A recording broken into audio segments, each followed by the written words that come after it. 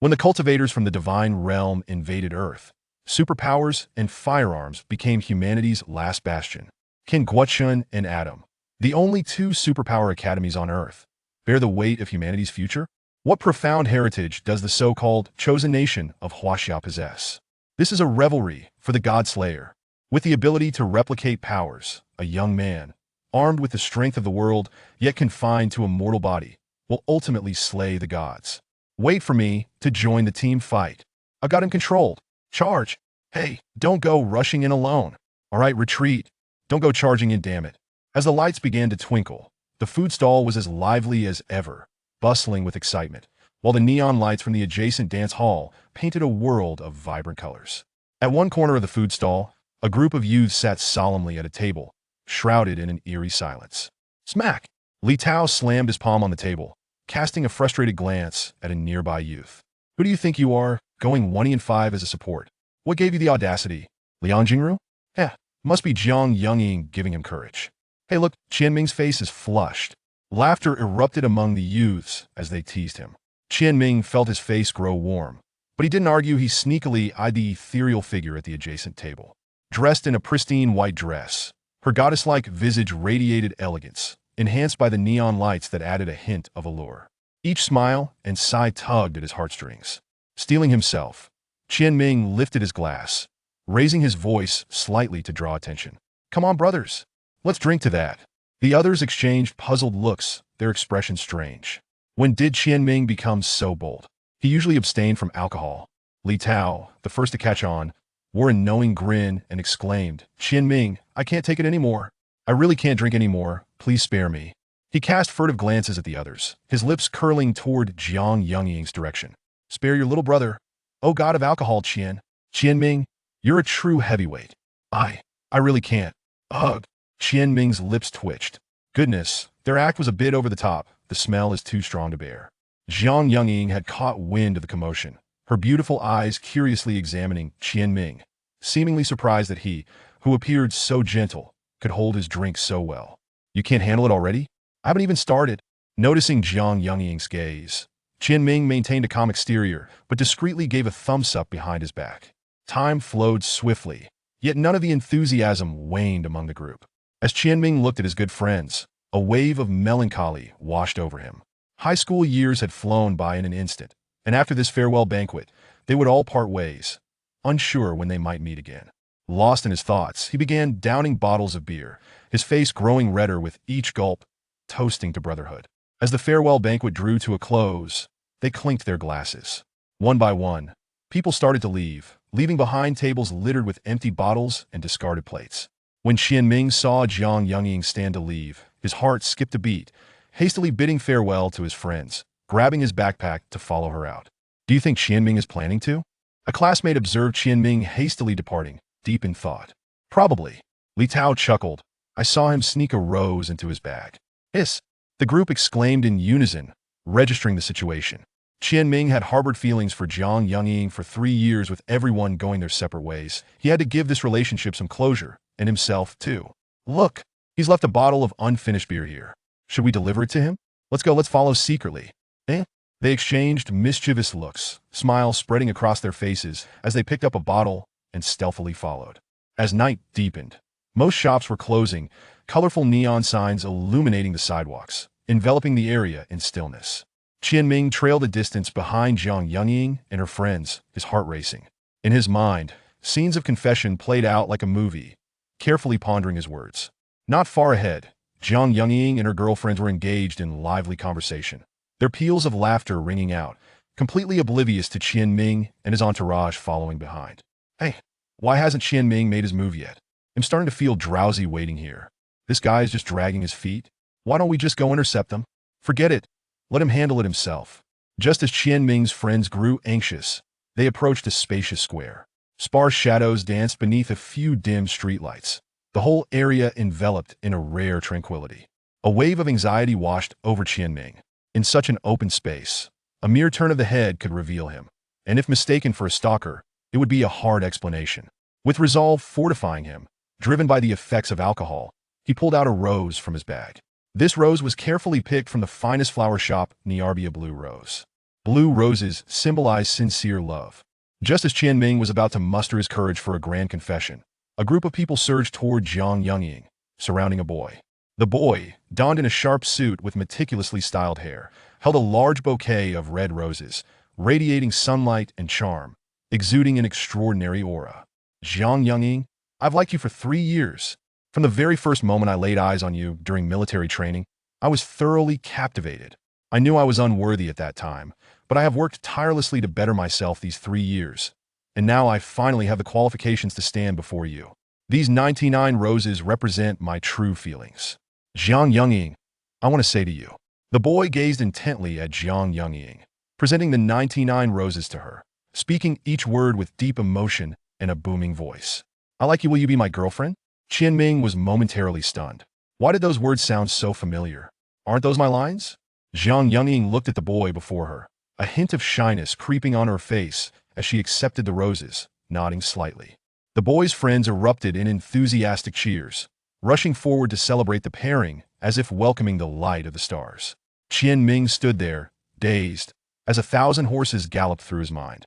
He recognized this boy. He was somewhat of a celebrity in university, top of the class, captain of the soccer team, student council president, all those accolades layered upon him. He was the bright moon, while he himself couldn't even be considered starlight, barely a speck of cosmic dust. Yet this uninvited rival, a tall, rich, and handsome figure, had snatched the snow white right out from under him. A wave of bitterness rose within him, seeping into his very core. As Qianming's entourage lay frozen, Li Tao glanced at his phone screen, which glittered with bold letters announcing, "Qianming, world's #1. Should we go beat that guy up?" He muttered, secretly deleting the text. Forget it, let's not complicate things for Qianming. Just as joy erupted at the blossoming romance, Jiang Yungying suddenly spotted Qianming standing alone. Qianming, what are you doing here? Chapter 2. The blue rose. All eyes converged upon Ji Qianming, who held a blue rose in his hands, their expressions peculiar. After a brief contemplation of 2 seconds, Ji Qianming remarked, "The countenance of this flower does not bode well. It radiates excessive heat. This blue rose shall serve to quell that fire and restore balance, allowing it to return to its origin and fulfill its purpose." With that, he deftly inserted the blue rose into the heart of the 99 other roses. He then strode away with an elegant flourish, his movements precise and unencumbered, exuding an air of profound mastery. Jiang Yungying, Jin Tong, friends and family? Who is this adept? No, this lunatic. Do you know him? Jiang Yungying cast a lingering glance at Ji Qianming's retreating figure, shaking her head, lost in her thoughts. Amidst the vibrant red of the 99 roses, the solitary blue rose stood out, swaying gently in the breeze, causing a petal to flutter away into the distance. As soon as Ji Qianming rounded the corner, he broke into a sprint, bitterness swirling in the corners of his eyes, dissipating into the wind. Damn it, what nonsense about beginnings and endings. He should never have indulged in that so-called motivational drivel. Did he not know his own worth? Why must he embarrass himself like that? A mistake, yet again a mistake. The street raced away beneath his feet.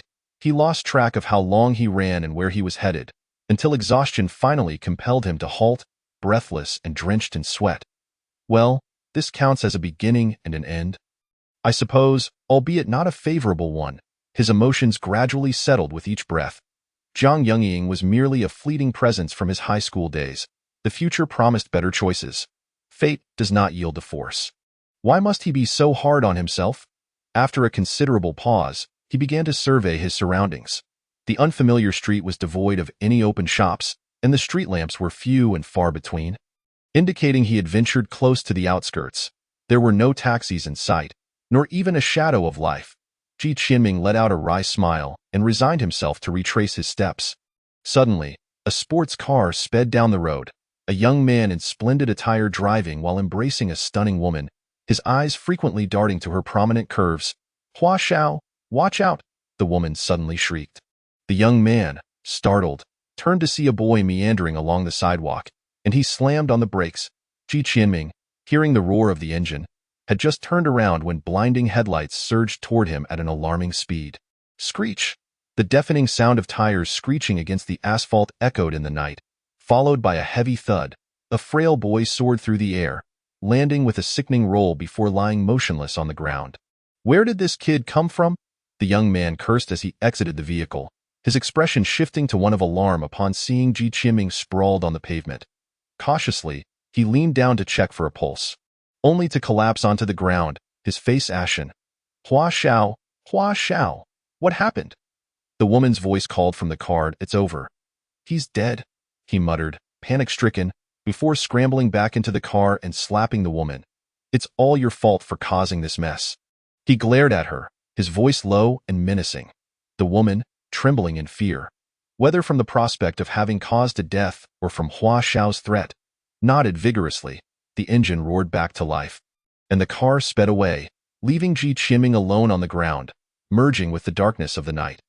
They failed to notice a silvery light quietly enveloping his chest, where an intricate pattern began to take shape.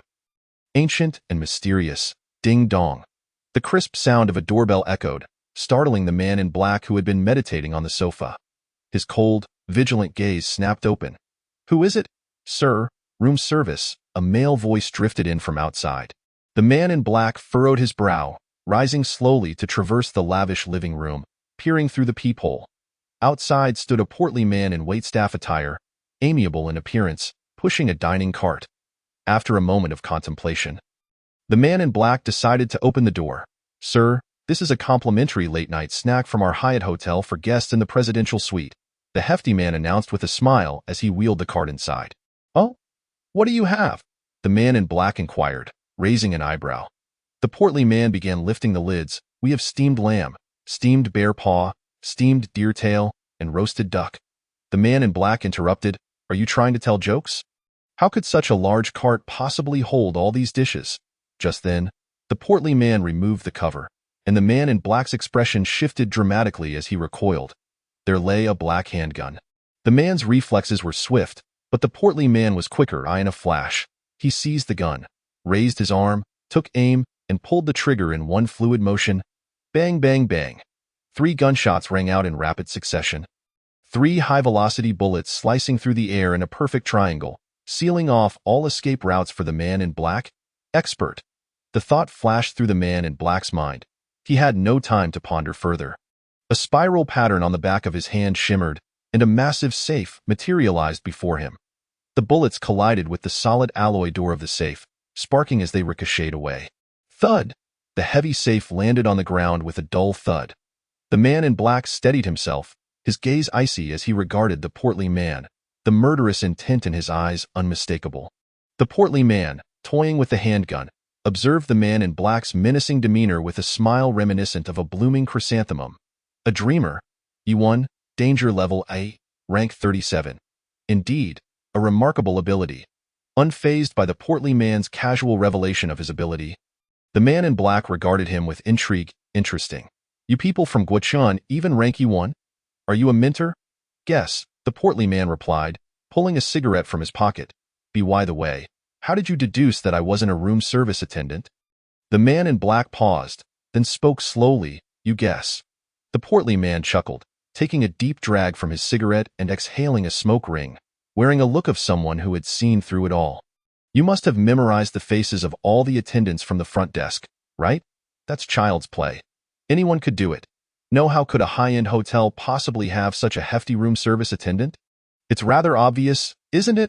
The man in black chuckled softly, his amusement evident.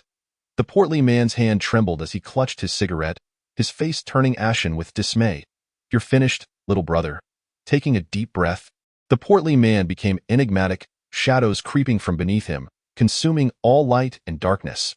The room plunged into an icy chill, an oppressive coldness enveloping everything. The man in black's expression shifted dramatically, as if he had seen a ghost. You are the lord of the underworld, Chapter 3. Mirror flower, where am I? Ji Qiming slowly opened his eyes to an unfamiliar street, a blood-stained road, and the sky gradually brightening with the light of dawn. He froze for a few seconds before leaping to his feet, his hands exploring his body. His head was intact, his intestines were not spilling out, his legs were still there. He unzipped his trousers to confirm, and sighed in relief.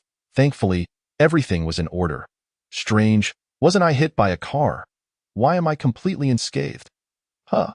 His brow furrowed as he glanced down at his chest, where a silver emblem rested quietly over his left breast.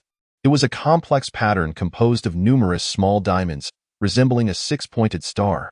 From a distance, it appeared like a snowflake. What is this? What is happening? As he scrutinized the mysterious pattern, the world around him seemed to spin, and he felt as if he had been transported to another realm. This was a gray, boundless space, shrouded in a thick mist that enveloped everything, inducing an overwhelming sense of oppression. Goucheng reached out. Finding the gray fog indistinguishable from ordinary mist, he lowered his gaze, only to see more fog beneath his feet. Yet he could sense a solid ground beneath him, as if something lay hidden below. "Where is this place?" he murmured, bending down to touch the surface. The moment his hand made contact, a brilliant light erupted from beneath him. No, from every inch of this space. The dazzling radiance instantly consumed the swirling gray mist. And in the blink of an eye, the oppressive fog vanished entirely as the light subsided. Goucheng struggled to open his eyes, his heart racing. Beneath his feet lay a massive mirror, its surface pristine and unblemished, as clear as crystal, reflecting his astonished visage. What is going on? Why is there a mirror in my mind? Is this a dream? Just as he grappled with confusion, he noticed several lines of text appearing on the mirror's surface. Initial soul energy collection complete. Mirror flower activated. Unlocking basic ability non-flower. Unlocking innate ability replication. Soul energy visualization function activated. Goucheng meticulously read through the lines of text, stunned for a few seconds before erupting in euphoric delight. A system. This must be a system. This is precisely the quintessential tool for the male protagonist, endowed with fortune and a means to charm. The mirror flower? This must pertain to the enigmatic pattern that has suddenly materialized upon his chest. The name itself possesses a certain artistic flair, yet is there truly no manual for its use? How does one operate this contraption? Might you enlighten me? He ventured to speak tentatively. 1 second, 2 seconds, 3 seconds. The anticipated voice did not manifest, nor did the inscriptions upon the mirror shift in the slightest. Nevertheless, Goucheng did not succumb to despair. An array of mysterious codes continued to emerge. Open the manual. Mirror, oh mirror, who is the most handsome individual in this world? Hi, Siri. Goucheng gazed longingly at the mirror's surface, which remained unchanged, displaying a few lines of text. Yet, he seemed to have discerned something, his brow furrowing slightly as he tentatively touched the two characters for Feihua. Instantly, a pop-up appeared beside his fingertip. So, this is a touchscreen? No wonder the font colors differ. It even has pop-ups. Feihua. Alter the physical rules on the surface of reflective objects. Level 1 commentary. You can even gaze upon the mirror. Well, you know what I mean. Goucheng. I seem to comprehend this ability's description, but what on earth is this commentary? How could someone as pure as I be expected to understand? Hiss, this is intriguing. Goucheng pursed his lips. Others possessed abilities like fire and thunder, traversing dimensions, while he felt his own was rather lackluster. Fortunately, he still had a talent ability. Just the name alone sounded powerful. With excitement, he tapped on the reproduction function, and yet another pop-up emerged. This. Goucheng's pupils constricted, a sharp intake of breath. Reproduction. After prolonged contact with the E-pattern, replicate its ability. Note 1. The duration of reproduction is contingent upon the complexity of the E-pattern. Note 2. Upon reproduction, the ability resets to the current system version level. Note 3. Each level unlocks one reproduction location with a maximum of 6 E-patterns. Note 4. When the system version upgrades, previously reproduced abilities will also ascend. Level 1 commentary. Good grief. How did you stumble upon such a divine skill? The reproduction ability sounds like a miraculous talent, yet what exactly is this E-pattern? Is it referring to the design on my chest? Goucheng suppressed his burgeoning joy, his brow furrowed. Moreover, even if he encountered the possessor of the E-pattern, how could he come into contact with it? Must he first subdue the individual? With what means? By using the mirror to perform a cinematic spectacle. Don't be absurd. Goucheng sighed deeply, lamenting the fact that he was unable to wield such a wondrous talent. Akin to a stunning beauty who willingly offers herself, yet he finds himself unable to respond. He dejectedly clicked on the soul energy manifestation, and yet another pop-up appeared. Soul energy collection. When a person's emotions experience intense fluctuations, their 3 souls and 7 spirits become agitated, resulting in the leakage of soul energy, which can be collected for version updates. Current progress. 1000 commentary. Shock, fear, ecstasy, and damn love. Soul energy? Goucheng pondered thoughtfully. He had often heard the elders speak of the 3 souls and 7 spirits. When stimulated, the souls would fluctuate, and if the stimulation were excessive, the soul could detach from the body, if not promptly retrieved. One could suffer severe illness or, in the worst case, perished. Goucheng recalled a time in his childhood when he was chased by a wild dog and subsequently developed a high fever. Unresponsive to any hospital's treatment, in the midst of his family's frantic concern, his grandmother had summoned a renowned local shaman. After assessing him, the shaman decreed that the child's hungry spirit had been frightened away and instructed the family to prepare his personal belongings for a soul-calling ritual. At that moment, Goucheng dreamt of wandering in a pitch-black expanse, suddenly hearing someone call his name, accompanied by a flash of yellow light. Upon waking, his fever had subsided. The system can absorb the essence of the flowing soul energy for version updates. This implies that I can strengthen myself by terrifying, deceiving, or misleading unsuspecting maidens. Goucheng felt a twinge of discomfort. The first 2 were manageable, but the last was rather ludicrous. Well, let us take it one step at a time. Goucheng shook his head, a wry smile gracing his lips as he meandered back home. Hey, did you see the news? There was an explosion on one of the floors of the Hyatt building. I know that. It was due to an electrical overload. Heh, it's not that simple. Li Tao lowered his voice conspiratorially. I have a friend who was downstairs on that floor. He said he heard gunfire before the explosion.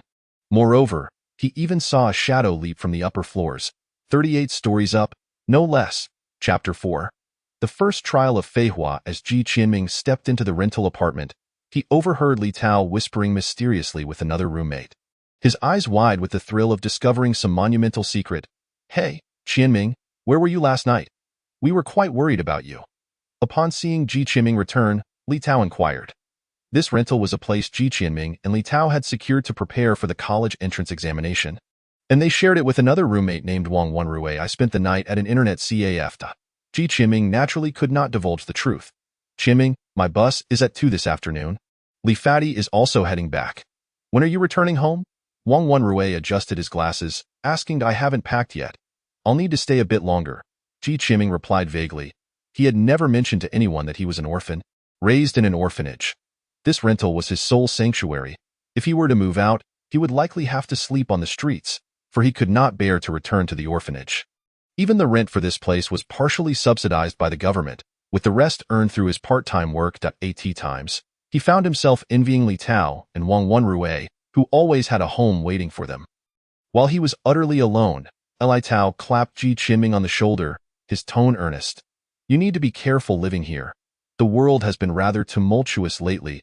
Even superheroes are emerging. Superheroes? Goucheng was taken aback.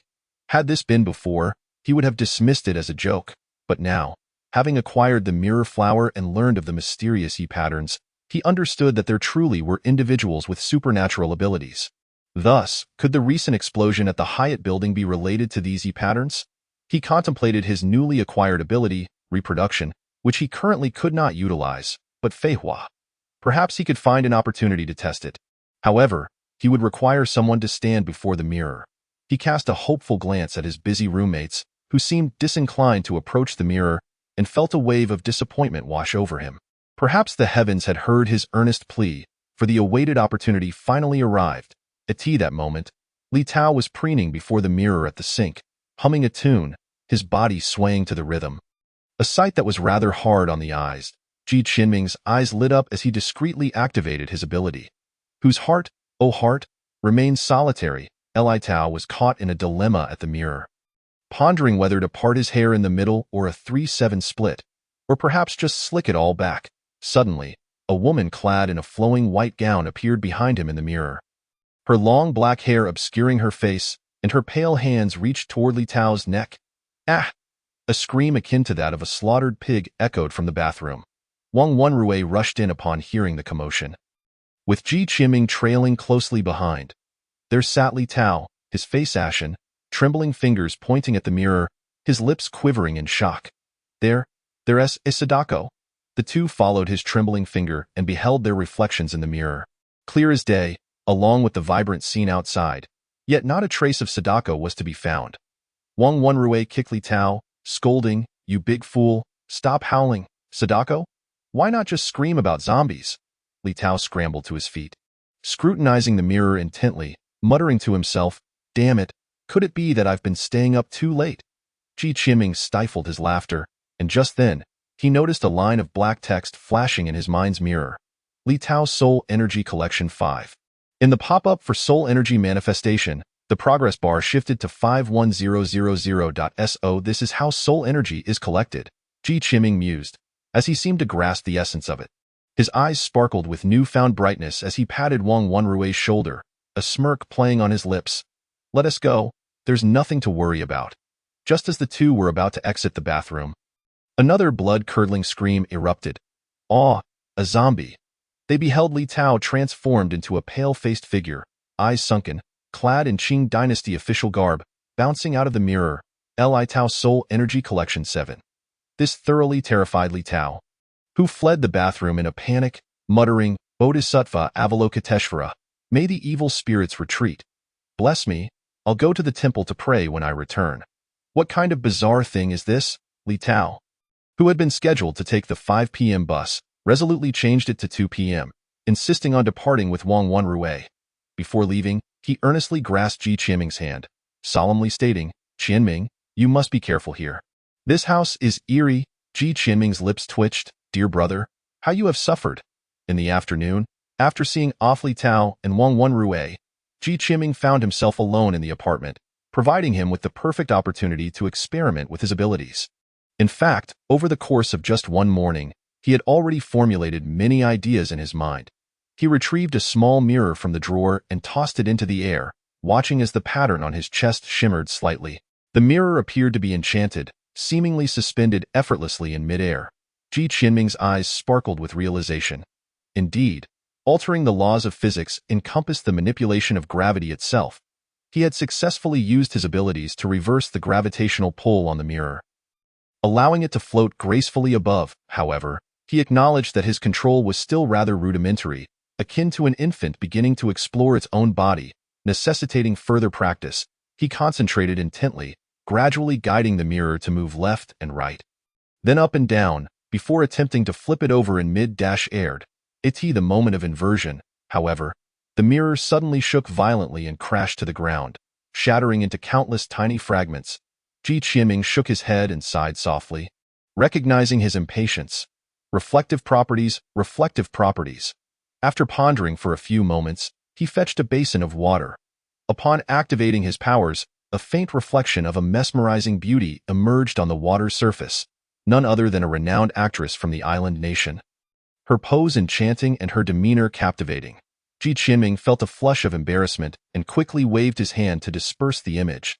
If the water's surface also possessed reflective qualities, might he be able to control the water itself? This thought flashed through his mind, and he fixated his gaze on the water's surface, his expression contorted with effort. Yet, no matter how hard he tried, the water did not rise like the mirror had. It merely rippled gently. Subsequently, he experimented with the window, tiles, and television screen, ultimately discerning a pattern. Not all surfaces with reflective properties could alter the physical laws. The power he could exert was intrinsically linked to the strength of the object's reflective ability.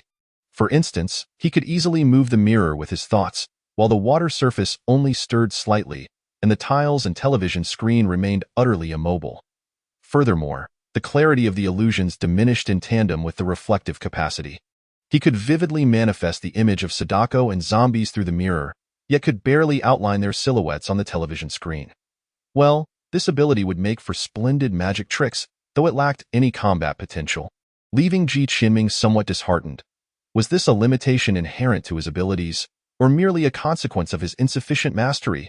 He pondered deeply. Suddenly, his eyes lit up. He swiftly picked up a shard of the mirror and rushed outside. He found a stone the size of a watermelon and placed it on the ground, gripping the mirror shard tightly and taking a deep breath.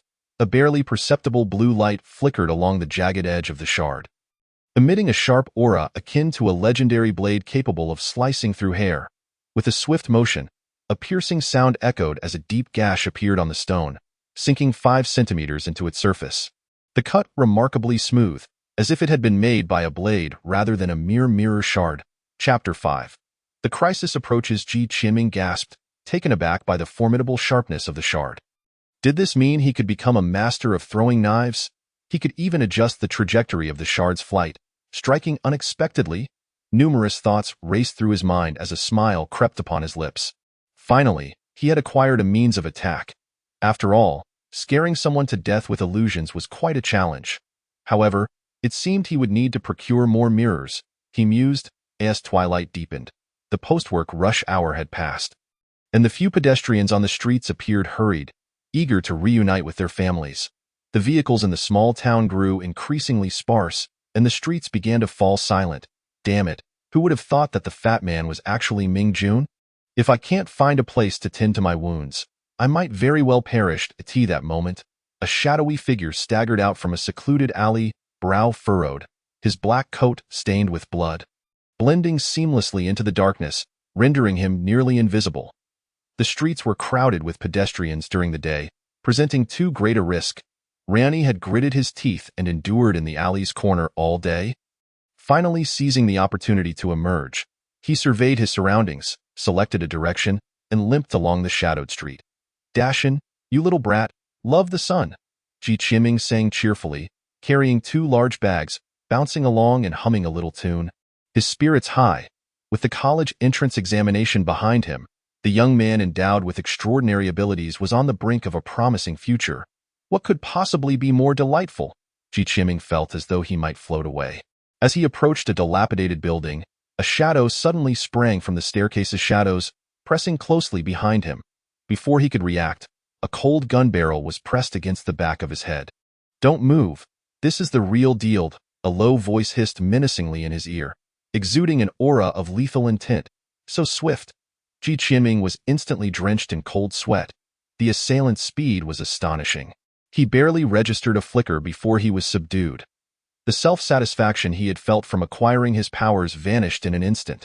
His dreams of invincibility had not even taken their first step before being brutally extinguished. Meanwhile, the faint scent of blood wafting from behind him made it abundantly clear that this man would not hesitate to kill. Superpowers? The gun was pressed firmly against his throat. What good were abilities now? Goucheng swallowed hard, his voice hoarse as he stammered, "Good sir, I forgot to bring money today. Can we settle via WeChat?" Renyi's carefully prepared lines faltered abruptly. "WeChat? Do you think I'm here for your measly cash?" He barked, "Stop talking nonsense. Open the door and go inside. Don't do anything foolish or else." His voice trailed off ominously. Goucheng felt a forceful push from the gun barrel against his neck, as if it sought to penetrate his throat. All right, please don't be rash." Goucheng climbed the stairs awkwardly, not daring to make any unnecessary movements. As he reached the door, his trembling hands fumbled with the key, failing multiple times to insert it into the lock, which only served to infuriate Rennie further. "Can you hurry up? I'm bleeding out here." With a creak, the door finally swung open. The two entered, Rennie swiftly locking the door behind them and drawing the curtains tight. Severing the phone lines. Throughout the ordeal, the gun remained trained on Goucheng, and once everything was in place, Rennie glared at him fiercely. "Do you have any alcohol or bandages? Hurry up and get them." Goucheng barely dared to breathe as he scrambled to find alcohol and bandages, even retrieving a bottle of Yunnan Baiyao and a bottle of medicinal liquor. Ran raised an eyebrow. "Impressed? Well, you seem to be better stocked than I am." Goucheng silently thanked Li Tao for leaving these supplies behind. As a member of the soccer team, he had inevitably sustained injuries during training and had kept everything neatly organized at home. Had he not had what this man required, there was no doubt he would have been silenced. "Stay obedient. I warn you, don't try anything funny." As Goucheng nodded vigorously, his head bobbing like a chick pecking at rice, Ran gradually relaxed his guard and began to tend to his wounds. Just then, the timid facade on Goucheng's face vanished, replaced by a cool composure. His previous cowardice had been partially feigned to lower Renyi's guard. Although Goucheng was indeed timid and weak, he was far from foolish. This man, bloodied and waiting outside his home, armed with a gun, had demonstrated skills beyond those of an ordinary person. As for why he had chosen to wait outside Goucheng's building, Goucheng had begun to piece together some clues. A wounded man must retreat from bustling city centers, seeking a place that appeared unremarkable, with weak security and no surveillance cameras, ideally inhabited by the elderly or infirm, allowing him to maintain control of the situation. Coincidentally, the shabby building where Ji Qiming resided perfectly fit these criteria.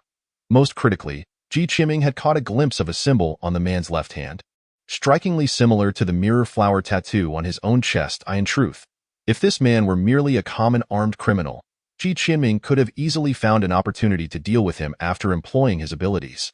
However, upon recognizing the symbol on the man's hand, he immediately recoiled, reminding himself not to act rashly until he fully understood the situation. What a joke. If this armed man turned out to be an unknown ability user, charging in recklessly would be tantamount to delivering himself like a meal. How could he ascertain whether the symbol on the man's hand was indeed a leaf pattern? After a moment of contemplation, Ji Qiming's eyes brightened. "Good sir, allow me to assist you." With a charming smile, Ji Qiming reached out towards Renyi's hand. Taken aback, Renyi had not anticipated this sudden approach, and a flash of murderous intent flickered in his eyes. Just as Ji Qiming's fingers brushed against the symbol on his hand, Renyi's right foot shot forward with incredible speed, landing a powerful kick squarely in Ji Qiming's chest. The force sent him flying backward, crashing into a coffee table before rolling several times on the ground, clutching his chest and wailing in pain. Damn it, that was too hard. His face turned pale as beads of sweat trickled down his forehead, contorting his expression in agony. This was no act. Had the kick been any harder, it could have easily shattered his ribs. Anger and murderous intent flashed briefly in Ji Qiming's eyes, but he quickly adopted a pleading gaze. His voice filled with grievance. "Good sir, why did you kick me? I only wanted to help you with your wounds." Renyi was having a difficult time. The force he exerted with that kick was excessive, causing the wound, which he had just managed to staunch, to bleed anew. His complexion turned pale, yet his expression was fiercely resolute. "I warned you not to engage in unnecessary actions." He raised his arm, and a handgun materialized seemingly from thin air, which he gripped firmly in his hand. His cold gaze fixed intently on Ji Qiming. A jolt of fear shot through Ji Qiming. He distinctly recalled Renyi placing the gun on the table moments ago. How could it have reappeared so suddenly? Stealing a glance at the table, he saw that the firearm had vanished entirely. Chapter 6. This house is eerie. Fortunately, Ji Qiming had refrained from acting rashly, secretly relieved. The sudden appearance of the gun indicated that this man was undoubtedly a person of extraordinary abilities. Their eyes locked for several seconds, and Renyi, observing the frightened Ji Qiming who resembled a startled rabbit, hesitated for a moment before lowering the weapon. This fellow was clearly nothing but a coward. "Do not approach me again. Consider this a mere warning. Next time."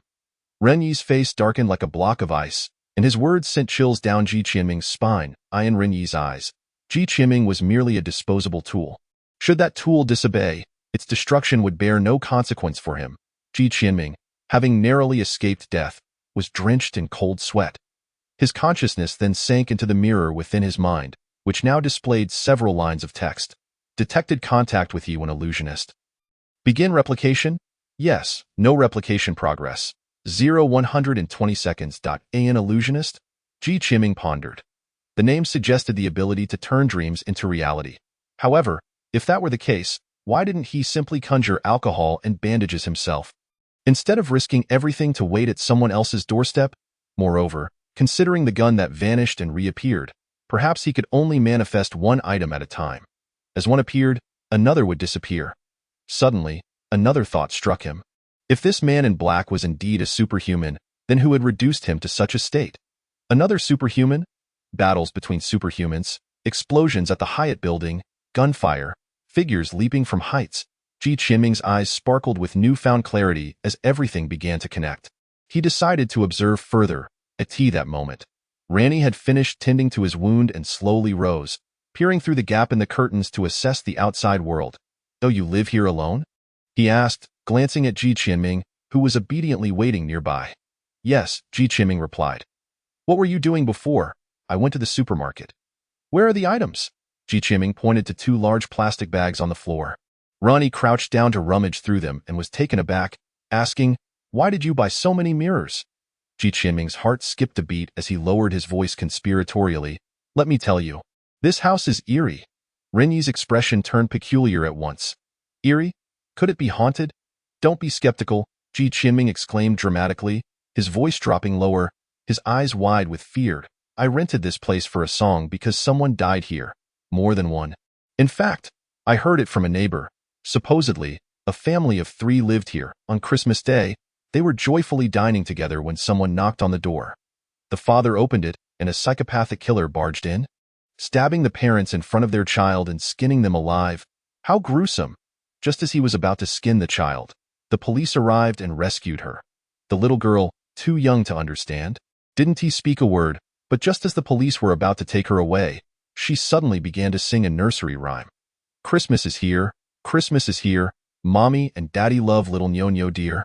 Santa Claus brings gifts near. Mommy and Daddy go to the door. Daddy turns into Santa Claus. Mommy turns into Santa Claus too. Oh, Nyo turns into Santa Claus. Upon hearing this, Randy felt a chill run down his spine as the temperature in the room plummeted. And then? He inquired. Ji Qinming glanced at the mirror, where lines of black text were steadily rising. Soul energy collected 6, 7, 9. So, are you afraid? Ji Qinming teased. The police, perplexed, took her back to the station. The next morning, everyone discovered that Nyo was missing. Can you guess what happened next? Ji Qinming paused dramatically. Later, the police found Nyo's body at the house, mangled and bloody, half-skinned, with a fruit knife beside her that bore only her fingerprints. So, she skinned herself? Randy, caught up in the moment, interjected.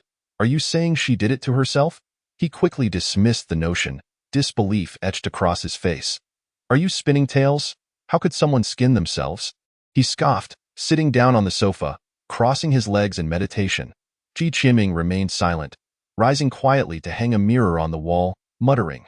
Bright mirrors ward off evil, demons retreat. Oh Nyo, your family met a tragic end. I am but an ordinary person, so please do not trouble me. Rennie was infuriated by Ji Qinming's naivety. Did he truly believe in ghost stories? And what did he mean by being an ordinary person and not wanting trouble? Was he not inviting trouble? Be quiet, he snapped as time ticked by. Ronnie slowly opened his eyes, a flicker of anger passing through them. That fat fool. He cursed inwardly. If it weren't for the lingering spectral energy from that overweight man, he would have regained some strength by now. He never anticipated that this ghostly power would so brazenly bind 80% of his abilities, and meditation offered no respite whatsoever. As he ranted, he suddenly froze, noticing the room was now adorned with numerous mirrors of various sizes, round, square, and even Hello Kitty-themed ones. What are you doing with so many mirrors? At that moment, Ji Qinming was busy scrubbing the tiled floor, sweat beading on his forehead as he worked diligently like a busy bee, transforming the once dull marble tiles into a shining spectacle. He wiped his brow and cheerfully replied, Oh, I heard mirrors can ward off evil spirits. So I thought I'd hang a few more. Rainey's eyelids twitched. I know mirrors can ward off evil, but is a Hello Kitty mirror excessive? And what s with your sudden burst of cleaning? You being held hostage by me? Are you looking down on me? He shot Ji Qinming a cold glare. After a moment of silence, he finally said, Just stay put. Once I've rested, I will leave you unharmed. Consider it compensation. With a wave of his hand, a gleaming gold bar materialized in his palm, shimmering under the light. Ji Qinming swallowed hard, his eyes glued to the dazzling display of power. How splendid this ability is. He thought, I must get my hands on it. However, in truth, his mind was crystal clear. A man like Ran E, a desperate fugitive, would never leave a witness alive after recovering. Once he regained his strength, Ji Qinming would be the first to die. Who would live and who would die remained uncertain. Ji Qinming sneered inwardly, increasing the pressure in his scrubbing hand. Meanwhile, not far from the small building, atop another structure, a rotund figure surveyed the surroundings with a keen eye. Damn it, that brat got away. The spectral energy can only track within this vicinity. How am I supposed to find him? Looking at the densely packed residential buildings below, the fat man wore a pained expression. On the other side of the mountain, beyond the sea, there's a group of blue elves, lively and clever. They? The melodious ringtone echoed through the night. The fat man fished out his flip phone and pressed the answer key. Your Majesty, I lost him. Chapter 7. A Dark Knight's Assassination. How many times must I tell you? Do not call me Your Majesty. A deep voice replied from the other end of the line, tinged with exasperation. Hee hee. The fat man chuckled mischievously, then adopted a serious demeanor. Old Zhang, my spectral energy tracked him to a residential area. I fear he may take hostages, and if not handled carefully, innocent lives could be at stake. After a moment of contemplation, the voice on the other end responded, the eye of heaven is not with you at the moment. It cannot pinpoint his exact location. You should proceed with caution and wait for 26 hours until the eye of heaven arrives over your position before taking action. The fat man frowned deeply. Apprehensive that Ran-Yi might not wait a mere 26 hours, he was well aware of Ren-Yi's cold and brutal nature, willing to resort to any means to achieve his goals. He feared that by the time the eye of heaven arrived, Ren-Yi would already be silencing witnesses. By the way, once the task is completed, make sure to head to Zhenjiang. They need someone to oversee it. I may not arrive for another 2 days. Zhenjiang. Is that thing about to emerge? Yes. We must act swiftly. The malignant forces of Huaxia have already arrived. Understood, the fat man replied decisively. Oh, by the way, suddenly, the man on the other end recalled something. The last time the eye of heaven was near you, it detected a new fluctuation. It seems there's a new Yi when emerging, possibly a youth. Check him out, and if he possesses a good disposition, invite him to our academy. The eye of heaven is verifying his identity. I will send you the details shortly. Including the previous one. This marks the second occurrence during this period. I didn't expect this small place to produce 2 in quick succession. How intriguing. The fat man hung up, his expression one of surprise. Yi when's emerging from the same location was a rare occurrence. Shaking his head, he reminded himself that this was not the time for such thoughts. Finding Ren-Yi's whereabouts before he silenced anyone was the utmost priority. The biting cold wind swept through the night. As a solitary figure sat quietly, gazing down upon the world, resembling a guardian deity of humanity. Please turn off the lights. Ronnie glanced out the window and spoke. It was already midnight, and the dilapidated building was illuminated solely by their family's light, making it conspicuously noticeable. After pondering for a moment, Rennie retrieved his phone from his pocket and dialed a number. No, Ming Jun has appeared and I am injured. I have found a place to recuperate. Zhenjiang? Is that thing about to emerge? Understood. I will set off as soon as possible. In just a few brief exchanges, a wealth of information was conveyed to Ji Qianming. Ming Jun? That sounds rather impressive. He must be the one who injured him. When Zhenjiang was mentioned, Ji Qianming froze momentarily. Wasn't that the neighboring city? What were they planning to do there? What was about to emerge? He had an inkling that he was beginning to touch upon that world. Yet his heart was devoid of any joy. The fact that the other party made this call without regard for his presence confirmed his earlier judgment. The day he departed would be the day he met his demise. He could no longer delay. Ji Qianming huddled in the corner, his eyes gleaming with determination. Just as Randy hung up the phone, he caught a glimpse of a red figure flitting past in his peripheral vision, causing him to spring up from the sofa. Who? He called out warily. His gaze slowly swept across the room, inch by inch, using the dim moonlight to search for something, fearful of missing any detail. Suddenly, his pupils constricted, and goosebumps rose on his skin, eyeing the full-length mirror of the bedroom. A bloodied figure stood there. Short in stature, most of its skin flayed away, flesh intertwined with a little dress. One eye bulged grotesquely, while the other was a dark hollow, reduced to an empty socket. The little girl's mouth twisted into a grin, but the smile stretched unnaturally to her temples, the remaining eyeball squeezed out of its socket. As white maggots crawled out from the hollow, creating an utterly chilling sight, a wave of cold surged from his feet to the top of his head, and Rennie felt as if his heart might leap from his throat. Damn it, that kid was telling the truth. He was no ordinary person. The patterns on his hand flickered as a handgun materialized. Without considering the risk of exposure, he fired 3 shots in quick succession, shattering the mirror into countless fragments. The gunfire. At that moment, the rotund man, sitting in the night, stood up abruptly, his ears twitching as he fixated on a particular direction. Found you.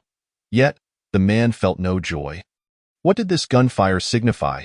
Even if Randy had been largely subdued, he would not need such ostentatious weaponry to deal with an ordinary person. What on earth was happening?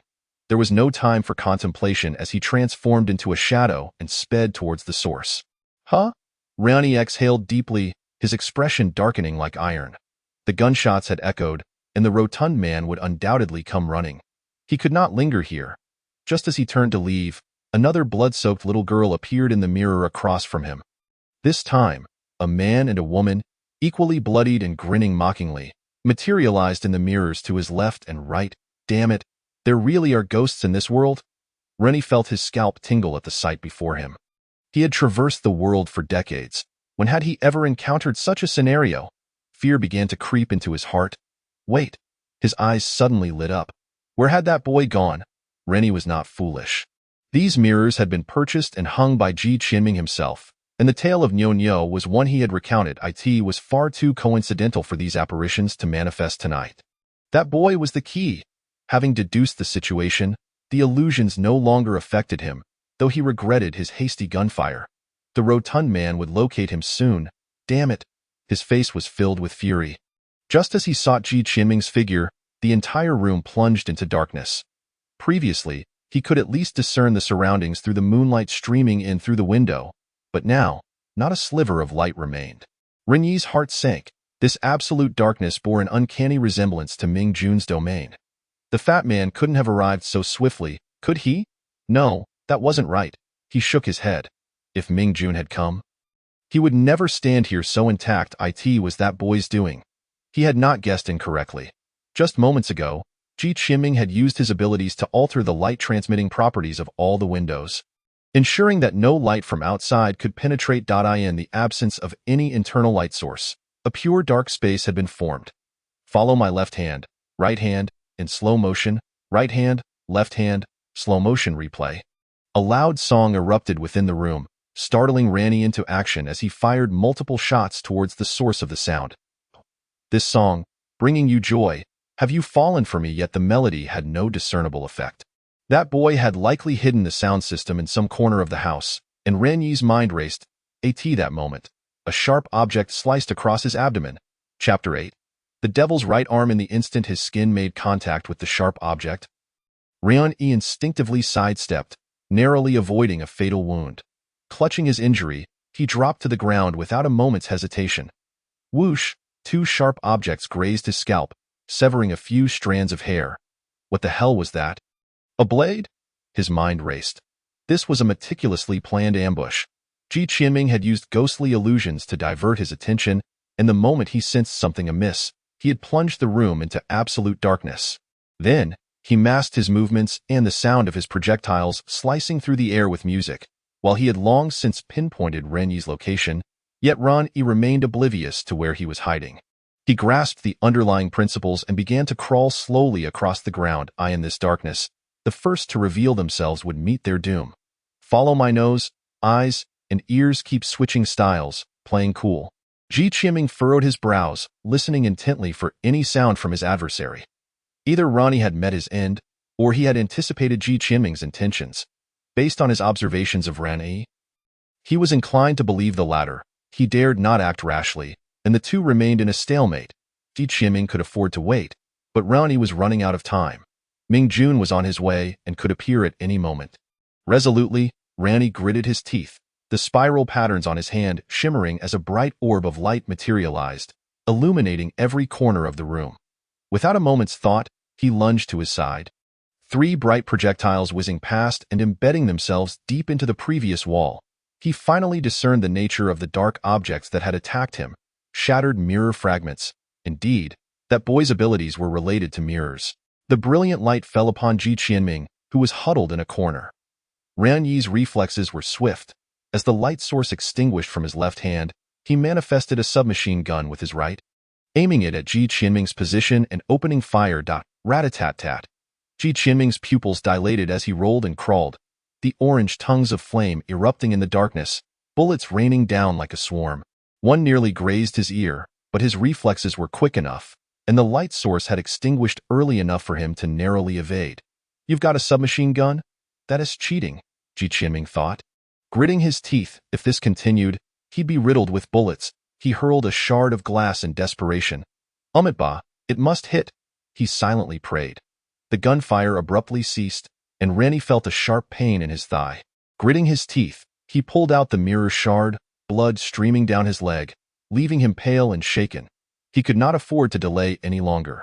If this continued, he would perish at the hands of this young man before Ming Jun even arrived. Rage and resentment filled Ren Yi's eyes. As a third-tier ability user, it was one thing to fall to Ming Jun, but to be reduced to such a state by a mere child was intolerable. Suddenly, the patterns on his hand radiated intensely.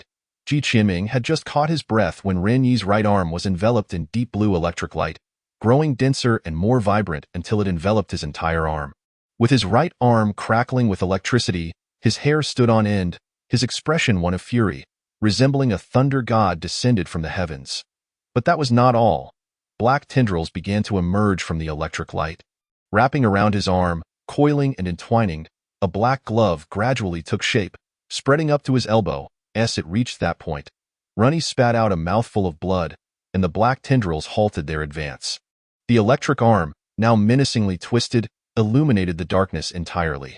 Ren slowly turned his head, his face gaunt and devoid of color, yet a cruel smile curled at his lips. I've only completed 1/10, but it will suffice to deal with you. Ji Qinming was left dumbfounded. This was not mere cheating. This was inhumane. Most importantly, while that arm was grotesque, it was infuriatingly stylish. Just as Ren prepared to make his move, Ji Qinming inexplicably produced a pair of sunglasses and snapped his fingers. In an instant, the mirrors, windows, and tiles erupted with blinding light, akin to 100 powerful flashlights illuminating the entire room in a dazzling golden glow. Ren felt as if his corneas were being pierced. Accustomed to the darkness after so long, his eyes could not withstand such an intense burst of light. This was one of Ji Qinming's trump cards. The earlier dark space had been set up for this very moment. Ji Qinming had previously tested the mirror's ability to emit strong light, a memory that would haunt him for a lifetime, akin to staring directly at a miniature sun. You claim to possess strength, yet here you are, reduced to this. I shall render you blind. At this moment, Ren was in agony, seated on the ground, tears of blood cascading from his eyes, fully aware that he had lost his sight. His chances of escaping the grasp of the underworld lord were nearly non-existent, as he had begun to sense the ominous presence of the nether. The lord was imminent. He had reached the end of his tether. Cursed be it! Cursed be this wretched creature! He erupted into a frenzied roar, and the demon's right arm crackled with electric energy, coalescing into a small black orb in his palm, a terrifying aura swiftly radiating outward. With a crackle, the television, computer, and various appliances in the room simultaneously malfunctioned. Sheets of white paper on the table began to flutter, and every metal surface became charged, igniting sparks. If you seek death so fervently, let us perish together. Ren Yi's visage twisted in madness, his demeanor utterly deranged. Cui Qinming felt the energy of the black orb, and his hair stood on end, every follicle tingling with static. Without a second thought, he bolted to the restroom, tearing down a half-person-sized mirror and sprinting toward the balcony. He. The black orb swelled to the size of a walnut, as Ren coughed up more blood, laced with dark energy. His hair turning gray, and his face gaunt. Ignoring the consequences, he desperately summoned his power, his spirit being ravaged by the forces of the nether, his life essence severely depleted.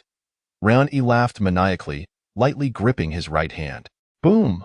A blinding white light illuminated the night, followed by a thunderous explosion. At the moment of detonation, the horrific energy shattered the furnishings within, shockwaves visibly rippling outward, rustling the trees below, while the dilapidated building's walls split with a menacing crack. Flames billowing from the balcony, painting the sky crimson. Coughing violently, Cui Qinming emerged from the lawn, a shadowy figure struggling to rise. It was he. Just before the explosion, he had maximized the hardness of the mirror, leaping from the balcony to avoid direct contact with the explosion. Yet even so, his insides felt as if they had been pulverized, an overwhelming discomfort. He gazed at the shattered pieces of the mirror around him, a sense of dread washing over his darkened visage. Had he been a moment slower, his life would have been forfeit. Suddenly, his gaze fell upon something not far away, and his eyes lit up with fervor. Ren Yi's severed arm, Chapter 9. Replication, the Dreamer. In the recent explosion, Ren Yi had been at its epicenter, bearing the brunt of the force. Had it not been for the protective covering of the demon's right arm, it would have been obliterated. Though now, in death, his powers dissipated, the arm remained intact. On the back of the severed limb, a spiral leaf pattern lay dormant. Chui Chiming dashed forward, cradling the severed arm, placing his right hand over the leaf pattern surface. Detected contact with leaf pattern dreamer. Begin replication? Yes. No. The small text reappeared on the mirror's surface, and without hesitation, Chui Chiming selected yes. The moment his finger grazed the mirror, a progress bar appeared beneath the pop-up window. Gradually advancing. Ugh. Chui Chiming could no longer contain himself, retching uncontrollably while clutching the severed arm. He was merely an ordinary youth, having never even killed a chicken, and now he was confronted with such a gruesome sight. Not to mention, he was in close proximity to a bloodied severed arm, the metallic scent causing his stomach to churn, a stark reminder that only moments ago, it belonged to a living man. Yet, despite this, he held tightly to the arm. The replication required 2 minutes, and he had to endure it. At that moment, he felt the temperature plummet, a mass of darkness shooting toward him like a meteor. The shadowy outline gradually morphed, revealing a corpulent figure stepping forth. Chui Chiming's pupils constricted, the aura of the nether sending chills down his spine. Another ability user. Moreover, based on this power, it was highly likely to be the underworld lord. The very one who had so ruthlessly subdued Ran Yi. However, this underworld lord was quite different from his expectations. Alas, he had arrived too late. The stout figure surveyed the chaos and the raging fire above with a look of dismay. Upon turning his head, he froze. A filthy youth knelt on the ground, clutching a severed arm, retching while casting furtive glances in his direction. For all his years traversing the underworld, this bizarre scene was a first. And he couldn't help but chuckle. Kid, what are you doing with that bloody arm? Oh, I'm terrified. Holding something gives me a sense of security, Chui Chiming replied, wiping an unidentifiable substance from the corner of his mouth. His tone earnest. The stout figure rolled his eyes. You're scared, yet you cling to a bloody severed arm. Are you not afraid others will be frightened by your antics? So, you must be the newly emerged leaf pattern bearer. Yet how did such a weakling like you defeat the dreamer? The stout figure queried, eyeing the frail Chui Chiming with curiosity. Though Ran Yi had been cornered, he was still a bona fide Tier 3 ability user, ranked quite high. Even with most of his powers sealed, he was not someone a mere novice with a newly acquired leaf pattern could vanquish. Chui Chiming's heart quaked. He had never disclosed this information to anyone. Not even Ran Yi had perceived it. How then did this figure know? His greatest reliance had been unveiled. Yet Chui Chiming maintained a facade of innocence. Uncle, what are you talking about? I'm just an ordinary member of the Communist Youth League. Uncertain whether this strange stout figure was friend or foe, he could not directly acknowledge the truth. The stout figure sighed. Put down the severed arm and that shard of mirror in your other hand. An ordinary member of the Communist Youth League. Are you trying to fool a fool? Upon being exposed, Chui Chiming readily discarded both the severed arm and the mirror shard. The stout figure had so thoroughly incapacitated Ran Yi. If he wished to kill him, he stood no chance. Most importantly, the 2 minutes were nearly up. Rest assured, I am not a villain. The stout figure scanned the surroundings. Shadows were approaching from the distance, and this place was no longer safe. Let us relocate to converse. Chui Chiming rolled his eyes. Those who utter such lines were rarely benevolent, yet he obediently followed. A flicker of joy crossed his eyes as he glanced at the mirror. Replicating the dreamer was complete. Current level, LV1. The progress bar had fully advanced, and a complex symbol was slowly rotating in the replication pop-up window. The very leaf pattern of Ran Yi, the dreamer. The water rippled gently, steam rising from the pool, condensing into droplets upon reaching the ceiling, the warmth and humidity enveloping the entire bathhouse. Bubbles surfaced from the depths of the bathing pool, and suddenly, a plump figure burst forth, shaking off water with a flourish. Ah, nothing is more relaxing than a soak in the bathhouse. The stout figure reveled in the experience, moaning in pleasure. So, your idea of relocating was to bring me to a bathhouse? Chui Chiming remarked, rolling his eyes in exasperation. Well, look at how filthy you were, covered in dirt and the stench of blood.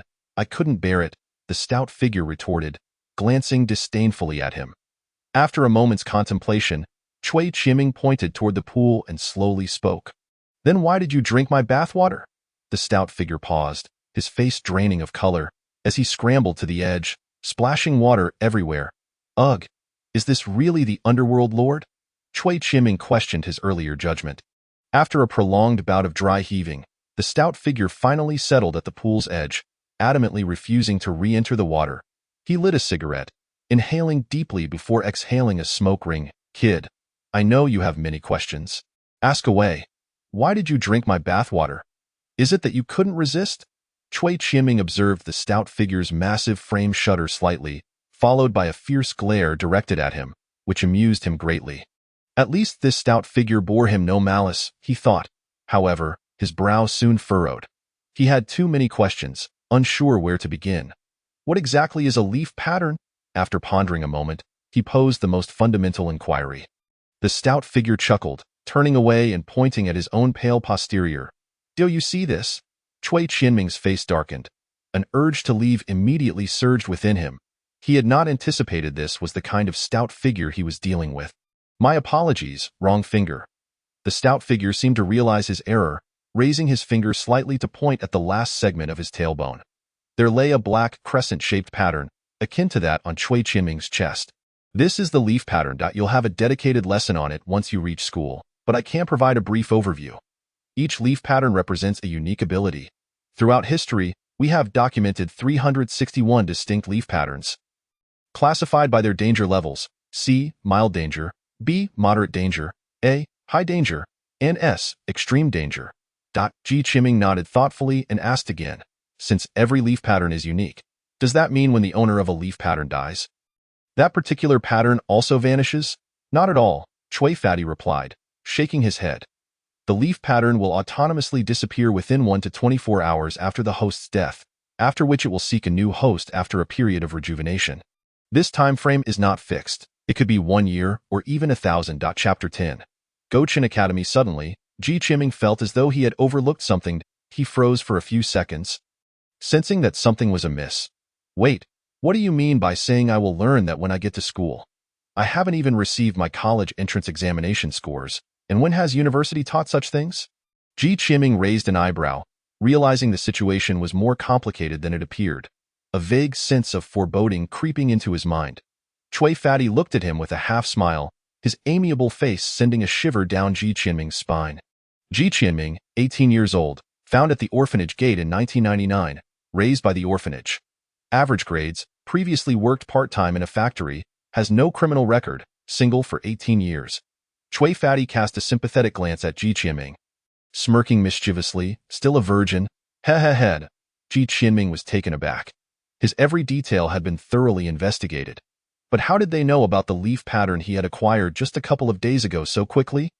Ji Qianming, Cui Fatty stood up, fixing his gaze on him, pronouncing each word carefully. I formally notify you that you have been accepted into Goucheng Academy. The admission letter will arrive in the next few days. To Ji Qianming's surprise, he only hesitated briefly before agreeing to this matter. With such abilities at his disposal, could he truly settle for a mundane university and a job that anyone could do? Living a life of meager wages? Everyone harbors adolescent fantasies. Ji Qianming was no exception. Having genuinely possessed the mirror flower, he felt a restless urge to become someone extraordinary.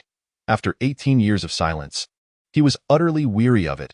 Moreover, judging by this fatty's demeanor, the organization behind him seemed rather promising, with vast networks and presumably a plethora of diverse abilities. Goucheng Academy sounded appealing, a subtle smile gracing his lips. What would have happened if I had just refused? Ji Qianming inquired with curiosity.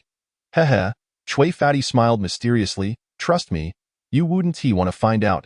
Ji Qianming's lips twitched slightly, and vivid scenes of bloodshed flashed in his mind, causing him to shudder involuntarily. By the way, what is your ability?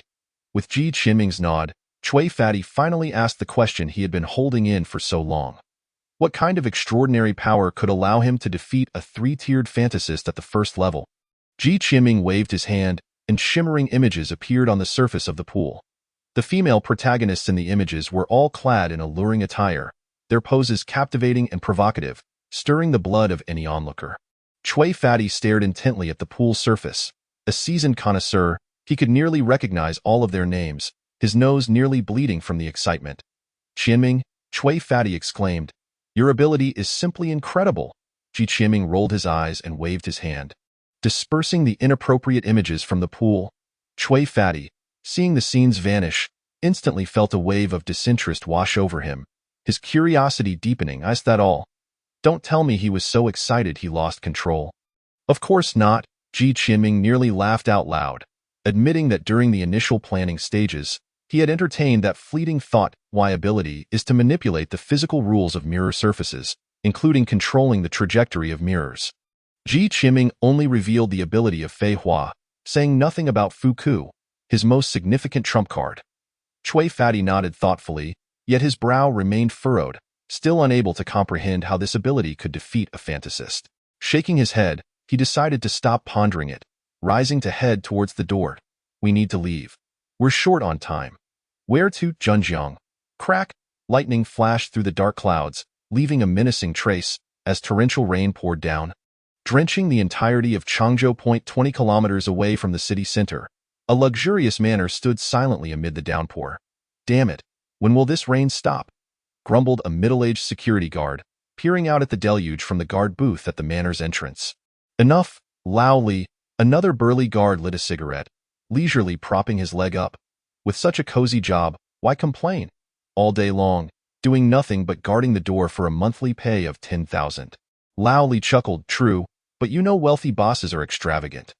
What is so valuable to guard in this remote wilderness? Did you see those young ladies who just went in? They looked absolutely enchanting. As he spoke, a lewd glint occasionally flickered in his eyes, revealing his thoughts. Humph, do you think you can handle women of that caliber? Just stick to your duties. The burly man snorted coldly, suddenly narrowing his eyes as he squinted at something outside the guard booth. Amid the torrential rain stood a figure clad in a black raincoat, motionless, staring directly at the guard booth. Lao Li, what is up with that person? Go check it out, I say. Lao Zhao. Maybe they just want to see a wealthy family's house. No need to make a fuss. Lao Li dismissed, unimpressed. Nonsense. Lao Zhao cursed. In this desolate area, who would come to look at a house? With that, he grabbed the electric baton, opened the umbrella, and stepped outside. The rain was heavy, and the wind was fierce. A single umbrella could hardly shield him. Not long after stepping out, his clothes were soaked through. Wiping his face, he shouted, "What do you want?" As he approached, he saw that beneath the black raincoat was actually a young boy. The boy was strikingly handsome, yet his expression was as cold as ice, his beautiful eyes devoid of any emotion as they fixed on Lao Zhao. I want to go in, kid. This is private property. You can't enter if you don't leave. I'll have to teach you a lesson. Lao Zhao snarled, his wariness lessened seeing the boy's youth. Shut up. The boy frowned slightly and took a step toward the iron gate, completely ignoring Lao Zhao. Lao Zhao's anger flared up. You little brat, you're asking for it. Fine. In this desolate wilderness, no one will witness me teaching you a lesson. His courage surging, he pressed the button on the electric baton. Zzz. Sparks crackled on the baton, emitting a jarring sound as Lao Zhao swung it straight at the boyat. That moment, a golden light erupted from the boy's left eye. The electric baton abruptly halted, mere centimeters from the boy's head, unable to advance any further. Lao Zhao was taken aback, gritting his teeth and exerting all his strength, his face turning crimson, yet he could not bring down the baton. The boy slowly turned his head, casting a sidelong glance at Lao Zhao. That moment, Lao Zhao finally discerned the true nature of the golden light. Within the boy's left eye, a golden rune flickered. Good heavens, what on earth is he? Lao Zhao felt a chill run from his feet to his head, utterly bewildered by the boy's identity. The boy raised his right hand, and suddenly, an immense force surged through the electric baton in Lao Zhao's grip, yanking it from his arm and causing it to float in the rain. Raindrops splashed against the baton, sending sparks flying. Suddenly, the baton lunged forward and struck Lao Zhao's body, a jolt of electricity coursing through him, causing him to convulse violently. Ah! He screamed in agony, his face paling as his eyes rolled back, and he promptly fainted. Inside the guard booth, Lao Li witnessed the entire ordeal, seizing another electric baton, preparing to rush to Lao Zhao's aid. Just then, the boy in the rain cast a glance at him, his finger twitching. Bang! The guard booth's door slammed shut, and with a click, the bolt was secured tightly. Monster! Monster! Lao Li's eyes widened in terror, his body trembling, and soon, his eyes rolled back, and he too fainted. The boy turned around and walked straight towards the massive iron gate. With a creak, The 3-meter-high iron gate appeared to be squeezed and distorted by an invisible hand, forming an opening just wide enough for one person to pass through. The golden light in the boy's eyes slowly dimmed, and his face beneath the black raincoat remained unchanged as rainwater trickled down to the ground. Drip, drip, drip. Like a black specter in the rain, he stepped forward toward the manor. Chapter 11. The Guardian. Ah, disgusting, that won't do. Heh, don't be a downer. Let us have some fun. The boy stood at the doorway, chaotic sounds emanating from within, igniting a spark of fury within him. You filthy beasts, you all deserve to die. Bang. With a thunderous crash, the massive door collapsed, sending up a cloud of dust. The room was extravagantly decorated, with a gigantic circular bed occupying a significant portion of the space, while various bizarre tools adorned the corners. The walls were lined with images of women in various poses. On the massive circular bed lay a young man and 3 voluptuous women, who screamed in terror, huddling under the sheets. Who the hell has the audacity? The young man was thoroughly frightened, his previously confident demeanor instantly deflating, his complexion turning pale as he shouted fiercely. At the entrance stood a boy clad in a black raincoat, his left eye gleaming with a golden light, the remnants of rainwater dripping rhythmically from his coat onto the expensive floor.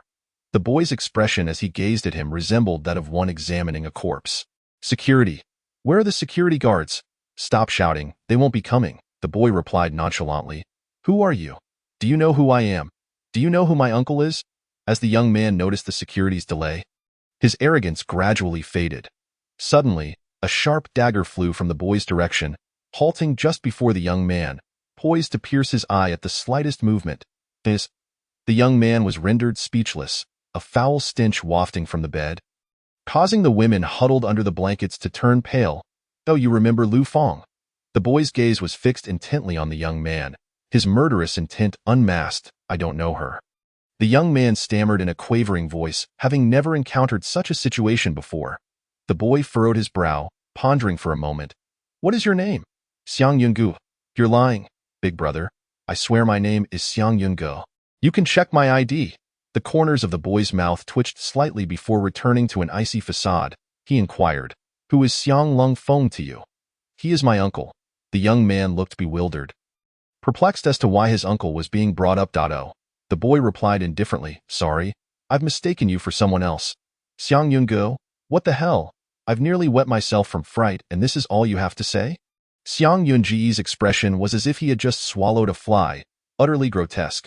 The boy extended his arm, and the dagger hovering before Xiang Yungu flew back to him, allowing Xiang Yungu to finally breathe a sigh of relief. Even if you're not him, you deserve to die. All members of the Xiang family deserve to perish. The chilling voice echoed once more. Is this ever going to end? Huh? Am I a monkey in a circus? At that moment, Xiang Yungu longed to rush forward and give him a beating, but it remained merely an idle thought.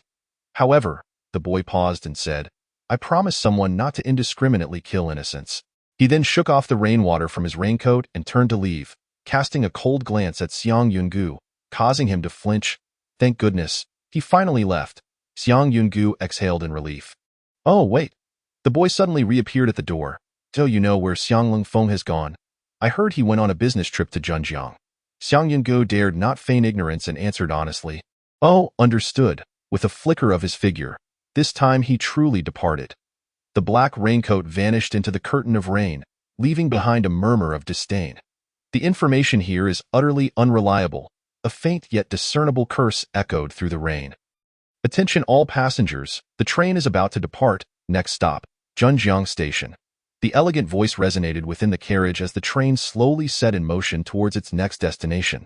By one of the windows sat a portly man and a young boy. Cui Pongzi, dressed in casual attire, adjusted his seat to the lowest position, comfortably reclining and softly snoring. The boy, clad in a gray hoodie, held a magazine, engrossed in its contents. If one overlooked the magazine being upside down, he would appear to embody the essence of a cultured youth. At this moment, Ji Qiming's thoughts were far from the magazine, as his mind meticulously engaged with the changes reflected in the mirror. Skill, dreamer, materializes imagined entities into the real world. Note 1.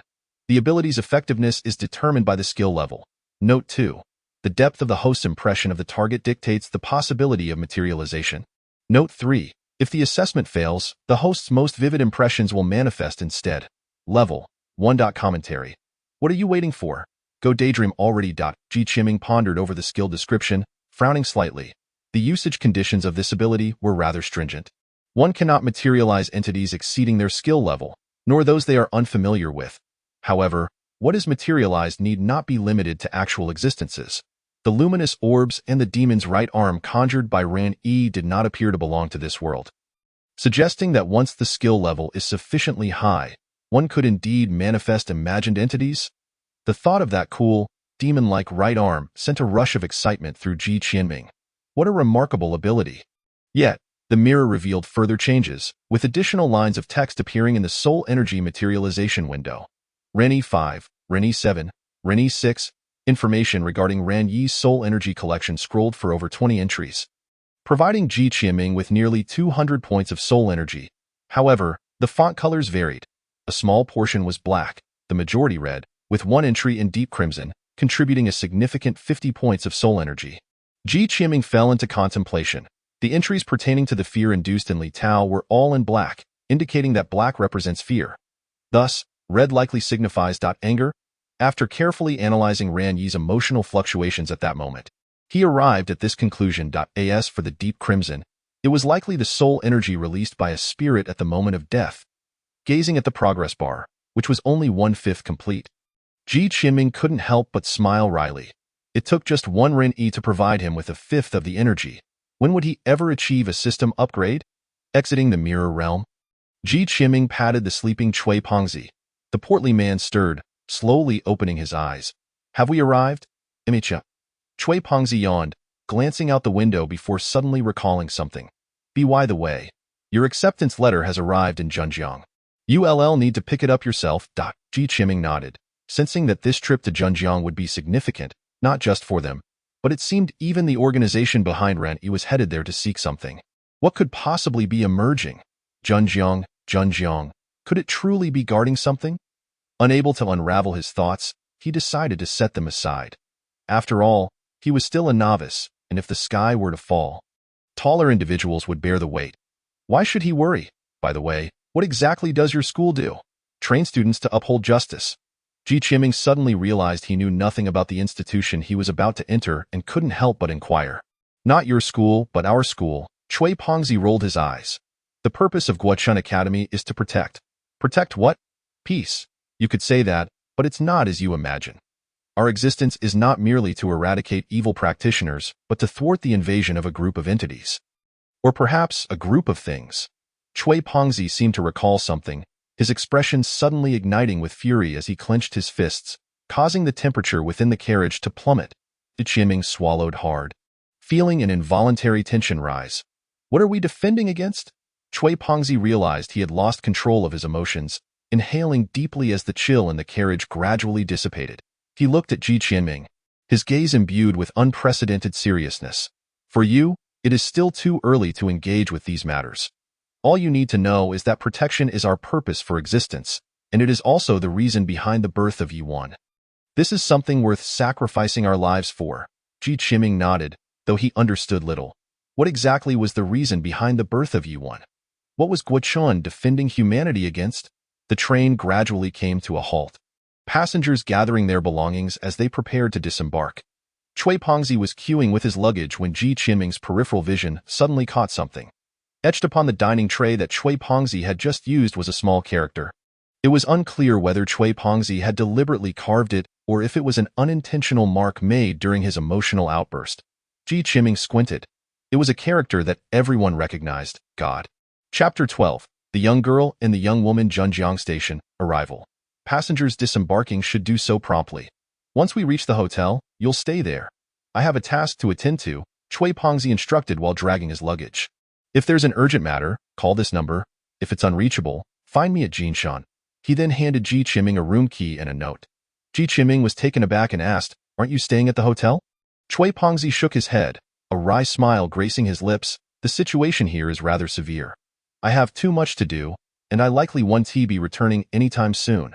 The two approached the high-speed rail station's exit when Cui Pongzi suddenly halted, checking his watch as if waiting for something. This little girl is always late, he huffed. muttering quietly. They waited in the crowded high-speed rail station for over 10 minutes when the buzzing sound of engines grew nearer. A red Ferrari raced towards them like a crimson bolt of lightning, kicking up clouds of dust and noise, the blaring music from its open top blaring with audacity. It's the new year. Ah! With a screech, the red sports car elegantly arced at the entrance of the high-speed rail station, followed by the jarring sound of tires screeching as it came to a halt right before the astonished Ji Qianming. A woman with golden hair stepped out of the sports car, tall and voluptuous. Her leather attire perfectly accentuated her stunning curves, and her face, framed by sunglasses, was exquisitely enchanting, exuding the unmistakable aura of a Korean starlet. The alluring combination of luxurious cars and stunning women held the attention of nearly everyone at the high-speed railway station. With the sound of swallowed breaths echoing throughout, "I apologize for my tardiness."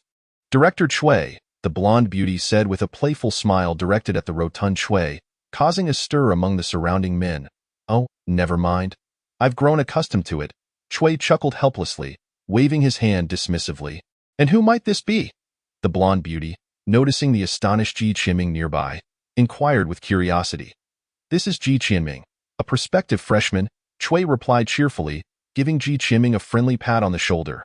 "Qianming, this is your senior." Park Jimin. Ji Qianming froze momentarily. "Park Jimin? Korean? Hello, senior." He bowed earnestly in greeting. "Freshman?" Park Jimin raised an eyebrow, removing her sunglasses, her enchanting eyes narrowing into crescent shapes as she scrutinized Ji Qianming. After a brief pause, she revealed a sweet smile, extending her right hand and said, "Welcome to Goucheng, Junior Qianming. If anyone bullies you at school, just mention my name, though there aren't too many of us here." Ji Qianming's face flushed as he awkwardly extended his hand, feeling the soft, delicate touch that sent a wave of nervousness through him. This was the first time he had ever held a girl's hand, and in such a public setting, it was impossible to deny his embarrassment. "All right, Jimin, don't tease him too much. We have serious matters to attend to." Chui observed Ji Qianming's discomfort and said with a grin.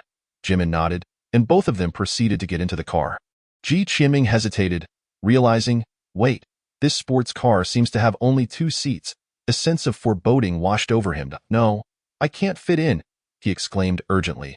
Chui raised an eyebrow and smirked mischievously. "Who said you were riding with us? I've given you the address. You can take the bus yourself." Ji Qianming. Park Jimin chuckled at his bewildered expression, waving goodbye as the engine roared back to life, kicking up a cloud of dust as they sped away. Watching the tail lights fade into the distance, Ji Qianming felt utterly disheveled in the wind. What a dire situation. What an unpeaceful turn of events. It seems you just wanted to leave me behind to enjoy yourself. Ji Qianming silently cursed. "Fine, I'll take the bus." He lifted the room key, glancing at the black and gold card engraved with crystal-like fonts. "Rich Fortune Hotel, room 2101. This junior is quite interesting. It's been ages since I've seen a freshman." Inside the sports car, Park Jimin's lips curled into a slight smile as the roof closed, and the once deafening music faded away. "How's the situation?" Chui asked, chuckling. Park Jimin's expression turned serious. "Not good. The intelligence department has received word that over 200 thugs from the evil society are coming, some armed, along with 3 core members. And the puppeteer is on the way as well." "Humph, those sneaky bastards," Chui said, his brow furrowed and his demeanor cold. "A few days ago, our people had a run-in with them, and Yuni was injured." A flicker of anger flashed in Jimin's eyes. "These scoundrels. The gods are on the verge of a complete invasion, and they dare to stir up trouble. But since I made such a show of coming to pick you up, they must know you're here, and their actions will likely become more cautious." Chui's gaze turned steely. "Now that I've arrived, it matters little how cautious they are. This time, I intend for them to come and go without return." The confidence radiating from him was palpable as he turned his head to gaze out the window, a glint of murderous intent flickering in his eyes. Ji Qianming gazed up at the towering hotel building before him. Sighing in admiration, "It seems Goucheng Academy is truly affluent. With sports cars and top-tier hotels, when will I ever experience such a luxurious life?" After an hour of jarring travel, he finally located the Rich Fortune Hotel. Cursing the rotund Chui countless times along the way, passing through the opulent lobby, he pressed the button for the 21st floor in the elevator, which shot upward at high speed, making his ears pop. 21st floor, arrived, a sweet female voice announced as the elevator doors opened slowly. This floor contained only 6 rooms, and Ji Qiming found room 2101 at the end of the hall, just as he was about to swipe his keycard. The door to the adjacent room 2102 suddenly swung open. Ji Qiming turned. Stunned, a young girl emerged, petite but with long silver hair cascading down to her waist, resembling a shimmering waterfall. Though Ji Qiming had seen girls with dyed silver hair before, this one's locks appeared so natural and silky, as if they were meant to be. The girl seemed to sense his gaze, glancing back slightly, causing Ji Qiming's breath to hitch and his heart to skip a beat.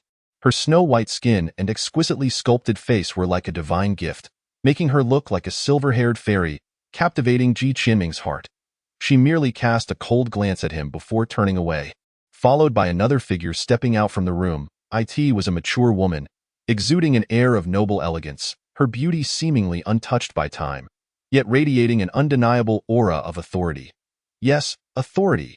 Ji Qiming would later find the term for that feeling. As if a monarch were surveying his subjects, causing involuntary shivers. Oh! She noticed Ji Qiming's presence, curiosity flickering in her beautiful eyes. Under the gaze of the elegant woman, Ji Qiming's hair stood on end. Hastily averting his eyes and swiping his keycard against the door with a click, he vanished behind the door. Master, is there something unusual about that person? The girl asked, observing the thoughtful expression on the mature woman's face. Her voice like a celestial melody. The woman shook her head, casting one last deep look at the door before turning to leave.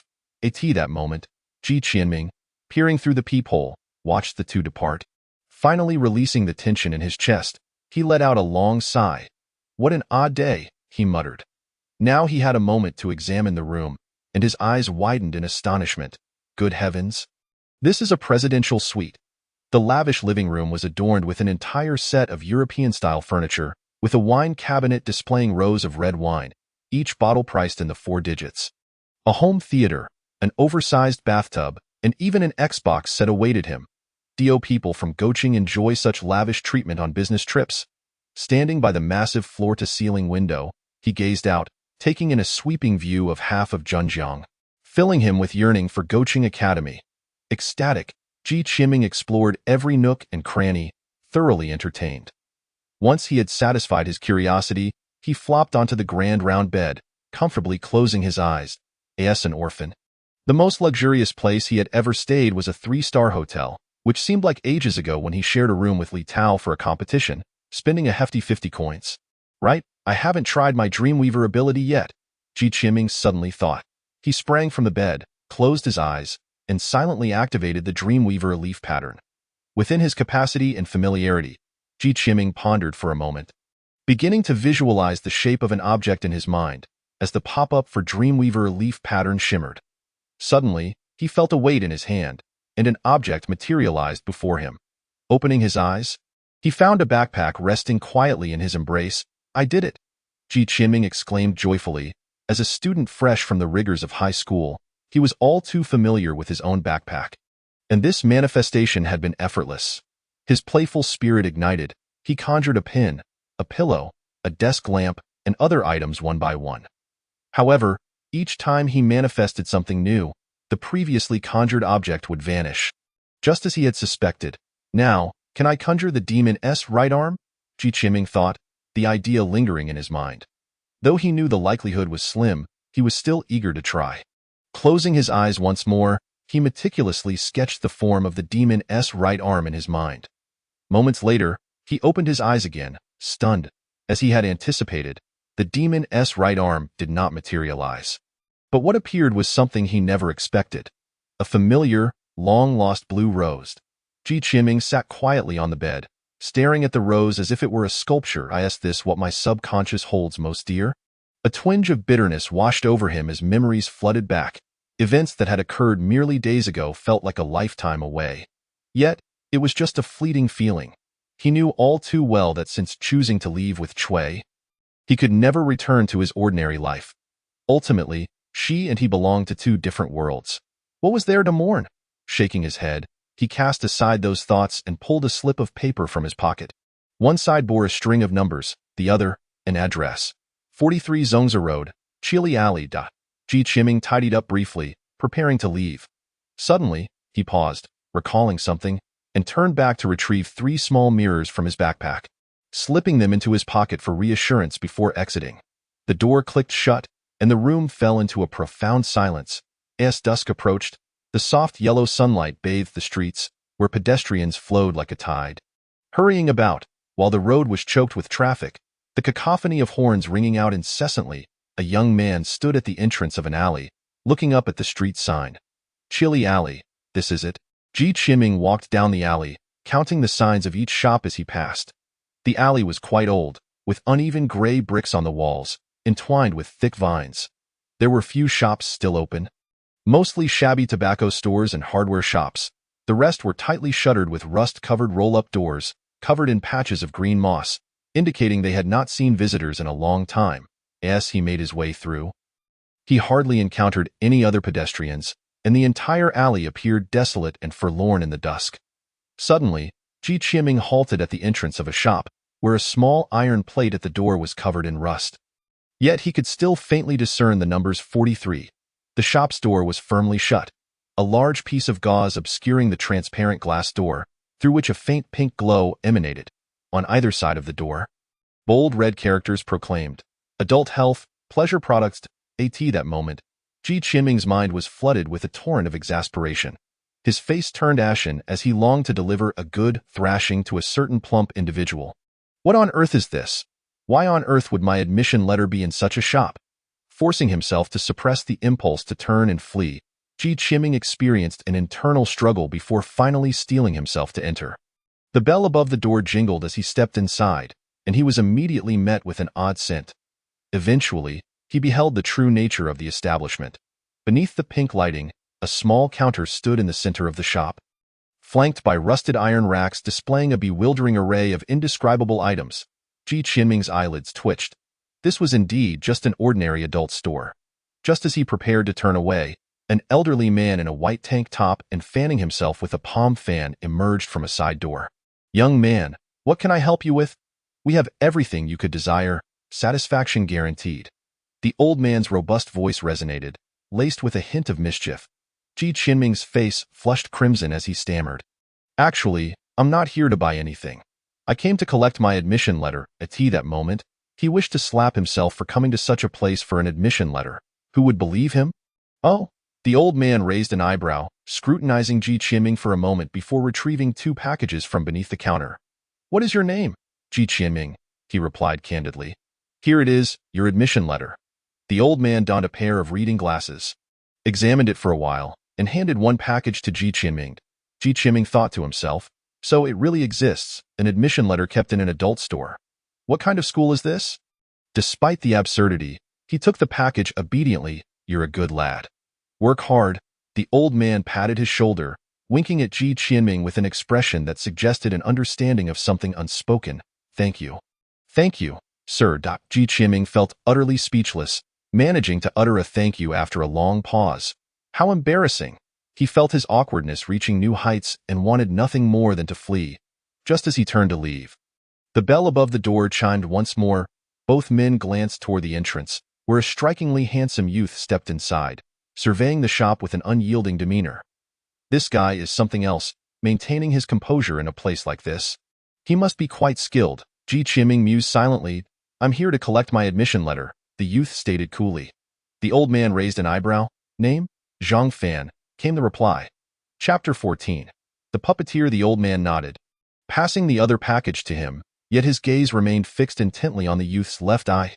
"Truly gifted, indeed," the old man muttered. Ji Qiming observed the youth, a thought flashing through his mind. Is he also a new student of Goucheng? Zhang Fan accepted the package, confirmed its contents, and turned to leave. Wow, what an icy demeanor, Ji Qiming thought, feeling as if Zhang Fan were 1,000-year-old ice, impervious to others. After hesitating momentarily, he followed suit. Hey, are you also a new student of Goucheng? Ji Qiming inquired curiously, catching up to Zhang Fan. Zhang Fan glanced at him and nodded. Then we must be classmates. Ji Qiming extended his right hand enthusiastically. I'm Ji Qiming. Zhang Fan frowned slightly, hesitating before finally shaking Ji Qiming's hand, replying in a subdued tone, Zhang Fan. He then turned and continued walking forward, not looking back. Zhang Fan, such a fierce name, Ji Qiming thought to himself. Since you are also a new student of Goucheng, you must have the pattern as well? Chim. How much do you know about Goucheng? Not much. Where do you live? Ji Qiming kept pace with Zhang Fan, firing questions one after another, his face radiating curiosity. Zhang Fan's eyelids twitched before he suddenly stopped, looking Ji Qiming in the eye, and said earnestly, "You'd best not follow me any further. The place I am going is quite dangerous."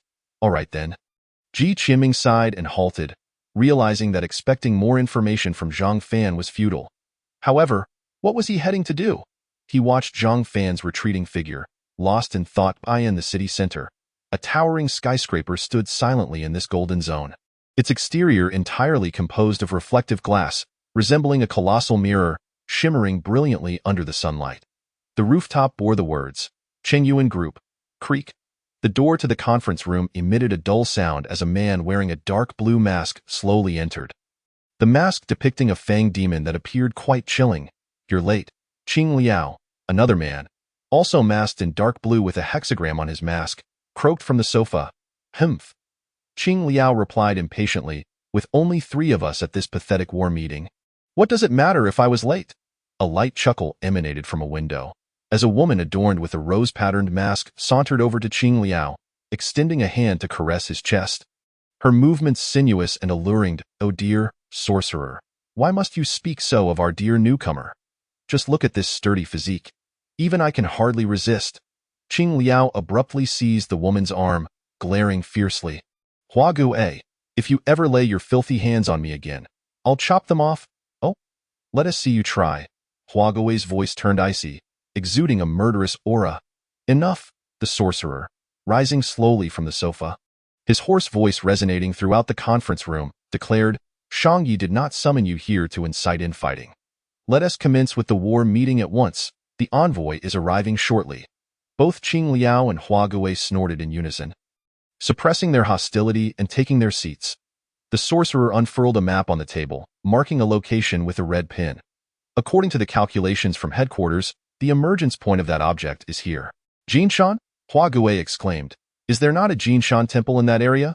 The sorcerer nodded. "Indeed, this Jinshan temple is no ordinary place.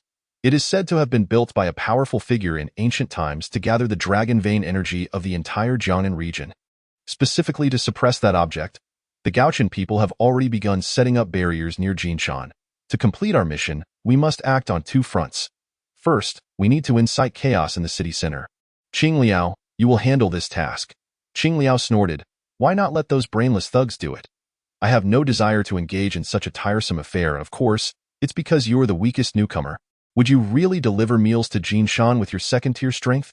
Huaxia replied languidly, her tone dripping with sarcasm. "You." Qing Liao's anger flared, glaring at Huaxia. "Do you wish to die?" Bang. The sorcerer slammed his hand on the table, the loud sound echoing in the spacious conference room. "Whoever stirs trouble will be thrown out." He glared at the 2, enunciating each word. "Continue." Clearing his throat, the sorcerer added, "I will go to Jinshan. Huaxia, you will keep a portion of the thugs here.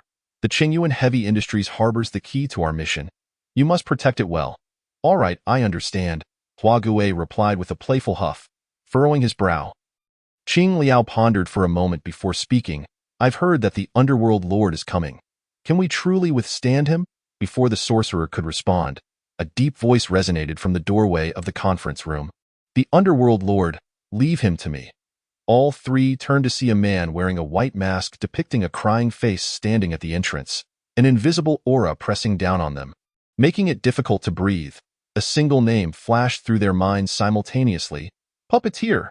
Ji Qiming held a piece of hand-grabbed pancake, meandering through the nighttime streets. It wasn't that he particularly enjoyed hand-grabbed pancakes. Rather, he had come out with Cui Pongzi without bringing much money. Before departing, Cui Pongzi had left him nothing but a room card and a note.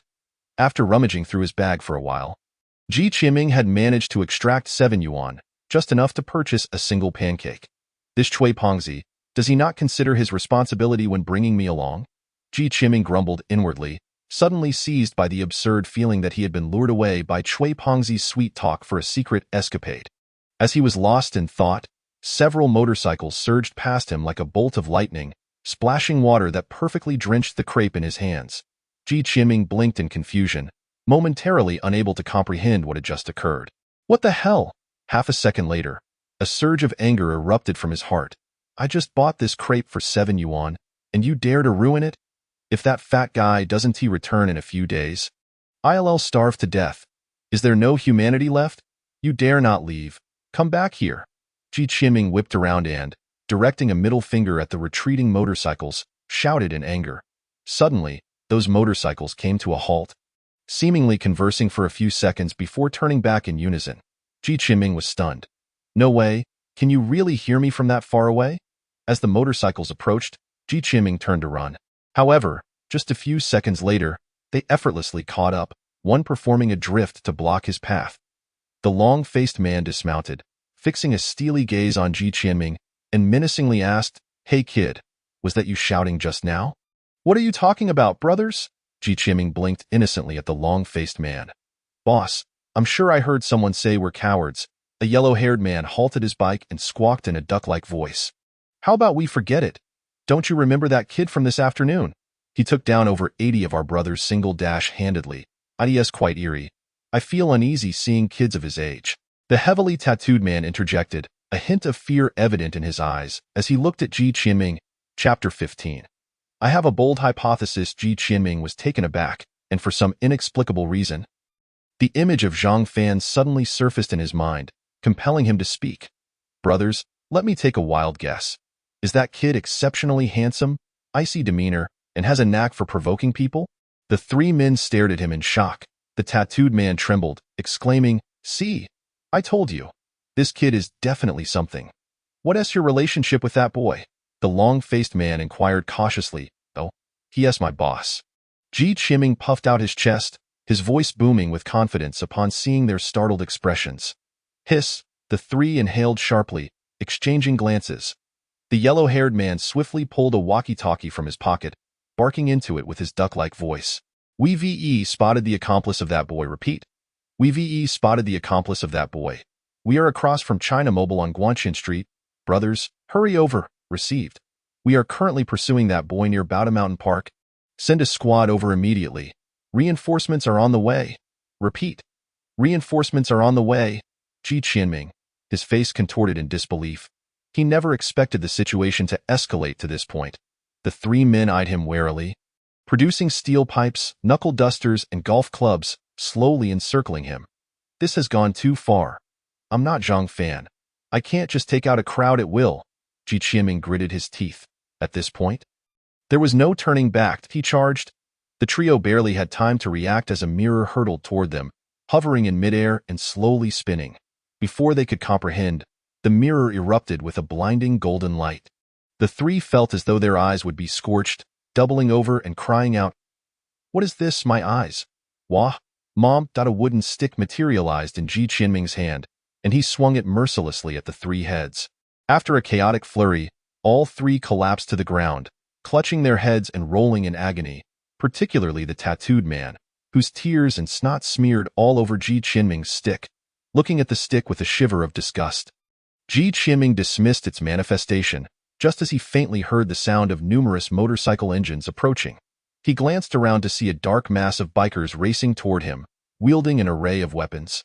Looking fierce and menacing, Ji Qiming's hair stood on end as he hastily mounted a motorcycle and sped off toward Bowda Mountain. At this moment, I can only rely on my formidable boss, Zhang Fan. In Ji Qiming's mind, the image of Zhang Fan, whom he had met only once, was magnified infinitely. Boom! Ji Qiming tightened his grip on the handlebars. His speed rivaled that of an ordinary car. Yet, the bikers behind him remained closely tailing, and their numbers were only increasing. Fortunately, this was the outskirts. Otherwise, he would have been hounded by traffic police long ago. Damn it, why haven't I heard about so many bikers in Zhenjiang before? He cursed inwardly. Suddenly, Ji Qiming's pupils contracted. Ahead, several motorcycles were speeding toward him from a side road, poised to intercept him. The leaf pattern on his chest flickered slightly as a mirror emerged from his pocket, facing the oncoming motorcycles, unleashing a blinding golden light. "Ah, I can't see. What the hell is so bright?" A chorus of curses erupted, followed by the screeching of brakes as several motorcycles overturned due to their sudden stops. Ji Qiming's eyes gleamed as the other two mirrors in his pocket began to rise, surrounding him in a dazzling display of light. Sunglasses. Where are my sunglasses, Mom? I'm seeing the sun. Ah, my eyes. Ji Qiming, like a blazing sun in the night, streaked across the street like a meteor. The bikers behind him dared only to follow at a distance, fearful of being blinded by the light. Just as Ji Qiming began to breathe a sigh of relief, he suddenly realized a critical issue that where the hell is Bauta Mountain? Chengyuan Heavy Industries. A tremor resonated as the sorcerer slowly rose and answered the phone. What is going on, the boy? All right, I understand. After coldly responding a few times, he hung up, resting his chin in contemplation. What is wrong? Huaxia asked curiously, noticing the sorcerer's silence. There's been an incident with the thugs. The sorcerer's hoarse voice revealed a hint of confusion. IDS said that a boy intruded into their gathering place and injured half of them. Now, they're clashing again near Bauta Mountain. Huaxia burst into laughter, his limbs shaking, the tumultuous waves stirring his spirit. A bunch of useless fools. Qingliao scoffed. Over 200 people can't even catch a single boy, and they still dare to call themselves thugs? Don't they have guns? The sorcerer shot him a glance, as if regarding an imbecile. Use guns? Once gunfire erupts, everything changes. For now, it's merely a gang brawl. Once shots are fired, it becomes a terrorist attack. After a moment of contemplation, the sorcerer continued, before the plan commences, we must avoid any unnecessary complications. Qingliao, go to Bauta Mountain and capture that boy. Remember, do not create too much commotion. Qingliao's expression darkened, a flicker of anger flashing in his eyes. You want me to deal with a boy? You're looking down on me, aren't you? Once I reach the 3rd tier, I'll make sure to personally take you down. He clenched his fists, snorting coldly, and strode toward the door. What are the boy's distinguishing features? Suddenly, a low voice resonated from the opposite side of the conference table. The puppeteer leaned against the window, the moonlight casting an eerie glow on his pale, crying mask. The sorcerer pondered briefly before responding. I've heard that the boy has a golden light emanating from his left eye. He should also be a leaf pattern ability user, though his specific abilities remain unclear. Why didn't you inform Qingliao earlier? Huaxia inquired with a smirk. The sorcerer's cold mask glinted menacingly as he replied indifferently, newcomers are often too sharp. Which eye isn't a good thing. Golden light from the left eye? The puppeteer suddenly recalled something, turning to gaze out the window, a slight smile creeping beneath his mask. Could it be him? Ji Qiming felt a surge of frustration. The motorcycle's fuel was running low, yet behind him loomed a dark mass of bikers. If this dragged on any longer, he would only end up being beaten. Fortunately, he recalled having seen a mountain from the hotel, where a pagoda was faintly visible atop it. Turned out, Ji Qiming may not excel in many areas, but his sense of direction was commendable ahead. He could faintly see a mountain, the outline of a pagoda etched against the sky. Upon reaching the foot of Bauta Mountain, Ji Qiming swiftly abandoned the motorcycle and sprinted toward the summit. Over 80 motorcycles followed in hot pursuit, as a group of fierce-looking men descended from above. Wielding an assortment of weapons, that kid going up, shouted a burly man with a hoe, pointing at Ji Qiming's retreating figure. How dare he run up the mountain? He truly doesn't know the meaning of danger. A wiry man brandishing a butterfly knife sneered, Charge! We want to go back until we capture that brat today. The crowd responded in unison, a dark wave surging up the mountain. Hearing the thunderous shouts behind him, Ji Qiming shuddered. Oh boss, you've truly put me in a tough spot. Tears of frustration welled up in his eyes. This was a grueling battle of stamina. Ji Qiming's physical fitness was already lacking. While the bikers behind him seemed fueled by adrenaline, the gap between them rapidly closing. Just as despair began to creep in, he finally reached the top of the stone steps. There, at the park's entrance, stood another dark mass of figures, yet another group of bikers, and their numbers were at least double those pursuing Ji Qiming. Before this crowd stood a handsome young man, surrounded by a group of motorcyclists sprawled on the ground, some helplessly clutching their heads while others covered their bellies, their wails echoing in a dissonant chorus. Bathed in the moonlight, the youth's left eye shone like a star, surveying the world below. Chapter 16. A single man at the pass. The people on the mountain heard the commotion and turned in unison to gaze at Ji Qiming. Under the piercing stares of 100 menacing eyes, Cold sweat trickled down Ji Qianming's back as he swallowed hard and hurriedly ran towards Zhang Fan. Classmate. No, boss. What kind of trouble has he gotten himself into? Upon seeing Zhang Fan, who resembled a celestial being descended from the heavens, Ji Qianming felt as if he had found a lifeline. In this dire situation, Zhang Fan, as his future classmate, was his sole ally in this battle. Zhang Fan was momentarily taken aback at the sight of Ji Qianming, never anticipating their paths would cross again under such circumstances. Ji Qianming dashed to his side, his eyes pleading. Zhang Fan was puzzled. When did he become the boss? As he prepared to inquire, he suddenly turned to see another group of motorcyclists charging down the stone steps with murderous intent. Humph, just as I thought. You two are in cahoots. You think you're the boss, huh? I'm eager to see what you're capable of. The gaunt man disregarded Ji Qianming entirely, his voice cold and disdainful. Zhang Fan's gaze sharpened, the golden light in his left eye intensifying. Since they were here, none would escape. An unparalleled confidence radiated from Zhang Fan, and he stood undaunted before the over 200 motorcyclists, even seeming to overshadow them in presence. A few of the motorcyclists gulped nervously, intimidated by the demonic aura of the young man. Are we really afraid of just two little brats? Charge! The gaunt man shouted, brandishing a butterfly knife, and the motorcyclists surged forward, brimming with menace. Ji Qianming had never witnessed such a scene before. His face drained of color as he muttered, "They are too many. We should run." Zhang Fan coldly surveyed the approaching thugs, shaking his head. There's no escape. Once we descend the mountain, they'll be on their bikes. We must eliminate them all here. With that, he became a shadow, dashing directly into the throng. Zhang Fan reached out with his left hand, and the gaunt man's butterfly knife suddenly faltered, spiraling uncontrollably towards Zhang Fan. The knife spun rapidly in the air, dancing around him, causing the foremost motorcyclists to stumble in shock. What kind of sorcery is this? Zhang Fan charged into the crowd, the spinning knife wreaking havoc and drawing forth torrents of blood. Ah, my finger! My face is ruined. Damn, don't let it fly downwards. The air was filled with screams, reverberating through the desolate park. A burly man raised a hefty iron rod, aiming a vicious blow at the back of Zhang Fan's head. His face twisted with rage. Zhang Fan tilted slightly, and the golden runes in his left eye flickered. The man felt the iron rod veer off course, crashing heavily to the ground instead. The tremendous recoil numbed his grip, and before he could comprehend, a fist loomed large in his vision. Bang! Even before the fist made contact with his face, an invisible force struck his nose with devastating impact, shattering it with a dull thud. Blood gushed forth as the burly man fell, clutching his nose in agony. One fallen giant prompted a multitude of others to charge recklessly forward. With a cold snort, Zhang Fan's left eye radiated a fierce light. And with a swift motion of his right hand, he sent the weapons of over a dozen thugs soaring into the air. Baseball bats, beer bottles, cleavers, military daggers. A chaotic array of weapons hovered orderly before Zhang Fan. Aimed at the advancing crowd, the thugs stood dumbfounded, momentarily unable to react. Someone suddenly shouted, "Run!"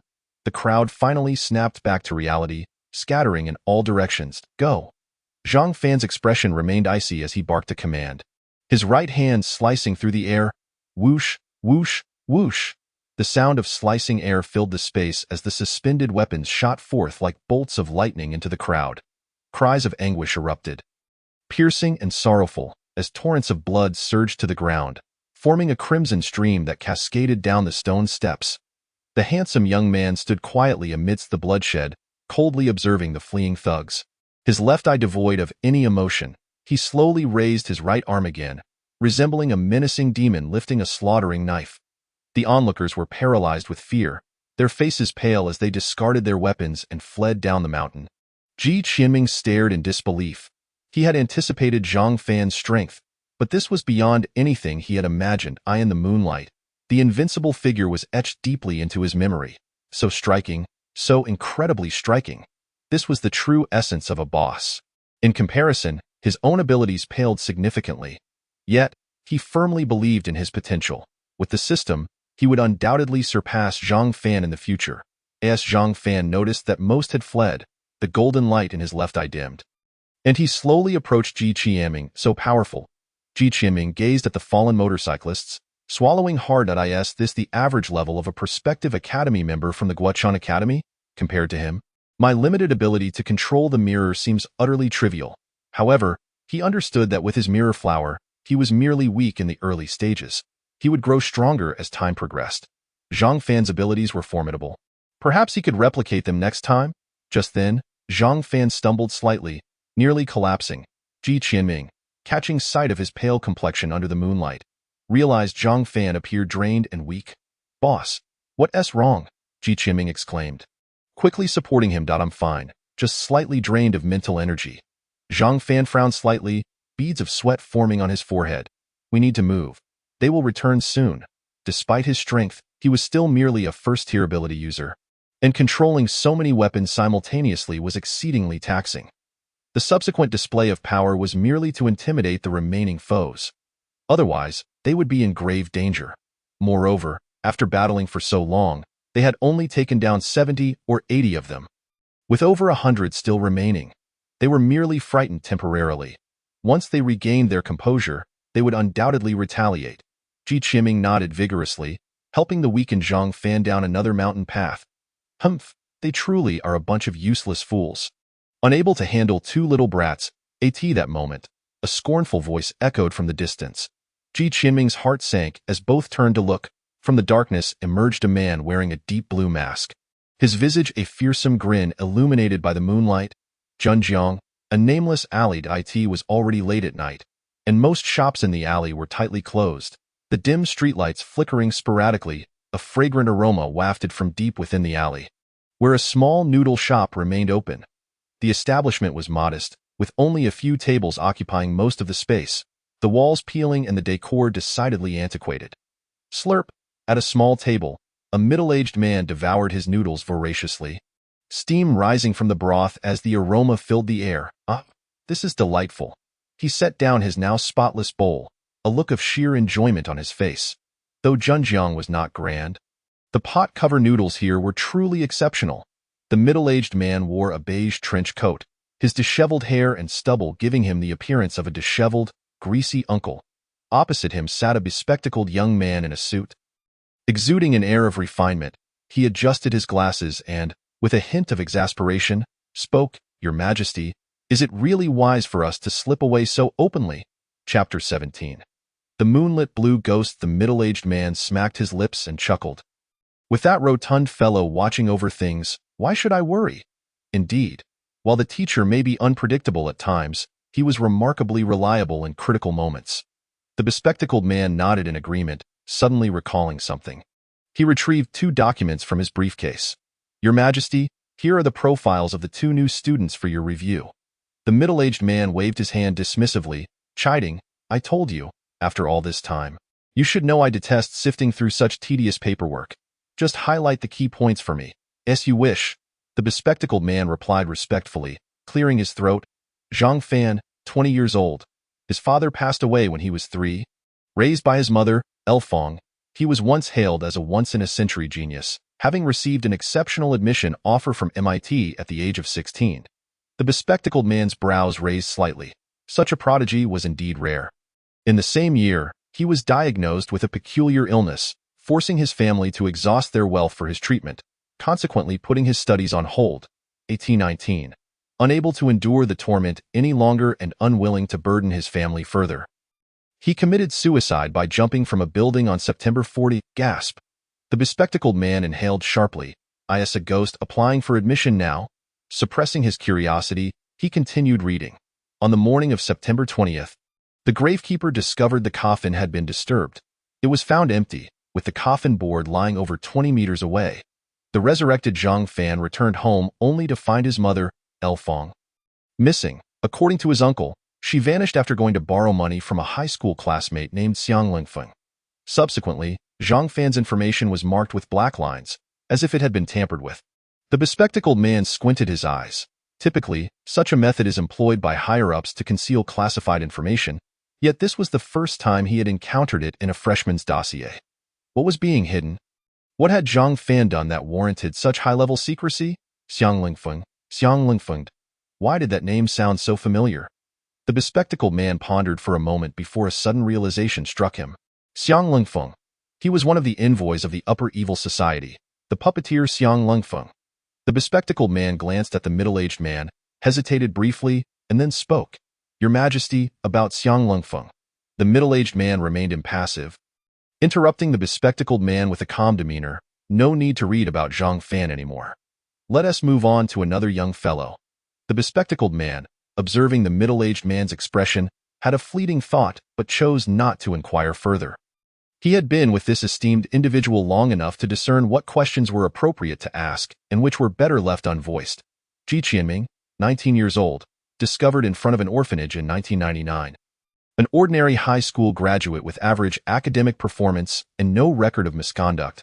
A profound silence ensued, and after a while, the middle-aged man tentatively inquired, "Is that all?" "That's all." The bespectacled man's expression turned peculiar as he flipped through the dossier repeatedly, finding nothing beyond that single line. "Have they been to Old Qin?" "They have." "What did Old Qin say?" "Old Qin's evaluation of Zhang Fan was extraordinary talent." "Extraordinary talent." The bespectacled man mimicked Old Qin's tone earnestly. "And Ji Qianming?" The bespectacled man's lips twitched. "Old Qin remarked that he is, a good child. Keep up the good work." "Very well, I understand." As he gazed at the enigmatic figure before him, Ji Qianming felt a chill creep up from his feet, every hair on his body standing on end. "Run." Upon seeing the blue fangs, Zhang Fan's complexion paled further. "Damn it, why did I have to encounter a core member of the Upper Evil Society at this moment?" Ji Qianming regained his senses, and without a moment's hesitation, the two turned and fled. A gust of wind whirled past his ears, raising a cloud of dust, and Ji Qianming barely caught a glimpse of a vicious mask with fangs suddenly appearing before him. "Run? Do you think you can escape?" A mocking voice emanated from beneath the mask, and in the blink of an eye, a cerulean arm shot out from beneath the cloak. Ji Qianming's pupils constricted, and he instinctively leaned back as a radiant spark illuminated his mind's mirror, conjuring an iron rod that suddenly appeared in his hand, aimed diagonally at the cerulean arm. The arm was deflected slightly by the blow, grazing Ji Qianming's abdomen as it passed. That moment, Ji Qianming, having exerted too much force, lost his balance and fell to the ground, kicking up a cloud of dust. Cough, cough, coughed. Ji Qianming coughed, quickly rising to his feet. His gaze fixed intently on the man before him. By the light of the moon, he finally discerned the arm that had just attacked him.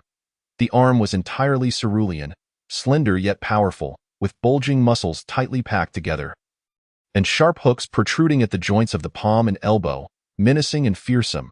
He was a core member of the Upper Evil Society, the Blue Fanged. A weak voice emanated from the ground as Zhang Fan propped himself up. His gaze locked onto the deep blue mask. Upper Evil Society? Ji Qianming was taken aback. It was the first time he had heard that name. "A den of jackals," Zhang Fan replied coldly, revealing no hint of restraint in his murderous intent. "The core members within are all ability users, at least of the second tier, each bearing the weight of numerous lives. Their deaths are inconsequential. This Blue Fang is a newcomer to the Upper Evil Society, possessing only second-tier strength. We are not without a chance." Second-tier ability user. Ji Qianming's brow furrowed, sensing the gravity of the situation. Indeed, he had indirectly killed a third-tier ability user, Ran Yi, but that had been due to sheer luck. And even then, he had not defeated his opponent. Had Ran Yi not sensed the arrival of Cui Pongzi and self-destructed, Ji Qianming would have undoubtedly been the one to perish. And now, before him stood a veritable second-tier ability user in peak condition. A ruthless killer. Could they, two first-tier youths, truly stand a chance? Not without a chance. Just based on your capabilities? Blue Fang scoffed. "I didn't even use a tenth of my strength earlier. What confidence do you possess?" No sooner had the words left his mouth than his body began to contort, vast swathes of skin turning cerulean as bulges shifted beneath his clothing, his previously slight figure expanding robustly. And he grew half a meter taller. Crack! The mask on his face emitted a soft sound, a crack rapidly spreading from its center, and in the blink of an eye, the entire mask shattered, crashing to the ground. The moonlight illuminated Blue Fang's face, revealing a ghastly cerulean visage, with two long fangs protruding from his mouth, resembling a hellish demon, chilling and terrifying. "Hiss!" Ji Qianming gasped, utterly astonished.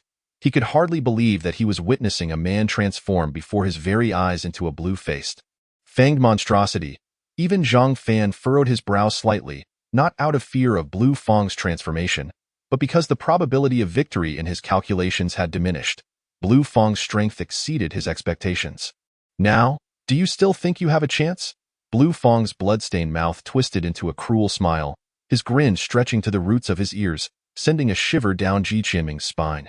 With a powerful stomp of his sturdy right leg against the ground, he lunged forward like a sword, his momentum unparalleled.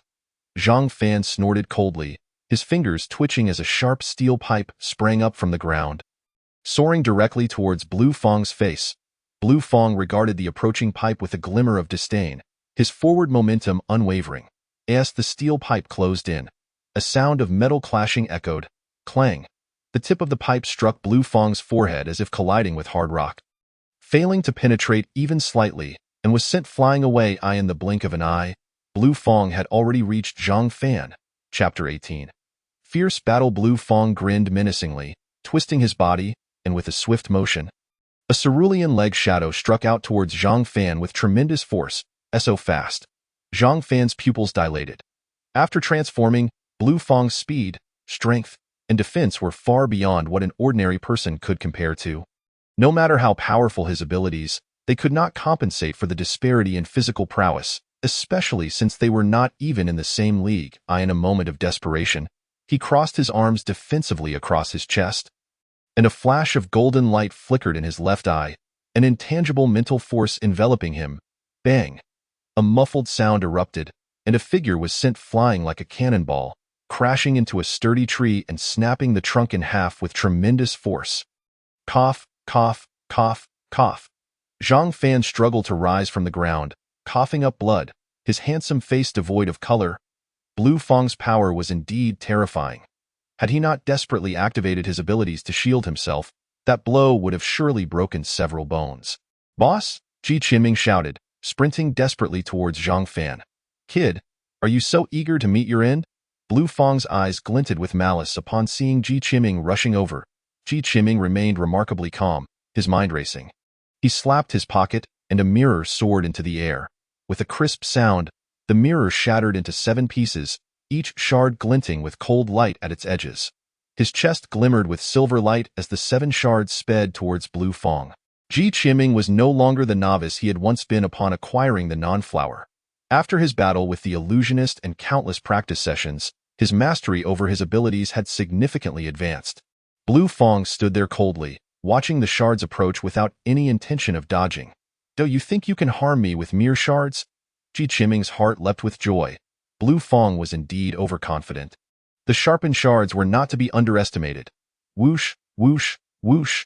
5 shards sliced through the air, effortlessly piercing his cerulean skin, embedding themselves 2 centimeters deep. Blue Fang's face twitched slightly, but there was no time to remove the embedded shards. As the remaining 2 shards were already hurtling towards his eyes, "You vicious little beast!" Blue Fang cursed inwardly. If they struck home, he would surely be blinded, no matter how his abilities were enhanced. They could not fortify his eyes, leaving them as his Achilles heel. He could not afford to be reckless. His right fingernails elongated rapidly, transforming into 5 sharp daggers. With a tense muscle contraction, 5 cold glimmers sliced through the air, severing the 2 shards into multiple pieces, which scattered to who knows where. "You dare to injure me?" Blue Fang growled, yanking out the shards embedded in his flesh, fury blazing in his eyes, which now glowed a bright red. Clearly enraged, seizing the opportunity, Ji Qiming swiftly made his way to Zhang Fan's side. "Boss, are you all right?" Cough, cough. "I'm fine." Zhang Fan wiped the blood from the corner of his mouth, his voice weak yet determined, his eyes fixed intently on the enraged Blue Fang. With a thunderous roar, Blue Fang threw his head back, his eyes turning completely red, his body swelling further, bursting through his shirt, his massive cerulean muscles resembling rocks, exuding explosive power. Not only that, but his forehead suddenly bulged, 2 crimson horns piercing through his skin, glimmering with a red light. This is bad. He can still undergo a second transformation. Both of them paled in unison. "Very well. You have thoroughly enraged me." A chilling aura emanated from Blue Fang's mouth as he growled menacingly. "I shall tear your bodies apart before your very eyes and devour your brains piece by piece." With an astonishing speed, overwhelming strength, and a defense that sends shivers down one's spine. How does one even begin to contend with such an opponent? With only 2 mirrors remaining in his pocket, and his most potent attack seemingly ineffective against him, coupled with his leader gravely injured. What course of action lies ahead? Ji Qianming stared intently at Qing Liao, his demeanor exuding an absolute calmness. While his mind raced with thoughts, Zhang Fan noticed that Ji Qianming had transformed into an entirely different person than the carefree individual from earlier that day. Now his gaze resembled that of a wolf, one that is patient, ferocious, and perpetually seeking an opportunity to tear apart its adversary. Boss, can you still control those knives and bottles? Yes. Good. I have a plan. Ji Qianming leaned in close to Zhang Fan's ear, whispering his strategy. Zhang Fan furrowed his brow slightly and remarked, "It's too risky." "Without risk, we have no chance of victory," Ji Qianming replied coolly, his eyes fixed on the distant Qing Liao. For reasons unknown, as he observed Ji Qianming's indifferent expression, Qing Liao's heart skipped a beat. Could this young man truly evoke a sense of danger within him? This was not the first time Qing Liao had encountered such a feeling. After transforming, he possessed an almost instinctual awareness of peril, a premonition that had saved his life on numerous occasions. He hesitated, contemplating whether to trust his instincts and flee. Just then, Ji Qianming suddenly charged towards him, defiantly raising his middle finger while knives, shattered bottles, and butterfly knives trailed behind him. An unexplained fury surged within Qing Liao, his already volatile state exacerbated by this provocation, causing him to disregard all warnings. Did these 2 mere boys pose a threat to him? With a thunderous roar, he stomped the ground, propelling himself forward with a blur of motion towards Ji Qianming. His speed had increased even further. Ji Qianming thought to himself. Beneath his clothing, the leaf patterns on his chest glimmered, and the surrounding weapons pulsed with a faint blue light, all enhanced with sharpened attributes. He had instructed Zhang Fan to control the knives, shattered bottles, and butterfly knives precisely because they exhibited reflective properties, and prior experience had demonstrated that weapons with sharpened enhancements could inflict damage on Qing Liao. In truth, he could manipulate these objects himself, but their reflective properties were not particularly strong, making them difficult to wield with agility. Moreover, the imminent operation was perilous, demanding his complete focus. Zhang Fan sat on the ground, pale-faced, golden light emanating from his left eye as he meticulously controlled the 3 weapons. Ji Qianming thought, the success or failure hinges on this gamble. With a subtle movement of his fingers, the 3 weapons accelerated, aligning into a single line, soaring past Ji Qianming towards the menacing Qing Liao. This time, Qing Liao dared not underestimate them. He swung his razor-sharp claws down fiercely upon the first target, the shattered bottle. Swish! The sharp claws sliced through the air with a piercing sound, leaving a trail of destruction as a blur passed over the shattered bottle, reducing it to fragments. Qing Liao's arm swung again, and the butterfly knife met a similar fate. However, just as his claws were about to cleave the knife, it suddenly vanished into thin air. Qing Liao's pupils constricted as his arms swiped through empty space, his momentum carrying him forward. Without a moment's hesitation, Ji Qianming sidestepped, his right hand poised to strike at Qing Liao's neck with all his might, the dreamer leaf patterns in his mind erupting with a brilliant light. In the instant that Qing Liao was momentarily distracted, the knife reappeared in Ji Qianming's grasp, its deep blue glow surging, maximizing its sharpened enhancement. Simultaneously, Zhang Fan yanked his right hand sharply in the void. His eyes ablaze with runes of golden light, an identical knife shot forth from the darkness behind Qing Liao, also shimmering with blue light. The entire sequence, though seemingly intricate, transpired in less than half a second. With both knives simultaneously aiming for Qing Liao's neck, crack! A soft sound rang out as a grotesque head was sent soaring, rolling onto the ground, its eyes wide open in death, as if they would never close. Perhaps until his last breath, he would never comprehend the bizarre circumstances that unfolded. The principle was quite simple. During their whispered conversation, Ji Qianming had materialized an identical knife, one that he could control, allowing him to time its disappearance and reappearance perfectly to catch Qing Liao off guard. Meanwhile, Zhang Fan maneuvered the other knife to stealthily approach Qing Liao from behind, waiting for the opportune moment to strike. However, the crux of the plan hinged on Ji Qianming's flawless timing. Any miscalculation would result in them being sliced to pieces by Qing Liao. As Qing Liao fell lifelessly, Ji Qiming's tense nerves finally relaxed. And he slumped to the ground. I was wrong. Fattied, I truly was wrong. I should have listened to you and stayed at the hotel, Ji Qiming thought, nearly moved to tears by the memory of Cui Fatty's warning. What a misstep, truly. All for a hand-grabbed pancake. He had danced on the precipice of death. Was this not a case of inviting trouble upon oneself? Zhang Fan's lips curled slightly as he prepared to speak, only to cough up a mouthful of blood. Boss, are you all right? Should we call for help? Ji Qiming hurriedly got up and rushed to Zhang Fan's side. I'm fine. Zhang Fan waved his hand. I just need to find a quiet place to recuperate. Ji Qiming nodded and helped him up, excitedly exclaiming, then let us head to my place. I'm not boasting, but that presidential suite. After a night of fierce battle, the two youths supported each other, slowly making their way down the mountain as dawn began to break. Chapter 19. The four monarchs of heaven, passed down through generations. After some time, a figure suddenly appeared on the stone steps. He surveyed the chaotic scene, the decapitated body of Qing Liao lying nearby, resting his chin on one hand, seemingly in deep contemplation. Under the morning sun, a white crying mask gleamed brightly at Jinshan Temple. A group of individuals clad in white uniforms busied themselves, some employing instruments to scan the area, others exchanging data beneath makeshift tents, while others planted small flags into the ground. Atop the temple, a rotund figure gazed down upon the orderly crowd, holding a ceramic teacup and occasionally stifling a yawn. The sound of hurried high heels echoed as a stunning blonde in a fiery red gown ascended to the tower. Her brow furrowed and her expression anxious.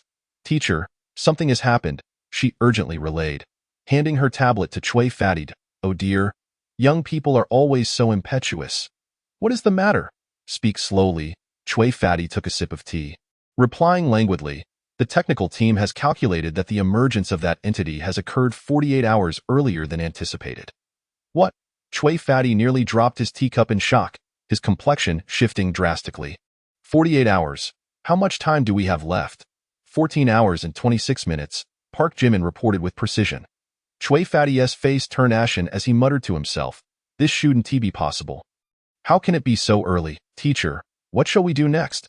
The three talismans maze is set up, but we have only completed half of the four symbols chaos formation, and the 6 harmonies and 7 stars formations haven't even begun. If this continues, Park Jimin refrained from finishing her sentence, fully aware that her teacher understood the gravity of the situation. Cui Fatty pondered for a few seconds before decisively stating, relay the message. Everyone must immediately cease their current tasks. No need to set up the 4 symbols chaos formation. Focus entirely on establishing the 7 stars formation. It must be completed before its emergence. Understood, teacher. Without a hint of hesitation, Park Jimin rushed downstairs to organize the tasks. This time, they were in deep trouble. Cui Fatty furrowed his brow, gazing into the distance, lost in thought. It's the Fuxalai Hotel, room 2101. Ding ding ding, the alarm clock rang, and a hand emerged from the covers, fumbling around for a moment before finally silencing it. After a while, a young man slowly sat up in bed, his dazed gaze scanning the chaotic surroundings. His hair resembling a bird's nest. Ji Qiming remained in a stupor for a while before finally shaking off the haze, wiping the drool from the corner of his mouth with his sleeve, and gradually getting out of bed to freshen up. Boss, why are you sitting on the floor? Ji Qiming entered the living room to find Zhang Fan seated cross-legged, eyes closed, breathing in a peculiar rhythm. A few seconds later, Zhang Fan opened his eyes and calmly replied, I was meditating. Meditating? Ji Qiming was taken aback, suddenly recalling that Runny had done something similar before. Was its purpose? Meditation can rapidly restore your mental energy and also strengthen it. Consistent practice is beneficial for breakthroughs in leaf patterns ability, Zhang Fan succinctly explained. Ji Qiming nodded, realizing it was a method for enhancing one's abilities, his eyes lighting up. Can you teach me? He asked eagerly. Of course, Zhang Fan replied. Meditation is quite simple. Sit cross-legged, clear your mind, envision a crystal clear as glass in your mind. While controlling your breath, breathe not with your lungs, but with your abdomen. Inhaling for 7 seconds and exhaling for 8. Ji Qiming followed Zhang Fan's instructions, sitting cross-legged and clearing his mind. Moments later, Ji Qiming began to sway slightly, his head drooping uncontrollably, and a faint snoring sound emerged. Zhang Fan's lips twitched, and he coughed forcefully. Startled, Ji Qiming jolted awake, looking intently at Zhang Fan and declaring, "I successfully envisioned a crystal clear as glass, Zhang Fan. The purpose of having you meditate on the crystal is not to have you dream about it." Zhang Fan felt a twinge of irritation. Was this foolish person really the one who had cunningly outmaneuvered a second-tier ability user last night? Ji Qiming? I have always had a question. After a moment's hesitation, Zhang Fan finally spoke up. "Why do you call me boss?" Ji Qiming cleared his throat awkwardly, his expression somewhat embarrassed. The origin of this title is rather complex. However, you see, if I were to directly address you as Zhang Fan or classmate, wouldn't that sound rather distant? Calling you Xiao Fan or Xiao Zhang would feel overly familiar. Back in my hometown, boss does not necessarily imply an older brother.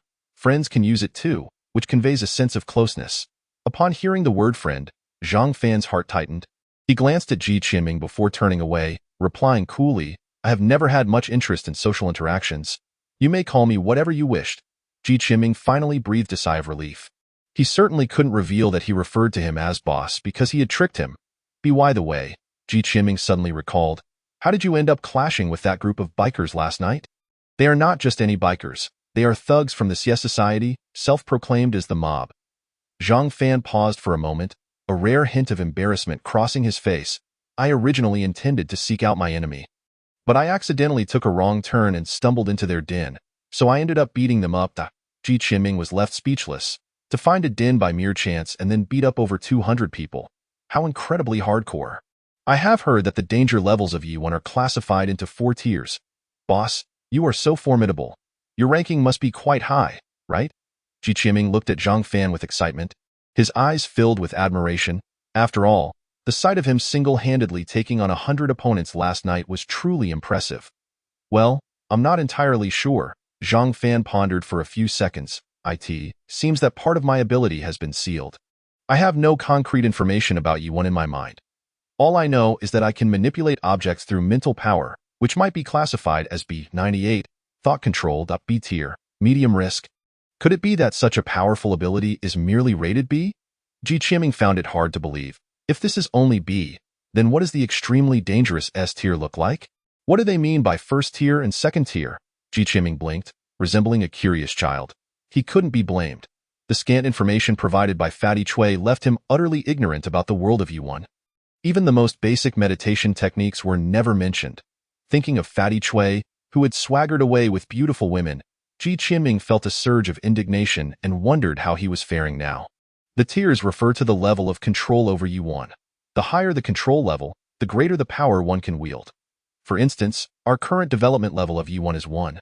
While a second-tier ability user's is 5, a third tier is 15, a fourth tier is 30, and a fifth tier is 60. Ji Qiming waited in silence for a while, noticing that Zhang Fan had no intention of continuing. He curiously asked, "And then? Is there no sixth tier?" "The sixth tier exists only in theory, representing a level of control over Yuan that reaches 100, which also means complete assimilation with Yuan.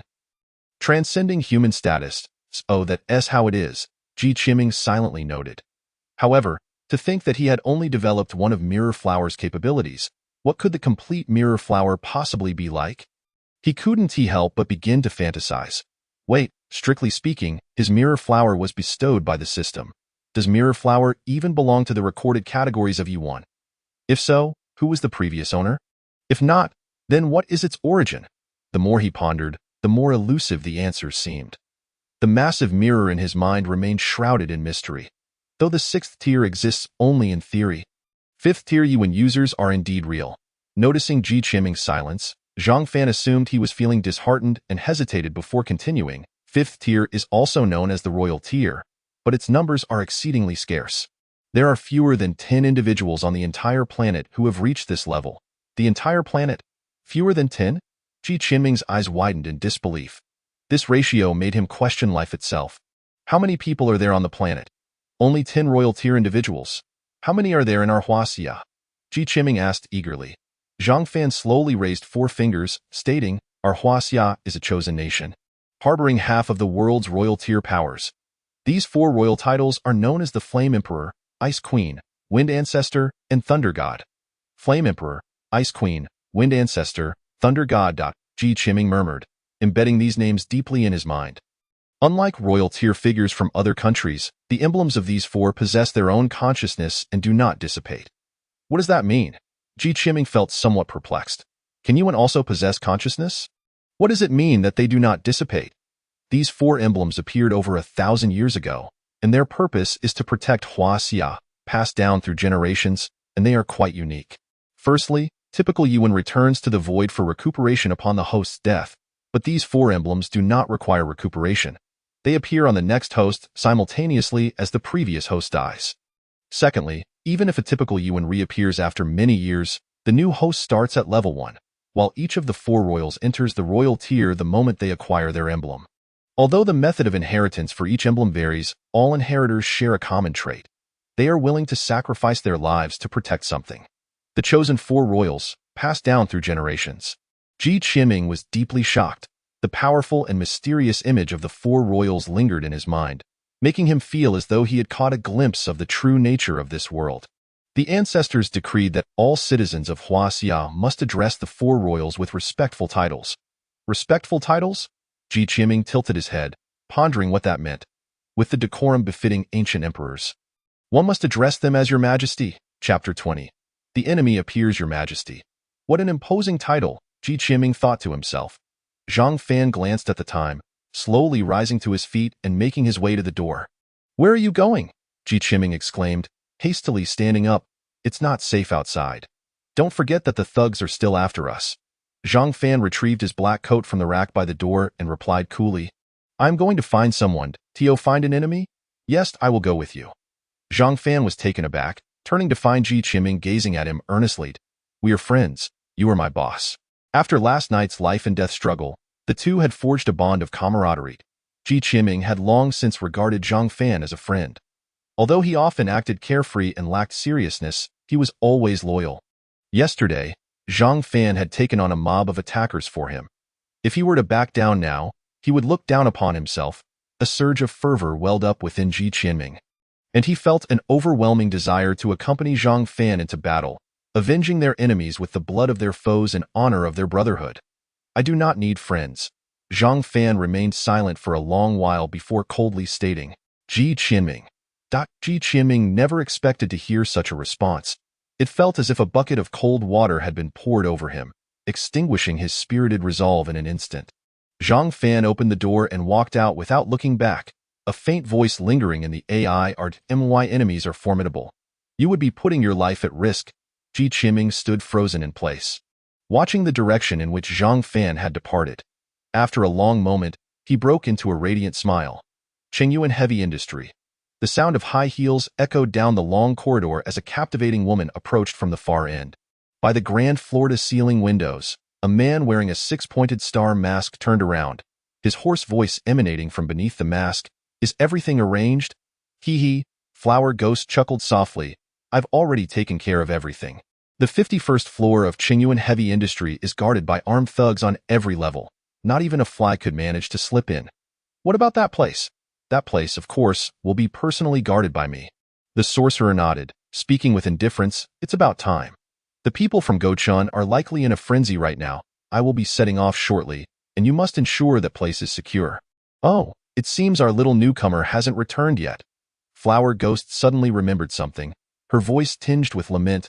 I've been craving his presence for quite a while. Humph, that useless waste. The sorcerer snorted coldly. No need to concern yourself with him. While that boy may not be simple, our priority is to complete the task. Just then, the brow beneath the mask furrowed slightly, a hint of confusion flashing through his mind. How strange. Where has the envoy gone? Ever since the last meeting, he hadn't seen the envoy's figure, which caused him some worry. After all, it would be somewhat challenging to breach the heavily guarded Golden Mountain alone, if the envoy were present. The odds of success would be nearly 99%. He shook his head. The envoy's task was merely to intercept Ming Jun, and there was no need for him to interfere, nor did he possess the authority to do so. Noon. The bustling city was scorched by the sun, the streets overcrowded with pedestrians. A lively tune emanated from an unknown shop, creating an atmosphere of revelry. In a shaded corner by the roadside, a handsome youth stood quietly, utterly out of place in this vibrant world. Zhang Fan glanced at his phone, which displayed a message received 2 days prior. The Eye of Heaven had observed the puppeteer at 2:19 p.m. on July 26. Location: Number 8, Shuefu Road, Zhenjiang. 72 hours remained until the next observation. He lifted his gaze, taking in a rather ordinary CAF, modest in size, its exterior bearing the marks of time. Above the glass door, a few large brown characters proclaimed, Manmao CAF. Zhang Fan lingered at the entrance for a while before pushing the door open. Ding, welcome. The electronic voice resonated, immediately enveloping him in the rich aroma of coffee beans. The interior was styled in the quintessential Western CAF aesthetic, adorned with a brown palette and scattered wooden tables, where a few patrons sat in small groups. A man in a suit perused a magazine. A programmer donned in a green plaid shirt, and 3 lively female university students engaged in cheerful conversation. Zhang Fan surveyed the scene, his hand gripping the blade in his pocket loosening gradually, before he chose a window seat and let out a soft sigh. This was truly just an ordinary coffee shop. Perhaps during the Eye of Heaven's observation, he merely passed by, or perhaps he stopped to buy a cup of coffee. The likelihood of this being the puppeteer's hideout was exceedingly slim. Creak. The old bar counter door emitted a groan as a young server approached with a smile, inquiring, Sir, what would you like? A latte, no sugar, Zhang Fan replied coolly. Certainly, the server acknowledged before turning away. Zhang Fan stared blankly out the window. Lost in thought. Time ticked away, and countless pedestrians had passed by outside, the sun gradually descending towards dusk. Wait. Zhang Fan jolted back to reality. Why had his coffee not yet arrived after such a long wait? Why had no one entered or exited? When did this once bustling CAF fall into such an eerie silence? He turned his head, his pupils contracting in shock. The 6 patrons inside had inexplicably risen. Their vacant eyes fixated on Zhang Fan, faces devoid of expression, stiff as marionettes. A chill coursed through Zhang Fan, and he swiftly stood, gripping the blade tightly. The puppeteer, a seething rage ignited within his eyes. His words dripping with venom. You have finally noticed. The man in the suit spoke in a mechanical tone, void of emotion. This truly is your hideout? Hideout. The programmer's face contorted into a rigid smile. Knowing you have the Eye of Heaven, who would dare use a hideout? Zhang Fan furrowed his brow. Then how did you find me? I have been following you since you left the hotel. The server's deep voice echoed. And besides, weren't you always looking for me? The 3 female university students chimed in, their voices synchronized, and the 6 of them erupted into a sinister laughter that sent shivers down his spine. Come out! The golden runes in Zhang Fan's left eye flared to life as he stomped his right foot down forcefully, causing all the tables in the CAF to shift back 3 feet, creating an open space. You dare speak to me only as a puppet? Is this truly one of the infamous 4 envoys of Huaxia? Zhang Fan's aura brimmed with lethal intent as he roared. Just then, the kitchen curtain fluttered, revealing a man wearing a white mask with a face of sorrow, standing there. Such bravado for a first-tier ability user, he remarked indifferently, as you wish. Xiang Lungfeng. Zhang Fan's breath quickened, his fury intensifying. Do you remember Lu Feng? The puppeteer tilted his head slightly, seemingly recalling something, and after a moment, he spoke softly. Are you referring to the woman who would risk her life for money? Repeat that and see what happens. Zhang Fan gritted his teeth, glaring fiercely at the puppeteer, the golden light in his left eye flaring like a blazing sun. The tables and chairs within the CAF began to tremble. The porcelain cups, cutlery, and coffee beans on the bar levitating as if an invisible hand was manipulating everything in the CAF. What have you done to her? Oh, what was your relationship with her? Are you perhaps the precious son she risked everything to save? The puppeteer did not respond but rather inquired with keen interest. Zhang Fan remained silent, his glare unwavering. I deeply regret to inform you.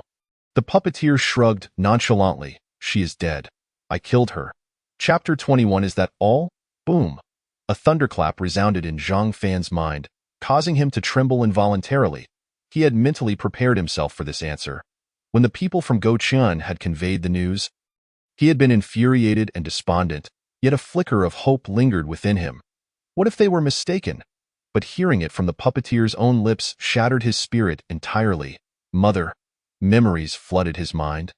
Recalling moments when he lay in a hospital bed, suffering from unbearable pain, and it was his mother's gentle hand caressing his head, soothing him to sleep. when doctors once suggested giving up on treatment. It was his mother who resolutely refused, tirelessly gathering funds for his recovery. Xiao Fan, Mama will find a way to cure you. He could vividly recall her graying hair as she sat by his bedside. Speaking softly to him, "Mother." Tears streamed down Zhang Fan's face, an overwhelming surge of power emanating from his left eye, as the golden runes spun wildly, entwined with dark threads, forming a miniature array that absorbed most of the energy. Bang! A soft sound erupted from within Zhang Fan, as if something had broken free, and a formidable mental force overflowed from his body. The puppeteer's pupils constricted beneath the mask, but he quickly regained his composure. Speaking coolly, "And what if you have broken into the second tier? The gap between us is unimaginable. Die!" Zhang Fan bellowed, blood vessels in his eyes bursting with rage as he clenched his fists tightly. He felt a significant increase in his control over the runes following his breakthrough, and he immediately channeled all his mental energy to command everything in the CAF.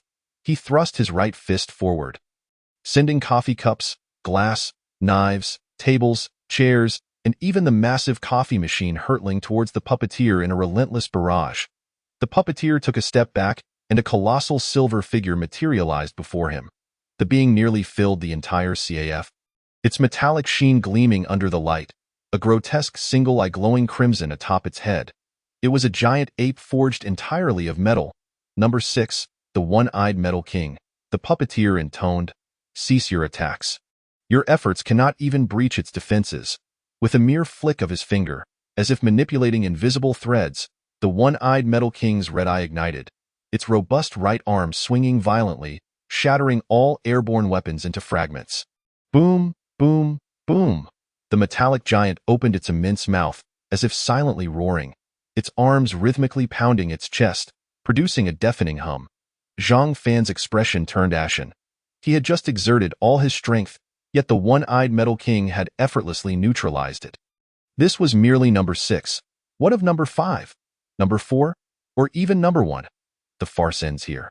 The puppeteer waved his hand, dispelling the imposing one-eyed Metal King. "I have important matters to attend to and no time to play with you." Upon seeing the one-eyed Metal King vanish, Zhang Fan's eyes brightened. Channeling his mental energy throughout his body, he lunged at the puppeteer.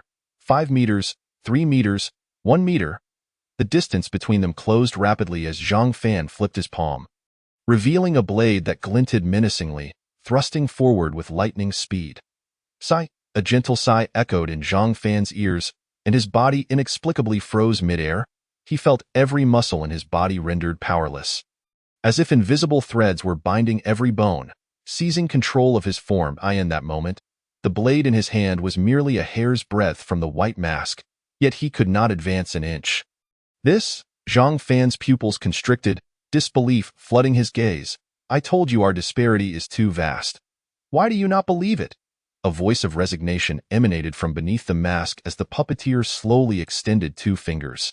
Zhang Fan's body moved against his will, twisting like a marionette, until he stood rigidly, as if awaiting inspection like a soldier in formation. A profound sense of helplessness washed over Zhang Fan. How could he possibly triumph over such a terrifying adversary?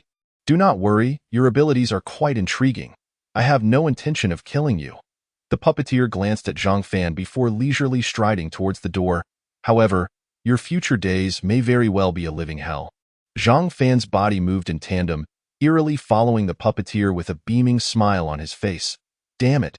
He could even control expressions. Zhang Fan exerted every ounce of strength to struggle, but it was akin to an ant trying to shake a tree, utterly futile. A despair unlike any he had known enveloped his spirit. Swish! Just then, a blinding golden light erupted from the CAF's massive glass window. The puppeteer's eyes were momentarily blinded, one hand instinctively shielding his face, while Zhang Fan, unable to close his eyes or even shield them, stood helpless. "Ding, welcome!" The electronic voice resounded once more. Without a moment's thought, the puppeteer waved his right hand, and the one-eyed Metal King reappeared before them. Clink, clink, clink.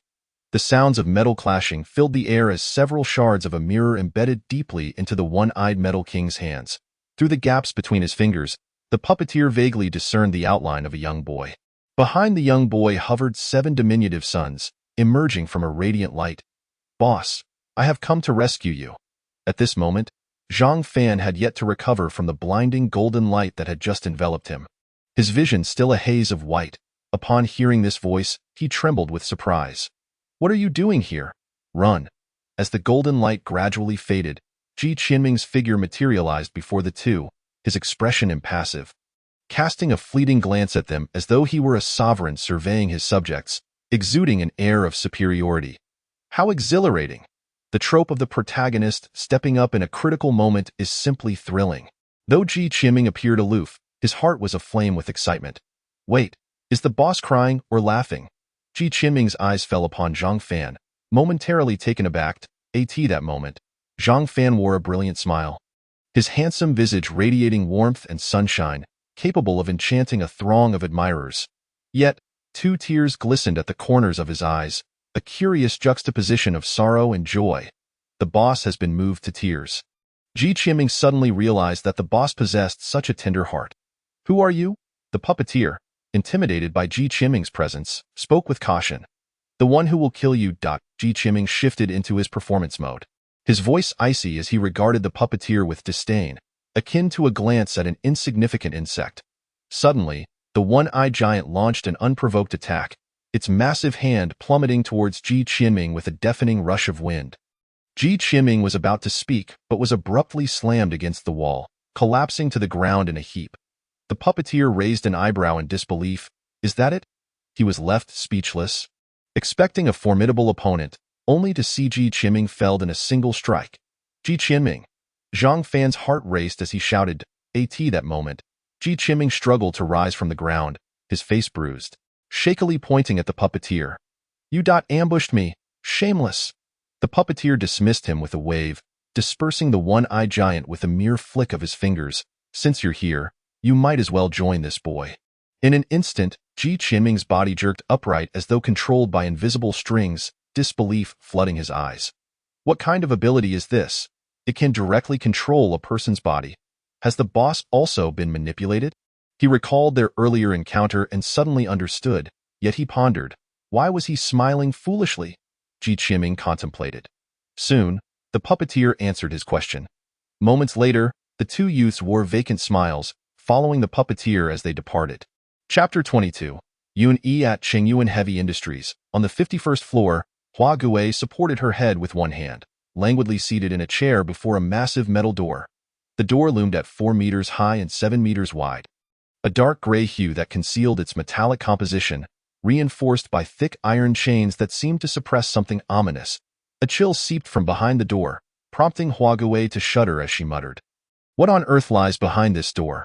According to the sorcerer, the entity behind this door had been delivered personally by headquarters a month ago, and even he was unaware of its true nature.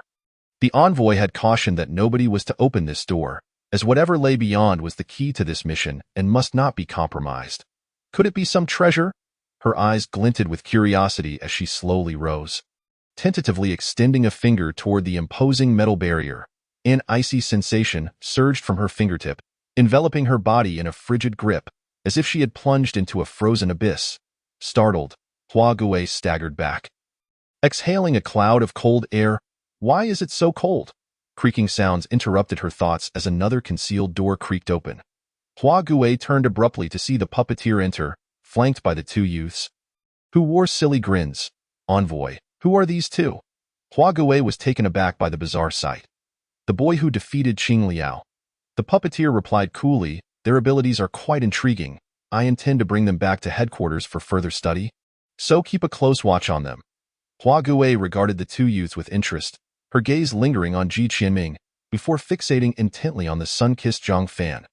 Little brother, you're quite handsome, she said, stepping beside Zhang Fan and lifting his chin with a finger, speaking in a flirtatious tone.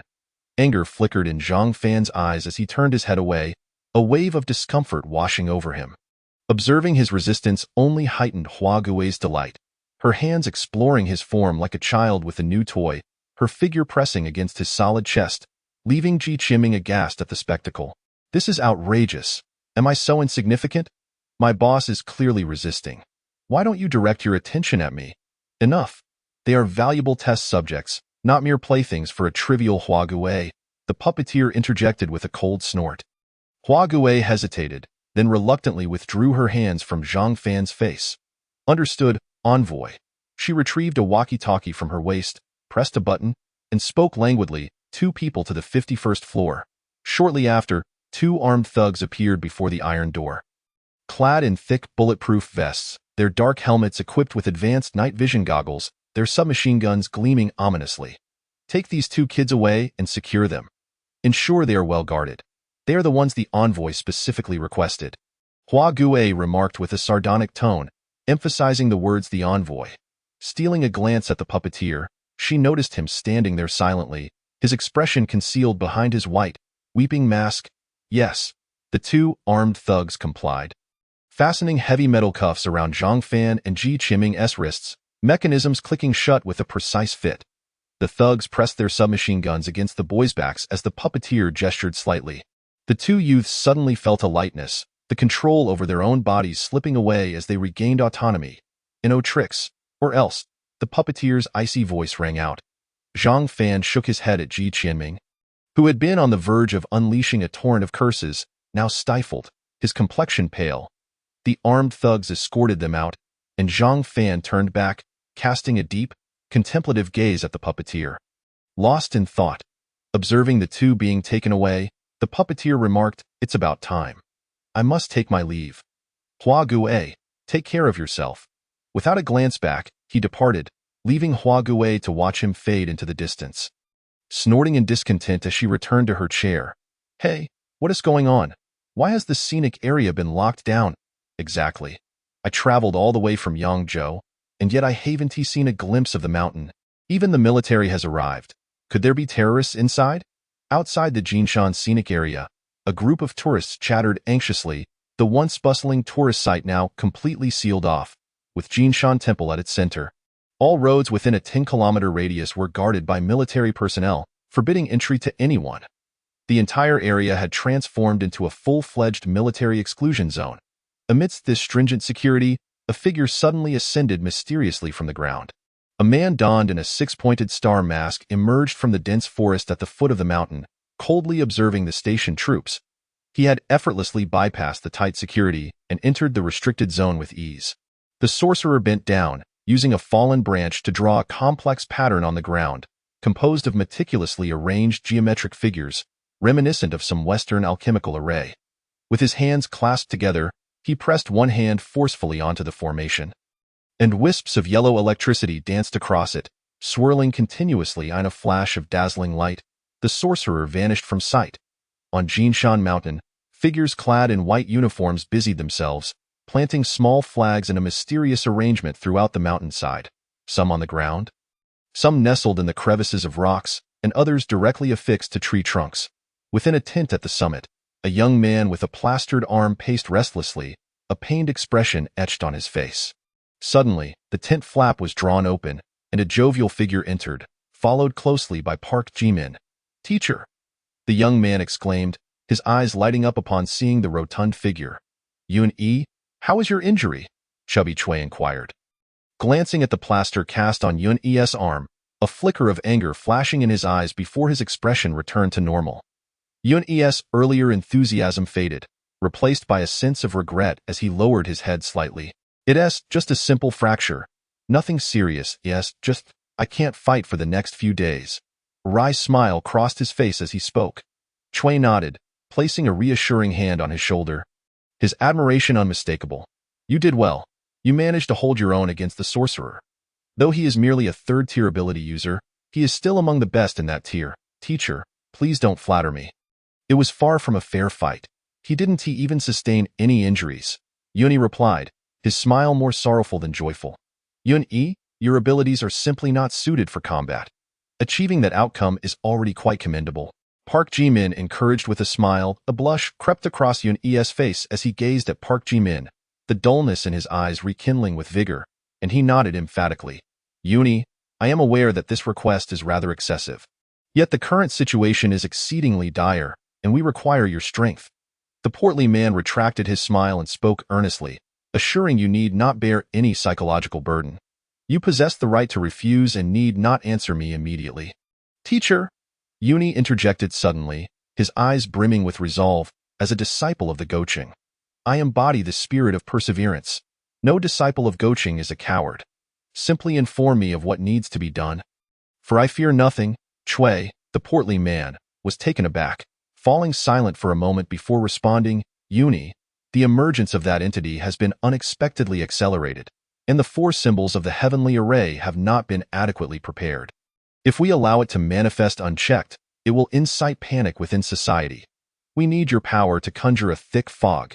He gestured with outstretched arms to illustrate a vast expanse, a fog enveloping a 10-kilometer radius around the Golden Mountain. It need not cover every area, merely form a ring, like a cylinder, concealing the transformations occurring within from the outside world. Uni pondered for a few seconds and nodded firmly. I understand. I shall execute it flawlessly. Chui said nothing, only giving Uni's shoulder a reassuring pat and gazing deeply at him. Good lad. With that, the two turned and exited the tent. Chui cast a cold glance back at the solitary tent, stating ominously, that sorcerer must perish. Rest assured, teacher, Park Jimin replied, a murderous glint emerging on her lovely face. Whoever dares to harm my junior will be pursued to the ends of the earth. Chapter 23. The Valkyrie on the Mountainside. A sorcerer donned in a six-pointed star mask suddenly emerged from the ground, stumbling precariously. The pallor beneath the mask was ashen, his brow furrowed as he gazed toward the mountain summit, contemplating, is this the Goucheng's 3 talents misdirection array?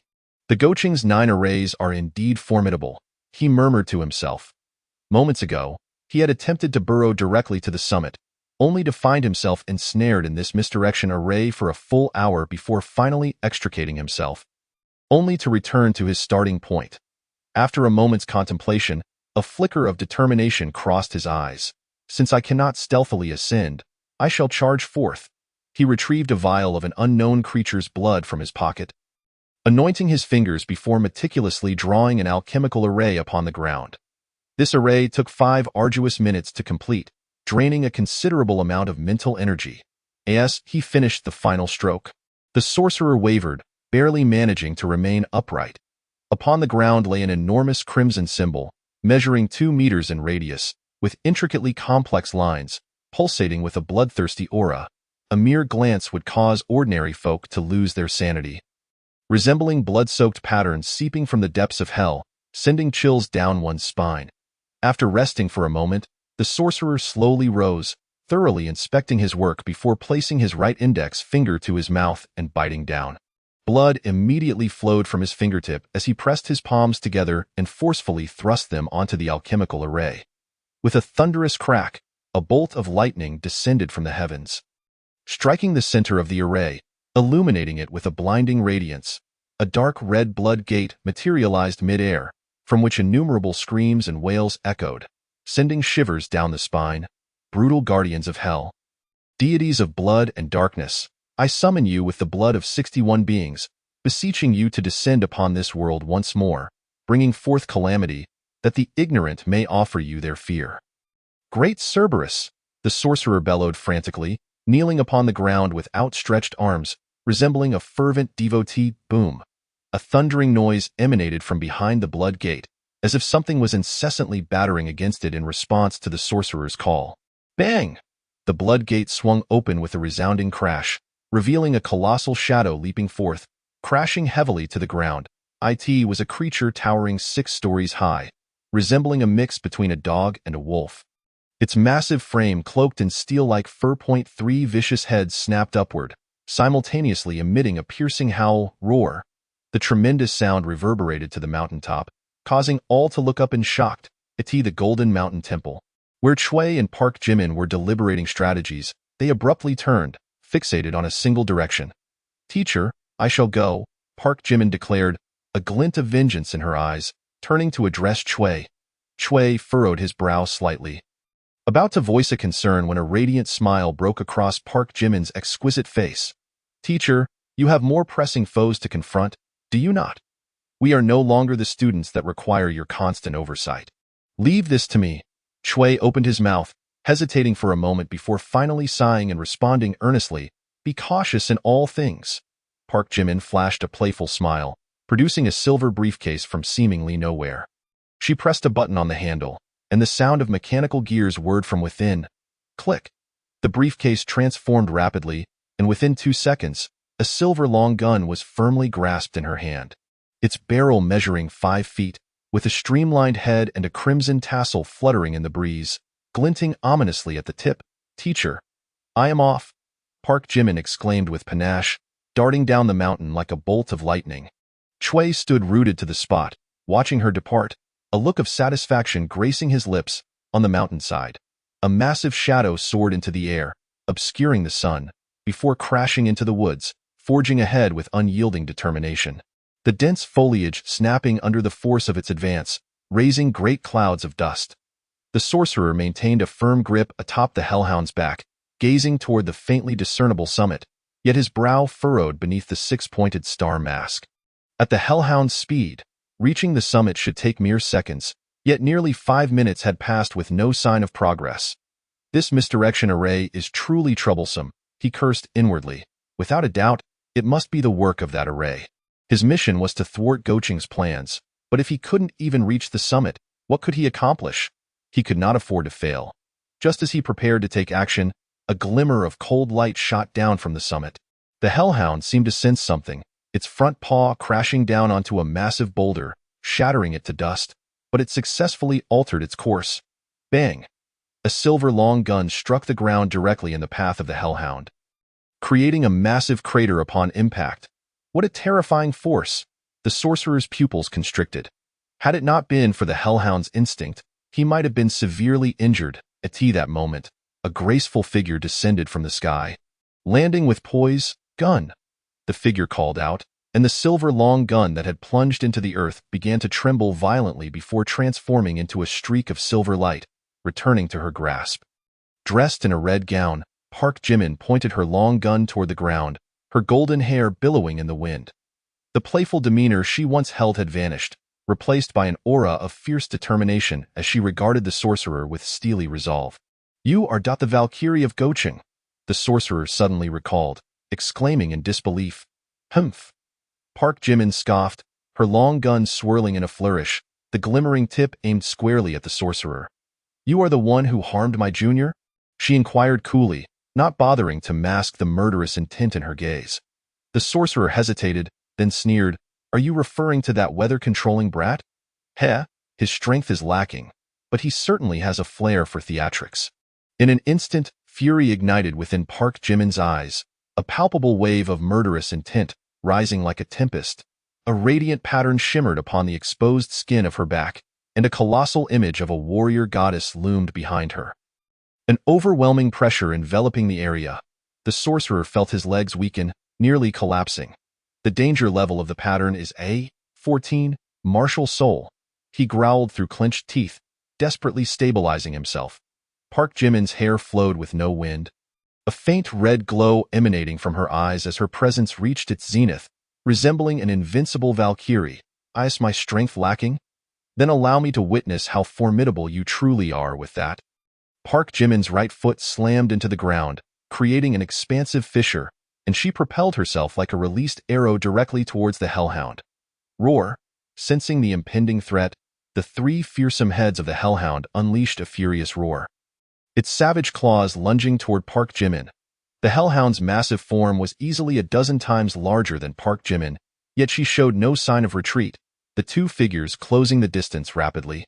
Park Jimin planted her left foot firmly, twisting her waist as her silver long gun blurred into motion, striking the claws head-on with the force of a dragon. Clang! The sharp sound of impact echoed across the mountainside. The ground beneath them unable to withstand such power, resulting in a deep crater. A gale erupted between the claws and the long gun, rustling the surrounding leaves in a cacophony. The hellhound staggered back several paces, while Park Jimin only retreated 2 steps before regaining her footing, astonishingly gaining the upper hand in this clash of strength. The sorcerer had leapt from the hellhound's back at some point, his mouth twitching beneath the mask. What manner of creature is this woman, to contend with the hellhound in strength and emerge victorious? Raising her long gun, Park Jimin's eyes glinted with disdain as she coolly remarked, "Your strength is truly nothing to boast about." Chapter 24. The Soul Manifestation. The raspy laughter of the sorcerer emerged from beneath his mask, akin to a venomous serpent flicking its tongue, instilling a chilling dread. What of the Valkyrie? I have yet to make my move. With that, he leisurely retrieved a pair of white gloves from his pocket and donned them, the backs of each glove adorned with intricate and enigmatic alchemical sigils. Park Jimin raised an eyebrow as her spear emitted a resonant hum. Her back arched slightly as she gathered her strength, launching herself forward once more. The sorcerer stood firm, muttering incantations under his breath. The red sigil on the back of his right hand flared to life, and a fireball, the size of a soccer ball, materialized in his palm. The flames danced fiercely upon the surface, casting an ominous glow upon the star-shaped mask. As he swiftly hurled the fireball towards Park Jimin. But that was not all. Under a brief chant, 2 additional fireballs appeared, forming a triangular blockade to restrict her movement. Park Jimin scoffed, exerting force with her right hand as her silver spear darted forward in a flurry of 3 piercing strikes, each aimed at the core of the fireballs. Bang, bang, bang, echoed 3 light sounds, as the fireballs dissipated into streaks of light, cascading towards the ground. Amidst the luminous trails, the graceful Valkyrie showed no signs of hesitation, her spear thrusting directly toward the sorcerer's heart. The sorcerer's pupils constricted in alarm. Without a moment's thought, he pressed his left hand firmly against the ground, sinking rapidly into the earth. Failing to land her strike, Park Jimin halted, a frown creasing her brow as she murmured, "An earth-shifting technique?"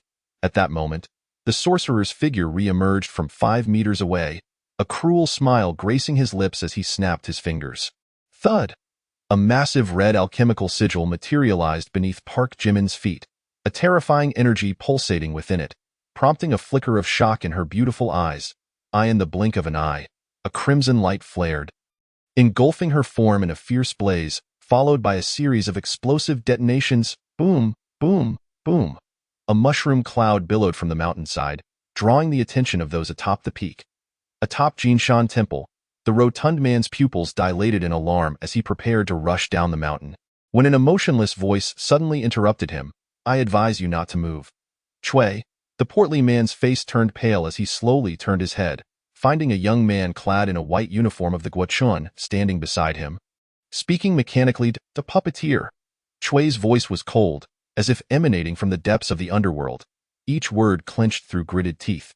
"How did you breach the 3 talents maze? Who said I passed through the 3 talents maze?" The young man smirked stiffly. "I merely controlled your subordinate from another mountain peak, directly allowing him to infiltrate your ranks." Chui snorted disdainfully, maintaining his composure. "That holds no significance. Your true body is too far away, and you can only manipulate this puppet, rendering you no match for me." "Oh?" The young man swiftly drew a handgun, pressing it against his own temple. "Do you truly care so little for the life of your subordinate?" Observing Chui's ashen face, the puppeteer's laughter echoed. "I need not engage you in combat. As long as I grasp your weakness, you shall have no choice but to submit, and your greatest weakness, Lord Ming, is your compassion for the weak. Despicable coward." Fury surged within Chui, his eyes filled with conflict as his fists clenched tightly. Meanwhile, an absolute darkness began to spread from beneath him, as the temple summit plunged into a bone-chilling cold. After a prolonged moment, he gradually relaxed his fists, the darkness receding as he gazed towards the direction of the explosion, his eyes fraught with concern. "Jimin, you must be safe." The sorcerer surveyed the ruins left in the wake of the explosion, a cold sneer escaping his lips. "What of the Valkyrie? She was but a puppet in my hands." Yet, in his moment of triumph, he noticed the hellhound beside him, its muscles taut and its gaze unwavering. As if bracing for an impending threat, a jolt of unease coursed through the sorcerer's heart, compelling him to turn and scrutinize the wreckage, a foreboding sense creeping in. Before his eyes, the swirling dust seemed to be stirred by an invisible hand, coiling and accelerating until it formed a tornado. The intense centrifugal force rustled the leaves around, pulling small stones from the ground into the vortex. Within this tempest stood a figure clad in red, poised with a silver spear. As she flicked her weapon, a faint dragon's roar echoed through the air, and the tornado erupted, scattering the surrounding trees as if they were mere twigs, creating a gaping hole in the clouds above. As though the heavens had been pierced, the wind howled fiercely, and the menacing hellhound crouched low, Its claws dug into the earth as it roared defiantly. The sorcerer was blown back several steps, hastily sketching a rune in the air to regain his footing. What manner of monster is this woman? His face darkened with dread. As the tempest subsided, the red dress was torn away, revealing her alabaster skin. Yet Park Jimin remained unfazed, her gaze coldly fixed upon both man and beast. Is this truly the extent of a third-tier ability wielder? She shook her head, a hint of derision curling her lips. Very well, allow me to show you what true strength is. The radiant light from the divine figure behind her surged, her aura escalating dramatically, as that formidable statue of the warrior materialized behind her once more. Now more solid and exuding an even greater pressure. Spirit of the warrior, manifest. She thrust her right hand spear to the ground, her left hand forming an intricate seal as she bowed slightly to the divine figure behind her. A beam of white light shot from the statue into Park Jimin's body, transforming her presence entirely. A torrent of power surged forth from her form, an overwhelming pressure enveloping the entire area. Her expression grew solemn, her gaze exuding an air of superiority that left the sorcerer trembling in fear. As she stood there, compelling him to avert his eyes, in his mind, information regarding this perilous spirit rushed forth. Danger level 14. War spirit, capable of communicating with deceased strongholds. Should they grant their approval, one could receive the protection of the war spirit, wielding their most proficient techniques, even allowing for direct manifestation. However, the conditions for utilizing this ability were exceedingly stringent. Firstly, the deceased must have slain countless foes, their bloodlust lingering in one place for long periods to facilitate communication. Secondly, gaining their approval was an inherently vague concept, often fraught with life-threatening risks. Failure would lead to the utter annihilation of the host. This woman must be in a state of spirit manifestation, the sorcerer mused inwardly, but what manner of being could possess such tremendous might? May I inquire your name, esteemed one? The sorcerer managed to lift his head, his voice trembling. The red-clad figure's expression remained unchanged as she raised her spear, a deep male voice emanating from her lips. Zhao Zilong of Changshan, I am here to battle. Chapter 25. The spear pierces the heavens. Zhao Yun? The sorcerer's face twitched beneath his mask, disbelief washing over him. She had managed to find the warrior spirit of Zhao Yun, one of the 5 tiger generals, and had gained his approval? Before the sorcerer could utter a word, Park Jimin's figure blurred, vanishing from sight, so swift, a level entirely beyond before. The sorcerer's pupils constricted in alarm. The hellhound beside him roared, preparing to act, when suddenly, the leftmost head exploded. A spear piercing forth from the blood mist, blood splattered across Park Jimin's face, yet she remained expressionless, resembling a cold and ruthless demon. Roar, roar. The remaining 2 heads howled in madness, their fearsome fangs snapping towards her. But the red-clad figure effortlessly evaded all attacks, leaving behind fleeting afterimages. 2 dragon roars resonated as Park Jimin struck twice with lightning speed. 2 piercing beams of cold light struck the roaring heads, resulting in 2 more bursts of crimson mist. The headless hellhound collapsed lifelessly, blood gushing forth like a fountain, its body dissipating into specks of dark mist that vanished into the sky. 3 strikes. She had annihilated her greatest weapon in but 3 thrusts.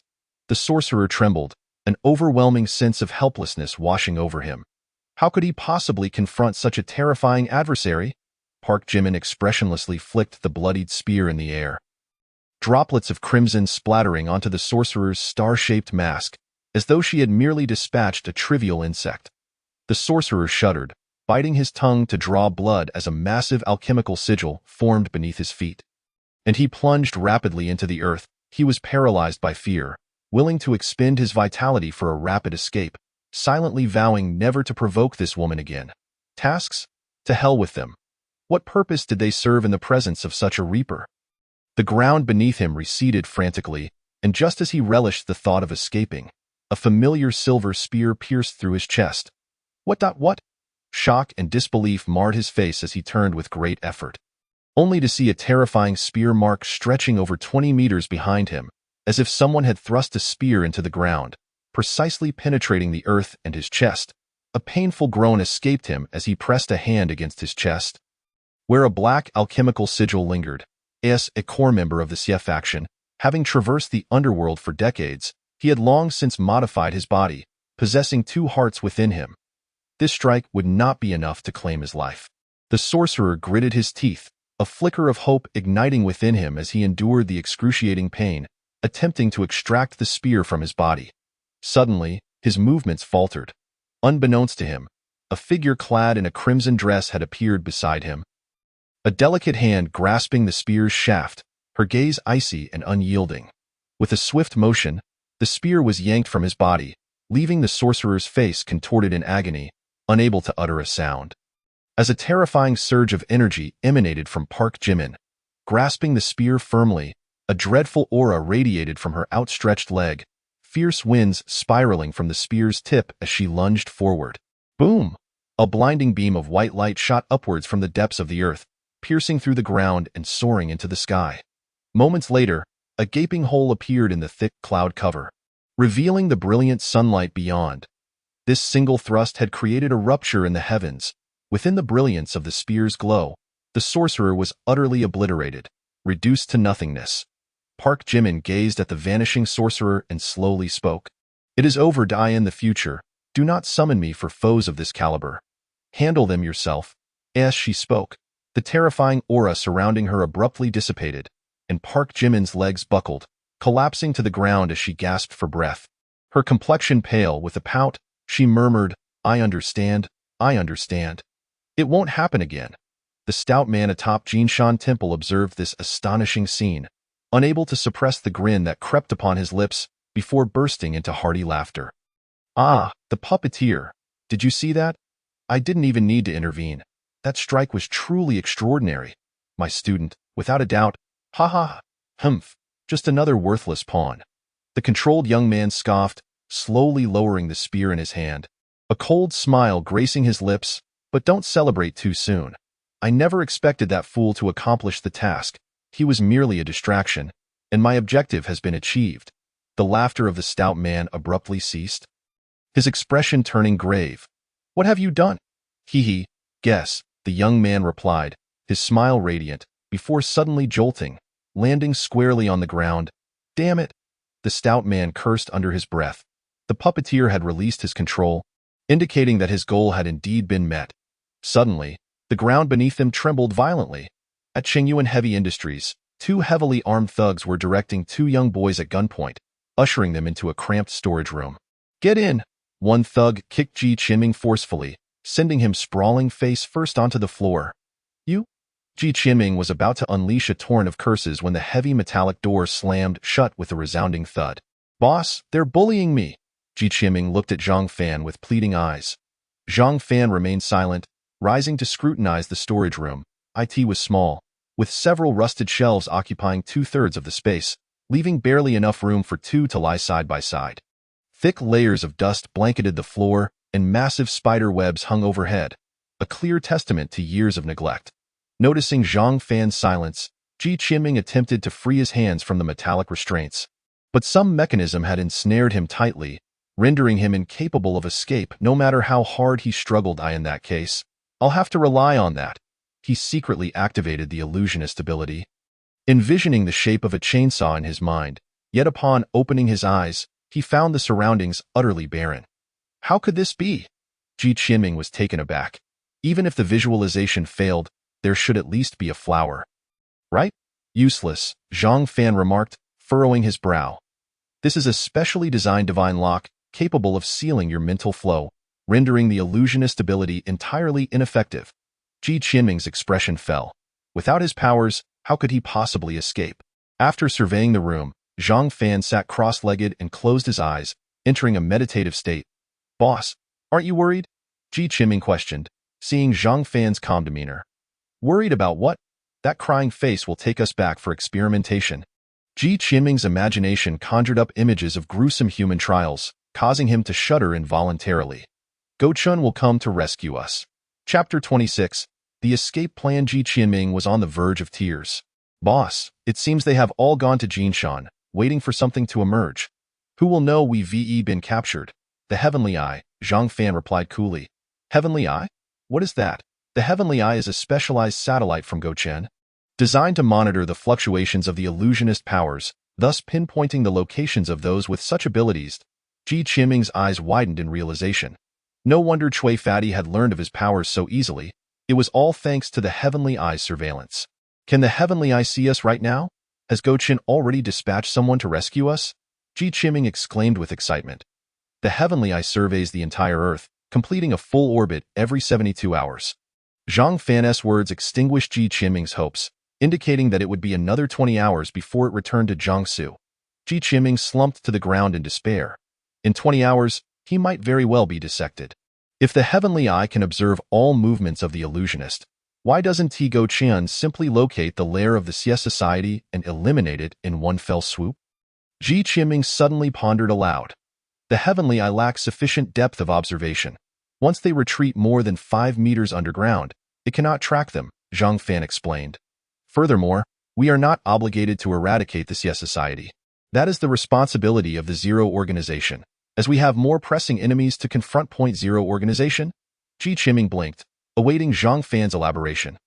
Zhang Fan gave him a weary glance before explaining, for every organization of superpowered individuals, there naturally exists a counter-organization, and the Zero Organization is specifically tasked with dealing with the Xie Society. National Anti-Terrorism-Powered Individuals, Zero Organization. Ji Qiming murmured to himself, finding the concept rather appealing.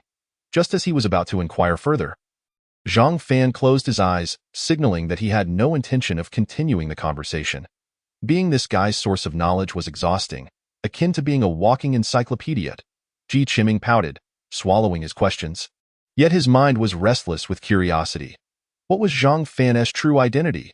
Despite being a newcomer like himself, how did he possess such extensive knowledge? After much contemplation, he could not arrive at a satisfactory conclusion and eventually closed his eyes, allowing his consciousness to sink into the mirror of his mind. The surroundings remained unchanged, save for the plethora of small text added to the window depicting his soul energy collection. Li Godin. Soul Energy 4. Wang Taizhu. Soul Energy 7. Zhang Wei. Soul Energy 6. Ji Qiming scrolled through the touch screen for what felt like ages before reaching the end, all entries displayed in vivid red. He was filled with confusion. Who were these people? He didn't recognize a single one. And with so much angry soul energy, when had he offended so many? As he flipped to the last entry, a deep crimson record caught his eye. Qing Liao. Soul Energy 50. This must be the man wearing the green ghost mask. The name was quite fitting. When had he ever crossed paths with so many before killing him? Suddenly, a memory flashed in his mind of running with a motorcycle gang. And he couldn't help but smirk. Finally found you, my benefactors. Ji Qiming estimated that this group combined had provided him with nearly 400 soul energy points. The progress bar, which had initially been at 1/5, had surged to 3/5. What a boon!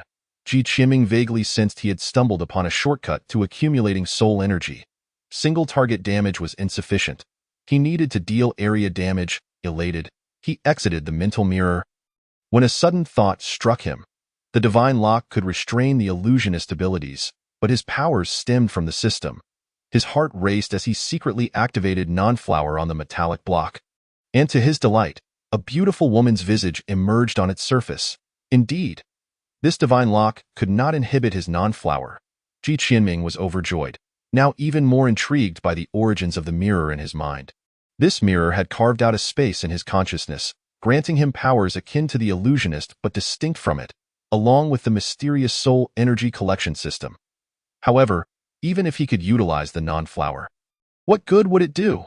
There were no mirrors in this cursed place, and the reflection capability of the divine lock was insufficient for direct manipulation. Was he to call for the thugs outside, claiming he wished to look in a mirror? Ji Qiming calmed himself and began to think critically. Mirrors. Where could he find a mirror? Suddenly, a flash of inspiration struck him. He recalled having seen the entire exterior of this building while under the puppeteer's control. The faade was nearly all composed of highly reflective glass, in other words. Ji Qiming's eyes lit up. Boss, I've thought of a way to summon Goucheng to rescue us immediately. Zhang Fan opened his eyes, looking at Ji Qiming with curiosity. What method do you have? Ji Qiming grinned mischievously. You'll find out soon enough, but I must exit this room. Otherwise, my abilities will be too far away to execute. Zhang Fan's eyes brightened. Your ability can be used? Ji Qiming nodded. gesturing toward the door and casting a knowing glance at Zhang Fan. Someone, quick, someone. This metallic block is about to explode. Cries of horror echoed from the storage room as the two thugs outside turned pale, exchanging alarmed glances before rushing into the room. What the hell are you screaming about? The thug barked menacingly.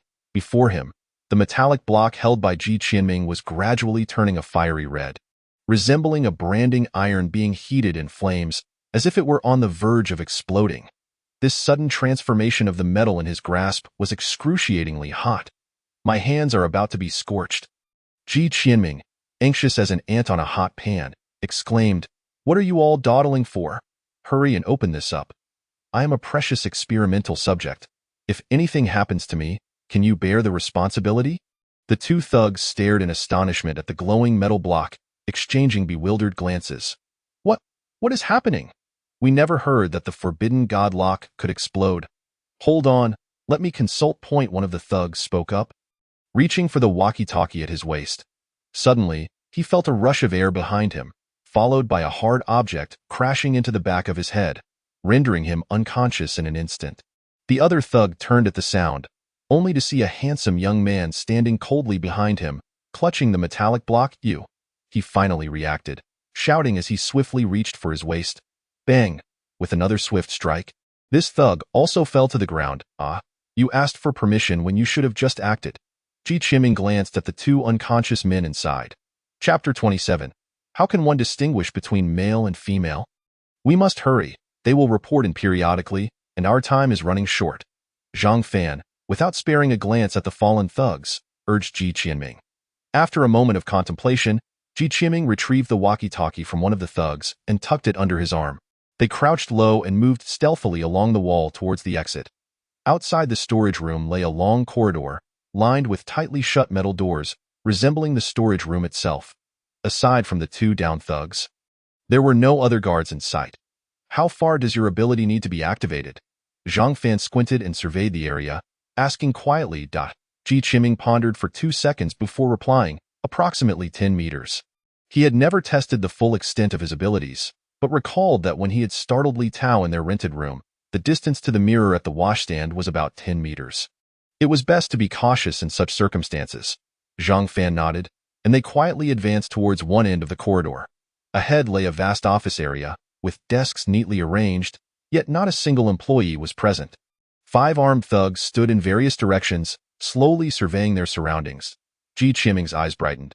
He noticed that the partition between the manager's office and the regular office area was made of glass with good reflective properties, and the floor-to-ceiling windows of the manager's office formed the outer layer of the building's glass facade. Ji Qianming nudged Zhang Fan, signaling him to look towards the manager's office.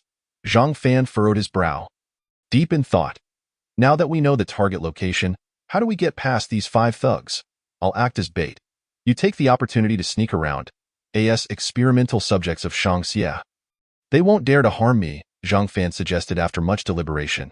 Ji Qianming shook his head and began to retreat down the corridor.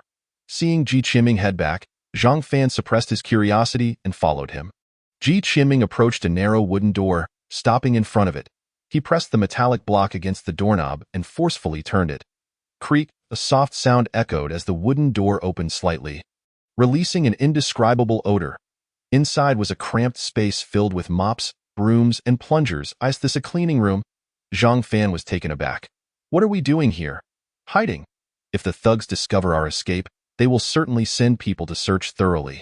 This conspicuous place is no hiding spot. Just as he was about to voice his concerns, Ji Qianming pulled him inside and whispered, Boss, I will use this walkie-talkie to report our escape, directing all thugs on this floor to search in the opposite direction.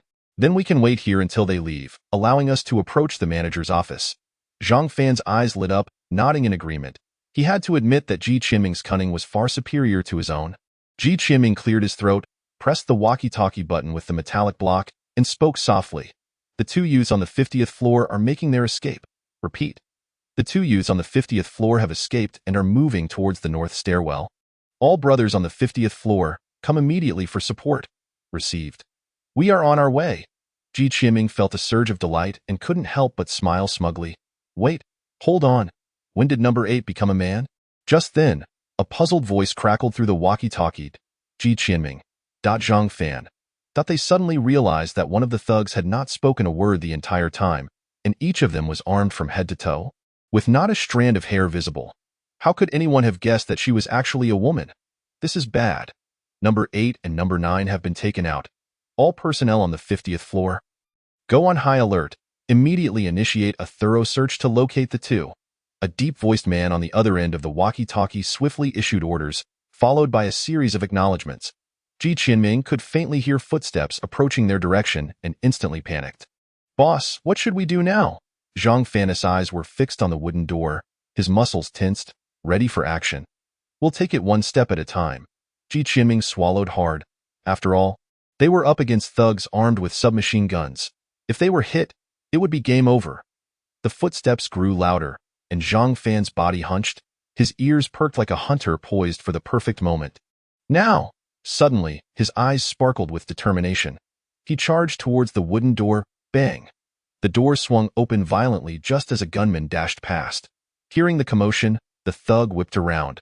Without awaiting the door's descent, Zhang Fan, as if he had anticipated the thug's position, swiftly twisted his body, and the metallic block arced downwards, striking the thug's face with tremendous force. A blood-curdling scream erupted as the thug's mask shattered upon impact, embedding itself into his face, leaving him crumpled on the ground in a bloody mess. Ji Qinming stood dumbfounded beside him. This was incredibly fierce. Even without his abilities, the boss was still terrifyingly strong. Run! Zhang Fan shouted as he noticed Ji Qinming lingering, and Ji Qinming snapped back to reality, sprinting towards the office area. At this moment, only one thug remained in the office area. Upon seeing the two rushing towards him, he froze momentarily, then swiftly raised his weapon and pulled the trigger. Rat-a-tat-tat. The submachine gun spat fire, bullets flying towards Ji Qinming and Zhang Fan. They both dove to the ground, one rolling beneath a cluster of desks. You go! Leave him to me! Zhang Fan yelled, lifting the metallic block above his head, deflecting a barrage of bullets that ricocheted off the block with a deafening clamor. Zhang Fan quickly maneuvered beneath the desks and, glancing at the metallic block in his hands, noted that it bore no bullet marks whatsoever. It was made of an unknown material, remarkably resilient. Hearing Zhang Fan's shout, Ji Qinming gritted his teeth and surged towards the door of the manager's office. The glass room loomed closer, but just then, the thug entangled with Zhang Fan seemed to notice him, abruptly turning to fire in his direction. Get down! Zhang Fan's voice rang in Ji Qinming's ears, and without a moment's hesitation, he dropped to the ground, narrowly avoiding a hail of bullets that whizzed past his scalp, sending a cold sweat down his back. The thug was about to shoot again when Zhang Fan sprang up from beneath the desk, launching himself off the tabletop and directly at the thug. The thug, caught off guard while aiming, was knocked to the ground as the two engaged in a fierce struggle, with Zhang Fan on top, mercilessly swinging the metallic block until the thug lay bloodied and beaten. At that moment, Ji Qinming finally dashed into the glass room. Chapter 28. Save me, Goucheng! The leaf pattern on Ji Qinming's chest shimmered as he swiftly activated the non-flower. Boss, hurry in! Ji Qinming shouted to Zhang Fan. Zhang Fan, having dispatched the thug, leaped over the desks with the agility of an extreme parkour athlete, swiftly entering the manager's office. Ji Qinming shut the door and activated his ability, causing their figures to swiftly vanish from the glass room. Just then, several armed thugs burst into the office area, scanning their surroundings. Strange, I distinctly heard gunfire from here. How is it that there is not a single shadow in sight? Number 3, one thug exclaimed, spotting the bloodied remains of the third thug sprawled on the floor. They must have been here. The man at the back furrowed his brow and spoke. They must have escaped to another floor. Immediately notify the brothers on the 49th floor to remain on high alert. Shouldn't we inform the flower demon on the 51st floor? The flower demon is already aware, and if they dare to approach the 51st floor, it would be akin to seeking their own demise. The thug chuckled coldly. Inside the glass room, Ji Qinming plopped down on the floor, breathing heavily, having just escaped a perilous situation. If this were in the past, he would never have imagined being chased by someone wielding a submachine gun. Can they no longer see us? Zhang Fan asked, glancing as the thugs' gazes swept past their hiding spot, seemingly oblivious to their presence. This was the first time he had witnessed Ji Qinming employ the mirror illusion ability, and he couldn't help but feel a twinge of curiosity. Ji Qinming smiled and explained. My ability allows me to manipulate the physical rules governing the surfaces of reflective objects. I absorb a portion of the light on the glass surface, rendering us invisible. Zhang Fan nodded and promptly inquired, has the distress signal been sent out? Can they see it? Ji Qinming flashed a radiant smile. Rest assured, my leader, they will undoubtedly see it. Look over there. What is that? This building actually has a display screen. This is the first time I've seen one at Goucheng. Help? What does that mean? It must be an advertisement. It appears to be a heavy industry enterprise, and Goucheng is likely the name of a new product. I see. On the gigantic glass facade of Qingyuan Heavy Industries in the city center, enormous red letters gleamed brilliantly under the sun. Goucheng, help! Each character towered nearly 5 stories high, with the final exclamation mark soaring across 8 floors. Coupled with the striking crimson hue, the entire city center's populace instantly turned their attention to this remarkable structure. On the side of a street in the city center, 2 figures stood in stunned silence, gazing up at the colossal characters, their mouths twitching uncontrollably. Your Majesty, what is this? The bespectacled man, bearing a long wooden box on his back, gasped in shock. The middle-aged man beside him, clad in a beige trench coat, chuckled after a brief pause. How amusing, truly amusing. This is the first time the name Goucheng has appeared so boldly before the world. The bespectacled man opened his mouth, uncertain of what to say, realizing he was witnessing something unprecedented. I fear the rascals back at Goucheng Academy will feel a sense of kinship upon seeing this scene. Qing Douda, our 2 little friends seem to be in peril. You should assist them, the middle-aged man remarked with a smile. But, Your Majesty, if I'm not present, the bespectacled man hesitated, gesturing towards the wooden box on his back. Once you handle it, come find me. What? Do you doubt my strength? The middle-aged man raised an eyebrow, playfully chiding him. The bespectacled man quickly shook his head and replied respectfully, Your Majesty, please be cautious. I will conclude things here promptly. With that, he sprinted towards Qingyuan Heavy Industries, burdened by the hefty wooden box. The middle-aged man silently observed the vivid Goucheng help sign, lost in thought. Master, look over there. The silver-haired girl pointed at a nearby building, addressing the woman beside her. Goucheng, help? The woman raised an eyebrow, inquiring which of Goucheng's juniors was responsible for such a flamboyant display. The silver-haired girl smiled gently, her crescent-shaped eyes fixed on Qingyuan Heavy Industries, softly remarking, I find it quite intriguing. I wonder what sort of person could conceive such an attention-grabbing idea. After a moment's contemplation, the woman suggested, let us go take a look. After all, they are from Goucheng, and we should lend a hand if possible. Yes, master, the silver-haired girl replied with brightening eyes. Qingyuan Heavy Industries. On the 51st floor, Huaxia raised an eyebrow and coldly inquired, are you saying that despite searching the entire building, you have not located them? Indeed, my lord. The voice from the intercom trembled slightly. We have dispatched all personnel for a thorough search and believe we will dot soon. Useless. Huaxia's expression darkened beneath her mask.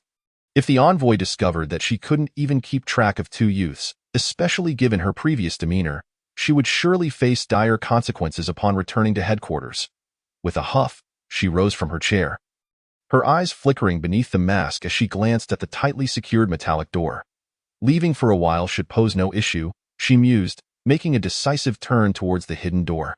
On the 50th floor, Ji Qinming lounged leisurely in a comfortable executive chair, his legs propped on the desk, relishing the sight of the frantic thugs outside searching for them. Simultaneously, he noticed lines of red text appearing on the mirror. Li Yi Soul Energy Collection 3, Kai Shukuan Soul Energy Collection 5, Lu Han Soul Energy Collection 4. What good people, Ji Qinming thought, wishing he could step outside and shake hands with each of them to express his gratitude for their contributions to his soul energy. Zhang Fan stood quietly to the side, meticulously observing the situation outside. Suddenly, a petal floated down the ventilation duct, swirling in the air before gently landing on Ji Qinming's nose. He casually brushed it away, momentarily stunned. Wait a minute, at this height of over 50 floors, where could a petal possibly come from? Just as Ji Qinming pondered this, a beguiling figure wearing a rose mask sauntered into the office area from the corridor. My lord, several thugs greeted her, bowing in unison. Huaxia, in her high heels, delivered a fierce kick to one thug's head, her sharp heel piercing through his skull.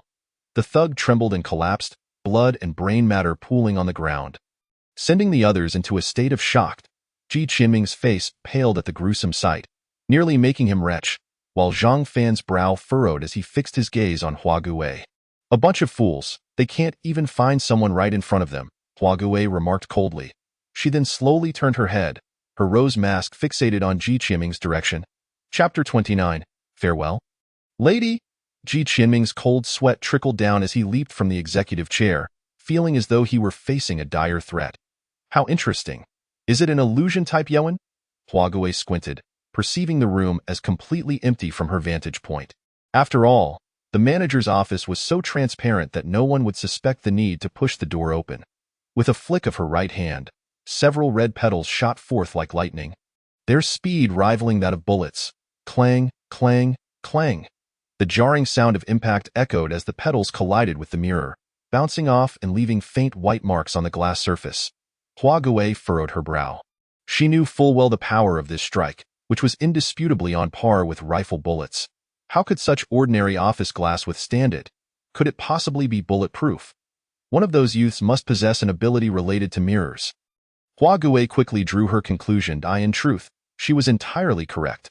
As soon as Huaxia raised her hand, Ji Qinming had sensed the impending danger and maximized the glass's hardness to barely withstand the attack. Huaxia scoffed, her legs Yuan shimmering as a dense cloud of rose petals materialized, rushing towards the manager's office. The myriad petals sliced at a small area of glass like a multitude of blades, swiftly etching deep white marks within mere moments. Boss, I can't hold on any longer. Ji Qinming gritted his teeth, pushing his non-flower ability to its utmost limits. However, the sheer volume of petals, all focused on one area, meant that even the armor of a tank would not endure for long under such a relentless assault. A thunderous shattering sound resonated as the glass was completely obliterated, revealing Ji Qinming and Zhang Fan to the gaze of all present. What? The thug's eyes widened in disbelief, having been oblivious to the fact that the two had simply been watching them the entire time. So, we've been toiling away while they were right here? The thugs raised their weapons in unison, aiming directly at the two youths, awaiting Huaxia's command to turn them into Swiss cheese. Do not act rashly. This woman is a third-tier ability user. Zhang Fan calmly interjected as Ji Qinming began manipulating the shards of glass. Ji Qinming trembled. A third-tier ability user? Wasn't he that on par with Reni? If she were a second-tier user, perhaps they could put up a fight, but a third-tier user would be a different story altogether. They would be utterly at her mercy. Surrendering might afford them a chance at survival. After all, even the severely weakened Reni had possessed the ability to kill him, let alone a fully capable third-tier user. Ahahaha, dear sister. I believe there has been a misunderstanding. We merely wish to play a little game of hide and seek with our brothers. Ji Qinming awkwardly chuckled, his smile more akin to a grimace. Huaxia regarded him coldly, but internally, she was quite surprised. She had initially assumed the two had utilized some special means to negate the divine lock in order to use their powers. Yet it appeared that both still bore the divine lock, indicating that one of them possessed the ability to bypass it entirely. No wonder the envoy wanted to bring them back for research. It seemed these two little ones truly could not be allowed to perish. However, injuring them should pose no issue, right? Do not be afraid, little brother. I was merely playing a joke. Huaxia chuckled lightly, her voice laced with an icy undertone. Let us play a game of rock, paper, scissors, shall we? Ji Qinming's eyes lit up. Games were his forte. Yes, yes. How do we play? Can you guess whether I can kill you with a single punch?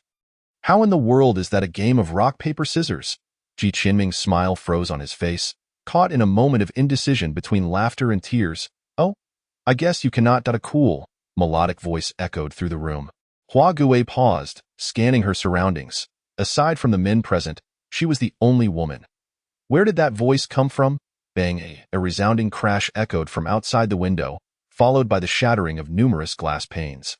Every window on the outer side of the office area exploded simultaneously, and a fierce wind from above surged through the openings, causing the occupants within to stagger unsteadily. Amidst the tempest, a young woman entered through the window, her white trench coat billowing audibly in the gusts, her long hair dancing wildly. An invisible pressure suddenly enveloped the entire space. Shortly thereafter, a silver-haired girl followed her inside, her obsidian eyes scanning the room with curiosity, as if searching for something. Wait! Ji Qinming was momentarily taken aback. Were these not the two enigmatic women who resided next door? He vividly recalled the moment when the young woman had merely exchanged a few glances, rendering him breathless. Were they both endowed with abilities? Were they associated with the Goucheng? Ji Qianming's eyes lit up with excitement as he hastily waved at the two seniors. Are you from Goucheng? Have you come to rescue us? The two women turned to look at him, the young woman's eyes flickering with surprise before her lips curled into a faint smile. We are not from Goucheng. Ji Qianming's heart sank, but her subsequent words reignited his enthusiasm. However, we are indeed here to save you. The silver-haired girl scrutinized Ji Qianming intently, her beautiful eyes shimmering with unspoken thoughts. Who exactly are you? Huaxia glared at the young woman, her stance defensive, sensing a domineering pressure emanating from her. And this is the 50th floor. How did these two women simply walk in from outside? Her gaze flicked to the window, her brow furrowing slightly. There, on one side, an unknown floating light blue object hovered steadily in the air. Was that a block of ice? Before she could comprehend, the young woman turned her head and cast a fleeting glance at Huaxia. Instantly, Huaxia's body trembled involuntarily, a wave of intangible fear spreading through her.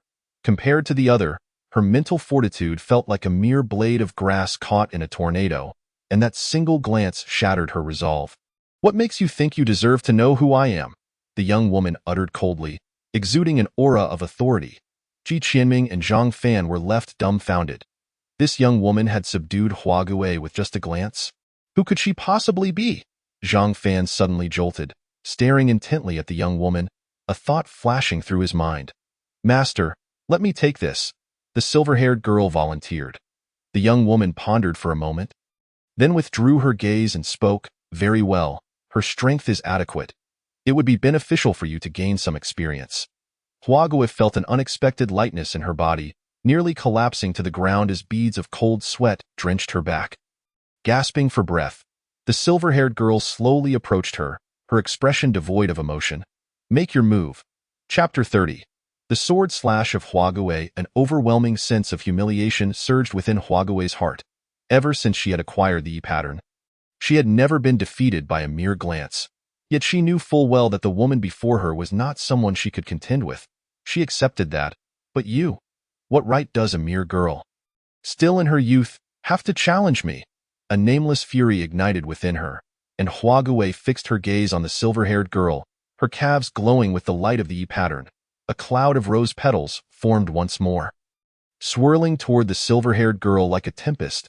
Be careful, Ji Qianming shouted. He was acutely aware of the power of the petal cloud.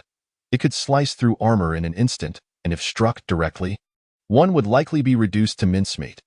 The young woman raised an eyebrow, casting a sidelong glance at the anxious Ji Qianming, a hint of amusement sparkling in her eyes. The sound of his warning. The silver-haired girl halted momentarily, then a flash of white light emanated from her collarbone. With a firm stomp of her right foot, a robust ice pillar erupted from the ground, freezing much of the red cloud. Indeed, it was related to ice. Huaxia's brows knitted tightly beneath her mask. Ice powers were her nemesis. She had to exert all her strength in this battle.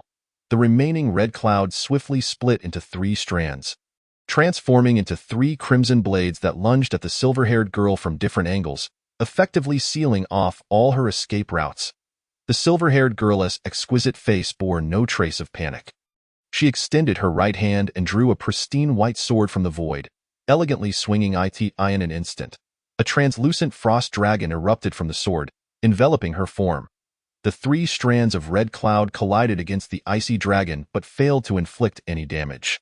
The dragon quivered momentarily, and a wave of white frost began to spread across the red cloud, visibly slowing its slicing speed until, after a few breaths, it was entirely frozen. What is this technique?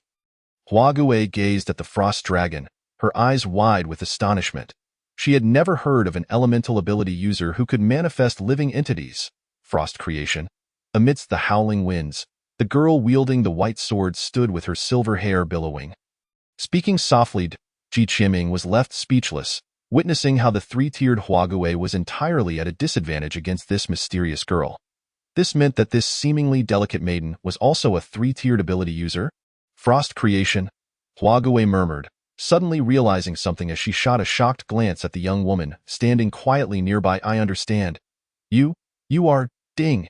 At that moment, the intercom at Huagui's waist crackled to life, a panicked male voice coming through. Lady Huagui. A young man wearing glasses and carrying a wooden box has barged in through the main entrance on the first floor, claiming to be looking for his junior. We can't stop him. He has already fought his way to the 6th floor. At this moment, Huagui was deaf to the intercom's message, her heart sinking into despair beneath her mask. The young woman smiled at Ji Qianming and said, Your comrades from Goucheng have come looking for you. Ji Qianming's eyes sparkled with hope. They had finally arrived, and it sounded as though this senior was exceptionally brave. Boss, did you hear that? The people from Goucheng are here. Zhang Fan absent-mindedly nodded, his gaze darting between the young woman and the silver-haired girl, lost in thought. The silver-haired girl furrowed her brow, directing the tip of her sword at the dazed Huagui. Why have you stopped fighting? Fight! Huagui let out a self-deprecating laugh, pointing at the young woman. Even if I could defeat you, how could I possibly contend with her? What difference does it make whether I fight or not? As the silver-haired girl opened her mouth to respond, the yi pattern on Huagui's calf suddenly glowed. Bang! With a soft sound, Huagui transformed into a whirlwind of rose petals, swept away by the gale towards the building's exterior. Qishue, she's trying to escape. The young woman observed Huagui's transformation into petals with a calm demeanor. In truth, before she could speak, the silver-haired girl's gaze sharpened, and she leaped after the swirling petals that were being carried away by the wind. Wait, this is the 50th floor, Ji Qianming exclaimed, startled by the girl's audacity. The young woman replied nonchalantly, Do not worry. She will be fine. Outside the building, the wind howled and a mass of red clouds raced down the vertical surface of the skyscraper, with a girl wielding a long sword closely trailing behind. With each step the girl took on the sheer glass, small patches of ice formed beneath her feet, stabilizing her stance. The fierce wind propelled her silver hair like a white cloud. As the two figures sped along the glass, the distance between them rapidly diminishing. Wait! By the 36th floor window, a young man wearing glasses and carrying a wooden box stepped over the bodies of the assailants, his expression momentarily flickering with confusion as he caught sight of the two figures darting past. I cannot allow her to escape any further. Being too close to the ground will draw attention. We must resolve this swiftly. The silver-haired girl furrowed her brows, the yi pattern at her collarbone glowing brilliantly. She drew a white circle in front of her with the sword, issuing a sharp command as a white beam of light shot forth from the circle with incredible speed. In an instant, the red cloud was engulfed by the massive white beam, and amidst the thick ice pillar, a rose cloud shimmered ominously under the sun. The silver-haired girl's movements did not falter for a moment. She forcefully stomped on the glass, propelling herself toward the colossal ice pillar like a shooting star. With her snow-white sword, she executed several swift strikes, then landed gracefully on the vertical glass. Clang, clang, clang. The blade left several deep gashes on the massive ice pillar, which exploded into countless shards, cascading downwards with the wind, while the rose cloud disintegrated into dust, vanishing from sight. Wait, why is there snow in the middle of summer? A passerby on the street wiped his face in bewilderment. Must be the condensation from someone's air conditioning. As he looked up at the sky, a large sun blazed overhead, scorching the earth. Unbeknownst to him, high above on the skyscraper, the girl gazed quietly at the falling ice crystals. Releasing her grip on the sword, her silver hair fluttering against her face in the wind, with a graceful turn, she departed. The 50th floor. Wow, that was incredible! Ji Qianming witnessed the entire spectacle of the silver-haired girl slashing Huagui with her sword, his face a mask of astonishment. Was this the realm of three-tiered ability users? Compared to them, he felt like a mere lamb. The girl gently leaped in through the window, her gaze meeting Ji Qianming's awestruck expression, a faint blush coloring her cheeks as she prepared to speak. Just then, the electronic voice of the elevator echoed from afar. Ding! The elevator doors slowly opened, revealing the young man in glasses, who glanced around before his brow furrowed, hesitating for a moment before striding forward. Qingya, is that really you? A young woman, surprised, exclaimed upon seeing a young man stepping out from the corridor. The young man froze for a moment, his face filled with astonishment as he recognized the woman, and he immediately bowed respectfully towards her. Qingya, Secretary of the Nine Heavens, I pay my respects to your majesty, the Ice Emperor, and to the Ice Emperor's successor. Chapter 31. The Zero Organization, the Ice Emperor? Is this woman indeed the Ice Emperor that Zhang Fan mentioned? Ji Qianming could not recall how many times he had been astonished today, yet he still gazed at the white-clad woman in utter disbelief. No wonder I felt suffocated under her mere glance. Could this be one of the 4 emperors of Huaxia? However, Zhang Fan appeared unfazed, as he had long anticipated the identities of the 2 individuals before him. You have arrived. Zhang Jingyan must be here as well? The woman in white shifted her beautiful eyes and inquired. Your Majesty, the Flame Emperor has already proceeded to Jingshan. I shall depart immediately to ensure I arrive by your side before that entity manifests. Qingya replied, casting a glance at the time. As soon as he finished speaking, the entire building began to shake. An earthquake? Ji Qianming was taken aback. Zhenjiang was not located along the tectonic plate's edge. So logically, it should not experience earthquakes. Qingya's expression changed. While the woman chuckled lightly, it seems you will not make it in time. Your Majesty, I have urgent matters to attend to. I must take my leave. Qingya said urgently, bowing and hastily departing. Just as he was about to leave, he suddenly recalled something and turned to Ji Qianming and Zhang Fan. Junior brothers, I must go ahead, but you may find us at Jingshan. All of the 9 heavens people are there. With that, he transformed into a fleeting shadow, vanishing from sight. The tremors intensified, causing Ji Qianming to stumble, nearly falling to the ground, when a delicate white hand steadied him. He looked up to see a silver-haired girl smiling at him and gently speaking. My name is Zhao Qixue. What is yours? I am Ji Qianming. At Jingshan. Cui Pongzi stood on the ground, observing the violently shaking Jingshan temple. His face pale.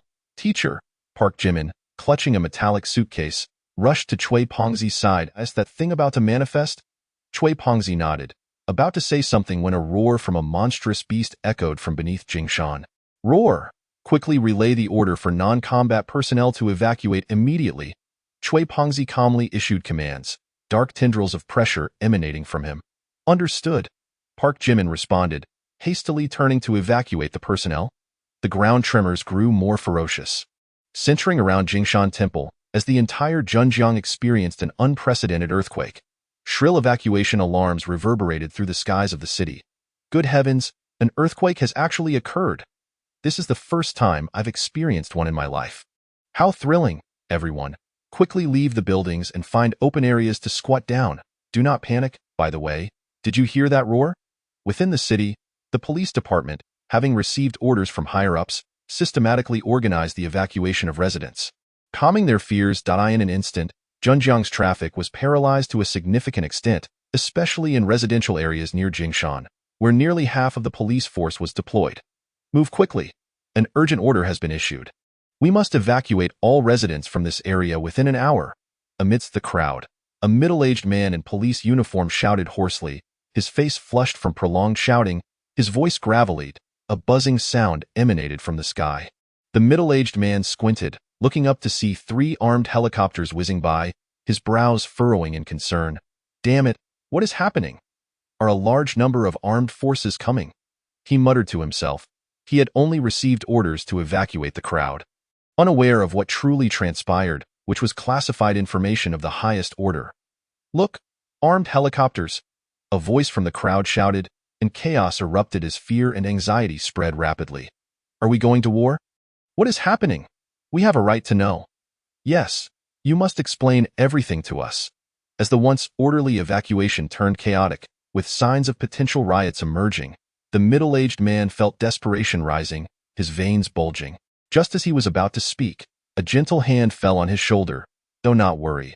I will handle this. A soothing voice came from behind him, and he felt his agitation dissipate, replaced by a sense of tranquility. Turning around, he saw a young man clad in a white robe standing beside him, wearing a warm smile. You are, the middle-aged man inquired, puzzled. The young man pulled out an identification card from his pocket. Upon seeing it, the middle-aged man's expression shifted, and he saluted respectfully. My apologies, sir. I did not realize you were a major general. He was astonished. When had such a young major general emerged? What was the purpose of his visit to this small city? Moreover, what was the Zero Organization? He had never heard of it before. Regardless, the insignia was authentic. Perhaps this was indeed state secret, he mused to himself. The young man removed his white gloves and clapped his hands lightly, instantly silencing the tumultuous crowd, who all turned to face him. Everyone, please remain calm. Due to tectonic activity, the Earth's crust in the Zhenjiang area will experience short-term tremors, but it will conclude shortly. Our government is concerned for your safety and has arranged for 3 armed helicopters to patrol the vicinity. As long as you follow instructions for evacuation, I assure you that your lives and property will remain unharmed. The young man's voice was imbued with an invisible power that dispelled the crowd's negativity, instilling an inexplicable sense of security. Upon hearing this, the crowd displayed expressions of understanding and orderly followed the police for evacuation. The middle-aged man let out a long breath, intending to say something to the young major general, only to find him frowning, gazing in the direction of the departing helicopters, a look of worry etched on his face. Do you think the 9 heavens can truly tame that creature? After all, it is an ancient ferocious beast. Inside the armed helicopter, a middle-aged man with a scruffy beard set down his binoculars, looking somewhat uneasy. If even the 9 heavens cannot handle it, then we will merely be sending ourselves to our doom. A 7 or 8-year-old girl removed her lollipop from her mouth and spoke leisurely. Let us not forget that our primary mission is to prevent that creature's emergence from harming the populace. As for how to subdue it, that is not for us to worry. Look, a little girl is more mature than you. How have you lived for so long? A woman with a long ponytail laughed heartily. The bearded man shot her a glare and raised his binoculars to continue observing. Jingshan. The violent tremors caused the entire temple to sway, the golden light within dimming like a candle flame in a tempest, ready to extinguish at any moment. Cui Pongzi watched the temple anxiously, swallowing hard. Suddenly, amidst a flicker, the golden light vanished completely. The trembling ground fell eerily silent, followed by a colossal hand emerging from the mountaintop, crushing the temple to rubble. Chapter 32. Zhu Yin. In the wake of this, a gargantuan creature, resembling both an ape and a lion, slowly rose from the earth, massive clumps of soil and rock cascading down the mountainside, enveloping the area in dust. The beast threw its head back, its chest swelling slightly, and let out a thunderous roar. A tremendous sound wave radiated from its core, swiftly expanding outward, collapsing several small hills and toppling vast stretches of forest. Cover your ears, Park Jimin shouted to her colleagues behind her, tightly pressing her hands against her ears. Despite her efforts, she was still left dizzy and disoriented, even though they were at least 5 kilometers away from the epicenter. Inside the helicopter, the trio witnessed the visible sound wave rapidly spreading. The little girl huffed, throwing her lollipop out of the helicopter, and a massive invisible barrier materialized before them. This barrier extended for several miles, shielding the nearby residential areas of Zhenjiang from the terrifying sound wave, which crashed against it but was firmly intercepted. Truly impressive, Xianyan, you effortlessly blocked that horrific sound wave. The bearded man gave the little girl a big thumbs up. Xianyan beamed. Now you see my power, don't you? Wait, what is that? The woman with the long ponytail suddenly pointed at the sky. Above, the clouds seemed to be influenced by some mysterious force, rolling violently before gradually converging into a ring shape. The cloud ring began to descend, coming closer to the ground. The 3 in the armed helicopter stared in astonishment at the miraculous sight unfolding before them, their mouths agape in disbelief. What kind of ability is this? The bearded man rubbed his eyes, confirming he was not hallucinating. The clouds are actually forming a ring. What are they planning? As the cloud ring continued to lower, engulfing the area like an iron barrel descending toward the ground, Xianyan suddenly realized they intend to block the view from the outside.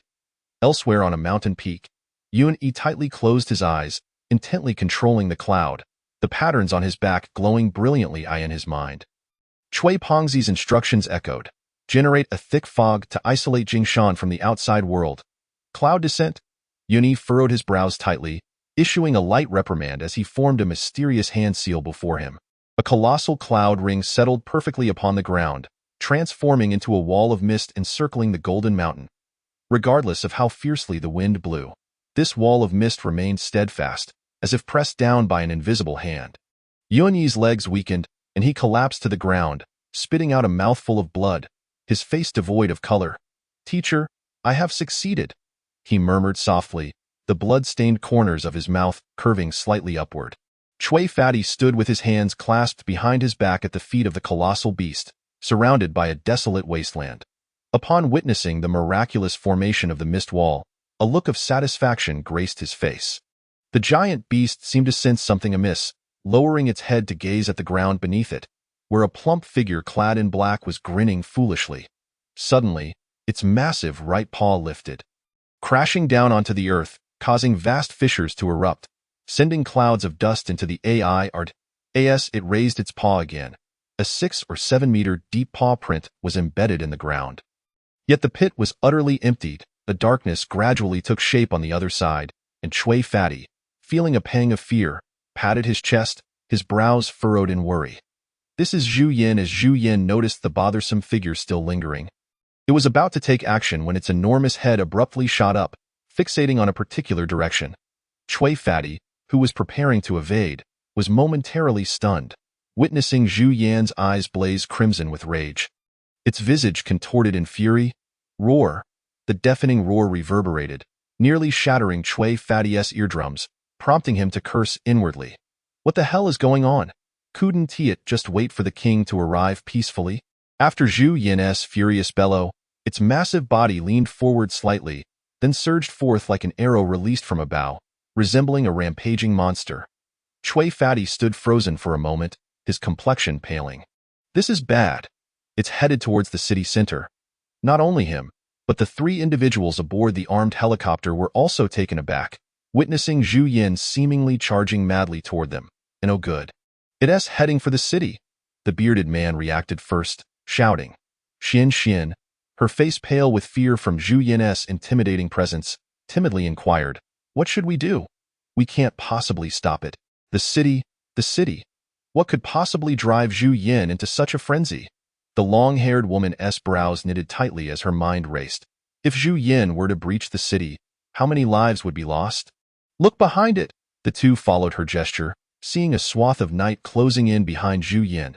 We cannot allow it to enter the city, Chui Fatty declared, removing the walkie-talkie from his hand and shouting. Activate the 7-star exorcism array. Understood. Park Ji-min produced an array plate, swiftly connecting his hands in a series of seals, generating several afterimages. 7-star exorcism array. Activate. A massive blue array suddenly emerged atop the Golden Mountain.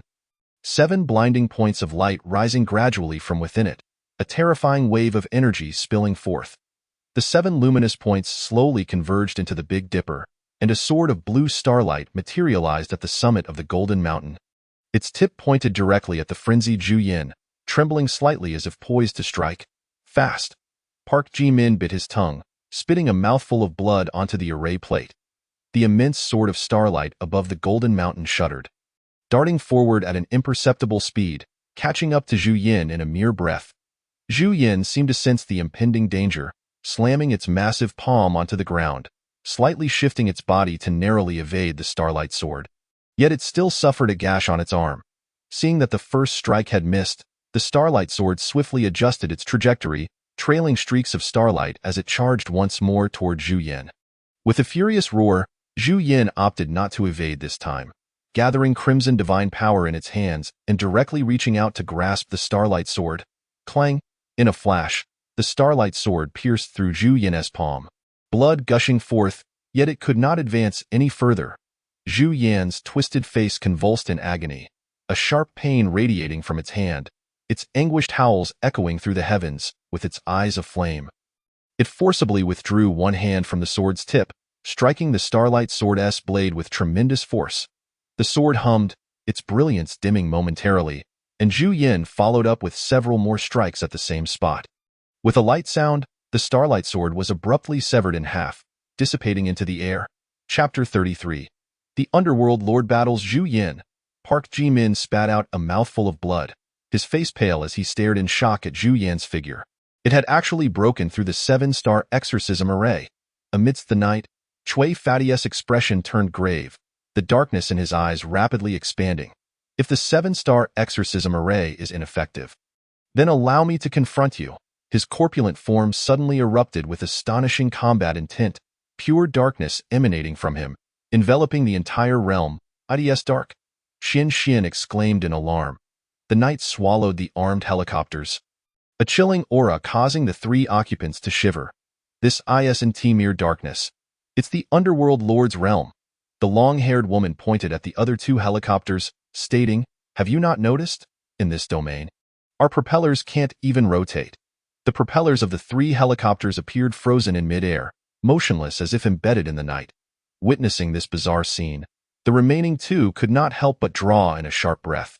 In this realm, everything is controlled by its master, the underworld lord. With a mere thought, we could face annihilation. The long-haired woman continued, "Is this truly the S-13 danger level of underworld? It's indeed perilous." The bearded man shuddered. In the depths of the underworld realm, Zhu Yin vigilantly scanned its surroundings, its crimson eyes flickering, seemingly in search of something.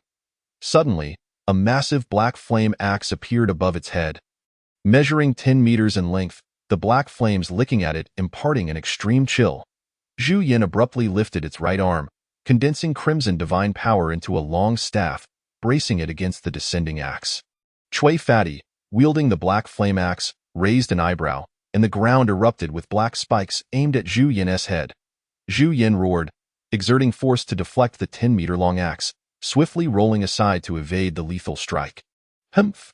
Chui Fatty scoffed, pressing his palms together and slamming them against the ground. "Souls adrift in the Yellow Springs, I summon you in the capacity of the Underworld's sovereign, promising you a chance at reincarnation after this battle. Rise!" As his words fell, pale hands surged forth from the ground, a steady stream of souls answering the call, coalescing into a creature that was neither human nor beast. A white, withered beast. What on earth is this? It's terrifying. Xin Xin shielded her eyes, nearly brought to tears by the horrifying sight. The white, withered beast let out a silent scream, then swiftly charged at Zhu Yin, skeletal hands protruding from its body in a chilling manner. Zhu Yin's eyes revealed a look of disgust, its body leaning back slightly, as it raised the crimson staff high, transforming one end into a sharp point. A whistling wind accompanied the launch of the red spear, which shot forth with lightning speed. The souls within the white, withered beast parted, creating a void that perfectly evaded the attacked eye in the blink of an eye. The white, withered beast reached Zhu Yin, a tide of souls spreading across Zhu Yin's limbs, opening its gaping maw to bite down. The scene resembled a swarm of ants devouring an elephant, as Zhu Yin, engulfed by the souls, let out pained howls, thrashing about desperately to escape the throng of spirits. Yet to no avail. Chui Fatty's eyes gleamed as he stepped forward, each step causing his form to grow larger. After 9 steps, he was equal in size to Zhu Yin, the knight transforming into a cloak upon his shoulders, and his right hand raised high, reforming the black flame battle axe. In that moment, he resembled a dark war god. How impressive! What is this? The bearded man gazed in awe at the imposing Chui Fatty. That is the true form of the underworld lord, terrifying indeed. And no wonder he is a top-tier 4th-level powerhouse, a quasi-royal underworld lord. Chui Fatty held the black flame battle axe aloft, when suddenly, an anomaly occurred. The Zhu Yin, besieged by the souls, displayed a hint of mockery in its eyes. With a powerful stomp of its right foot, the tide of souls was violently dispersed, revealing that Zhu Yin bore not a single scratch. This Zhu Yin is cunning, the thought flashed through Chui Fatty's mind, a chill enveloping him entirely. Zhu Yin?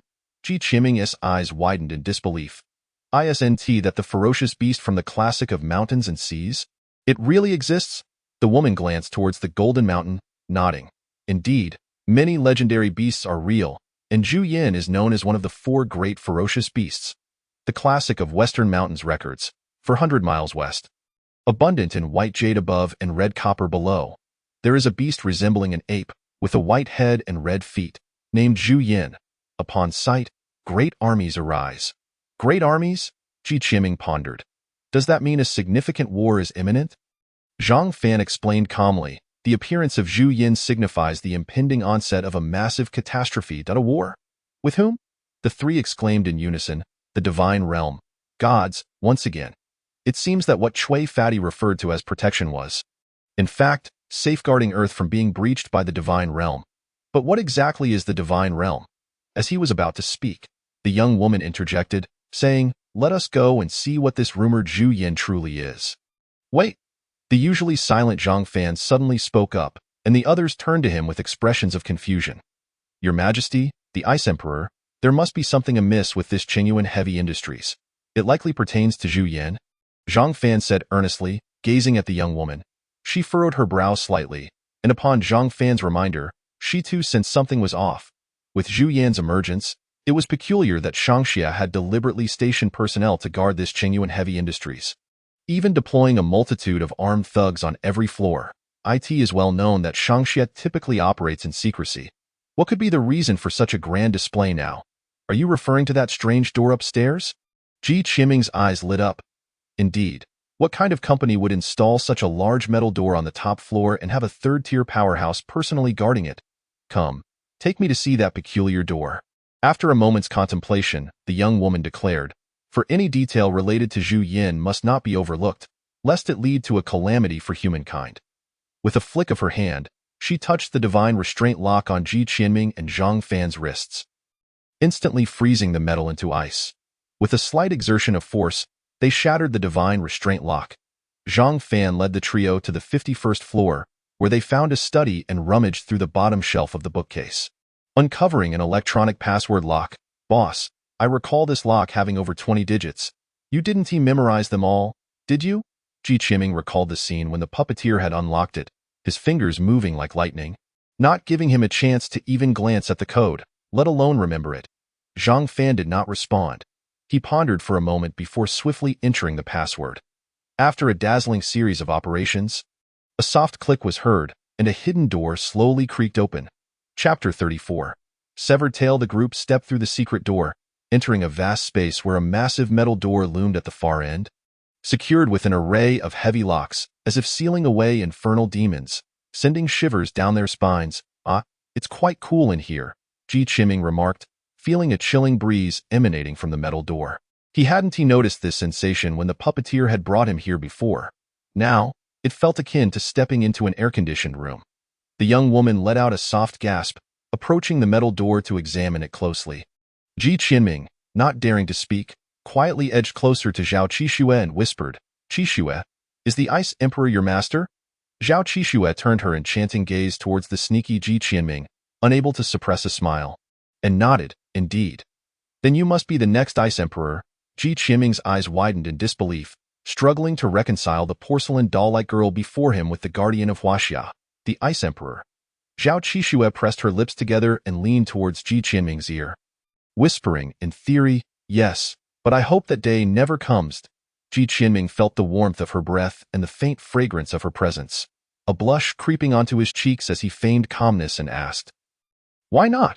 The 4 emperors should be quite majestic. No. The inheritance methods of the 4 emperors differ greatly. The Ice Emperor's inheritance involves the current Ice Emperor selecting a disciple, forming a master-student bond, and then implanting a subleaf mark on the disciple's body. This subleaf mark grows along with the disciple's mental strength but will never exceed the 4th tier. Only if the current Ice Emperor passes away can the disciple inherit the complete imperial mark, thus becoming the true Ice Emperor. You mean? Ji Qiming's eyes widened. Only when your master dies can you become the Ice Emperor? Zhao Qixue's expression turned bitter as she nodded. Exactly. In truth, the inheritance methods of all 4 emperors are quite cruel, which is why I wish to never become the Ice Emperor. Ji Qiming was momentarily at a loss for words. The day one ascends to emperor is also the day their master departs.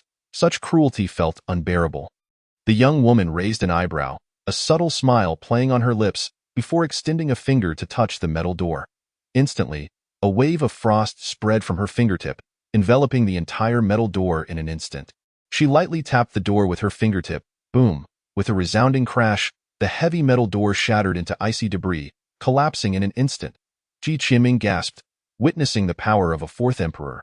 The group peered beyond the door, revealing a 3-meter-high square block of ice standing silently on the ground, within which a thick red rope could be faintly seen, stained with a trace of blood. What is this? Ji Qiming approached, a bone-chilling aura emanating from the ice block, causing him to shiver involuntarily. Pressing his eyes closer, he realized it was not merely a rope. It was covered in red hair, as thick as the trunk of a 1,000-year-old tree. One end sharp with a barb, while the other was smooth and flat, the blood oozing from this side. This is the severed tail of Zhu Yin. The young woman pondered for a moment. articulating each word carefully. Zhu Yan's severed tail? The three were taken aback, glancing once more at the ice block, which indeed resembled a colossal tail. It was said that a great being, during a confrontation with Zhu Yan, had once severed its tail with a single stroke, only for it to mysteriously vanish afterward. It must have been stolen, though whether the organization Huaxia existed at that time, or if it was acquired later through various hands before being collected by Huaxia remains uncertain. If it were the former, then Huaxia's history would be exceedingly ancient. The young woman furrowed her brow, pondering why Huaxia would leave Zhu Yan's severed tail here. What could their intention be? Suddenly, Zhang Fan's eyes sparked with insight as he exclaimed, "They intend to incite Zhu Yan to attack the city." A collective shock rippled through the group as all threads of evidence converged in their minds. From the very beginning, Huaxia's objective had not been Zhu Yan itself, but rather to use the newly emerged Zhu Yan to disrupt the existing human order. They had long been laying the groundwork, acquiring this central city building in advance, as the saying goes. The greatest concealment lies in plain sight, allowing them to both evade attention and lure the newly emerged Zhu Yan into the city. The subsequent actions would be simpler. They merely needed to send individuals to disrupt the arrangements of the Goucheng, rendering them incapable of resisting the wrath of Zhu Yan. Once Zhu Yan appeared before the world, it would inevitably incite panic throughout society and the globe, thus achieving their goal. This is bad. We must head to Jingshan. The young woman quickly pieced everything together, her expression darkening ominously. With a forceful strike, she slammed her palm against the ice block, shattering it along with the severed tail into icy powder. Then, with a gentle wave of her right hand, a massive ice phoenix materialized from the air, its form graceful and lifelike. Jingshan, the underworld domain.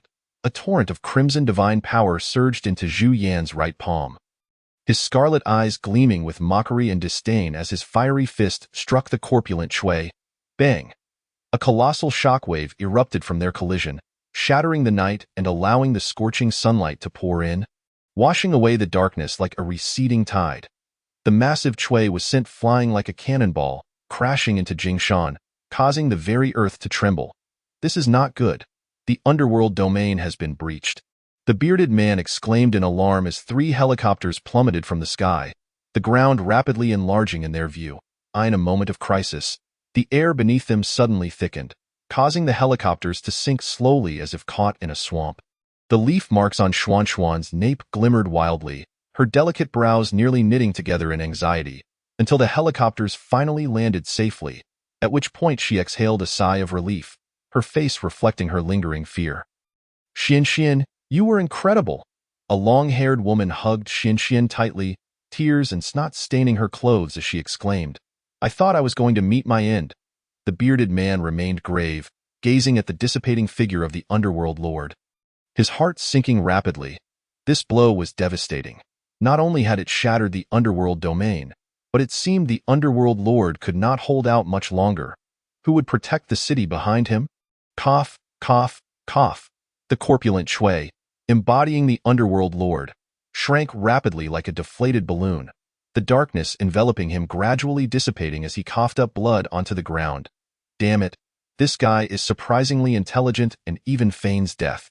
Ive truly underestimated him. His face pale, he raised his head to behold the looming giant, feeling utterly powerless, a sense of despair washing over him. Roar!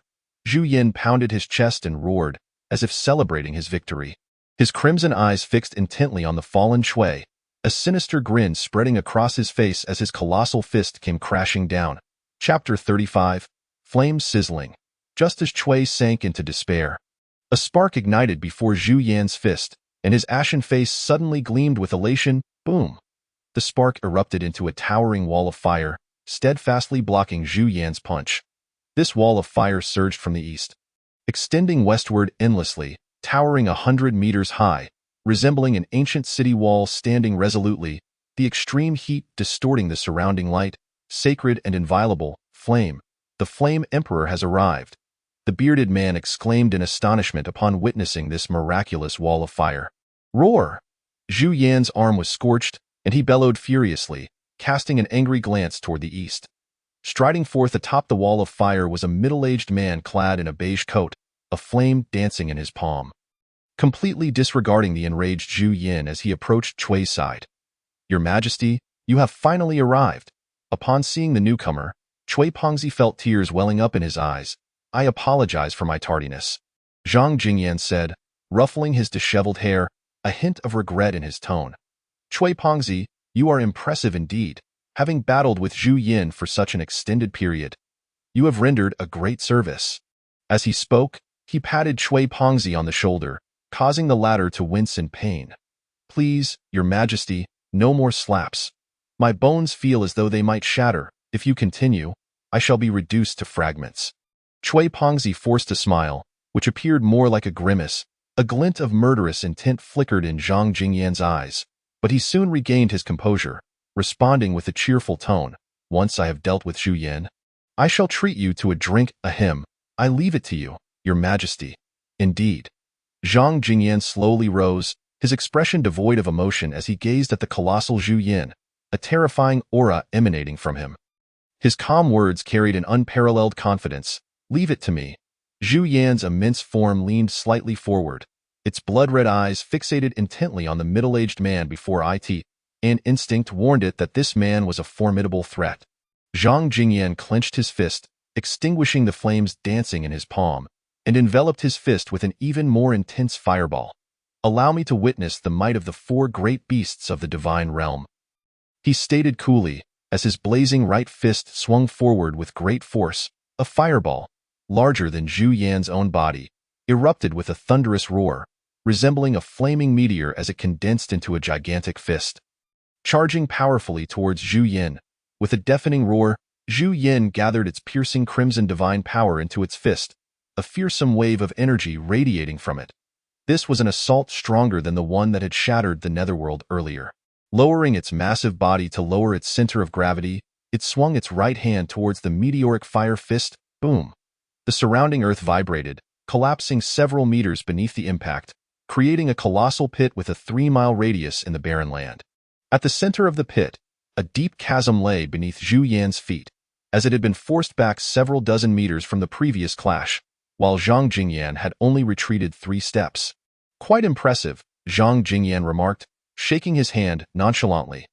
Zhu Yan's piercing gaze remained locked on the man who had repelled it with a single punch, its crimson eyes growing ever brighter, resembling 2 red stars.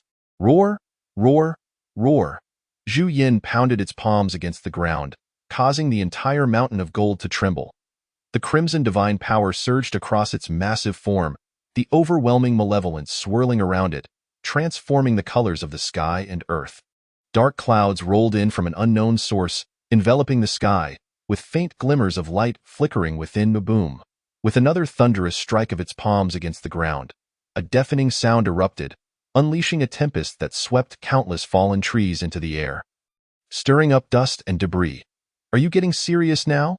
Zhang Jingyan squinted, the fierce winds whipping his coat, yet he remained as steadfast as a rock. Zhu Yin, beast of catastrophe. Amidst the thunderclouds, flickering bolts of lightning multiplied, accompanied by a cacophony of thunder.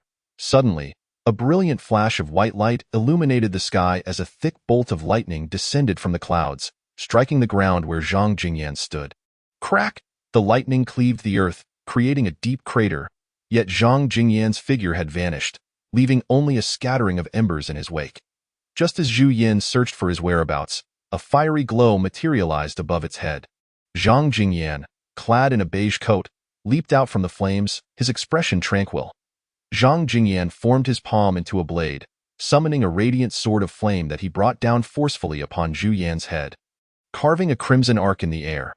Zhu Yin suddenly looked up, its crimson divine power surging forth as its fearsome teeth lunged towards the fiery sword. Clang! The sound of metal clashing resonated as Zhu Yan's teeth clamped down on the flaming sword. Yet Zhang Jingyan's lips curled into a slight smile. The sword of flame erupted into a blaze, exploding violently. Boom, boom. A colossal fireball detonated in the sky, the terrifying shockwave blasting a hole through the thunderclouds. Zhu Yan's menacing maw was stained with blood as it let out a pained howl. Zhang Jingyan re-emerged from the flames, 2 fiery arms bursting forth from behind him. Crossing his hands, they transformed into a massive crimson hammer, which he swung directly at Zhu Yan's wounded face. With an enraged roar, Zhu Yin unleashed its claws, accompanied by a howling gale. Charging at the fiery hammer, 5 sharp blades of wind sliced through the hammer, continuing on to cleave a small hillside in two, sending dust billowing into the air. A bearded man swallowed hard. The aftermath of the clash had utterly surpassed his imagination. Is this what a battle between deities looks like? Should we retreat to a safer distance? Agreed. Let's reconsider. Xinyan and the long-haired woman were also greatly alarmed, and the three of them fled backwards in a panic, fearing the residual waves might obliterate them. Zhang Jingyan raised an eyebrow, snorting coldly, as he transformed into a bolt of fire, swiftly charging towards Zhu Yin. Zhu Yin surged forward to meet the flames, its crimson divine power morphing into a towering totem. As large as a heavy machinery vehicle, intricately carved with countless blood-red veins, the overwhelming malevolence swirling around it. The totem whipped up a tempest as it crashed down towards Zhang Jingyan. The fire in the air suddenly changed course, evading the monumental strike. While the totem smashed into the ground, a tremendous sound echoed as a bottomless chasm erupted from the point of impact, spreading like a spider's web, causing mountains to crumble and rivers to change course, altering the very landscape of the region. At that moment, a spark ignited, and another massive flame surged from Zhu Yan's side, directly knocking it to the ground. Zhu Yan struggled to rise, shaking its head vigorously, flames flickering in its fur, its gaze fixated on the suspended Zhang Jingyan. "Your Majesty, the Book of Seals is arriving," a voice called from afar. Zhang Jingyan turned to see Qingya striding through the tempest. Clutching a wooden box, his expression hurried. Chapter 36. An unexpected turn of events. Qingya opened the wooden box in his hands and retrieved a roll of black scroll, awaiting Zhang Jingyan's command. However, Zhang Jingyan merely glanced at him before turning back to continue his fierce battle with Zhu Yin, the air filled with terrifying explosions interspersed with Zhu Yan's roars. Your Majesty?" Qingya paused, puzzled. Wasn't the plan to seal Zhu Yin after defeating it? Why was the script being rewritten? Zhu Yan's totem once more smashed down a mountain peak, its body now battered and bruised, yet its fierce eyes burned with unwavering resolve as it swung the totem once more towards Zhang Jingyan. Zhang Jingyan's hands moved through the air, sketching something, completely unperturbed by Zhu Yan's aggression. Just as the colossal totem was about to descend upon him, 7 sparks appeared beside it. Zhu Yan's crimson eyes narrowed, an overwhelming sense of danger enveloping it as its divine power instantly enveloped its body. The 7 sparks grew brighter, transforming in the blink of an eye into red stars, then detonating with a resounding blast. Boom, boom, boom, boom, boom. 7 enormous fireballs engulfed Zhu Yan's colossal frame, the shockwaves from the explosions visibly rippling through the air, flattening the remaining peaks around them as the rocks beneath were sublimated, searing heat incinerating everything in its wake. The trio from the Zero organization turned to witness the spectacle of miniature suns rising into the sky, a wave of heat washing over them, prompting them to swallow hard. Is this the might of the Flame Emperor? As the terrifying explosions began to subside, Zhu Yin, caught at the epicenter, was left battered and half kneeling on the ground, one eye completely blinded by the blast, grievously injured. Qingya began to speak, but Zhang Jingyan manifested another sword of flame, bringing it down forcefully upon Zhu Yan. At that moment, Qingya finally grasped Zhang Jingyan's intention. He did not wish to seal Zhu Yin, but rather to eliminate it on the spot. Each swing of the flame sword was accompanied by a series of explosions, and the incapacitated Zhu Yin barely managed to hold itself up with the totem, its remaining eye fixated on Zhang Jingyan. Zhang Jingyan's expression remained indifferent, his beige coat fluttering in the wind. The sword of flame angled towards the ground as he approached Zhu Yin step by step. "Human?" Zhu Yin struggled to hold its broken body upright, forcing out the words with great difficulty. Zhang Jingyan paused, astonished. "You can speak? What were you shouting earlier?" "Had it not been for, I have only regained 30% of my power," Zhu Yin articulated slowly, as if it had not spoken in ages. "With your half-step into divinity." Swish! A colossal blade of flame sliced through, severing Zhu Yan's right arm, blood gushing forth. The excruciating pain caused Zhu Yin to tremble and let out another roar. "I thought you were going to say something of substance." "How dull," Zhang Jingyan replied expressionlessly. "Can help you. Fight against the divine realm." Zhu Yin managed to suppress its fury, articulating each word with effort. "Oh?" Zhang Jingyan raised an eyebrow, intrigued. "Are you not a beast of the divine realm? Why would you assist us against them?" I was exiled, resentful. Zhu Yin struggled to communicate, piecing together its thoughts. "So you mean to say you were cast out by the divine realm, and thus harbor hatred towards them?" Zhang Jingyan inquired.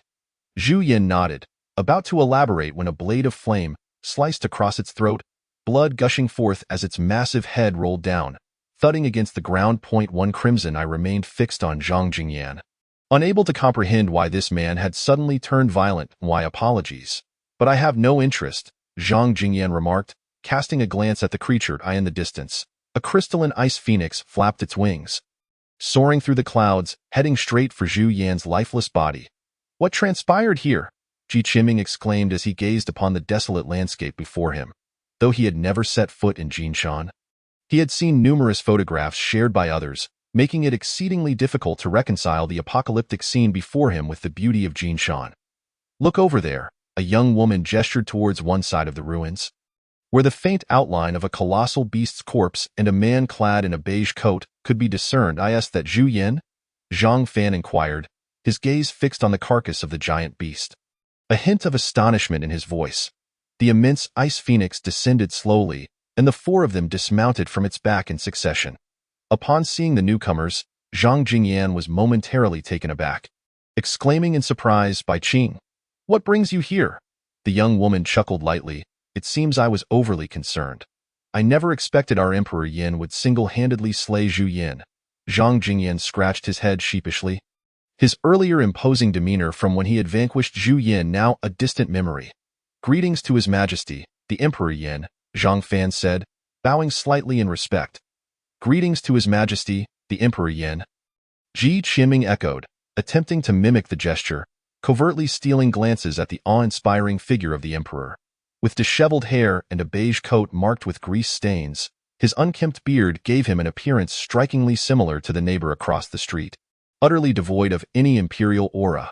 "You must be Ji Qiming? So, the phrase gratitude to Goucheng for saving us is attributed to you, is it?" Zhang Jingyan asked, a bemused smile lingering on his lips as he stroked his stubble. "Ahem, the situation was urgent, and I had no choice but to resort to such a measure," Ji Qiming thought to himself, feeling uneasy.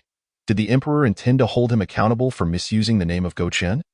Zhang Jingyan merely patted his shoulder, playfully scolding, "Cui Fatty was right. You truly are a rascal. Now that you're in Goucheng, make sure to put in some effort. You will come to appreciate it there."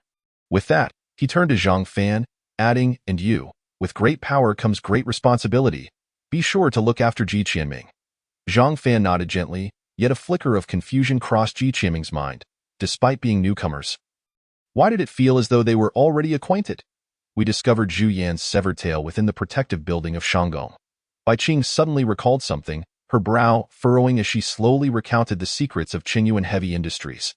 At this moment, Ji Qiming's attention was drawn to the corpse of Zhu Yin on the ground, and he curiously approached. "So this is Zhu Yin. Truly terrifying in size," he remarked, gazing at the head of Zhu Yin, which was larger than himself, in awe. Yet, it was still beheaded by His Majesty. "Why are you staring at me? If you have the ability, direct your glare at His Majesty," Ji Qiming retorted, observing the enormous crimson eyes that appeared as if they were glaring at him. His tongue flicking out in jest. "If you can, get up and hit me." The massive eyes remained fixed on Ji Qiming, as if truly observing him, sending a shiver down his spine. Just as he was about to voice something, he fancied he saw Zhu Yan's eyes subtly shift. A chilling sensation surged from the soles of Ji Qiming's feet to the crown of his head, his complexion paling instantly. Could it be that the beast still had movement in its eyes even after death? Just as he was about to scream, a flash of red light shot forth from Zhu Yan's eyes, directly piercing into Ji Qiming's own. Chapter 37. The 3,000 Mirror Realm Boom. Ji Qiming felt a sudden rush of red before his eyes, followed by an explosive sound resonating in his mind. The figure of Zhu Yin gradually materialized, grinning savagely as it advanced into the depths of his consciousness. "Humans, utterly foolish. Once I successfully seize control and restore my power, I shall rend that wretched fireman into countless pieces." At that moment, Ji Qiming suddenly collapsed onto the ground, drawing the attention of those nearby. "Ji Qiming." Zhao Qishue exclaimed, rushing to his side, her expression filled with concern. What has happened? Zhang Fan reached out, checking his pulse and examining his eyes, his brow furrowing to it. Seems he has fainted. How could he faint all of a sudden? Zhang Jingyan and Bai Qing approached, using their mental energy to assess Ji Qianming's condition, Bai Qing wearing a puzzled expression. Strange, he is indeed unconscious. Zhang Jingyan glanced at Zhu Yan's head nearby, which appeared unchanged, and after a moment's contemplation, he spoke. Zhu Yan is a ferocious beast from the divine realm, steeped in malice. Perhaps he was harmed by the residual malevolence left after Zhu Yan's death, causing him to faint. He should recover with some rest. The others nodded thoughtfully, though a trace of worry lingered on Zhao Qishue's face. Bai Qing, I still need to take Chui Fatty back for treatment. I cannot attend to this little fellow, so I must trouble you to look after him. Zhang Jingyan stated, when he awakens, inform him that Goucheng commences its term on September 1 SD. He must be present. Bai Qing's beautiful eyes twinkled as she replied, half smiling, Ah, my disciple and I were planning to enjoy a few more days around here. And I am quite fatigued. I fear, Master, allow me to care for him, Zhao Qishue interjected, sensing Bai Qing's intent to decline.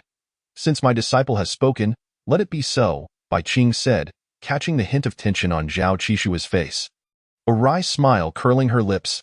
Zhang Fan, we shall depart together, Zhang Jingyan suddenly directed at Zhang Fan. All right. The mists enveloping the surroundings of Jinshan gradually dissipated, revealing the scarred landscape and the drastically altered peaks. Park Jimin had led the people of Goucheng to find Zhang Jingyan and the gravely injured Chui Fatty, hastily returning to Goucheng. The calamity of Zhu Yan's emergence had finally reached a conclusion. On a mountain peak, three figures clad in white robes gazed down at Jinshan, one with a bushy beard lighting a cigarette, hesitating as he surveyed the shattered land, his brow furrowing in distress. Alas, it has come to this. How shall we explain this to the populace? Xian produced a lollipop from seemingly nowhere, popping it into her mouth. Suddenly, her eyes lit up and she sprang to her feet, waving frantically in a certain direction. Lanxin Gidge, over here. The others turned to see a similarly robed young man approaching from afar, who, upon spotting the excited Xian, smiled warmly. It was none other than the young general who had calmed the masses outside the battlefield earlier. Teske. Women are indeed creatures who judge by appearances. Why is Xian so enamored with that brat Lanxin? The bushy-bearded man muttered under his breath. The woman with a long ponytail rolled her eyes in response, retorting, Have you ever seen a little girl who fancies a greasy old man? The bushy-bearded man could only stammer in silence. At this moment, Ji Qianming felt like a mere spectator, helplessly watching as the grotesque Zhu Yan invaded the deepest recesses of his consciousness. Every time he attempted to resist, a mere glance from Zhu Yan shattered his mental fortitude. Damn it! How could this happen? If this continues, will I truly be possessed by it? Ji Qianming cursed inwardly. Visions of his body being commandeered by Zhu Yan, only to be executed by the emperor, flashing through his mind. I don't even have a girlfriend. I don't want to die yet.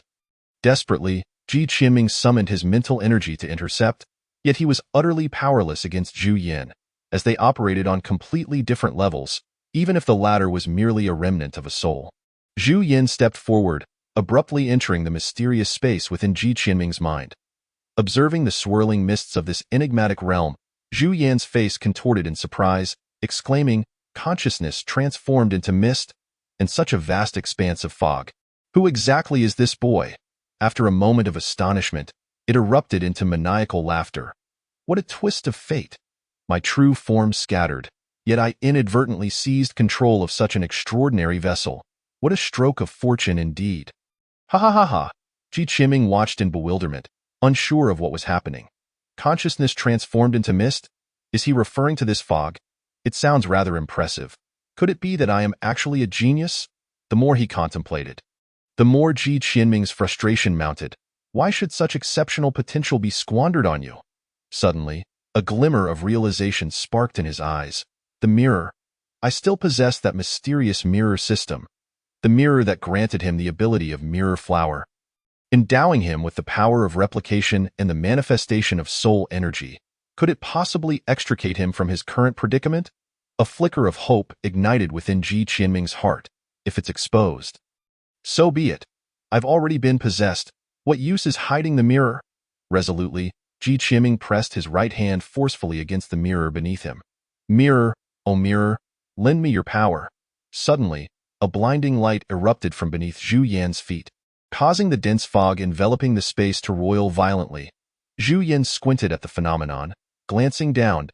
To his astonishment, several lines of red characters appeared on the mirror's surface. Unauthorized life form detected. Malicious intent confirmed. Activating 3000 mirror realm. In an instant, 6 white chains shot forth from the mirror, ensnaring Zhu Yan in a flash. Zhu Yan's heart raced. What was this? A divine weapon? Never had it heard of anyone concealing divine weaponry within the realm of consciousness. Zhu Yan unleashed a torrent of crimson divine energy, yet the moment it touched the chains, it was absorbed, unable to coalesce. It roared furiously, straining every inch of its being, but the chains remained unyielding. The mirror beneath it rippled like a swamp, pulling Zhu Yan's form deeper into its depths, fear dawning in Zhu Yan's eyes. Damn it! What is this thing? Moments later, Zhu Yan's head was consumed by the mirror. The ripples subsiding, leaving the surface as tranquil as before. As if nothing had transpired, Ji Qiming stood in stunned silence, approaching the spot where Zhu Yan had vanished, tentatively prodding the mirror with his finger. Finding it indistinguishable from an ordinary reflective surface.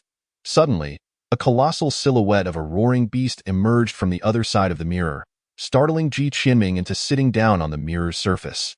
Yet, no matter how furiously Zhu Yan pounded against the mirror, it remained utterly trapped. It was as if she had been sealed within a world mirrored. Ji Qiming inhaled sharply, startled by the peculiar nature of the mirror. Could it truly contain a life within its reflective surface? Was this the so-called 3000 mirror realm? Chapter 38. Hey, kid, let me out. A voice emanated from behind the mirror, startling Ji Qiming. You can still speak after being trapped? Tentatively, she poked the head of Zhu Yan within the mirror. Zhu Yan opened his gaping maw, ready to bite, yet was firmly held back by the mirror's surface. Interesting, Ji Qiming mused, sitting down on the mirror, leisurely observing Zhu Yan's furious demeanor, akin to watching a tiger leap through hoops at a zoo. Release me, and I promise I won't seize your body. I'll even offer you a great opportunity. Zhu Yan, seeing that threats were ineffective, began to entice her. Oh? Ji Qiming raised an eyebrow, a glimmer of interest in her gaze. What opportunities do you speak of? Enlighten me. For instance, the treasures left behind by the Daoxian Divine Emperor, the teachings from the ancient sacred land of Yaoqi, and my personal Millennium Collection. Each secret, if revealed, would cause an uproar throughout the world. Once I am free, all of these shall be yours, Zhu Yan. Noticing Ji Qiming's intrigue, endeavored to appear amiable, coaxing her gently. Ji Qiming was taken aback, bewildered. What Daoxian Divine Emperor? I've never heard of him, and Yaoqi. Wasn't he overturned by the Monkey King? This time, it was Zhu Yan who was left speechless. Who was this Monkey King that could topple Yaoqi? Wait, wasn't Yaoqi destroyed by an ancient divine emperor? Haven't you heard the tale of the Monkey King? Ji Qiming, witnessing Zhu Yan's confusion, eagerly began to educate him. The story begins in the Tang dynasty, where there was a monk named Xuanzang, who... Zhu Yan listened in astonishment as Ji Qiming recounted over half an hour of the journey to the west. Beginning to realize that something was amiss, this did not seem to align with the divine realm's backdrop. Hold on a moment. I was referring to the Yaoqi of the divine realm. What are you talking about? The Yaoqi of the Queen Mother? Ji Qiming's eyes widened in surprise as she replied matter-of-factly, Zhu Yan. A sudden apprehension gripped Ji Qiming's heart. Could it be that Zhu Yan was not a creature from Earth? Did most of the ferocious beasts recorded in the classic of mountains and seas originate from the divine realm? And who exactly was the Daoxian Divine Emperor? You just mentioned the Daoxian Divine Emperor? Why does that sound like the leader of a cult? Is his treasure truly valuable? Ji Qiming inquired, perplexed. Humph, truly the ignorant earthling. Zhu Yan cast a disdainful glance his way, patiently explaining, the Daoxian Divine Emperor was a legendary emperor. The ruler of the divine realm. If he were to act, he could shatter your earth with a mere flick of his hand. Do you think his treasures are not worth something? Then why doesn't he simply obliterate the earth directly? That is due to the existence of the world barrier. Beings above the rank of divine generals cannot enter this universe. Zhu Yan seemed to recall something, his voice trailing off before he broke into a cold laugh. Are you trying to use me to extract information about the divine realm? Heh, Humans must be in quite a predicament now. Aren't you? Realizing his intentions had been uncovered, Ji Qinming swiftly turned the tables. Rising to her feet, she spoke nonchalantly. I don't know how humans are faring, but I do know your situation is quite dire. What a joke. You just tried to seize my body, and now you wish for me to release you? If I weren't keen on gathering information about the divine realm, I wouldn't even bother with you. With an eye roll directed at Zhu Yin, Ji Qinming left the mirror space without looking back.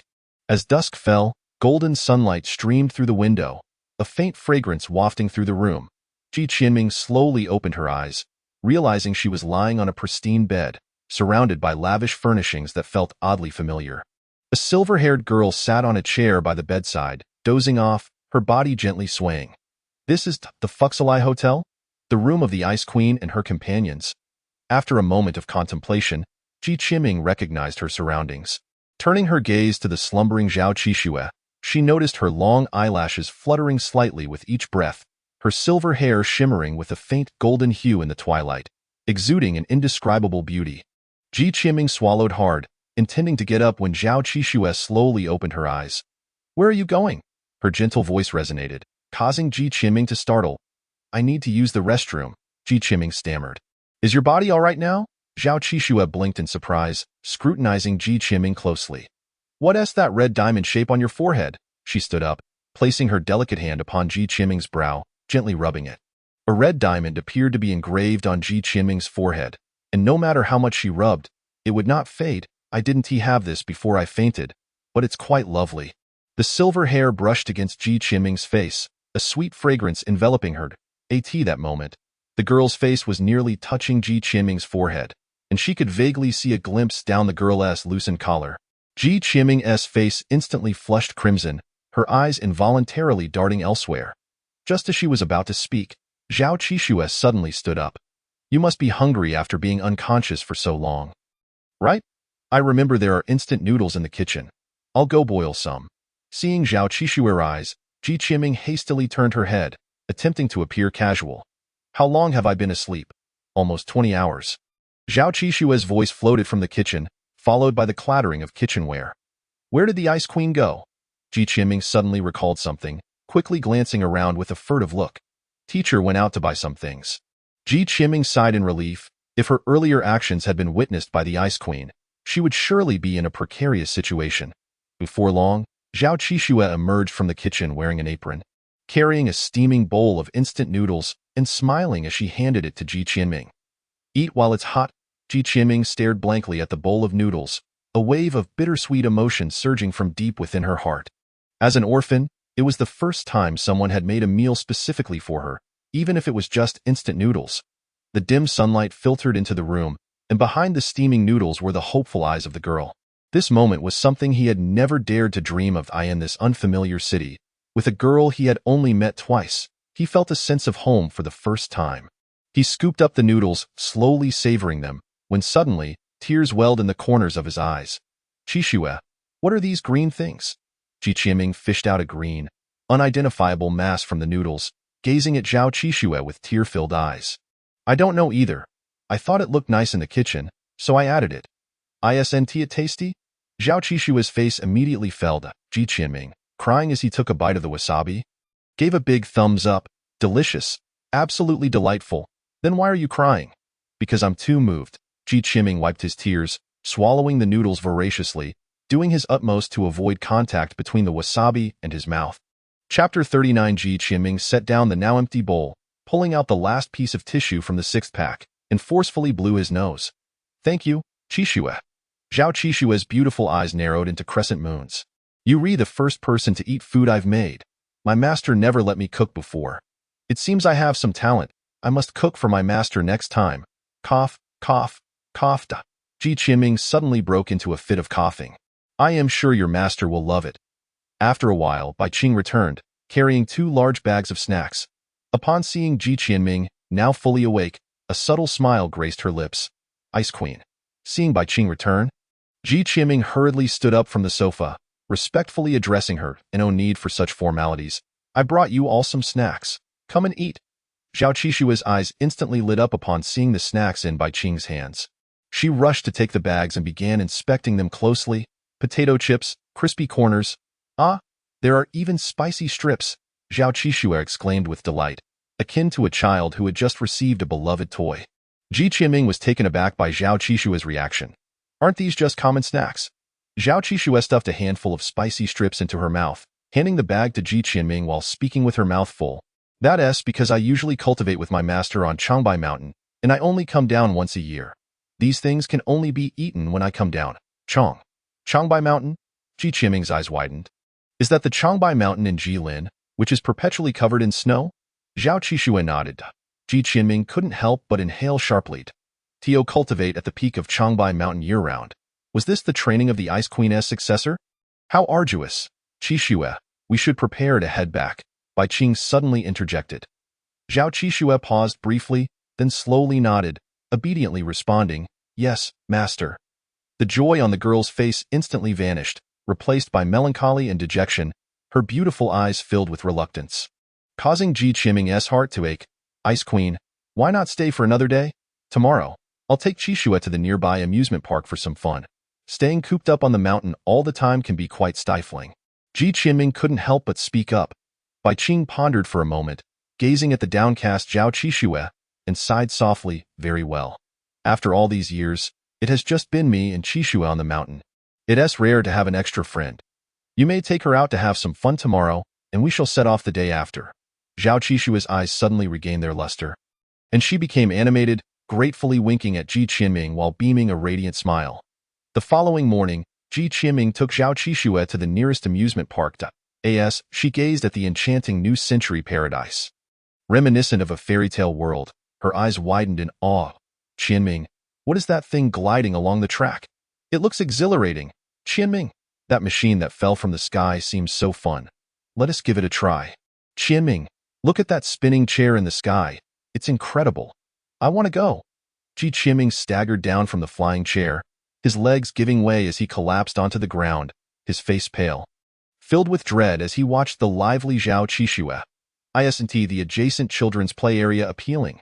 Why must we engage in these terrifying, life-threatening rides? The most thrilling attraction I've ever tried was merely bumper cars. What's wrong with you? Zhao Qixue asked with concern, noticing Ji Qianming sprawled on the ground. It's nothing. I just ugh. After a moment of recovery, Ji Qianming resolutely marched towards the children's amusement zone. Suddenly, his eyes lit up as he quickly led Zhao Qixue towards a building. Mirror Experience Hall? Zhao Qixue read aloud from the sign hanging above. A mysterious smile crept onto Ji Qianming's face as he ushered Zhao Qixue inside. Upon lifting the black curtain, they entered a long corridor lined with mirrors, the walls and ceiling adorned with reflective surfaces that made them feel as if they had stepped into a world of reflections. Their images multiplying in every direction. This is quite interesting, but it's not as thrilling as the drop tower, Zhao Qixue remarked, pulling faces at her reflection with enthusiasm. Let us venture further in. I have something impressive to show you. Ji Qianming smiled, and they continued along the mirrored corridor. Upon passing through, they found themselves in a vast space surrounded by enormous mirrors, with small passages appearing between them. No matter where they looked, they were met with their own reflections, a dizzying sight, a mirror maze. Zhao Qixue noted from a nearby sign. Feeling a bit disoriented by the dazzling lights, Ji Qianming turned, a slight smile on his lips, and snapped his fingers. Suddenly, the entire area was engulfed in darkness, startling Zhao Qixue. What happened? Ji Qianming, where are you? Just as her words faded, specks of blue light drifted past her, and a beam of sunlight illuminated a spot before her. To her surprise, a bouquet of blue roses appeared, gently swaying, pure and beautiful. Zhao Qixue gasped softly, just as she was about to bend down to pick a blue rose. Another beam of sunlight cascaded down, and more followed, illuminating the space increasingly. Soon, they were surrounded by an expansive sea of blue roses, densely packed, stretching toward the horizon as far as the eye could see. Above them, a few white clouds floated leisurely, and a gentle breeze swept through the flower sea, creating waves of blue, with delicate petals swirling around Zhao Qixue like ethereal blue spirits. Zhao Qixue stood transfixed, mesmerized by the dreamlike scene before her. Having spent her childhood amidst the purest white snow, she had rarely encountered a flower, let alone the sprawling blue flower sea before her. Standing amidst the blossoms, She slowly extended her arms, letting the blue petals drift through her palms and into the distance. What do you think? Do you like this farewell gift? Ji Qianming asked, standing beside her with a smile. I do, Zhao Qishue replied, an indescribable emotion welling within her as she gazed at the flower sea. I never even dreamed of witnessing such a scene. Don't you think such a beautiful place truly exists? Ji Qianming waved his hand, dispelling the illusion of the flowers, and after a moment's contemplation, he firmly declared, it exists. In some corner of this world, such beautiful places undoubtedly exist. Zhao Qishue nodded, looking earnestly at Ji Qianming. Thank you. I truly cherish this gift, but that I haven't prepared anything for you. A hint of regret colored her expression. Ji Qianming's smile brightened, and he replied, You've already given me something. A steaming bowl of instant noodles flashed in his mind, filled with warm memories, forever etched in his heart.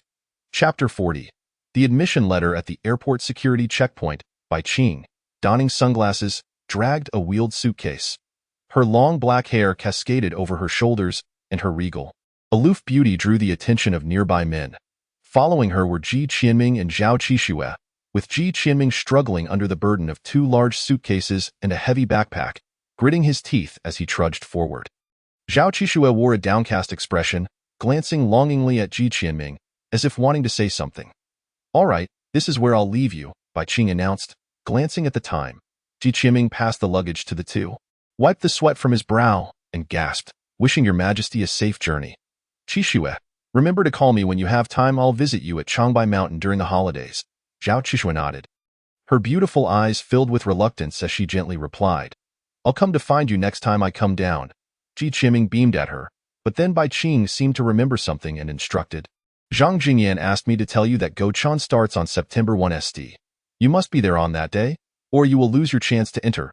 Ji Qianming was taken aback, then nodded, sensing something amiss. I'm off now. Goodbye, Qianming. The two bid farewell to Ji Qianming and turned to enter the security checkpoint, their figures vanishing from his view. Ji Qianming waved with a smile. But suddenly a thought struck him, freezing his smile in place. Wait, where exactly is Goucheng Academy? How do I get there? He called out hurriedly, but the two had already walked too far to hear him. Ji Qianming's mouth twitched uncontrollably. Couldn't he possibly be the first student to be dismissed for not knowing where Goucheng was? Could he? He pulled out his phone and frantically searched for Goucheng Academy, but found no information about it, as if it didn't exist in this world at all. An invisible university? Ji Qianming furrowed his brow. Goucheng undoubtedly existed, but due to its uniqueness, it was impossible for it to appear in the public eye. Since he couldn't find its address, how was he supposed to get there? The admission letter. Ji Qianming suddenly recalled the notification letter he had received at the health supplement store. After being chased by thugs on his way back, he had placed it in his hotel room while recuperating with Zhang Fan and hadn't found the time to open it since. Oh no. I've already checked out. My letter is still inside.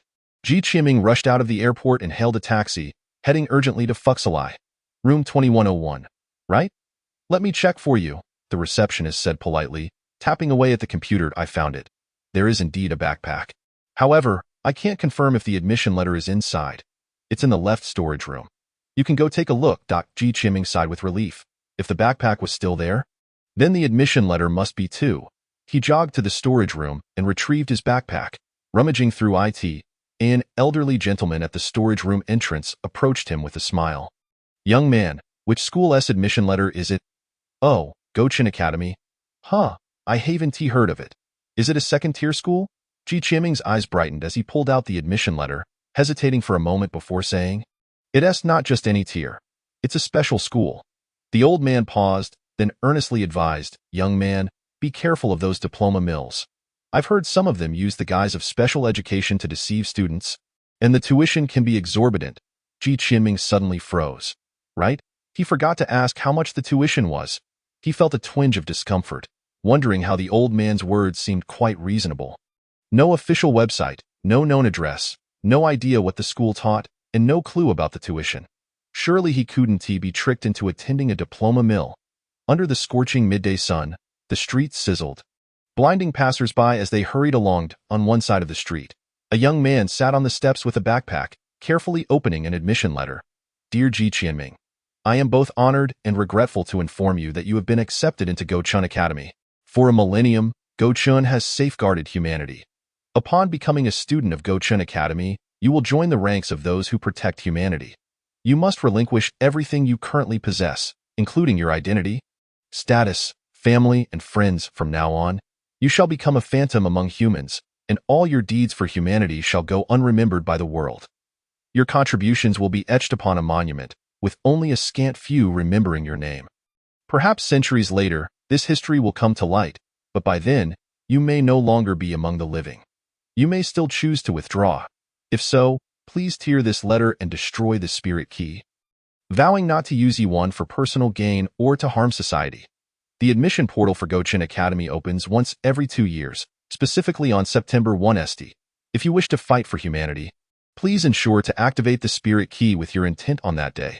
It will open the gateway to Goucheng for you. Note: before opening the gateway to Goucheng, sever your ties to the mortal realm. Principal Zhang Jingyan, Ji Qinming silently finished reading the letter, staring blankly at the bustling street outside. The contents of the letter surpassed his imagination. It felt more akin to an intimidating ultimatum than an admission letter. To abandon everything and fight for humanity, and yet those involved remained blissfully unaware. Could anyone genuinely carry out such a ludicrous act? Yet he found himself devoid of all. No harmonious family to rely on.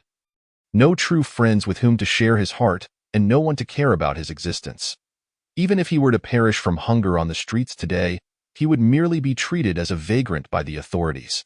With not a soul left to mourn him, he felt akin to a fallen leaf, lingering in the world, unable to leave a trace after being swept away by the wind. What, then, is the purpose of my existence? This was not the first time Ji Qinming had pondered this question.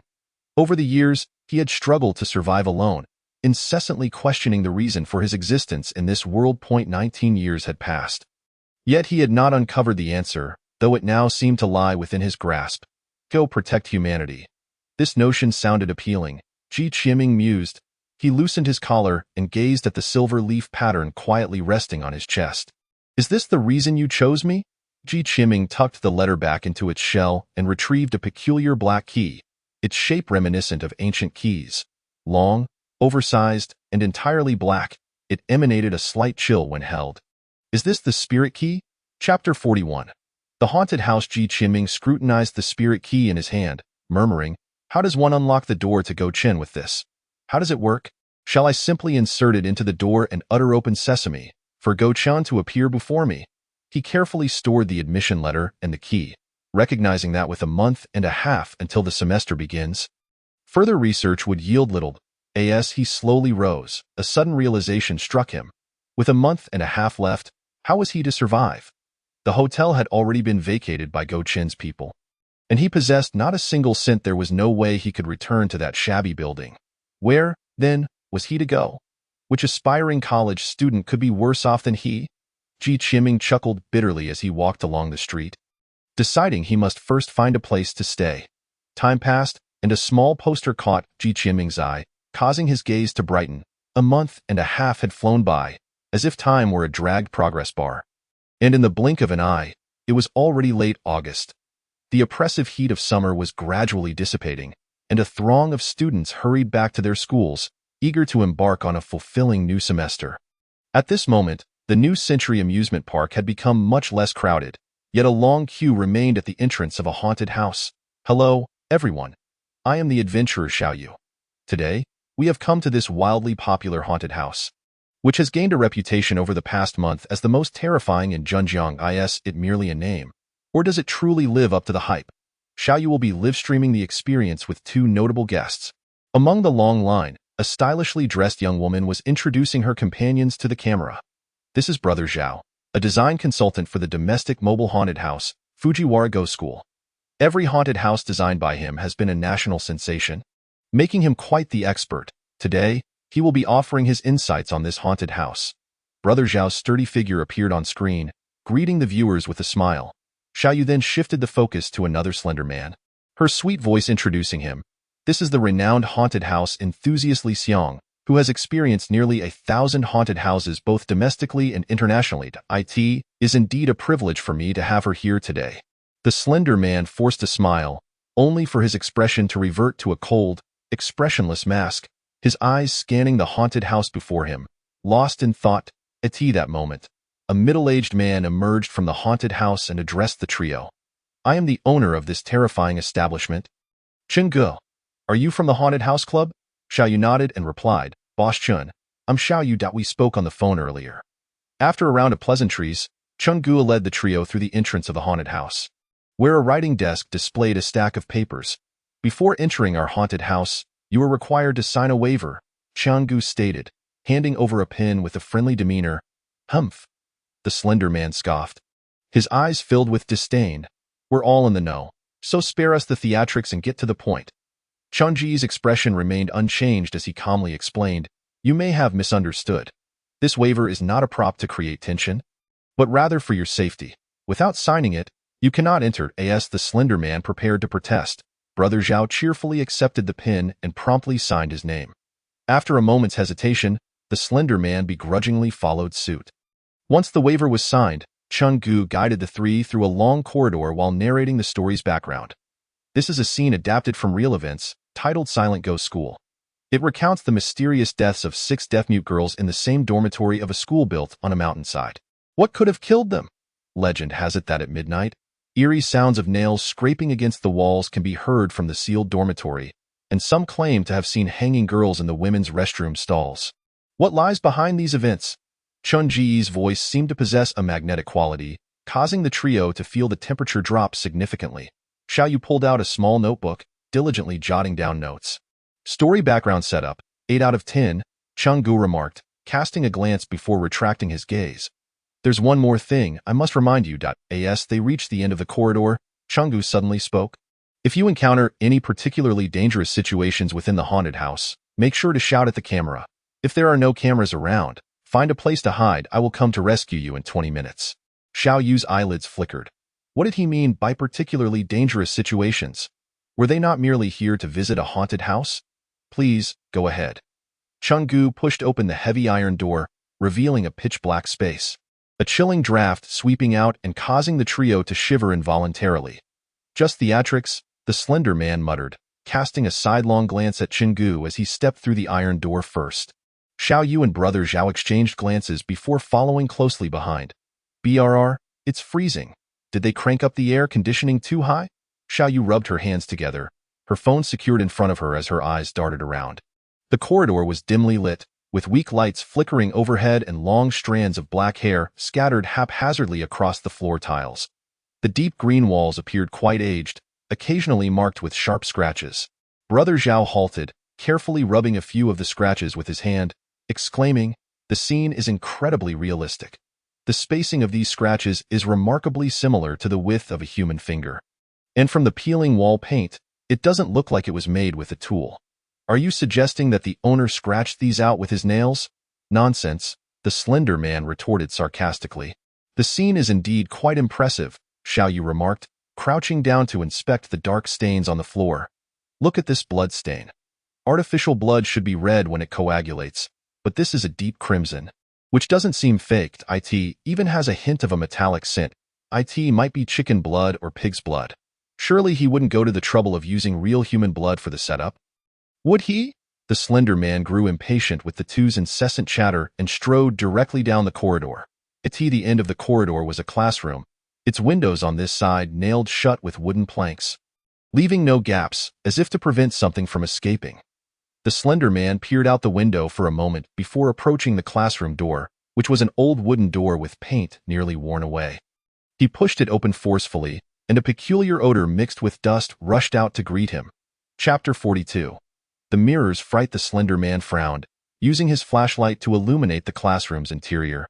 Unlike a typical classroom, this one contained only 13 desks and chairs, positioned unusually close to the teacher's podium, with a few old books resting atop some of the desks. Why are all the windows on the sunny side sealed up?" Brother Zhao questioned, scanning the room. "Perhaps to block out light and create a terrifying atmosphere?" Xiaoyu suggested thoughtfully. "That's not it." Brother Zhao pointed at the wall facing the sun. "That wall doesn't even have a window." The two paused, glancing at the wall, and indeed, as Brother Zhao noted, 2 wooden boards were directly nailed to the wall, merely symmetrical to the position of the windows on the opposite side. leading one to instinctively believe there were sealed windows there. The slender man approached, tearing down a plank, sneering, as I suspected, there's a trick here. These boards aren't nailed on but hung up.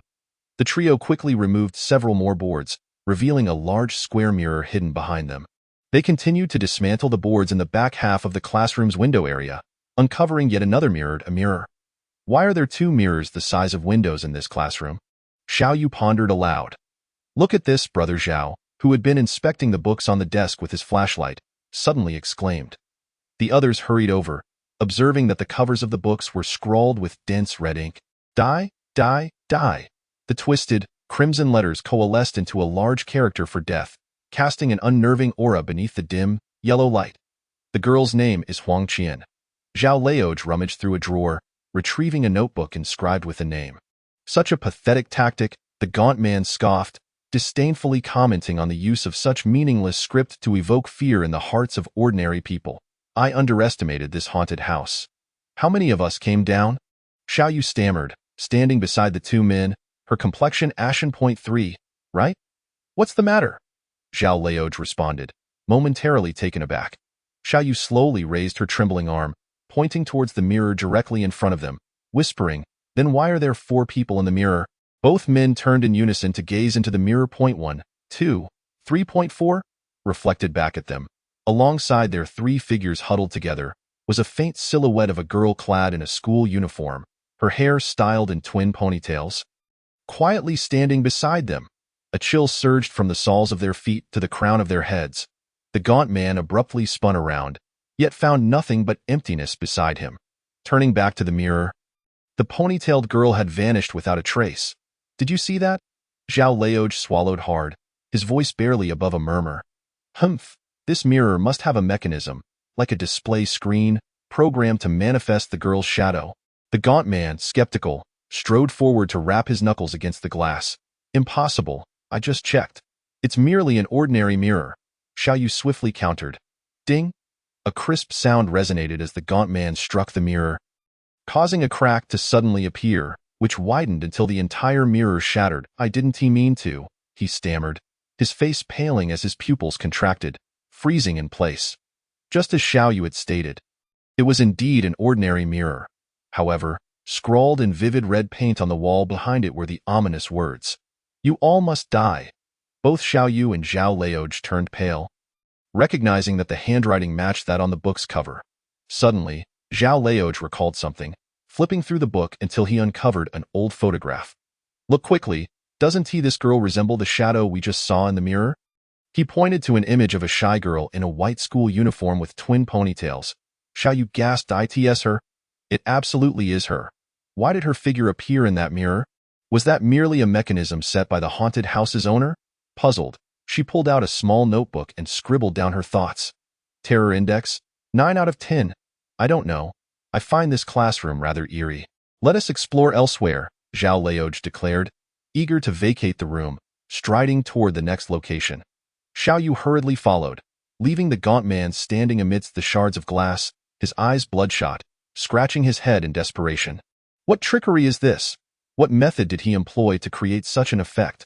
When he finally regained his senses, he found the two had vanished, leaving him alone in the dim classroom.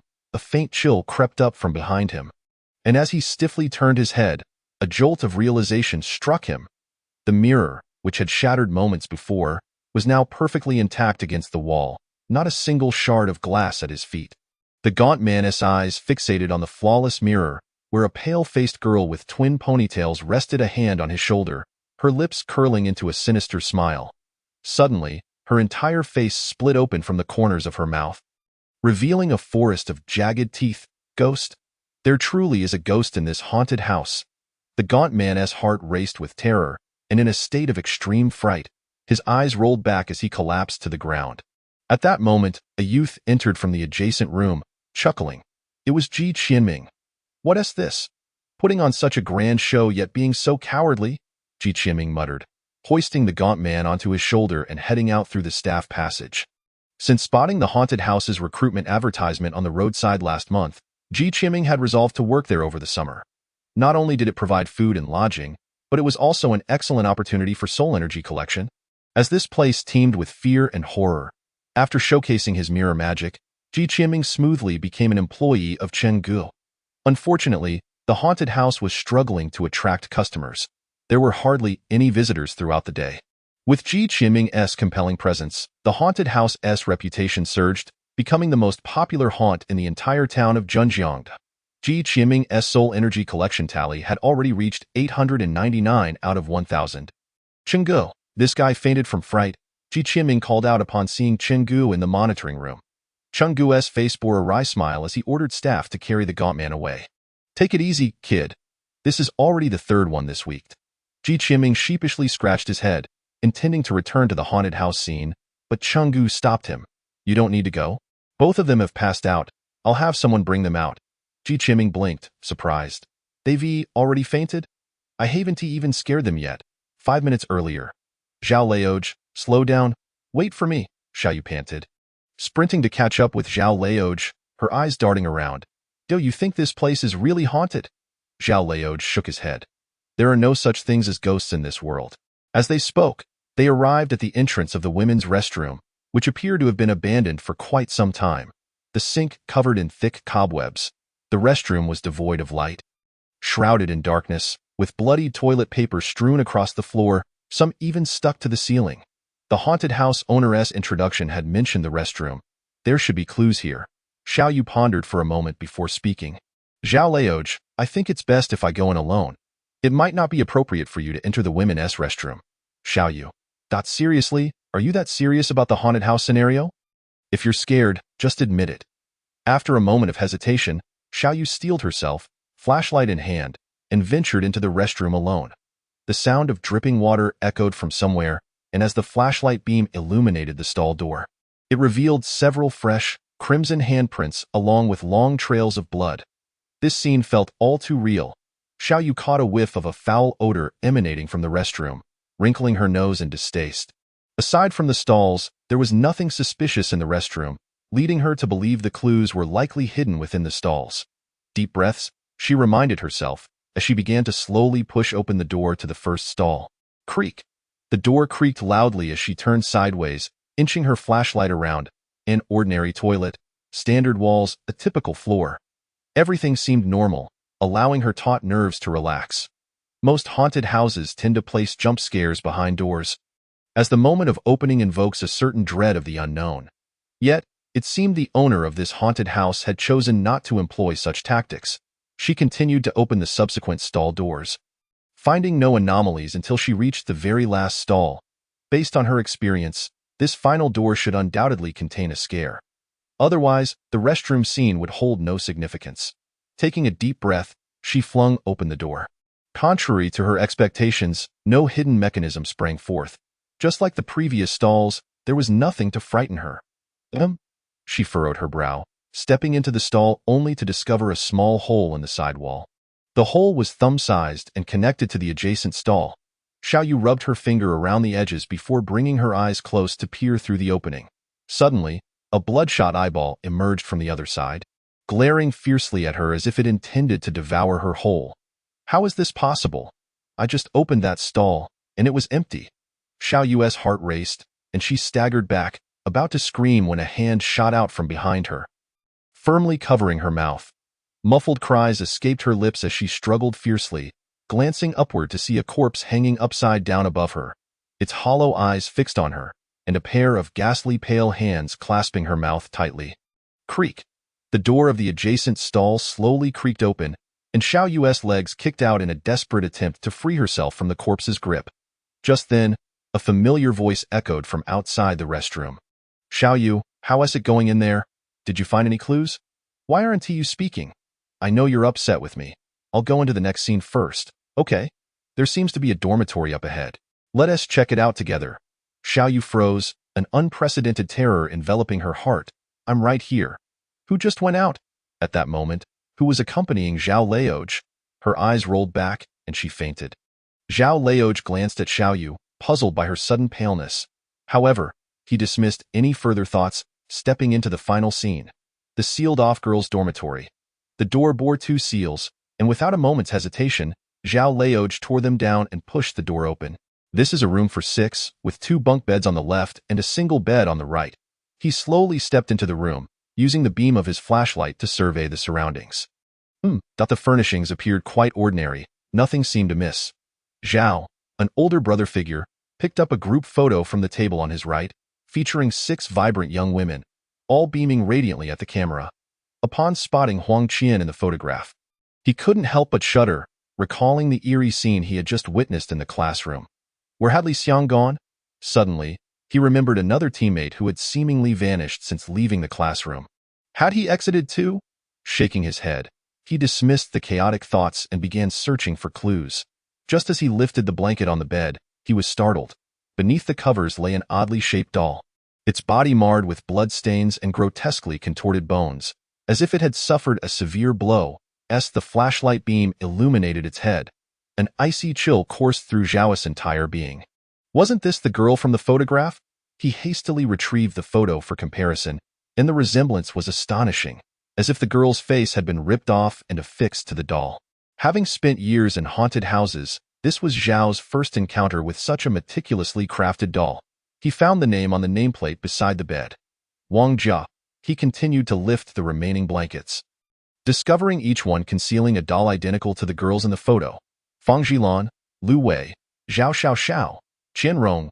He meticulously matched the dolls to the names by the beds. Noting the unique conditions of each, Fang Jilan bore a deep mark around her neck. Lu Wei's head was swollen as if soaked in water for too long. Zhao Xiao's lips were a dark purple, and Qian Rong's body was riddled with stab wounds. Yet, when he lifted Huang Qian's blanket, it was emptied and no doll for Huang Qian. What could this possibly signify? His brow furrowed as he began to reason through the implications. These 5 dolls represented deaths by falling, suffocation, drowning, poisoning, and slow slicing. But the absence of a doll for Huang Qian suggested she was not dead. The thought shocked him, and he quickly shook his head. No, that can't be. The haunted house owner had stated that 6 girls had met tragic ends. So why was there no body for her? Could it be that her body was not in the dormitory? Chapter 44. Farewell. His eyes brightened as he felt he had grasped a crucial point. Where, then, was Huang Qian's body? This must be the core of the scene.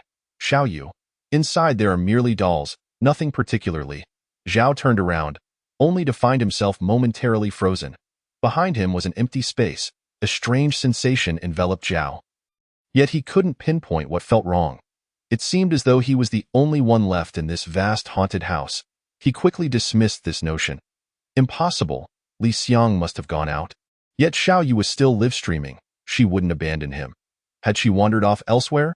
With suspicion, Zhao turned back, shining the flashlight as he continued his search for clues. As the beam swept over the nearby doll, his body jolted slightly. How peculiar. Had this doll always been in this position? His brow furrowed as he noted that the doll representing Wang Jia was now tilting slightly, its hollow eyes fixated on Zhao. Emanating an unsettling aura, it was likely that the haunted house owner had installed mechanisms within the doll's body. The detail was quite impressive, Zhao mused as he swept the flashlight over the other dolls. Noticing minor changes in each. Some had a leg exposed, others had their blankets slightly pulled back, and a few appeared to be leaning toward the edge of the bed, as if about to topple out. Suddenly, Zhao felt a disconcerting realization and swept the flashlight back again. 1, 2, 3, 4, 5.6. A wave of icy dread washed over him, and cold sweat trickled down his neck. Where had this 6th doll come from? There had clearly only been 5 moments ago.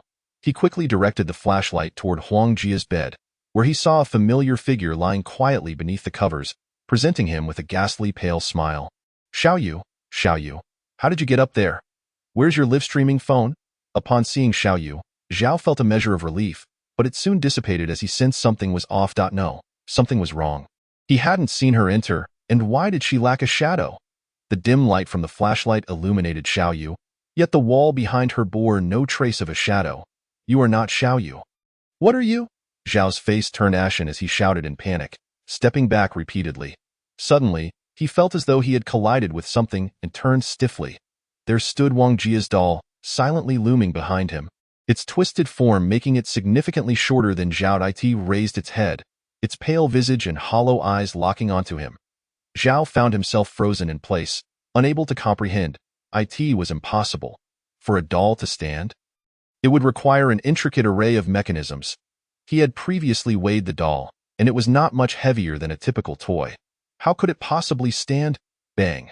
The ancient dormitory door was abruptly pushed, emitting a jarring screech as it slammed shut, plunging the entire dormitory into a suffocating silence.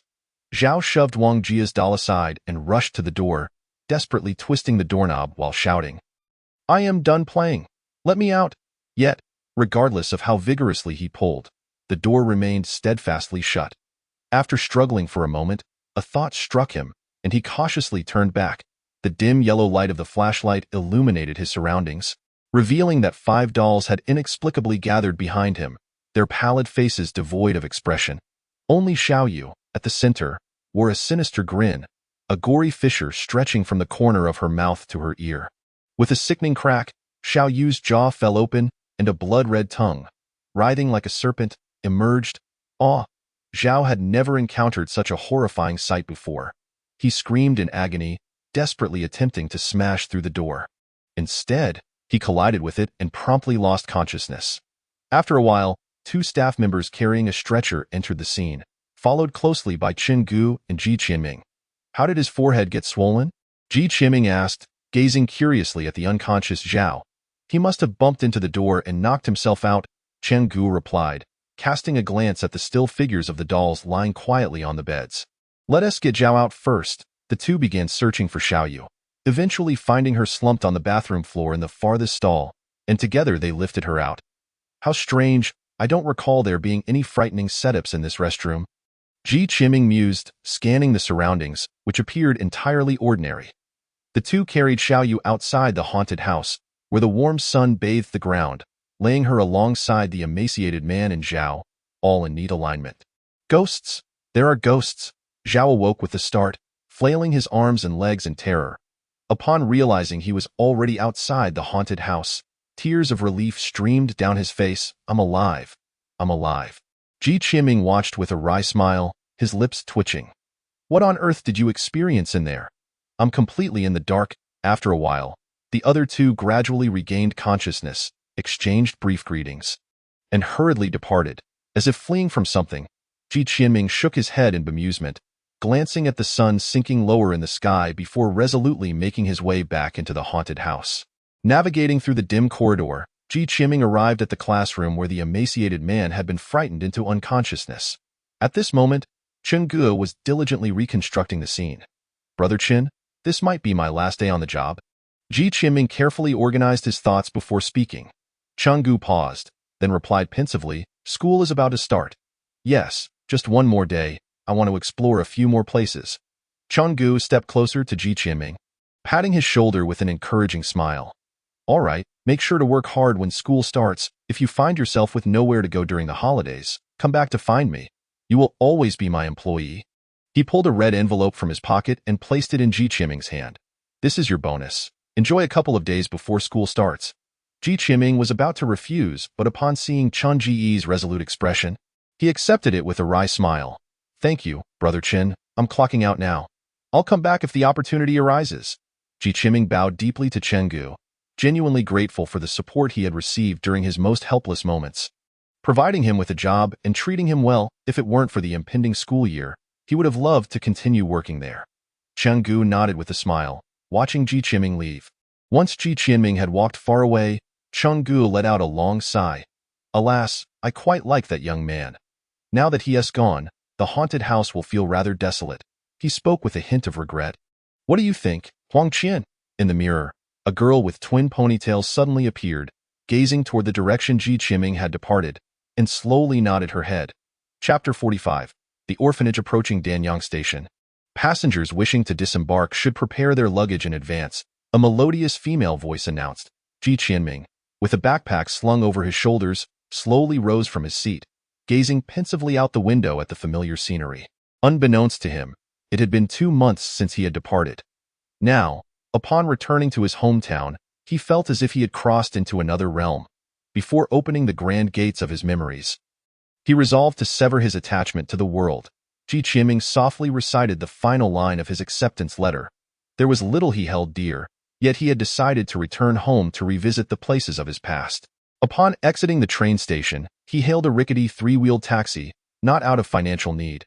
After all, he had earned wages from a month and a half of work, and Chen Guo had generously gifted him a red envelope containing 2,000 yuan, but rather due to his upbringing, which had instilled in him a sense of frugality. As he jostled along in the electric tricycle, a small, dilapidated building gradually came into view. A rusted iron gate, walls cloaked in moss, and the faded characters at the entrance barely discernible. Changshan Orphanage. Gazing at the familiar scene, memories of his childhood flooded Ji Qianming's mind. He leaped from the tricycle and hurried toward the orphanage, backpack slung over his shoulders. Navigating the uneven playground, he approached the entrance of the modest structure, where he could faintly hear the sounds of children playing. "Little Qianming," a voice filled with surprise called out from the corridor. Ji Qianming turned to see a radiant smile spreading across his face. "Aunt Li?" Aunt Li hurried forward to embrace him warmly, then scrutinized him closely. "Little Qianming has grown up, much sturdier than when you were a child." Aunt Li still appeared as youthful as ever. Yet Ji Qianming felt a pang of sorrow in his heart as he recalled her once lustrous black hair, now streaked with gray, and the deep creases etched on her face. "You sweet talker. What brings you back today?" Aunt Li chuckled, covering her mouth with her hand. "I've been accepted into university, so I came back to take a look." Aunt Li's face lit up with joy, clapping her hands. "Wonderful! Our orphanage has produced another university student. You must go see the director. He will be overjoyed to hear this news." With that, she whisked Ji Qianming toward the director's office, her steps brisk. The director's office was a cramped little room. The nameplate at the door barely legible. Aunt Li knocked gently. "Come in," an aged voice beckoned from within. Aunt Li stepped inside with alacrity. "Director, look who has come." Ji Qianming hesitated before entering, and saw an elderly man with gold-rimmed glasses seated behind a worn desk, a newspaper in hand, his face lined with wrinkles and age spots. Upon noticing Ji Qianming, he squinted and examined him closely. "Is this little Qianming?" The director ventured cautiously. Ji Qianming bowed respectfully. "Director, Qianming has come to see you." "Director, Qianming has been accepted into university." Aunt Li beamed, prompting the director's eyes to brighten. He approached Ji Qianming with a smile. "I always believed this child had promise. Qianming, you've been accepted into a prestigious university?" "I presume." Ji Qianming paused for a moment, then nodded earnestly. "Director, I am attending the best university." The director nodded with satisfaction, suddenly recalling something. He retrieved a metal box from a locked drawer of his desk and placed it gently on the table. "Qianming, even if you hadn't returned today, I would have summoned you back eventually. You are now of age, and there are matters I must disclose to you." Ji Qianming felt a jolt of trepidation. "Director, is it about my parents?" A myriad of possibilities flashed through his mind as he asked urgently. The director nodded and spoke slowly. "In the past, you were too young for me to share this with you. It may be somewhat harsh for you." Ji Qianming's heart raced. Parents, such an unfamiliar concept to him. What kind of people were they? Why had they abandoned him, a mere infant, at the orphanage, condemning him to a life devoid of parental love? In his youth, he had harbored a deep resentment towards them. Regardless of the reasons, if they had brought him into this world, why had they failed to take responsibility? However, as he matured, that bitterness had faded, leaving them as mere strangers in his mind. Yet, hearing the director mention them again stirred a tempest of emotions within him. One night in 1999, I was resting in my office when I suddenly heard the cries of a baby. Following the sound, I reached the entrance of the orphanage and saw a strangely dressed man knocking at the door, cradling an infant. "Strangely dressed?" Ji Qianming interjected. Indeed, he wore a robe adorned with intricate patterns I had never seen before. And most alarmingly, he was covered in blood. Ji Qianming's heart skipped a beat. What manner of man was his father? Was the blood his own or someone else's? He sensed that his father's identity was far from ordinary. "The man entrusted you to me, informing me that your name was Ji Qianming and imploring me to raise you well. He also left behind something for you." As he spoke, the director pushed the metal box towards Ji Qianming. Swallowing hard, Ji Qianming slowly opened it. Inside lay a large jade pendant, engraved with intricate designs unlike anything he had ever seen. Resembling two intertwined fish, yet infinitely more profound and mysterious, he held the pendant cautiously. Feeling its cool touch, which brought an inexplicable sense of calm, he also provided me with a luminous pearl as a means of support. but I have refrained from selling it all these years.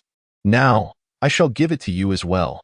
The director produced a delicate red box, revealing a radiant pearl that emitted a captivating glow, a clear indication of its extraordinary worth.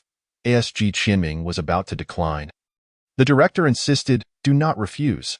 Though I am growing old, I recognize the value of this pearl. The expenses we incurred for your upbringing pale in comparison. Once you succeed, simply remember to visit us old folk from time to time." The director's aged face broke into a smile as he forced the pearl into Ji Qianming's hands, who could only accept it with a wry smile. "He also asked me to convey a message to you." "What message?" Ji Qianming inquired. "I am sorry." Chapter 46. Who are you? Ji Qianming fell into a contemplative silence, his heart a tumult of emotions. It appeared that the circumstances surrounding his parents' abandonment were far more complex than he had imagined, rendering his origins even more enigmatic. Not to mention, the luminous pearl intended as a means of support was worth a fortune. Yet, regardless of the value of these relics, none could rival the impact of those two simple words, "I am sorry." What had they truly experienced? As he left the orphanage, his mind remained unsettled, continuously speculating about the past, yet finding no clarity. He wound a red string around the jade pendant, securing it close to his heart. While safeguarding the luminous pearl in that moment, he felt an intoxicating sense of newfound wealth. Just how much was this pearl worth? Hundreds of thousands? Millions? An intense curiosity about the pearl's value ignited within him, and he resolved to seek expert appraisal in the future. Selling it was out of the question, but perhaps it could yield clues about his parents. As dusk fell, he found a nearby inn for the night. The following day, September 1 SD, Ji Qianming, with his backpack in tow, made his way to his final destination, Third Middle School. The school was quiet, devoid of students, as classes had yet to commence. Ji Qianming strolled leisurely around the campus, memories of his past efforts resurfacing vividly. "Qianming, are you coming to the cafeteria on the second floor tonight?" I said. "Qianming, which university do you plan to apply to after graduation?" Look, Zhang Yongying seems to be watching you. Graduation is just around the corner. Aren't you planning to confess to Zhang Yongying?" Suddenly, Ji Qianming recalled Li Tao's carefree remarks, and the image of a graceful figure re-emerged in his mind. Soon, he would be leaving, possibly never to see her again. He shook his head with a bitter smile, momentarily lost in thought. Then he froze. There stood Zhang Yongying in her pristine school uniform at the entrance of the teaching building, striking various poses while a girl with a camera snapped away. Was this a coincidence? Just as he had mused about never seeing her again, there she was. The corners of Ji Qianming's mouth twitched in disbelief. Could this be a manifestation of his thoughts? Zhang Yongying seemed to notice him from a distance, her body jolting as a look of surprise lit up her face. "Qianming, what are you doing here?" she called, running towards him. "Well, with school starting soon, I thought I'd come back to take a look." Ji Qianming scratched his head, smiling. "What about you?" Zhang Yongying pointed to her friend beside her. "My best friend and I plan to take some photos in high school before classes begin. We just started shooting when I saw you." Ji Qianming nodded in understanding, then suddenly remembered something. "I recall you applied to Shanghai University of Finance and Economics, right? How did it go?"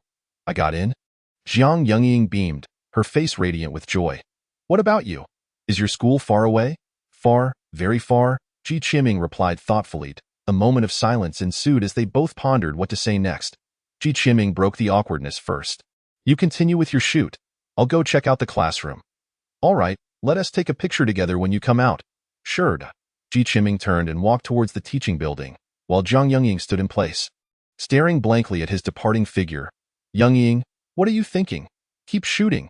A girl holding a camera approached and patted her shoulder. Ji Qianming climbed up 4 flights of stairs.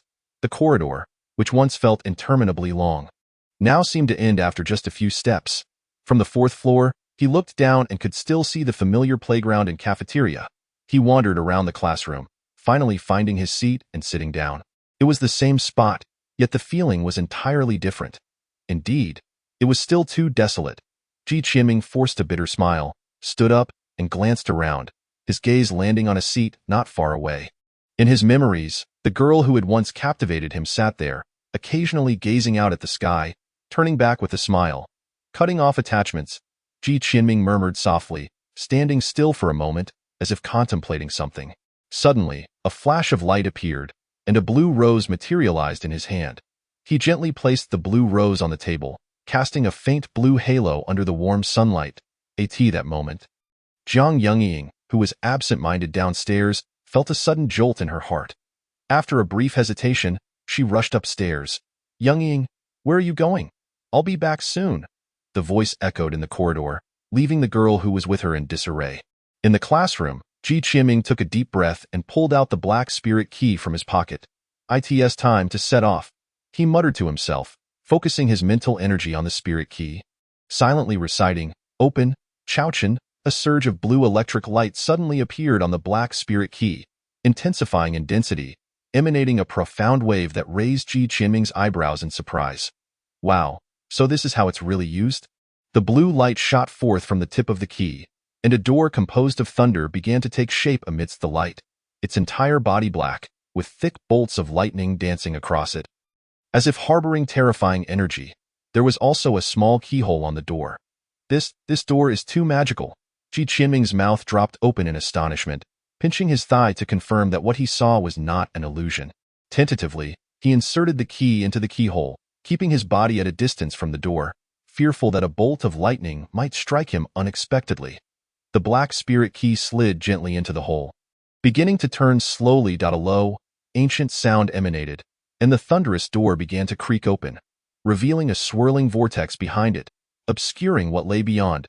Ji Qianming took a deep breath, glanced back at the familiar classroom, and resolutely stepped through the door. Ji Qianming, Jiang Yungying, breathless, arrived at the classroom door just in time to see Ji Qianming's figure slowly vanish into the door. She stood frozen in place. With a crackle, as Ji Qianming entered, the entire thunder door transformed into arcs of electric light, vanishing into the air in an instant.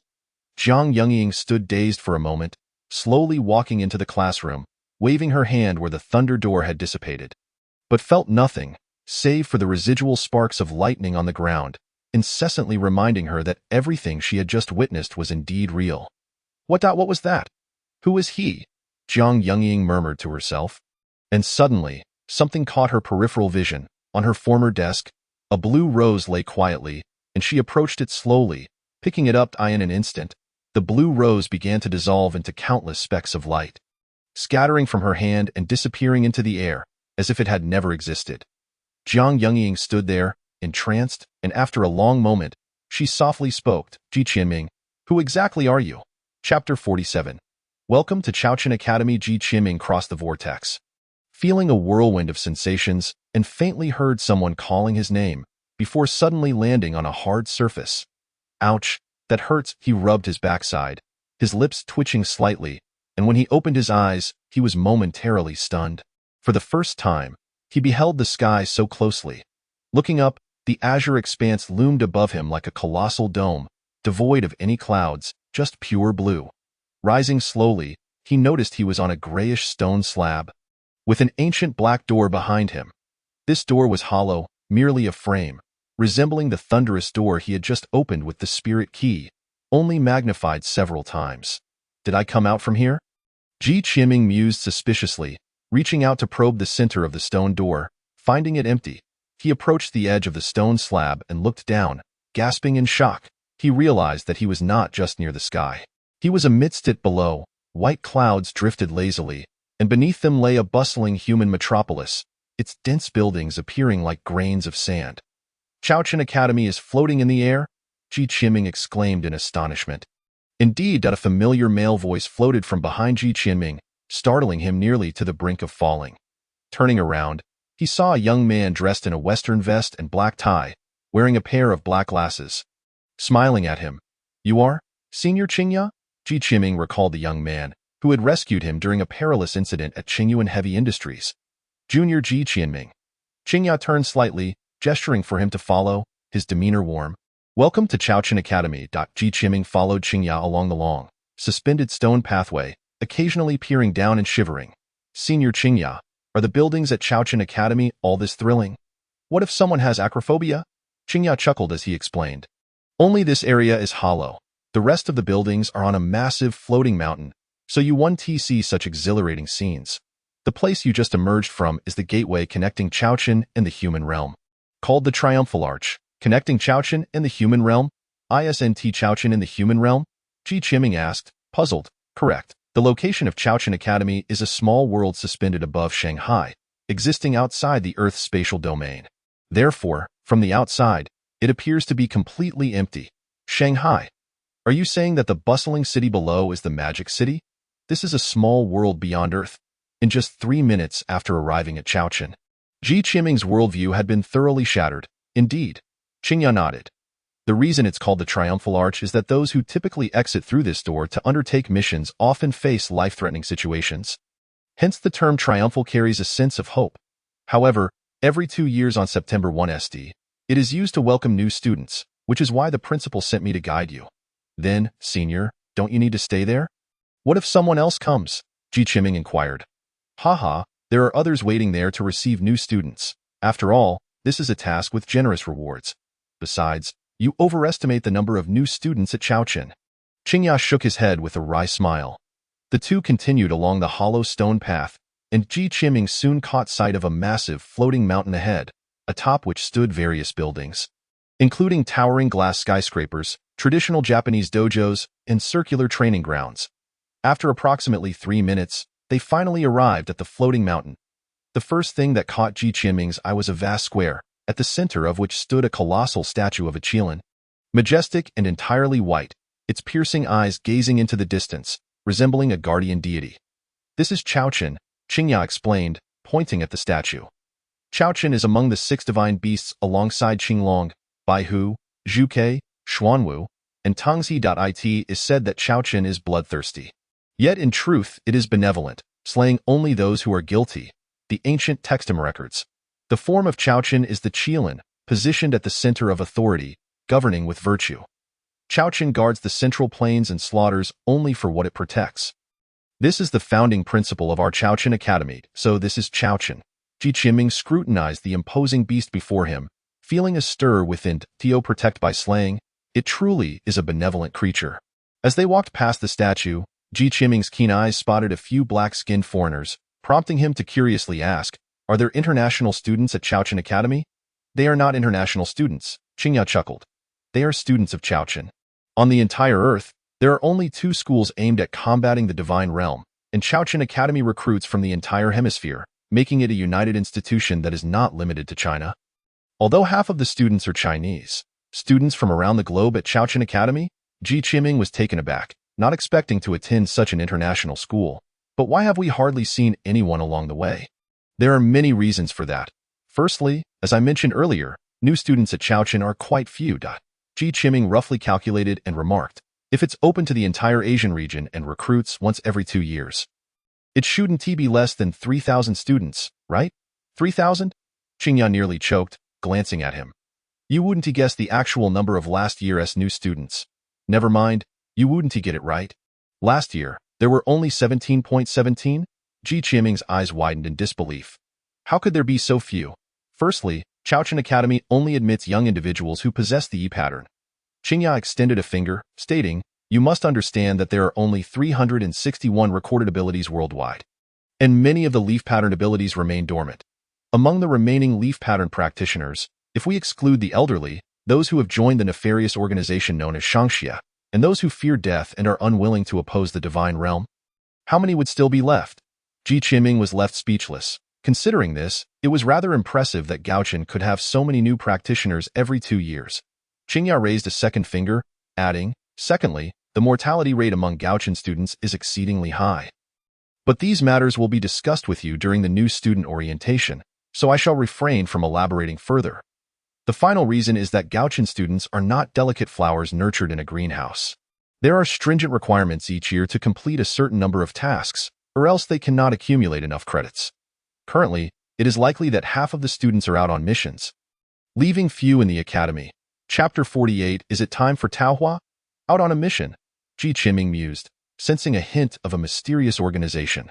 The two arrived at the heart of the plaza, where a massive display screen stood prominently, covered with dense, small text, C-class task. Investigate the reasons behind the loosening of the divine seals deep within the Cape of Good Hope. Reward, 2.5 credits. A-class task. Assist members of the Zero organization in encircling and eliminating the Huaxia envoy Poison Lord. Reward, 12 credits. B-class task. Locate the whereabouts of the divine spy who fled to Cambodia. Reward, 5.5 credits. S-class task, extremely dangerous, find and slay the Zhixiao divine general that emerged from the divine seal. Reward, 30 credits. At the bottom of the display screen, a few individuals were engaged in conversation, and upon seeing Qingya approaching with Ji Qianming, they gathered around excitedly. Qingya, are you bringing a new student to report? A jovial black man inquired, his gaze fixed with interest on Ji Qianming. Yes, are you planning to take on a mission?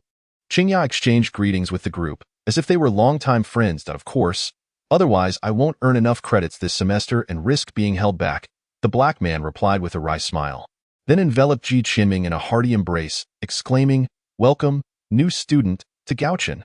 Feeling somewhat taken aback by the warmth of the black man's embrace, Ji Qianming stammered, thank you. Thank you. Laughter erupted among those present as one individual, resembling an Arab, chimed in, Brother, feel free to speak in Chinese. We all understand. Ji Qianming found himself utterly bewildered. Wait, big brother, where did you learn that Chinese? After bidding farewell to the group, Ji Qianming eagerly asked Qingya, Why is everyone speaking Chinese? Qingya raised an eyebrow and replied matter-of-factly, This is China. Of course, they speak Chinese. Ji Qianming scratched his head, sensing something was amiss, yet unable to articulate it as they walked. Qingya began to describe the layout of Goucheng, leading them to a desolate building marked with the words New Student Reception. Upon entering, they found two figures stationed at the reception desk. Junior brother Uni, Qingya greeted the man clad in white with a smile. Qingya, what a surprise to see you here assisting with New Student Reception, Uni exclaimed, his eyes lighting up. You should be beyond needing credits by now. The two embraced, and Qingya responded with a wry smile. I have no idea where His Majesty has run off to recently. With little to do at the academy, I thought I might take on a small task. Being a secretary must be wonderful. You get to stay close to His Majesty, Uni said with envy, then turned to Ji Qianming, Junior, I'm Uni, a third-year student. How do you find Goucheng? It's far more impressive than I had imagined. Ji Qianming replied with a smile. He had often wondered what Goucheng Academy was truly like. Yet no amount of speculation could compare to the reality he was now experiencing. Just then, a girl beside Uni approached, carrying a file folder. She was a Russian girl, with long golden hair cascading over her shoulders, a fair complexion, striking features, and an incredibly alluring figure, leaving Ji Qianming utterly mesmerized. Having lived in a small city, he had never encountered such a stunningly beautiful Western woman, and his gaze inadvertently wandered, astonished. Is this the prowess of the warrior nation? They excel in every aspect. This is Natalia. She will be your classmate from now on. Uni introduced the girl to Ji Qianming with a grin, subtly winking at him. Little brother, it's not that the senior didn't give you a chance. Such a beauty shouldn't be left to those old black eyes. Hello, I'm Natalia, she said, extending her hand with a radiant smile full of exotic charm. Ji Qianming swallowed hard, shaking her delicate, fair hand. Hello, I'm Ji Qianming. Natalia's curious gaze lingered on Ji Qianming, particularly drawn to the red mark on his forehead, which seemed to captivate her attention. Qianming, your birthmark is quite beautiful, Natalia remarked, her eyes unwilling to drift away. Birthmark? Ji Qianming was taken aback, then recalled the red diamond that had appeared after suppressing Zhu Yan. He had theorized that it was a mark left by Zhu Yan's possession of his body, yet since its appearance, his life had not changed significantly, so he had paid it little mind. Thank you, Ji Qianming said politely, rubbing the mark somewhat perplexedly. Natalia's soul energy collection 1. A pink character appeared on the mirror, causing Ji Qianming to shudder. What's wrong, Qianming? Natalia asked, her eyes flashing with concern. I'm fine. Ji Qianming replied awkwardly, his heart tumultuous. Pink? If I'm not mistaken, pink signifies love, right?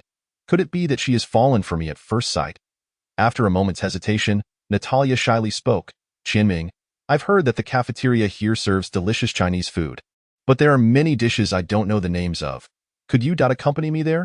Ji Qianming, Uni and Qingya stood by, their faces a mix of shock, jaws dropped as if they could fit a chicken egg in their mouths. No way. I swear I just casually played matchmaker, and Natalia has already asked him out. Do Russian beauties really favor pure-hearted boys like Ji Qianming? Uni scrutinized Ji Qianming with an expression full of skepticism. Well, I suppose that works. Ji Qianming was experiencing the thrill of being asked out for the first time, especially by a top-tier beauty like Natalia. his heart racing uncontrollably. Natalia beamed with joy, handing him a piece of paper. "Here's my WeChat. Make sure to contact me." As Ji Qiming watched Yuni and Natalia depart, Qingya regarded him with a peculiar expression, finally saying, "I didn't expect you to be a master of romance." Ji Qiming felt a wave of embarrassment wash over him. "Am I? I wasn't aware." The two made their way to the new student reception, where Ji Qiming produced his identification to complete the necessary paperwork. The receptionist handed him a file folder in return. "Your dormitory is in 304-1. The room card is inside, along with your identification, a specially designed smartphone, and a bank card." Ji Qiming was taken aback. "Are they giving out phones too?" Goucheng students frequently engage in missions outside, and since Goucheng exists in a small world, regular phone signals do not reach here. Moreover, this phone contains many special functions that you can explore on your own. Qingya explained, seemingly perceiving Ji Qiming's confusion, smiling as he did so. "Wait, don't we have to pay tuition?" Ji Qiming suddenly recalled. Chapter 49 Tuition? Qingya paused, studying Ji Qiming earnestly. "You may have some misconceptions about Goucheng. Unlike ordinary schools, Goucheng's purpose is to cultivate talents who can protect the earth. Do you have any idea how high our mortality rate is each year? Every individual here is a hero safeguarding the planet. How could we charge tuition? On the contrary, we provide student grants each year." "Grants?" Ji Qiming's eyes brightened, excitement bubbling within him. "How much?" Qingya's lips curled into a slight smile as he raised a finger. $1 million a year, in US dollars. Ji Qiming felt as if his heart skipped a beat, stammering, $1 million? That's nearly 7 million yuan. Seeing Qingya nod, Ji Qiming gasped in astonishment. He had never seen even 10,000 yuan in his life. Yet now he could earn 7 million in a year. No wonder the people of Goucheng were so extravagant. Such income levels would make one a millionaire in the real world. "Don't rush to the dormitory just yet. There's south another place I want to take you," Qingya stated. "Where to?" "The Monument Forest," Qingya replied calmly, explaining that all new students must visit the Monument Forest upon arrival at the academy, as it was a mandatory requirement. Monument. Ji Qiming thought it sounded vaguely familiar. Wasn't this the place mentioned in the admission notice that recorded accomplishments? He refrained from asking further and quietly followed Qingya as they walked toward the back of the academy. Goucheng Academy was situated on the slope of a floating mountain peak. They followed a main path leading out from the academy's building complex, with the surroundings becoming increasingly desolate until they transitioned to a smaller trail that gradually ascended toward the mountain summit. After approximately 20 minutes of walking, a black-themed monument park came into view. The mountaintop was barren, devoid of any greenery or vegetation, with rows upon rows of black stone monuments standing tall, densely packed together. Resembling a dark forest, standing before the forest of memorial stones, Ji Qiming felt a wave of desolation and bleakness wash over him, as if his emotions were being gradually overshadowed by the vast expanse of blackness. He slowly approached a black monument, his palm gently resting against its surface, and a chill surged within his heart. In the year 1867, the 40th Ice Emperor Li Ran valiantly sealed himself within the divine realm of Changbai Mountain to single-handedly thwart the emergence of 6 divine generals, heroically slaying 4 before meeting his untimely death in battle. Ji Qiming softly recited these words, a tremor coursing through his spirit, although he was uncertain of the exact rank of these divine generals. The recent S-level mission indicated that each one posed an extreme danger. Changbai Mountain, was that not the place where Zhao Qishue cultivated? Why had each Ice Emperor chosen to reside there? Was it related to the Divine Realm Seal? He gazed down at the stone tablet, which primarily detailed Li Ran's achievements and the heartfelt messages from his comrades. Turning his head, he continued his journey inward. In 1936, the 43rd Thunder King Xing Gang and the 42nd Wind Ancestor Qin Ju valiantly joined forces in the Bermuda Triangle to confront the Floating Hill Divine King, ultimately sacrificing their lives. In 1957, the Divine General Jiang Chengfeng of the Goucheng fell amidst a siege of the Divine Realm, meeting a heroic death. In 1973, Zhang Jingguo of the Goucheng was decapitated by a divine attendant while covering his teammates' retreat, dying bravely in battle. In 2000, Xiao Yingjun of the Goucheng took advantage of the loosening seal of the Divine Realm, daringly infiltrated it, successfully abducting the 3rd concubine of the Sea God General, and providing a plethora of confidential information to the outside world, only to be discovered by the Sea God General and perish heroically. Ji Qiming was momentarily taken aback, sensing something strange amidst these accounts. And he shook his head, attributing it to his own overactive imagination. As he surveyed the landscape, he noticed that these black stone tablets blanketed the mountaintop, countless in number, and each individual memorialized had met a heroic end. With not a single soul experiencing a natural death. Was this the fate of the Goucheng? Ji Qianming stood transfixed before the black forest of monuments. Perhaps one day, a tablet bearing his name would join these others. Inscribed with the words of his own heroic demise, regrets? He was uncertain. Yet, he understood that some tasks must inevitably be undertaken. Leaving behind a monument of valor in this place was far preferable to fading into obscurity. Wasn't this the very reason he chose to join the Goucheng? If one day his tablet were to appear here, what would it say? Slain by divine attendants, divine generals, or perhaps a divine king? The thought of abducting one of the divine king's concubines seemed rather appealing. A faint smile crept across his lips. From the moment he entered the Goucheng, a thread of fear had lingered in his heart. What lay ahead for him? Would he truly meet his end at the hands of the divine realm? Now, that fear had dissipated entirely, as this monument forest clearly conveyed the answer to him. Here was his destined abode. This was likely what the Goucheng aimed to impart to all newcomers. To confront fear head-on in order to embrace it more fully, Ji Qianming turned and strode purposefully out of the forest of monuments. A certain shackle within him having been unlocked, leaving him feeling enlightened and invigorated. Have you come to a realization? Qingya observed Ji Qianming emerging from the monument forest with a smile. Noting the subtle change in his demeanor, the corners of his mouth curving upward. Yes, I have. Ji Qianming nodded affirmatively with a grin. Indeed. Qingya's eyes sparkled with admiration. When I first arrived, I was nearly frightened out of my wits. You have fared far better than I. Ji Qianming, feeling somewhat bashful, scratched his head and replied, I am all alone. There is nothing to fear. Qingya patted his shoulder and said, from the moment you joined the Goucheng, you are no longer alone. Well, the formalities are complete. You may explore the academy on your own. I shall take my leave for now. Oh, by the way. Qingya seemed to recall something. There will be a freshman assembly in the auditorium at 8 o'clock tomorrow morning. Be sure to attend. After bidding farewell to Qingya, Ji Qianming, filled with curiosity about his new living quarters, made his way directly to the dormitory. 10 minutes later, he stood before a row of luxurious villas. His face etched with astonishment as the dormitory? Each standalone villa nestled upon the lush grass was a 3-story, exquisitely furnished abode, complete with its own garden. Ji Qianming had seen similar properties in advertisements. Each priced at over 10 million.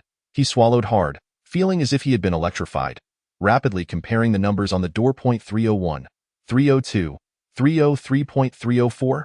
Ji Qianming retrieved his room key from the file folder and gently swiped it at the door handle sensor.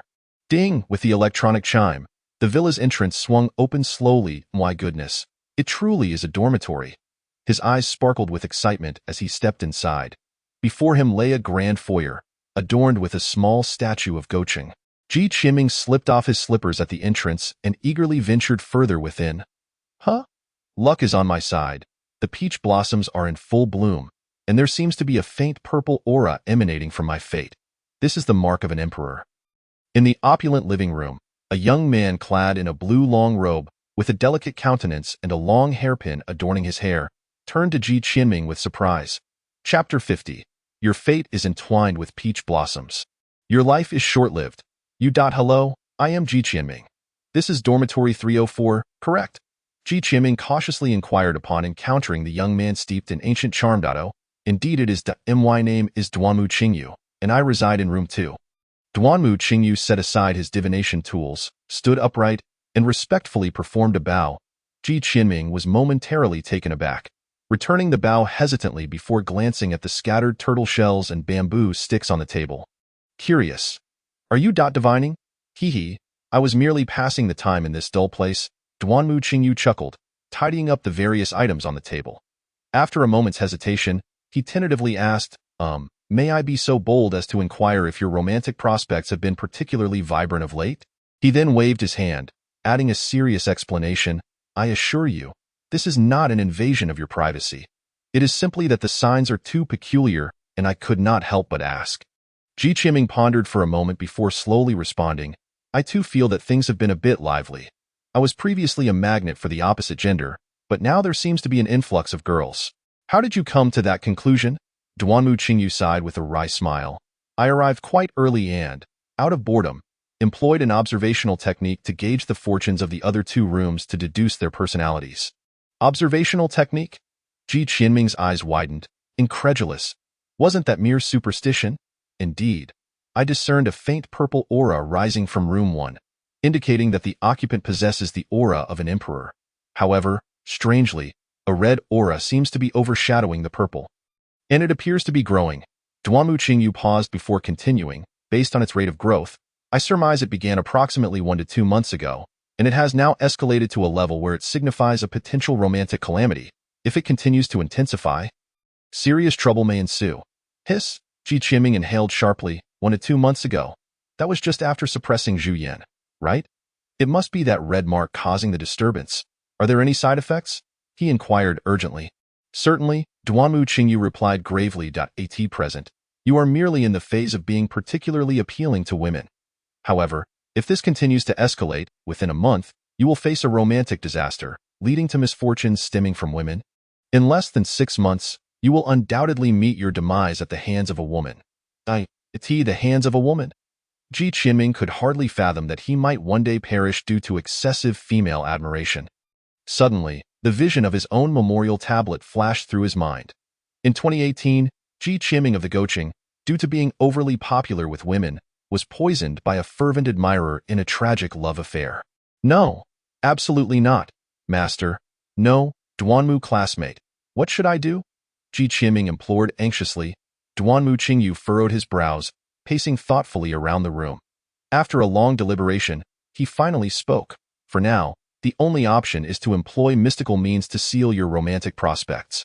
With my abilities, it should not be difficult, but correspondingly, it will also inhibit your other fortunes, causing your luck to potentially diminish in the future. Ji Qianming grimaced, feeling as though he were facing a terminal illness. Why must he undergo such drastic measures for merely returning to his dormitory? All right, as long as it prevents me from dying in a tragic romance, I am willing, he declared resolutely. Seeing Ji Qianming's nod, Duanmu Qingyu retrieved a sheet of yellow paper and a vermilion brush from his bag. Taking a deep breath before meticulously beginning to draw, Ji Qianming stood to the side, holding his breath to avoid disturbing Duanmu's talisman making. Observing the seriousness in his expression and the steady rhythm of his breath, faintly, he noticed a green leaf pattern shimmering on Duanmu Qingyu's wrist. After approximately 3 minutes, Duanmu Qingyu set down the brush. Exhaling deeply, before him, the yellow paper adorned with intricate lines glimmered with a mysterious blue light. It is complete. He folded the yellow paper and placed it into a small pouch, handing it to Ji Qianming. You must keep this pouch on you at all times. It will serve to limit the leakage of your fortune to a certain extent, though some will inevitably escape. It is manageable for now. But if in a year you have not found a solution to your romantic troubles, it will no longer be able to protect you. Ji Qianming accepted the pouch, tucking it close to himself and sincerely thanking Duanmu Qingyu. It is nothing, we are classmates. No need for formalities. By the way, Ji Qianming suddenly recalled something and asked, did you also observe the energy of room 3? What kind of person resides there? A sense of curiosity stirred within Ji Qianming regarding the yet-to-appear roommate. Based on the aura, she should be a female, and not of Huaxia descent, possessing a bold character, as Duanmu Qingyu remarked, a female, not Huaxia. Ji Qianming felt a surge of excitement. She hadn't anticipated that the dormitory would accommodate both genders. Did this mean she would be cohabiting with a girl? Duanmu Qingyu, perceiving Ji Qianming's thoughts, chuckled and cautioned, don't rejoice too soon. This is merely a temporary dormitory arrangement, and in a couple of days, accommodations will be reassigned based on the formation of combat teams. Ji Qianming was taken aback, casting a puzzled glance at Duanmu Qingyu. What do you mean? Students of Goucheng must form trios for combat teams starting from their freshman year. And once established, the teams cannot be altered unless a member meets an unfortunate demise. After forming the trios, dormitory arrangements will be revisited, aiming to foster camaraderie among members through daily interactions. Thus, the current dormitory allocations are provisional. Duanmu Qingyu patiently elucidated. I see. Ji Qianming suddenly comprehended. Forming a trio? The first figure that surfaced in her mind was that of Zhang Fan, the leader, and no doubt, she must cling tightly to this pillar of support. Just then, the villa's entrance was gently swung open, and both turned in anticipation of the arrival of an exotic beauty. Hey, baby, a petite, robust woman with dark skin emerged, dragging a suitcase. Upon spotting the two, her eyes sparkled with excitement as she waved her chubby little hand, exuberantly exclaiming in a voice reminiscent of a duck's quacked, Ji Qianming, Duanmu Qingyu.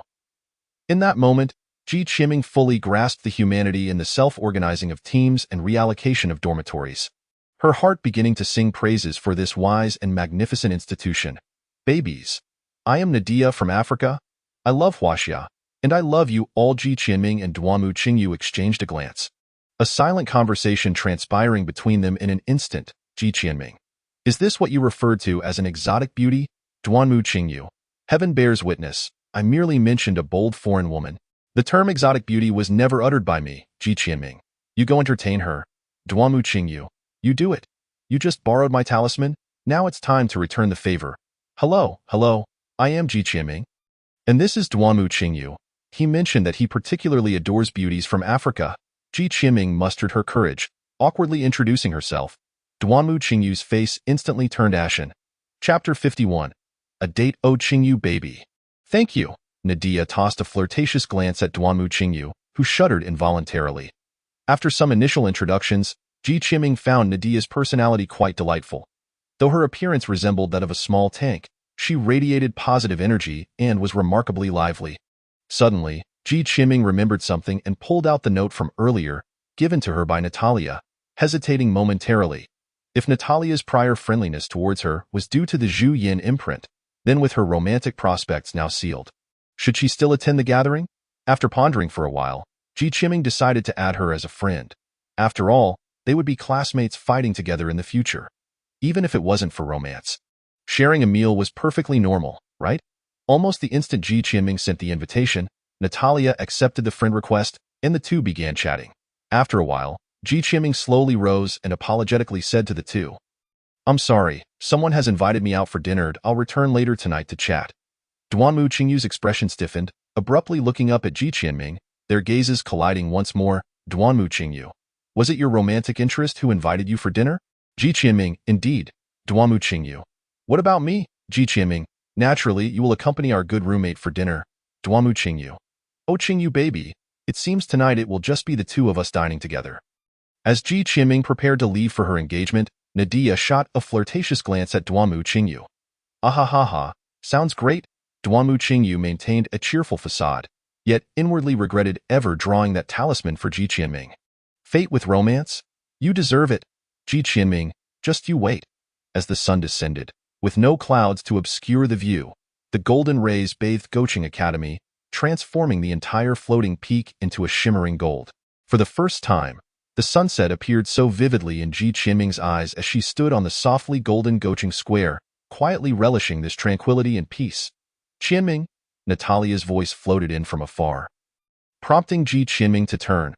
Approaching was Natalia, clad in a light blue gown, her golden hair cascading over her delicate shoulders, her exquisite features flawless, and her pale blue eyes sparkling as they met Ji Qianming's gaze. She resembled a princess stepped out of a fairy tale. Breathtakingly beautiful, Ji Qianming swallowed hard, feeling a surge of nervousness. Why would someone like her, devoid of the Zhu Yin imprint, attract such a stunning girl? Have you been waiting long? Natalia inquired with a hint of shyness. Ji Qianming hastily shook her head, smiling, not at all, I just arrived. The two strolled side by side along the dusky path, and Ji Qianming found herself at a loss for words, enveloped in a brief silence. Qianming, why did you come to Goucheng Academy? Aren't you afraid of the divine realm? Natalia broke the silence, her curiosity piqued. Ji Qianming paused, managing a wry smile. I am afraid, but that I believe my worth lies here. Worth lies here? What does that mean? Natalia pondered over this, struggling to grasp its meaning. I am an orphan, having grown up in a welfare institution, ordinary in appearance and academics, without family or particularly close friends. If I were to symbolize my value to society, it would be akin to fallen leaves. Fallen leaves? Ji Qianming mused, drifting away from the collective, carried by the wind. The soil is my destined resting place. And even if I were to vanish from this world, no one would care. With a gentle sigh, Ji Qianming continued, I do not wish to become a fallen leaf. Therefore, Goucheng is where I can realize my worth. Though unknown to many, at least I have protected something. I will become a monument in the forest of stone tablets rather than rot in the soil. Natalia blinked, her pale blue eyes intently focused on Ji Qianming. And then she broke into a radiant smile. You are not a fallen leaf, Qianming. You are the light that protects humanity. Each person in Goucheng is a light. Ji Qianming, feeling somewhat bashful under Natalia's earnest gaze, scratched her head and asked, and what about you? What brings you to Goucheng? Natalia placed her hand on the collar of her dress, slowly pulling it down to reveal a large expanse of fair skin. And a deep blue leaf pattern emerged on her left chest. It has given me strength.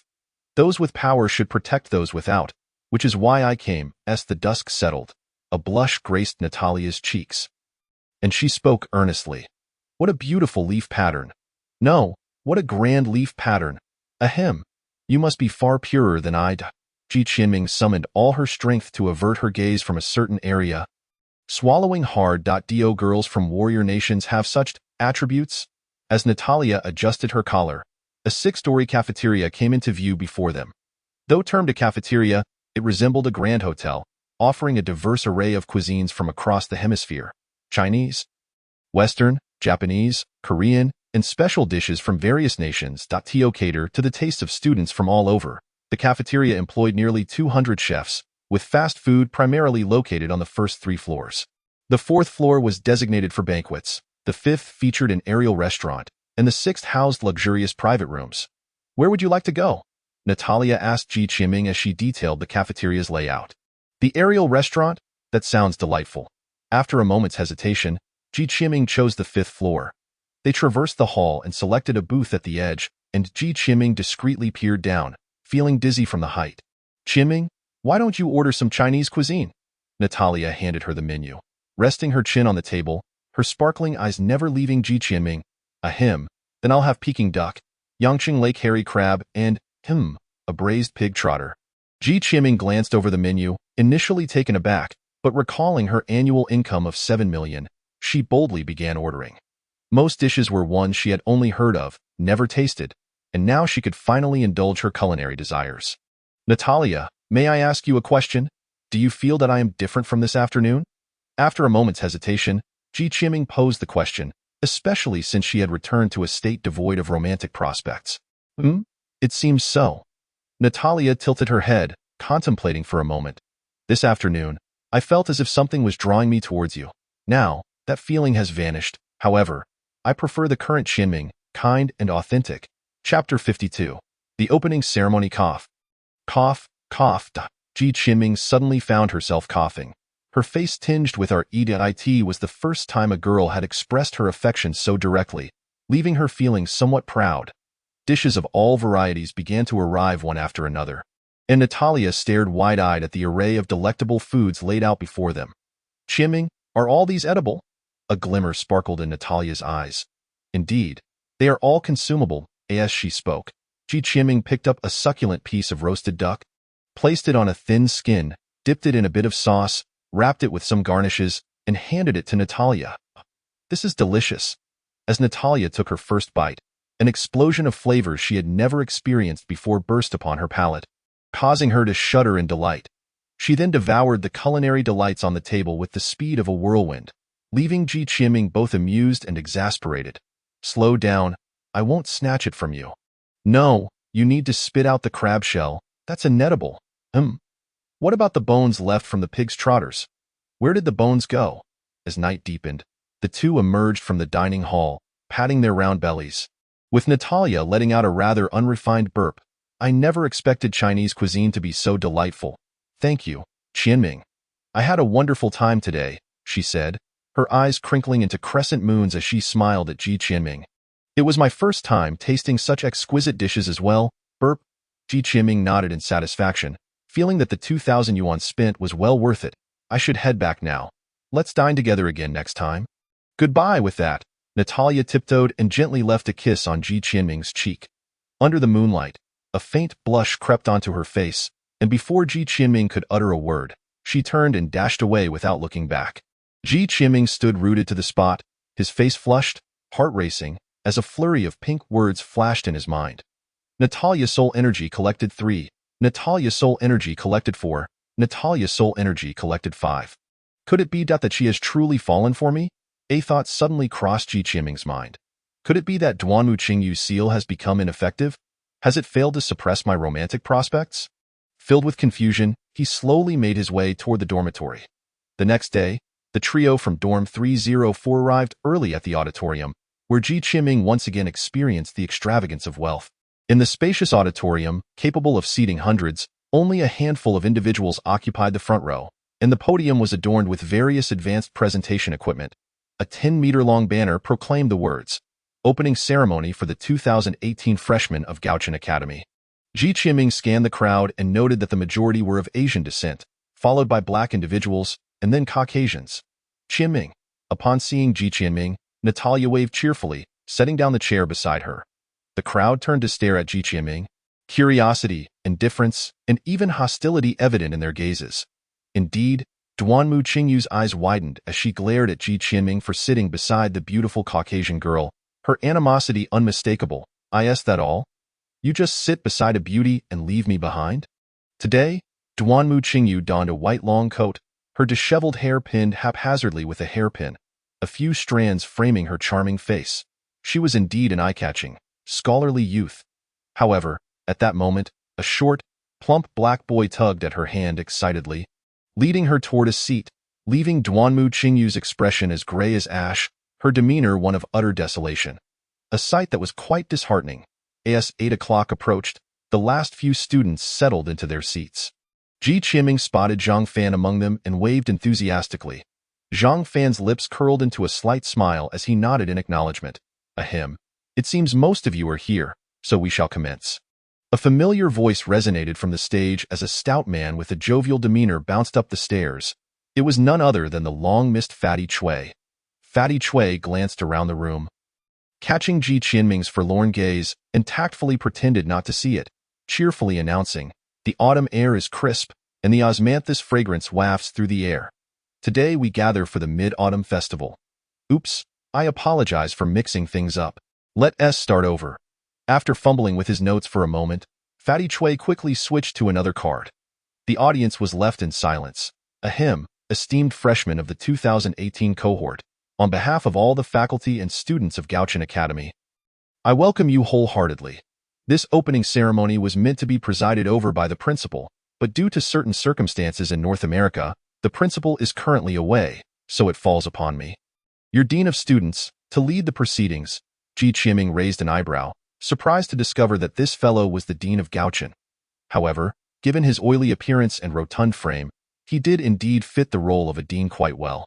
Goucheng Academy was founded a millennium ago by a sage, during a time when the divine realm had just begun to overlap with Earth. The divine realm commanded an attack on the then primitive and ignorant Earth. But in a moment of crisis, 5 sages descended to the mortal realm, using their immense power to thwart the divine invasion and seal the entrance. The foremost of the 5 sages, the Light Sage, created a small world in the sky, conjuring floating mountains, establishing Goucheng Academy atop them, and recruiting citizens with special abilities to enlighten all beings. For 1,000 years, Goucheng Academy has remained true to its original mission.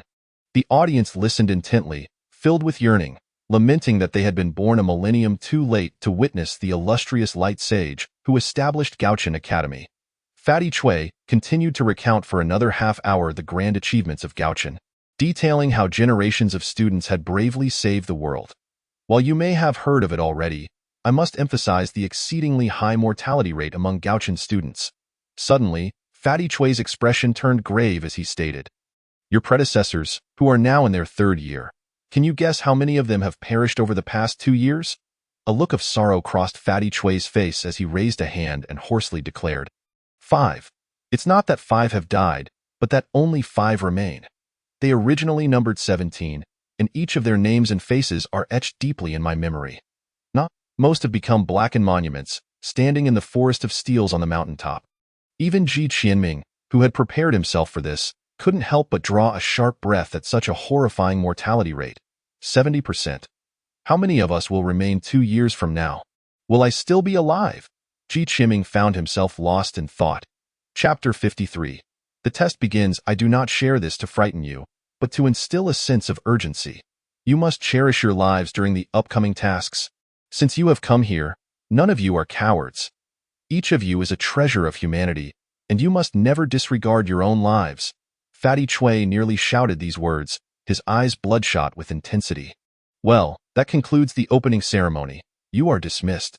Fatty Chui seemed to have expended all his energy, speaking in a weary tone. Classes will officially commence tomorrow, and this afternoon, there will be a practical assessment that will determine your future group assignments. So please treat it with utmost seriousness. The crowd, still reeling from the oppressive atmosphere, exited the auditorium in silence. Boss.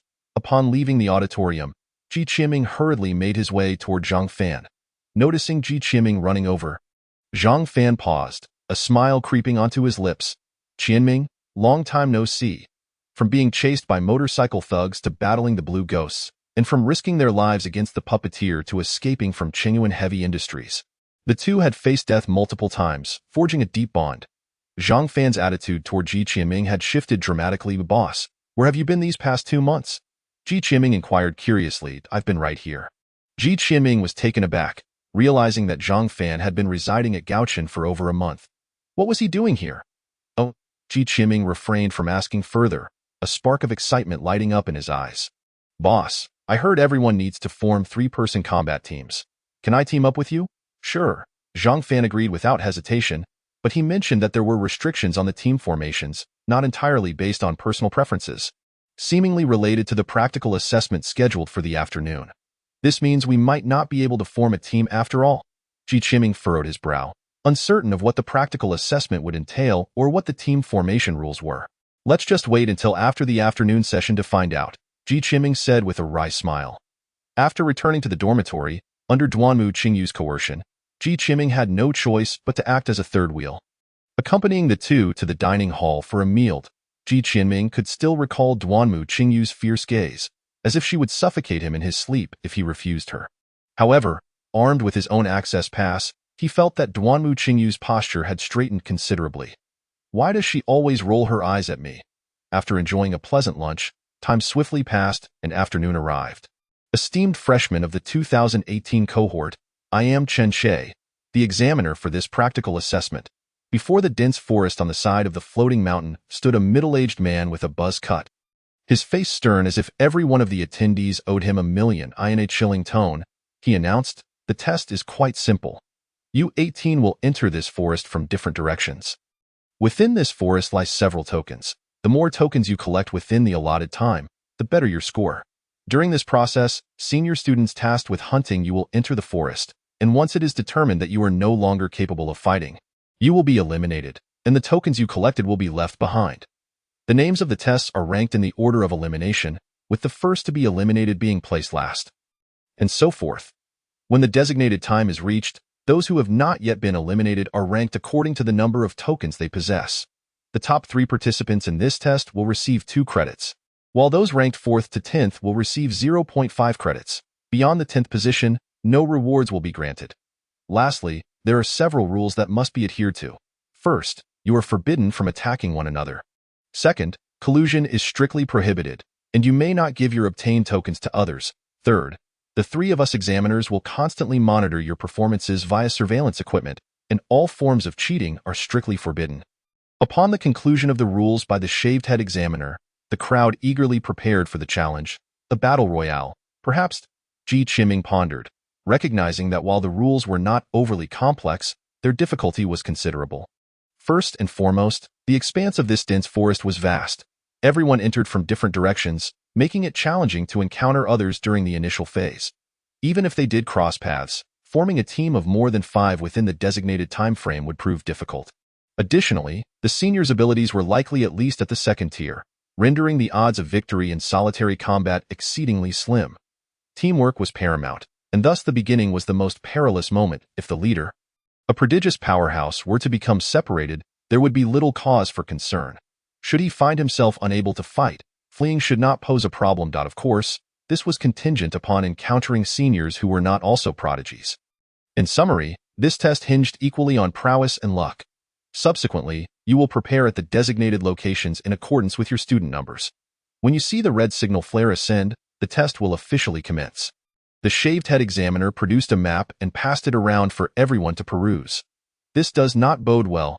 Ji Qianming furrowed his brow. His student number was quite distant from that of the leader, and whether they could regroup was left to fate. After a considerable interval, everyone positioned themselves in their respective spots. Ji Qianming glanced around, only to be met with a sea of towering trees. These trees were ancient and robust, their dense foliage shrouding the sunlight, casting the entire woodland into a dim light reminiscent of the primeval forests he had seen on television. Bang! A signal flare gracefully ascended, exploding into a magnificent crimson firework in the sky. Remarkably conspicuous, he has begun. Ji Qianming inhaled deeply, relying on his memory to select a direction, and sprinted forth. Beyond the thicket, a group of young individuals, engaged in playful banter, noticed the red signal and exchanged knowing glances, a malicious smile gracing their lips. After 2 years of waiting, we finally have our chance to hunt others. Damn. I still recall being the first to be eliminated by Qingya. This time, I shall be the one to eliminate this gaggle of novices. Heh. But let us show some mercy. After all, they are our juniors. Upon hearing this voice, several turned to see Yun-yi, clad in white, smiling as if he were a refined scholar. Yun-yi, we are merely doing this for their own good, to instill some motivation. Otherwise, when they encounter the beasts of the divine realm in the future, they will show no mercy. A burly Mongolian man patted his shoulder, speaking earnestly. Indeed, you are right. Yun-yi contemplated for a few seconds before nodding slowly. Dear juniors, do not hold it against your seniors for being unyielding, he said, raising his gaze, as dark clouds swiftly engulfed the vast forest. At that moment, Ji Qianming struggled to advance through the woods. The ground was uneven, littered with branches and vines, and compounded by the dim light. Traversing this terrain proved to be quite taxing. What a perfectly clear day, and yet it has turned overcast? As the light dimmed further, he abruptly looked up at the sky, perplexed. Chapter 54. Allow me to showcase a talent. He shook his head. This was not the concern at hand. Out of the corner of his eye, he suddenly halted. There, hanging from a branch beside him, was a dark golden token, suspended a full 4 meters above the ground. Is it attempting to compel me to climb for it? Ji Qianming raised an eyebrow, a smirk playing at the corners of his mouth. Concurrently, the image of the Dreamweaver leaf pattern flickered in his mind. A long bamboo pole materialized in his hand. With a gentle flick, he knocked the dark golden token down. Ji Qianming jogged over to retrieve the token, brushing off the dust, which bore the inscription of Goucheng. The first token is in my possession. A flicker of joy danced in Ji Qianming's eyes as he prepared to continue his pursuit, when an agonizing scream echoed from ahead. Hiss! That was swift. Ji Qianming's entire body tensed. The sound was not distant, but he decisively chose to run in another direction. After a brief struggle, he discovered another token nestled in the grass, stuffing it into his pocket, brimming with delight and ready to press on, when a voice drifted from behind. Have you found a few? Just 2. Ji Qianming was taken aback, turning sharply to see a burly black man grinning as he emerged from behind a tree. His gleaming white teeth reminiscent of a well-known toothpaste brand. Ji Qianming's mind raced. He was certain that this individual was not among the 18 classmates he had just encountered. He has come to hunt us. He fixed his gaze on the pursuer, inhaling deeply before bolting away. The black pursuer stood bewildered, having expected a confrontation based on the earlier stance, only to witness Ji Qianming flee with such decisiveness. Run? Do you think you can escape? Just surrender to being eliminated. As Ji Qianming dashed forward, the voice drew closer at an alarming rate, and within the blink of an eye, the pursuer was right behind him. Ji Qianming's hair stood on end. Without a moment's hesitation, he dropped flat to the ground. A pale blue wave brushed past his scalp, crashing into the surrounding towering trees and leaving deep gouges in their trunks. Ji Qianming gasped, hastily rising to his feet and extending a hand. Wait. What do you wish to say? Allow me to showcase a talent. Spare me, first. Let me see this talent of yours. If it pleases me, I shall let you go. The black pursuer's expression brightened with interest. This was a novelty for him. Ji Qianming flipped his hand, producing a mirror half his height, which caught the pursuer's attention. A manifestation-type ability. Intriguing. Allow me to present a short film for you. Cradling the mirror, Ji Qianming activated non-flora. The surface of the mirror shimmered with enticing, heart-racing images, causing the pursuer's eyes to widen in fixation. The female protagonist in the mirror was clad in scanty fabric, barely concealing her modesty, revealing ample fair skin that sparked endless imagination. She flashed a sweet smile at the pursuer, winking playfully, before her fingers subtly drifted downwards, as if about to unveil her final layer of modesty. The black pursuer swallowed hard, his eyes glued to the spectacle. Suddenly, the surface of the mirror erupted with blinding golden light, illuminating the dark forest like a sun, radiating dazzling beams. Ah! The pursuer instinctively shielded his eyes. Dropping to one knee, shaking his head vigorously as if to dispel the blinding light from his mind. Seizing the opportunity, Goucheng took off running. At that moment, the pursuer, still covering his eyes, stomped his foot violently, unleashing a wave of blue energy that surged outward, shaking the trees around him, uprooting them entirely. Goucheng felt a violent strike against his leg, sending him spinning through the air before crashing heavily to the ground. Damn, that nearly blinded me. The black pursuer slowly rose, squinting as he surveyed the area, quickly spotting Goucheng sprawled on the ground, a menacing smile creeping across his face as he approached. Kid, that trick was too ruthless. It seems I ought to teach you a lesson. A blue wave enveloped his palm, as he grinned maliciously at Goucheng. Wait, what now? I will perform another talent for you. Nonsense, I have no interest in your talents. Upon hearing the word talent, the black pursuer trembled, then resolutely declared. As soon as he finished speaking, Goucheng conjured another mirror, prompting the pursuer to immediately shut his eyes and turn away. After waiting for a while, the anticipated golden light failed to appear. Cautiously, he turned back, only to find Goucheng had already made a considerable distance. A surge of anger welled within him. Are you toying with me? He crouched slightly, a blue wave flashing beneath his feet, propelling him like a bolt of blue lightning, reaching Goucheng's rear in the blink of an eye, and he swung a punch. Sensing the imminent danger, Goucheng pushed off with his right foot, twisting his body in midair to conjure a large mirror before him, as a blue light flashed past. Clang! A dull thud echoed as a tremendous force transferred from the mirror to Goucheng, sending him crashing into a nearby tree like a kite severed from its string. Hiss! The black pursuer clutched his fist, his lips twitching madly, bewildered by the mirror's resilience. Goucheng coughed as he stood, placing a hand on his pocket, instinctively entering a state of absolute calm. In preparation for this test, he had made ample preparations. Since escape was not an option, he would confront this head-on. He retrieved a metallic box from his pocket and hurled it into the sky. The black pursuer furrowed his brow slightly, observing as the lid of the box suddenly opened, and several indistinct shadows darted out, vanishing into the shadows, leaving the now empty metallic box to fall to the ground with a thud. Clack!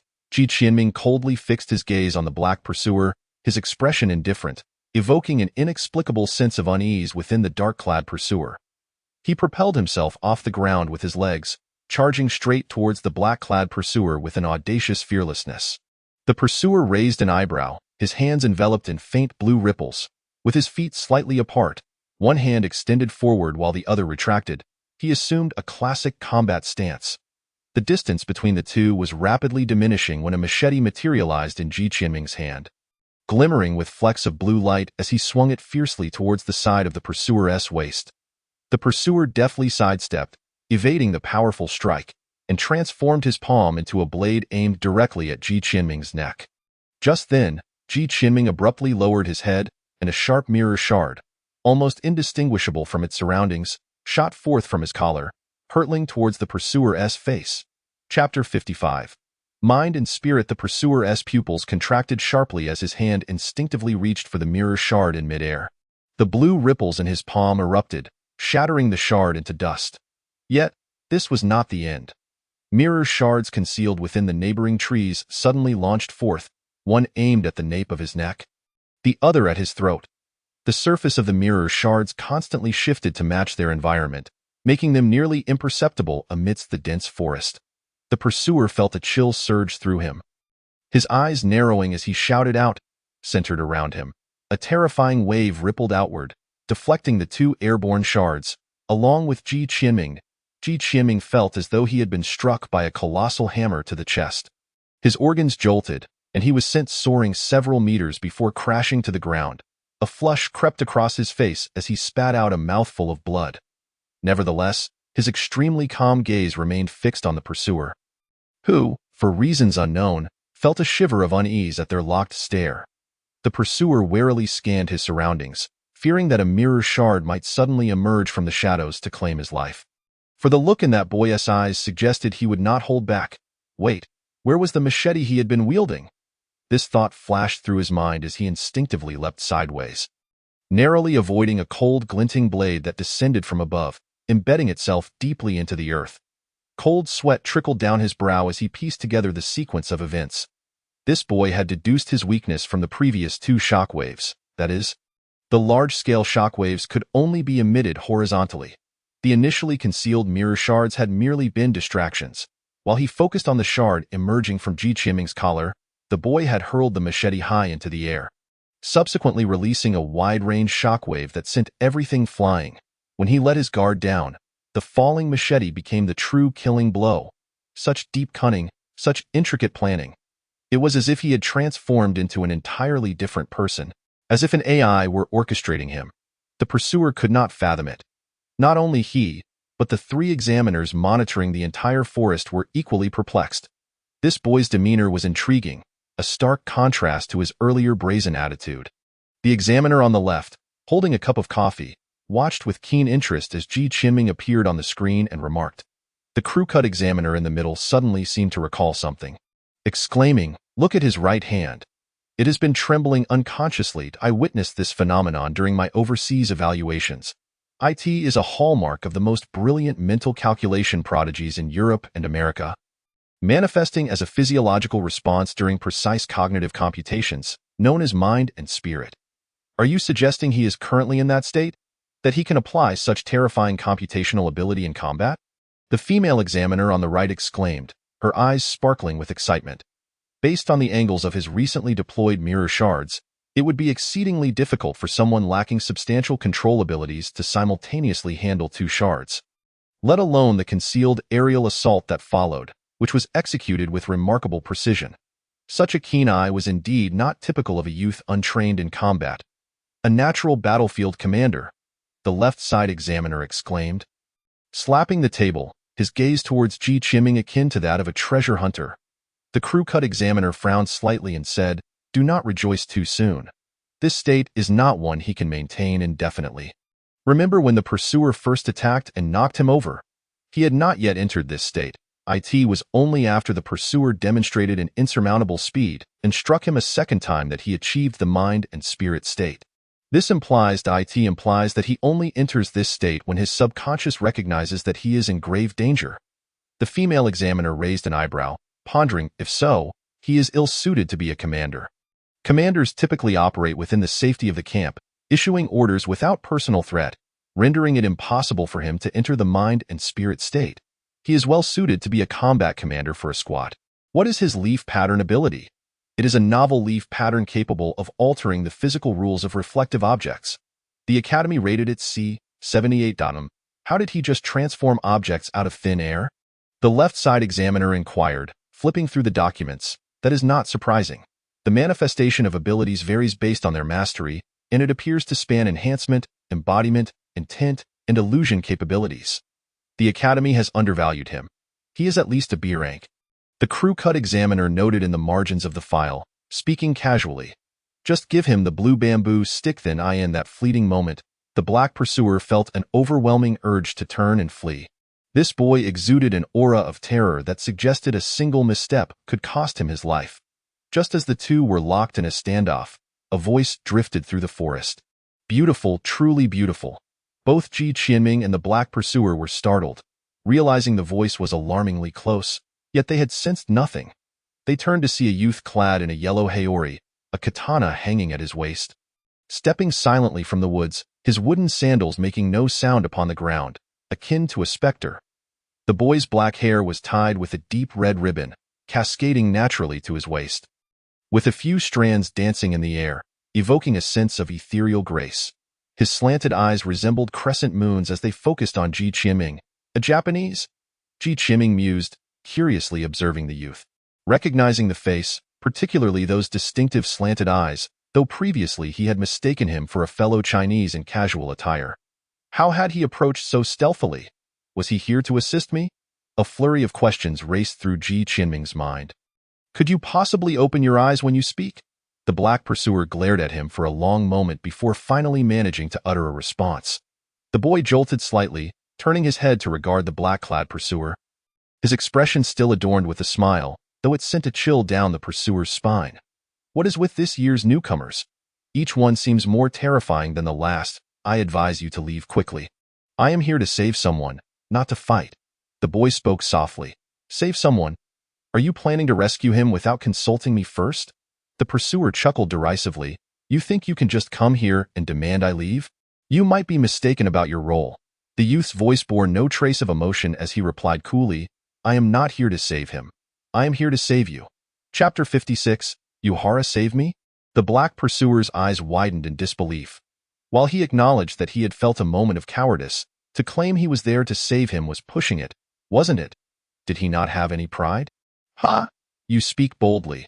Do not blame me if I eliminate both of you, he declared, pulling out 5 steel discs from his pocket, his tone menacing. The wind gently tousled the boy's hair as he narrowed his eyes. His demeanor inscrutable as he rested a hand on the hilt of his sword, observing the arrogant pursuer. The pursuer unleashed a shockwave, the 5 steel discs hurtling forth like cannonballs, charged with immense kinetic energy. The boy leaned slightly, gripping the sword hilt and scabbard firmly, positioning the blade close to his side, narrowing his eyes in concentration. Ji Qianming suddenly felt a sense of familiarity. Wait, wasn't this the sword-drawing technique of Kyo Kuzunaji from Zenkai? An invisible aura emanated from the boy's feet, his loose bangs swaying without wind, Inno blade drawn. Iato, the boy murmured, and in an instant, he left behind a residual shadow, drawing his sword in a flash. Unleashing a fierce crescent slash, the unmatched momentum effortlessly severed the 5 steel discs, dissipating their kinetic energy in an instant. With a soft click, the long blade returned to its sheath, leaving behind a gentle sound. The entire sequence, drawing the sword, swinging it, and sheathing it, flowed seamlessly, effortlessly countering the pursuer's lethal strike in the blink of an eye. Absolutely stunning, Ji Qianming gasped, his eyes wide. Just moments ago, he had barely registered the drawing and swinging of the sword. But the graceful sheathing was undeniably impressive. Woa! The black pursuer was equally dumbfounded, muttering something incomprehensible. Foreigners truly had it tough. In such a scenario, even an exclamation would elude them. His gaze towards the boy had shifted entirely. Had that strike been aimed directly at his neck, he would have had no time to react before losing his head. His ability acceleration, combined with martial arts, it truly is a formidable power. The pursuer scoffed, feigning indifference as he turned away, swaggering off with extreme arrogance. It was no joke. Dealing with the cunning Ji Qianming alone was already enough trouble, and now there was a youth capable of decapitating him at any moment. Today might truly be his last. Let them go. Cough. Thank you. As Ji Qianming observed the pursuer's brazen escape. A slight twitch appeared at the corner of his mouth. He approached the young boy, extending a hand. I am Ji Qianming. The boy squinted, a subtle smile gracing his lips as he reciprocated the gesture. I am Yu Henjuan. Ji Qianming was momentarily taken aback. The boy's hands were calloused, likely the result of rigorous sword training. Given their similar ages, to possess such extraordinary swordsmanship suggested that, while talent might accelerate his progress, such fluidity and technique could only be achieved through relentless practice. After their handshake, Yu Henjuan crossed his arms into the wide sleeves of his robe and cheerfully inquired. How many tokens do you have, Qianming Kuan? Ji Qianming retrieved 2 tokens from his pocket. Offering a wry smile, I have only managed to obtain 2, Qianming Kuan. You must strive harder, Yu Henjuan replied, producing a string of tokens from his sleeve. At a cursory glance, there were at least 8 or 9, clinking melodiously, and a profound sense of defeat surged within Ji Qianming. It was not that he was incapable of collecting them, but merely that he had encountered only 2 along the way. Suddenly, the words of Duanmu Qingyu echoed in his mind. What is sealed away is not just your peach blossoms, but your very own fortune. You may find yourself rather unlucky in the future. So, this is the world of the unfortunate, is it? Qianming Kuan, let us proceed together and share any tokens we encounter along the way, Yu Henjuan suggested. Ji Qiming wholeheartedly agreed, recognizing that Yu Henjuan's formidable strength likely matched that of their leader, an invaluable ally. Perhaps he could even salvage his own misfortune. True to form, they had scarcely taken a few steps when they stumbled upon a token, which Ji Qiming claimed after a brief exchange of pleasantries. Qiming-kun, look, there's another one over there, Dado. I seem to have stepped on a token. There's a bundle of tokens lying on the ground. They must belong to those who have been eliminated. What splendid fortune we have today! Ji Qiming could only respond with silence. Within a mere 10 minutes, Yu Henjuan had collected 10 tokens, each time grinning and waving at Ji Qiming, igniting within him a sudden urge to draw his blade in despair. Why? How can the disparity between individuals be so vast? And why do you always greet me with that smile? Are you deliberately provoking me? Ji Qiming mentally berated him, branding Yu Henjuan with the label of a sly character, outwardly affable, yet harboring a heart as dark as ink. Indeed, those with squinting eyes are often extraordinary, in every sense. Suddenly, a violent explosion erupted from the 2 o'clock direction, causing both to halt and exchange glances. Shall we investigate, Qiming-kun? Ji Qiming pondered for a moment before responding. Let us take a look. With the 2 of us, even if we cannot win, we should be able to escape. Yu Henjuan nodded in agreement, and they cautiously made their way toward the source of the explosion. However, while Yu Henjuan moved with an almost inaudible grace, Ji Qiming's every step creaked audibly beneath him. How are you able to walk without making a sound? Ji Qiming questioned, beads of sweat forming on his brow. It's quite simple. Just practice, Yu Henjuan replied nonchalantly. The sounds of battle grew nearer, and unlike the silent confrontation Ji Qiming had experienced with the black pursuer, this skirmish was intensely fierce, effectively masking Ji Qiming's clumsy footfalls. Peering from behind the trees, they witnessed a clearing in the woods that had been transformed into a battleground. A pursuer clad in purple stood nonchalantly to one side, while a bald-headed youth and a timid girl faced him with fierce determination. Both were fellow students, and visually, they appeared to be of Han Chinese descent. The bald-headed youth's attire was tattered, his body marred by injuries. With a mighty roar, he charged at the purple-clad pursuer. The latter rolled his eyes, clearly reluctant, and with a flick of his fingers, a wall of rock erupted from the earth before the charging youth. You ought to take a break. You've been recklessly charging for far too long. Your shouting is giving me a headache, the pursuer remarked, rubbing his ears with a sigh. Undeterred, the bald-headed youth continued. His right fist clenched tightly, striking the rocky wall with tremendous force. Boom! At the moment of impact, flames erupted from his fist, and the explosive force left a large crater in the wall. Shaking his hand, he proudly declared, I, Wu Di, shall never concede. Chapter 57. The Trap Invincible? The purple-clad man was taken aback, chuckling. What a splendid name. Is it just 1 against 1? Ji Qiming, upon witnessing this scenario, felt his mind racing. If he and Yu Henjuan joined forces, it would create a 4-on-1 situation. If that bald-headed youth could endure for this long alone, the 4 of them together ought to have no trouble dispatching the purple-clad pursuer. Ji Qiming exchanged a knowing glance with Yu Henjuan, pointing a finger toward the pursuer. After a moment of hesitation, Yu Henjuan inscribed a few words in the dirt. Wait for the opportune moment I in the clearing. Wu Di's hands sparked with flames, crackling with explosive sounds as his defiant gaze remained fixed on the purple-clad pursuer, charging forth once more. The pursuer, exasperated, thought to himself, is this fellow insane? Whatever his plans may be. First, I must eliminate this bald-headed nuisance. With a flicker of yellow markings on his neck, a colossal hand of rock emerged from the ground beneath Wu Di, sending him airborne. Wu Di, losing his balance, propelled himself through the air, flames erupting from his palms as he rocketed toward the purple-clad man. The pursuer raised an eyebrow as spikes erupted from the ground beneath him, aimed directly at Wu Di's face. However, the airborne Wu Di showed no signs of evasion, allowing the spikes to pierce toward him. No. The pursuer's pupils contracted. This was merely a test, and he must not truly harm these fledgling students. Yet, the bald-headed youth charged recklessly forward, seemingly unafraid of death. Should these spikes strike, they would surely maim him. Just as he attempted to retract the spikes, Wu Di suddenly transformed into a swarm of butterflies. Fluttering gracefully toward the sky, an illusion. The purple-clad pursuer, experienced as he was, instinctively hardened his skin to rocked iron that very instant. A deafening explosion erupted behind him. Boom, boom. The purple-clad man was violently hurled away. Though his rock-like skin absorbed much of the impact, sparing him from severe injury, at that moment, Wu Di grinned triumphantly, wisps of smoke curling from his hands, embodying a victorious figure, much to the purple-clad man's chagrin. Well done, Wang Ruai. Wu Di hailed the previously unnoticed girl, giving her a thumbs dash up. Itsu. The purple-clad man suddenly turned to the weak-looking girl he had overlooked, his brow furrowing. How peculiar. I shouldn't have made such a basic oversight. Is this the girl's ability? Besides creating illusions, can she also diminish her own presence? Lost in thought, he was startled when a yellow figure descended from the sky, landing lightly before him. Concurrently, the long blade in his hand traced a deadly arc through the air.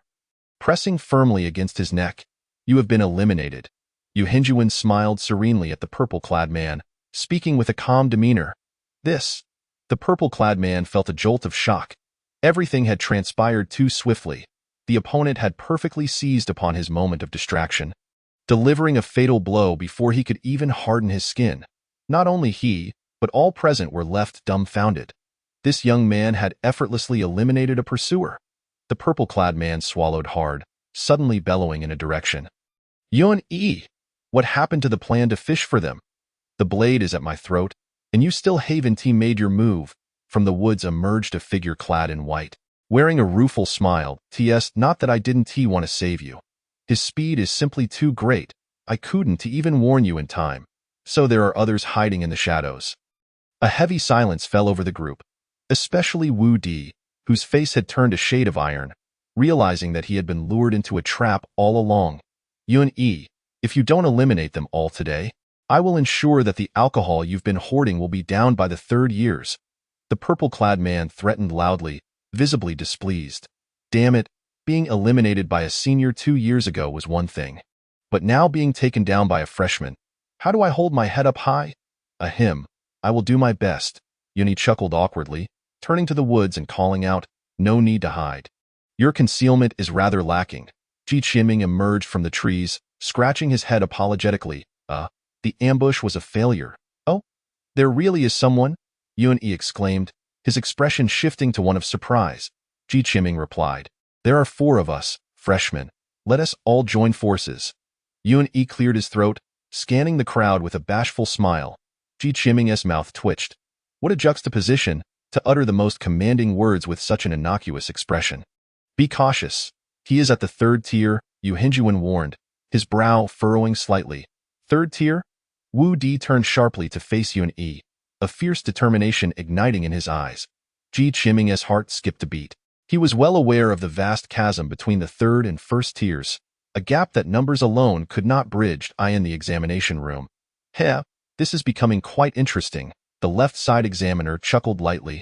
Keenly observing the surveillance, a genius with mental command, an unparalleled swordsman, a walking artillery, and a girl adept in illusion control. What heights will this ensemble push Yun-E to?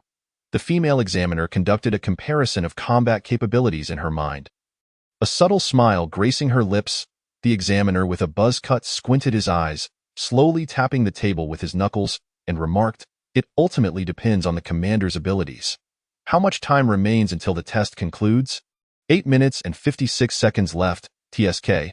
They might not last that long, the examiner on the left replied with a slight shake of his head, expressing a hint of regret. Not necessarily.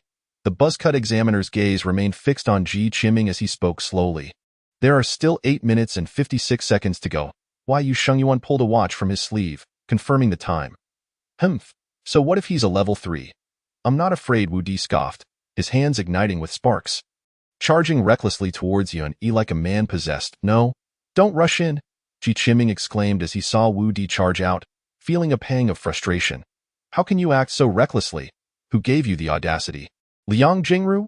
Pull that fool back, otherwise, the 3-on-1 situation will become even more perilous, Ji Qiming shouted anxiously. Meanwhile, Wu Di had already lunged towards Yun-E, unstable energy fluctuations emanating from his palms.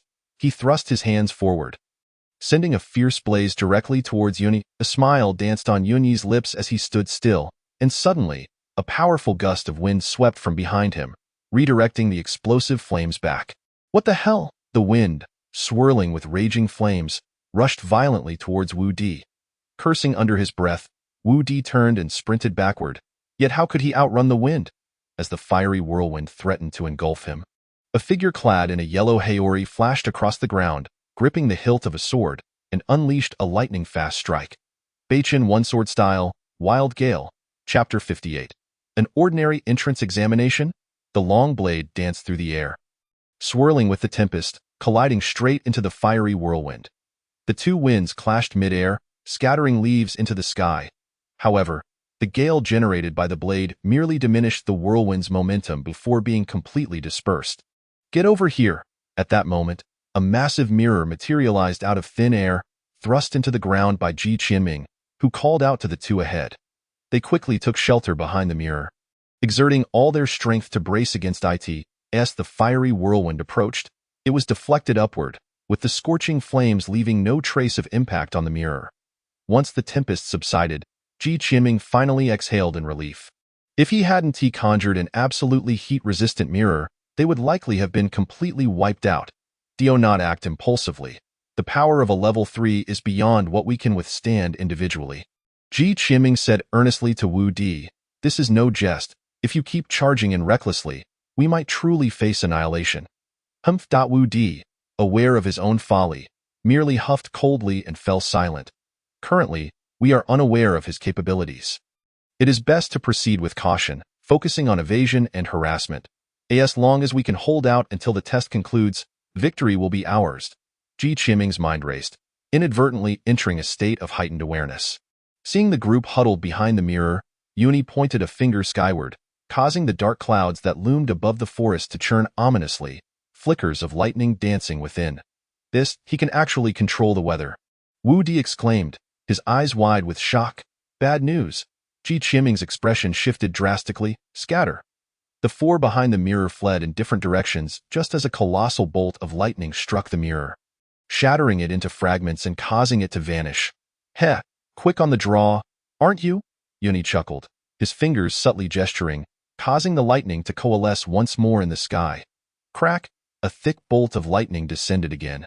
And as Ji Qianming sprinted, he felt the hairs on his neck stand on end, quickly diving to the side as the ground beneath him exploded into a massive crater. Losing his balance, Ji Qianming rolled on the ground, scrambling to his feet and shouting, "We can't let him exhaust his energy. We must attack his true form directly." No sooner had he spoken than a chilling blade of light traced a crescent arc, striking towards Yunyi's waist. Yu Shengyuan, having stealthily approached from behind, launched a lethal strike. Goucheng one-sword style, Crescent Moon.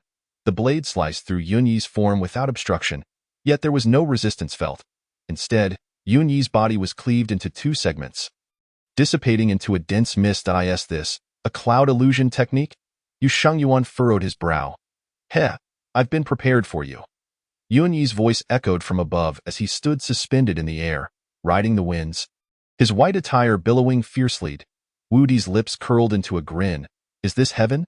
Just what I wanted. Blinding flames surged from his palms as he unleashed a barrage of fiery projectiles, transforming into a ground-based anti-air artillery. Seeing such ferocious attacks, Yunyi's expression flickered slightly, and the whirlwind beneath him abruptly changed direction, tracing a zigzag pattern in midair, evading all incoming assaults. All right, enough of this play. If I don't hold onto my treasured wine, it'll go to someone else. Yun-Yi gradually descended from the air, speaking with a smile. The winds rise. Standing atop a distant rock, his demeanor grew serious as he gently raised his hands. As if cradling something, a cyclone began to form in the distant woods, spinning faster and gaining strength in the blink of an eye. It had grown to the size of a building, a massive vortex of suction lifting surrounding debris and fallen leaves into its whirlpool. Goodness, what an extravagant display! Ji Qianming gulped, his mind racing with thoughts as each idea was swiftly extinguished. If this continued, they would indeed face total obliteration.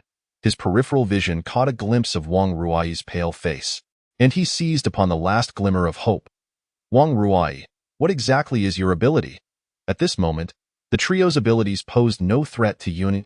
Ji Qianming's mirror was beyond his control amidst such a tempest. Wudi's explosions could not reach Yuni in the air, and Yu Shengyuan had no chance of leaping to strike. Their only hope rested upon Wang Ruai's capabilities. Wang Ruai hesitated before responding. I can reduce my presence and create simple illusions for others. Illusions? Can you hold him for a few seconds?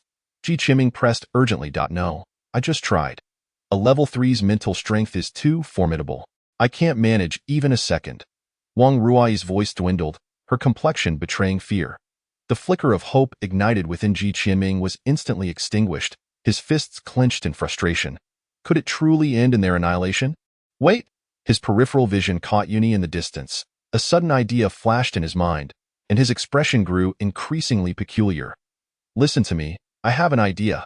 The group gathered around Ji Qiming, struggling to maintain their footing amidst the roaring winds, their eyes gradually lighting up with determination. Clouds surged. Yuni pressed his palms together, and the dark clouds above began to whirl, actively dropping a black edge that connected with the swirling tornado below. An immense amount of dark clouds was swiftly drawn into the vortex. He fixed his gaze on the black tornado, softly uttering 2 words, Thunderborn. Bolts of crackling electricity danced across the surface of the tornado, producing a terrifying thunderous roar. The furious winds howled, and the thunder crashed down, transforming the scene into something akin to a cataclysmic world. Candidates in other corners lifted their heads, their faces twitching in disbelief. What on earth was happening? Wasn't this merely a standard entrance examination? In the examiner's room, wow, Yun might be going a bit overboard. The examiner on the left chuckled wryly. He's practically uprooted every tree. Is this really just an entrance examination? It certainly doesn't align with his character. However, we can't entirely blame him. His ability is inherently flamboyant. The female examiner paused, inadvertently revealing her true thoughts before quickly amending. Ahem, what I meant is, possessing the ability to control the weather makes it hard to remain inconspicuous. You're absolutely right. It looks intimidating, but in reality, it's not particularly useful. The buzzcut examiner remarked leisurely. Yuni is, after all, soft-hearted and has begun to show restraint. We'll see if these young ones can catch on. Sigh, I didn't want it to come to this. Why don't you just surrender? I'll treat you to drinks when I return. Yuni sighed, gazing at the terrifying lightning vortex with a hint of melancholy, addressing the group. Oh? Is that so? Ji Qiming flashed a radiant smile at Yun-yi. Chapter 59. 3-Color Positioning. Since you insist on this path, don't blame your senior for being ruthless. His expression hardened as the lightning vortex began to move toward them, chaotic bolts of lightning occasionally striking the ground, leaving deep craters in their wake. Senior brother, why must you keep such a distance from us? Ji Qiming remarked with a smirk, a smile that held both mockery and intrigue. Yunyi's heart skipped a beat, yet he maintained a calm demeanor. Are you suggesting that I fear you? Senior brother, had you unleashed the tornado at our center from the beginning, we wouldn't have lasted this long. Yet, you positioned it hundreds of meters away in the trees. Although the display is terrifying, it has caused us minimal harm. Therefore, I've come up with a bold hypothesis. Ji Qiming paused before continuing. This ability acts as a non-discriminatory weapon of destruction. If it gets too close, it will affect you as well. Thus, it must remain at a certain distance, neither too far nor too close, confined to that small area. Moreover, under the influence of the tempest, you cannot soar into the skies. In other words, as long as we approach your position. Before Ji Qiming could finish, Yun-yi abruptly turned and sprinted deeper into the woods, the lightning vortex trailing at the same pace behind them. Ruai, Ji Qiming suddenly shouted.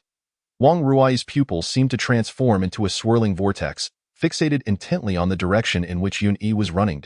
At that moment, Yun-yi's form briefly hesitated for half a second.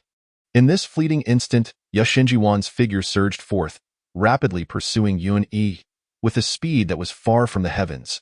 Yun-yi's pace was utterly incomparable to Yashinjiwan's, and within mere breaths, he was overtaken and forcibly intercepted. All right, my mental energy is nearly depleted. I surrender, Yun-yi gasped, a smile gracing his lips. A crisp chime resonated from afar, as a signal flare shot skyward, bursting into a bloom of blue fireworks. The entrance examination is concluded. Ji Qiming exhaled in relief, collapsing onto the ground. His nerves had been taut until now, and with the release of tension, he felt a wave of fatigue wash over him. Well done, You managed to discern my weakness. Yuni remarked with a faint smile as he approached Ji Qianming, helping him to his feet. Ji Qianming chuckled wryly. Thank you, senior, for going easy on me. It's just a pity about your long-held treasures. What do you mean by going easy? I even used my strongest move. Yuni raised an eyebrow. Besides, isn't it more enjoyable to drink together? Ji Qianming paused. A flicker of surprise crossed his face before he nodded with a smile. This assessment ends here. Those who have not been eliminated, please bring your tokens for registration. Once everyone returned to the waiting room, the crew cut examiner, accompanied by 2 others, began to tally each participant's number of tokens. Among the 18, only 8 stood up, Ji Qianming included. He glanced around and noticed Zhang Fan, Natalia, and Duamu Qingyu among them. A rough estimate suggested that the most tokens were held by Yashinjiwan and Zhang Fan. However, Ji Qianming had no intention of competing with these 2 titans. Merely avoiding elimination was already commendable. After a while, the crew cut examiner stood up with a summary sheet, reporting the results with an unhurried demeanor. First place, Zhang Fan, 16 tokens. Second place, Yashinjiwan, 15 tokens. Third place, Zionuk, 12 tokens. Fourth place, Natalia, 10 tokens. Fifth place, Duanmu Qingyu, 9 tokens. Sixth place, Wu Di, 8 tokens. Seventh place, Ji Qianming, 7 tokens. Eighth place, Wang Ruai, 5 tokens. Well, it's mostly familiar faces, Ji Qianming mused, counting on his fingers. Aside from himself, there was only one Cambodian he did not recognize.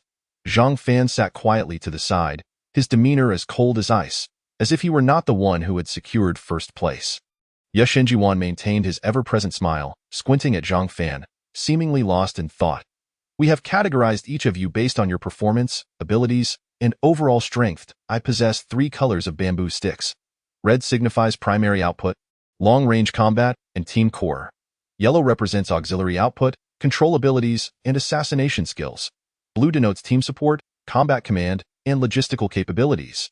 You must form 3-person teams before tomorrow's combat class, ensuring that each team includes all 3 colors. It is crucial to note that this grouping will accompany you for life. Unless a member perishes, it cannot be altered. The crew cut instructor stated solemnly as the female examiner began distributing the bamboo sticks to each student. It is finally commencing.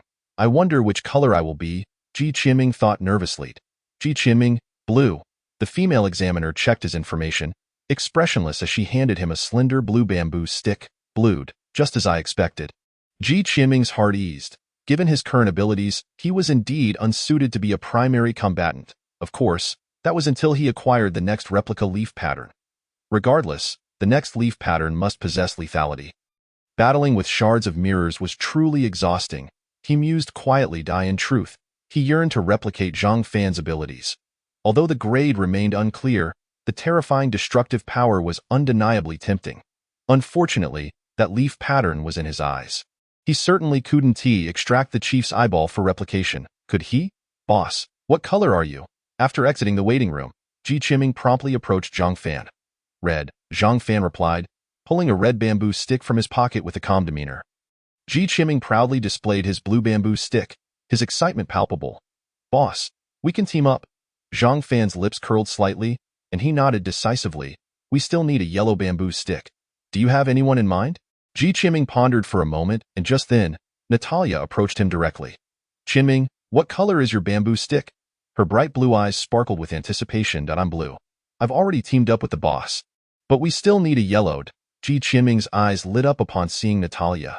She dejectedly shook her head, producing a red bamboo stick from behind her, offering a rueful smile. It seems we cannot team up then. I'll go look for someone else. With that, she cast a lingering glance at Zhang Fan before turning away. As there a hint of jealousy? Ji Qianming thought, his lips twitching slightly. Surely he was overthinking. Aside from Natalia, just now, he noticed Duanmu Qingyu also appeared to have a blue bamboo stick. Who else could be yellow? Ji Qianming furrowed his brow. Clack, clack, clack. The sound of wooden clogs echoed from afar. And both turned to see Yashinjiwan, dressed in a yellow haori, ambling toward them. He produced a yellow bamboo stick from his sleeve, smiling brightly. Shall we form a team, everyone? Chapter 60. The 3-person team ding dong. The doorbell rang, prompting Ji Qianming to set aside the half-organized luggage and open the dormitory door. Standing at the entrance was Zhang Fan, clad in black attire and carrying a black suitcase. a subtle smile gracing his handsome face as he quietly regarded Ji Qianming. Boss. Ji Qianming's face illuminated with a radiant smile as he stepped aside to let Zhang Fan enter. After the group assignments that afternoon, students began rearranging their dormitories autonomously. Duanmu Qingyu, Wu Di, and Wang Ruai formed one group, while Nadia and the other two international friends were assigned to another, having already moved out, leaving Ji Qianming alone in the otherwise empty room 304. Boss, Yashinjuan hasn't arrived yet.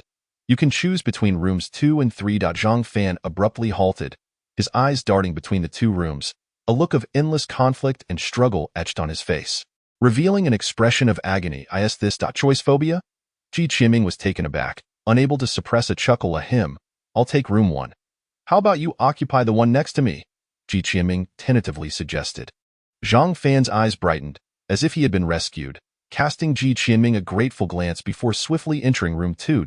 Moments later, the doorbell chimed once more. Yashinjuan entered quietly, carrying a small bag, bowing gently to the two. Qianming Kuan, Zhang Fan Kuan. I look forward to working with you. Ji Qianming and Zhang Fan exchanged glances, mimicking the bow and replying, we look forward to it. That moment, Ji Qianming felt a surge of excitement. Having latched onto two formidable allies, his fate felt secure. Brothers, I noticed there's flour and filling in the kitchen fridge. How about I make dumplings to celebrate the establishment of our trio? Ji Qianming was overwhelmed with optimism, his spirits soaring as he volunteered to cook. That sounds delightful. I have yet to taste the culinary delights of Huaxia, Yashinjuan remarked with intrigue. I can also help with making dumplings. Let me assist you in chopping the filling, Zhang Fan said, producing a brown apron from somewhere and expertly tying it around himself, following Ji Qianming into the kitchen. Ji Qianming retrieved a stainless steel bowl from the cupboard, pouring a portion of flour inside, rolling up his sleeves with enthusiasm as he began kneading the dough. Meanwhile, Zhang Fan took out two knives, placing a cutting board before him, focusing intently on the vegetables. One hand pressed down on the ingredients as the other grasped the knife handle, meticulously slicing with precision, each segment nearly identical in length. He spent nearly 10 minutes on a single vegetable. Ji Qianming stared incredulously at the neatly sliced chives on the cutting board. Not only were each length identical, but even the angle at which they lay was perfectly aligned, stunningly neat. His eyes widened as he stammered.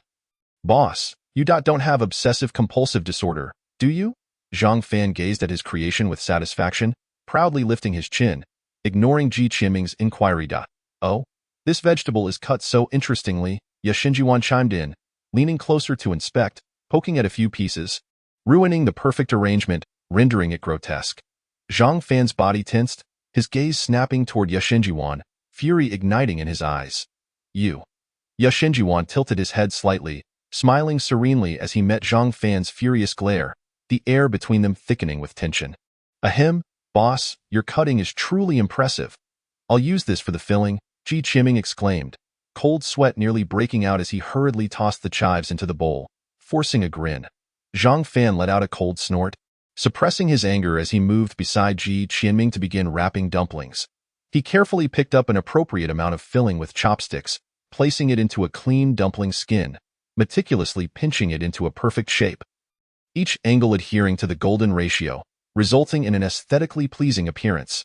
The only flaw was that it took 10 minutes to wrap just one dumpling. Ji Qianming's lips twitched uncontrollably as he gently placed his 22nd dumpling onto the plate. At that moment, Zhang Fan finally languidly picked up the second batch of dumpling wrappers, beginning to wrap them with utmost care. Wait, weren't you supposed to help me? After all this time, you've only wrapped one? Finally, as Ji Qianming set the 67th dumpling onto the plate, Zhang Fan completed his third culinary masterpiece. Just then, as Ji Qianming was about to drop them into the pot, Zhang Fan suddenly called out to him. Frowning, he meticulously adjusted the orientation of the dumplings, spending a full 20 minutes arranging them into the shape of a blooming chrysanthemum. Only then did he withdraw with satisfaction. Ji Qianming. Boss, I was wrong. Please, don't step into the kitchen again. I beg you. I bow to you. At that moment, Yuheng Yuan gently tapped the table, causing all the dumplings to shift, transforming the blooming chrysanthemum into a withered one. Oh dear, how careless of me, Yuheng Yuan remarked casually, a half-smile on his lips as he gazed at Zhang Fan. This is it. That scheming man is clearly at odds with the boss. A thought flashed through Ji Qinming's mind. You? Seeking death? Zhang Fan's eyes brimmed with murderous intent, the golden leaf pattern in his left eye shimmering slightly, as several kitchen knives in the vicinity seemed to be grasped by invisible hands, hovering before him with their tips pointed menacingly at Yu Hongyuan, ready to strike at any moment. Yu Hongyuan's smile widened, one hand resting on the hilt of his long knife, a few strands of hair fluttering as if stirred by an unseen breeze, suggesting he might draw his blade at any instant. Shall we settle this with a fight? Stand down, all of you. Cease this at once. Ji Qinming, caught in the middle, could no longer bear it and shouted. If you're going to fight, take it outside. Don't ruin the dumplings I worked so hard to make. He clutched the plate of dumplings protectively, wincing at the thought of his labor going to waste. Indeed, we cannot waste Qinming's dumplings in the practical combat class. I shall personally seek to challenge Zhang Fan's prowess as the top student. Yu Hongyuan's smile gradually faded as he released his grip from the knife's hilt. Very well, I shall await your challenge. Zhang Fan retorted coldly, waving his hand to return all the knives to their original positions, the tense atmosphere dissipating at last. Ji Qinming finally sighed in relief. But as he looked at the two formidable figures before him, a sense of uncertainty and foreboding filled his mind. It seems having too many strong players in one team is not necessarily a good thing. Two tigers cannot share one mountain. After a moment, the dumplings in the pot began to float, and Ji Qinming retrieved one, slicing it open, releasing a fragrant aroma that quickly spread throughout the room. It's just about right. Ji Qinming nodded in satisfaction, scooping out the dumplings one by one, balancing several plates as he exited the kitchen. That moment, Zhang Fan and Yu Hongyuan appeared as if nothing had transpired. Sitting upright at either side of the dining table, their eyes fixed intently on the dumplings in Ji Qinming's hands. It was unclear who swallowed audibly, but Ji Qinming's lips curled slightly as he raised a goblet filled with red wine, the vintage swirling within leaving a crimson trace. Cheers! Cheers! Chapter 61. The origin of the leaf pattern. The following day, during the leaf pattern theory class. The history of the leaf pattern is so ancient that its origins are beyond our reckoning. But our researchers have unearthed some clues from ancient texts. At the podium, a tall female teacher adjusted her glasses and continued. Over 1,008 years ago, although the leaf pattern existed, its numbers were exceedingly rare, merely 1/10 of what we see now, and the danger level was generally below a rank. It wasn't until the divine realm opened a passage to Earth, bringing about devastation, that the number of leaf patterns surged dramatically, with numerous high-risk leaf pattern wielders emerging like mushrooms after the rain, becoming the principal force against the divine realm. What are your speculations regarding this? The teacher wore a contemplative expression, awaiting the students' responses. It feels like a biological defense mechanism.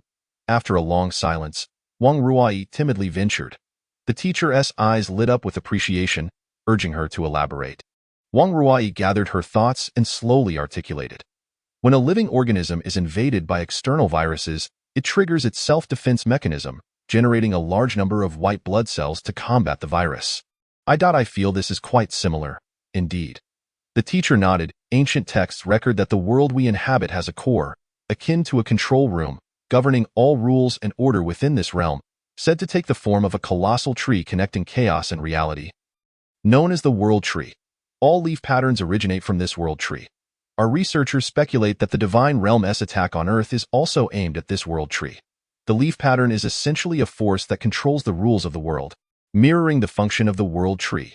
When the world tree detects a threat from the divine realm, it immediately releases a multitude of leaf patterns, harnessing human strength to counter the divine realm, which explains the current situation.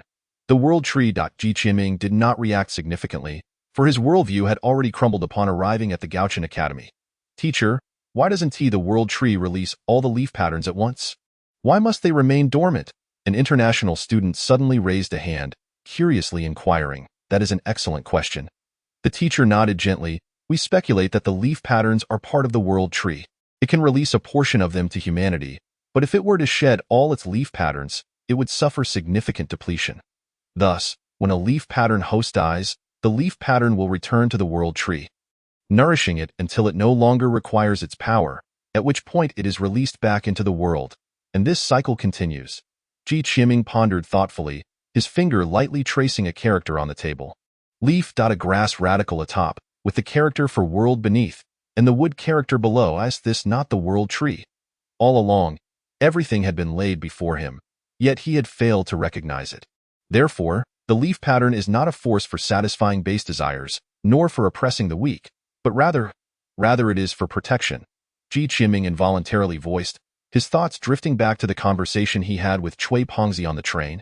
Suddenly finding clarity in his previous confusion, the teacher cast a glance at Ji Qianming, a smile of appreciation gracing her lips. Indeed, the purpose of the leaf pattern's existence is to protect, to guard the world tree, to safeguard humanity, and to defend every individual around us. Natalia looked at Ji Qianming, her lips curving upwards, her eyes shimmering with light. In the afternoon, during the practical combat class, the 18 new students grouped into threes. The buzzcut instructor's gaze swept over each group, lingering for a moment when it fell upon Ji Qianming's group, a barely perceptible smile flickering across his cold countenance. Now that your groups are set, I will assign you numbers in order. The individuals beside you are your comrades, your companions, those whom you can entrust your backs to without reservation, from this day forth. Even if faced with mountains of daggers or seas of fire, you shall confront it together. Do you understand? The instructor's booming voice resonated, and all the groups below responded loudly, except for Zhang Fan and Yu Heng Yuan, who exchanged a glance and snorted in unison. Ji Qianming. Instructor, is it too late for me to switch groups now? QAQ? Next, to enhance your cooperation, it is imperative that you familiarize yourselves with each other's abilities. The 3 members of each group should find separate places to communicate. In whatever manner you choose, disperse.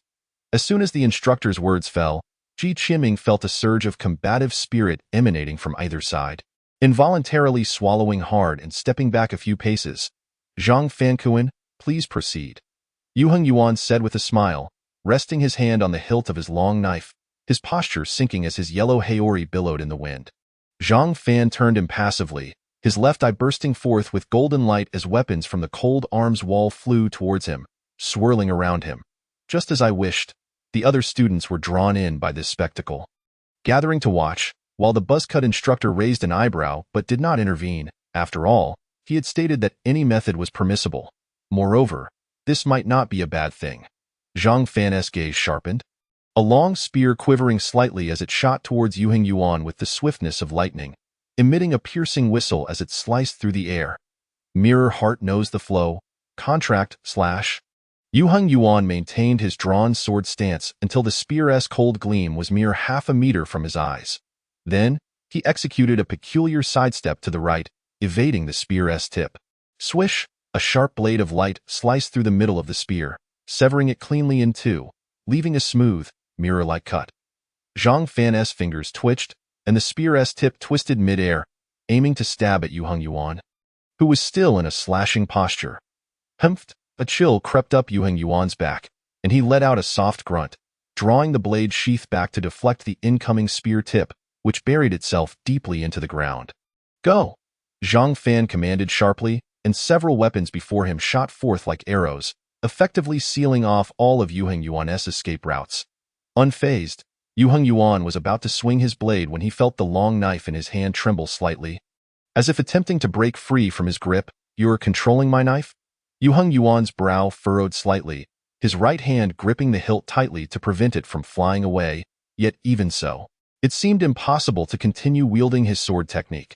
Surrounding students began to murmur, realizing that Yu Heng Yuan's entire skill set relied on that one blade, and now that it was being restrained by Zhang Fan, his chances of victory appeared bleak. In the blink of an eye, several weapons lunged towards him, yet he decisively released his long knife and charged forward to meet them.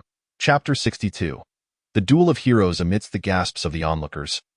Yashenjiwan gracefully leaped, evading the strikes of 2 weapons with an exceptionally agile maneuver, his empty hands spinning gently. No blade style, willow shadow. His hand brushed against a tang knife, and as if imbued with some magical force, the whistling blade sank as if caught in a quagmire, easily grasped by him. Beichin one knife style, raging wind. In that fleeting moment of controlling the tang knife, he swept it in a circular arc, the blade's aura conjuring a tempest that sent the surrounding weapons flying. The yellow haori billowed in the wind as Yashenjiwan landed firmly on the ground, nonchalantly suspending the tang knife at his waist. His stance reminiscent of holding a Japanese long knife. The entire sequence transpired too swiftly for the spectators to fully comprehend Yashinjiwan's actions, yet the sheer elegance of the reversal drew forth applause from many. The Japanese long knife spun through the air, seemingly drawn by an invisible force, landing squarely in Zhang Fan's grasp. What a splendid blade! Zhang Fan marveled, examining the weapon with care. It was light yet substantial. The snow-white blade boasting the most exquisite curvature, glimmering ominously in the sunlight, reminiscent of a winter stream, serene yet vibrant. What is the name of this blade? Zhang Fan inquired. Do I really need to tell you? The instructor said to familiarize ourselves with our companions. By Xueji. Zhang Fan's eyes sparkled with delight. What a splendid name with that. He tossed the Bai Xueji towards Yashinjiwan, who reached out to gently grasp the hilt. His brow slightly furrowed in confusion. It is a part of you. Use it to fight me, Zhang Fan stated matter-of-factly.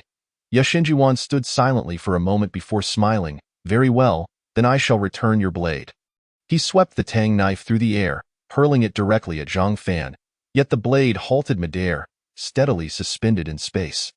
The golden light in Zhang Fan's left eye flickered as he raised his right hand, closing it gently. Yashinjiwan's haori coiled around him like a constrictor, tightly binding his movements. Simultaneously, the suspended tang knife hurtled toward Yashinjiwan's head with a velocity double that of the previous weapon control. With a resounding whoosh, the tang knife sliced through the air, producing a deafening sound of wind, transforming into a blurred shadow that was impossible to track. Bound by the haori, Yashinjiwan wasted no time. He propelled himself off the ground, sidestepping the dangerously swift tang knife. With a soft sound, the blade narrowly grazed his body, severing the haori that ensnared him. Yashinjiwan landed and immediately crouched low, then surged forward with astonishing speed towards Zhang Fan. So fast. Zhang Fan's pupils constricted abruptly. He yanked his right hand, and the tang knife, having narrowly missed Yashinjiwan, rapidly returned from behind, attempting to catch up with the sprinting figure. Although the tang knife was incredibly swift, the time taken to turn midair was considerable. It would take at least a second to return to Zhang Fan's side, while Yashinjiwan needed merely half a second. Bachin one-knife style, momentary flash, the Bai Xueji shot forth. Yashinjiwan leaving behind an afterimage in midair, a brilliant arc of snowy light slicing through the air, striking towards Zhang Fan's neck like lightning. With a clang, the elongated Bai Xueji halted at Zhang Fan's throat, its sharp edge nearly brushing against his skin. However, the smile on Yashinjiwan's face froze. A small metal shard floated perilously close to his eye, mere inches from piercing his pupil. This battle ended in a stalemate. The gathered students held their breath, eyes wide open, too afraid to blink lest one of the two should fall in the next moment. What happened to familiarizing ourselves with our teammates, especially for Ji Qianming, whose palms were slick with sweat, heart racing? Both were his companions, and whichever lost would spell disaster. A tie was the best outcome. Applause echoed as the crew-cut instructor approached, his eyes filled with approval. Well done. Both of you have reached an impressive level in combat awareness, skills, and the utilization of your abilities. Therefore, I have decided to award each of you 2 credits. The instructor's smile gradually faded, his tone growing stern. However, you were mistaken from the outset. Your abilities and your blades are not meant to be wielded against your comrades. Look at you. Do you intend to slay your own teammates? Each of you will lose 5 credits. Suddenly, he turned to Ji Qianming, and you. Watching your teammates fight without intervening, you will lose 3 credits. Ji Qianming felt the unjust burden as his credits plummeted to negative numbers. While those 2 rivals retained their credits for placing in the top 3, leaving him with a mere 0.5. Zhang Fan and Yashinjiwan slowly lowered their weapons, exchanging a silent glance. Following this tumult, the other students dispersed to familiarize themselves with their companions' abilities, while Ji Qianming's group fell into an awkward silence. Ahem, brothers, shall we also get acquainted? Ji Qianming ventured to break the silence, cautiously speaking. We are already familiar. Yashinjiwan and Zhang Fan chimed in unison, sharing a glance before turning away. This is it. These two are so proud. Ji Qianming felt the weight of pressure mounting, hesitating before speaking. Well, let me briefly explain my abilities and methods. My ability is to alter conditions for reflection. Ji Qianming summarized his powers, glancing expectantly at Zhang Fan. Zhang Fan paused before replying, My abilities are not well-defined. I can manipulate objects. Not well-defined? Yashinjiwan chuckled lightly, calmly stating, if you do not wish to share, you need not, or you could claim to possess no abilities. Zhang Fan glared at Yashinjiwan, ready to erupt, but Ji Qinming quickly intervened. Ahem, the leader's abilities are indeed unclear. And it seems they are sealed by something. Yashinjiwan raised an eyebrow, falling into contemplation. Then what are your abilities? Zhang Fan asked coldly. Yashinjiwan spread his arms, displaying an innocuous smile. I have no abilities. Zhang Fan could no longer contain himself. The patterns in his left eye began to shimmer ominously as he growled, Do you want to die? Oh, just based on you. Ji Qinming gazed despairingly at the sky, realizing this group was likely doomed.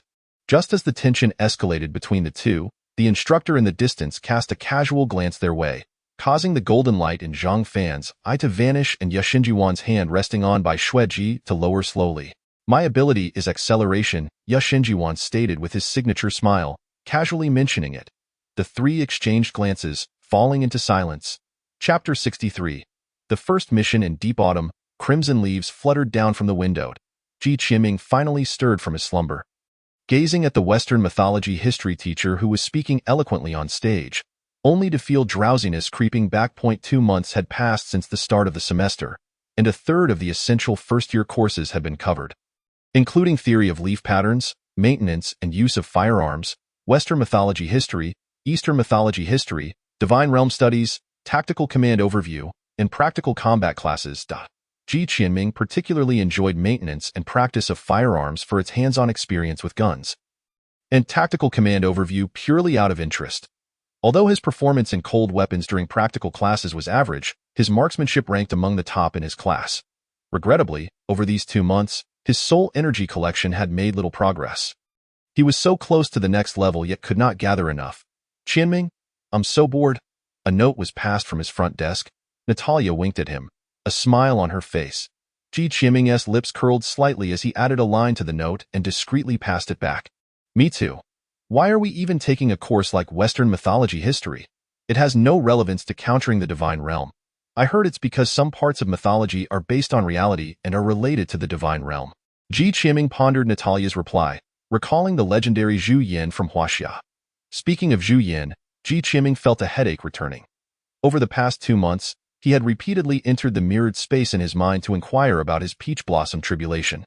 Yet Zhu Yin merely smirked at him, revealing nothing of value.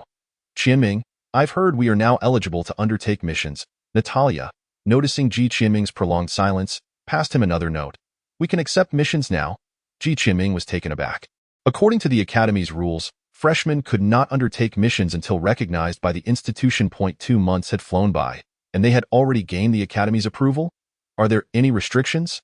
After a moment of thought, Ji Qinming replied, I heard we can only accept the lowest level C-class missions, and we must be accompanied by an older student.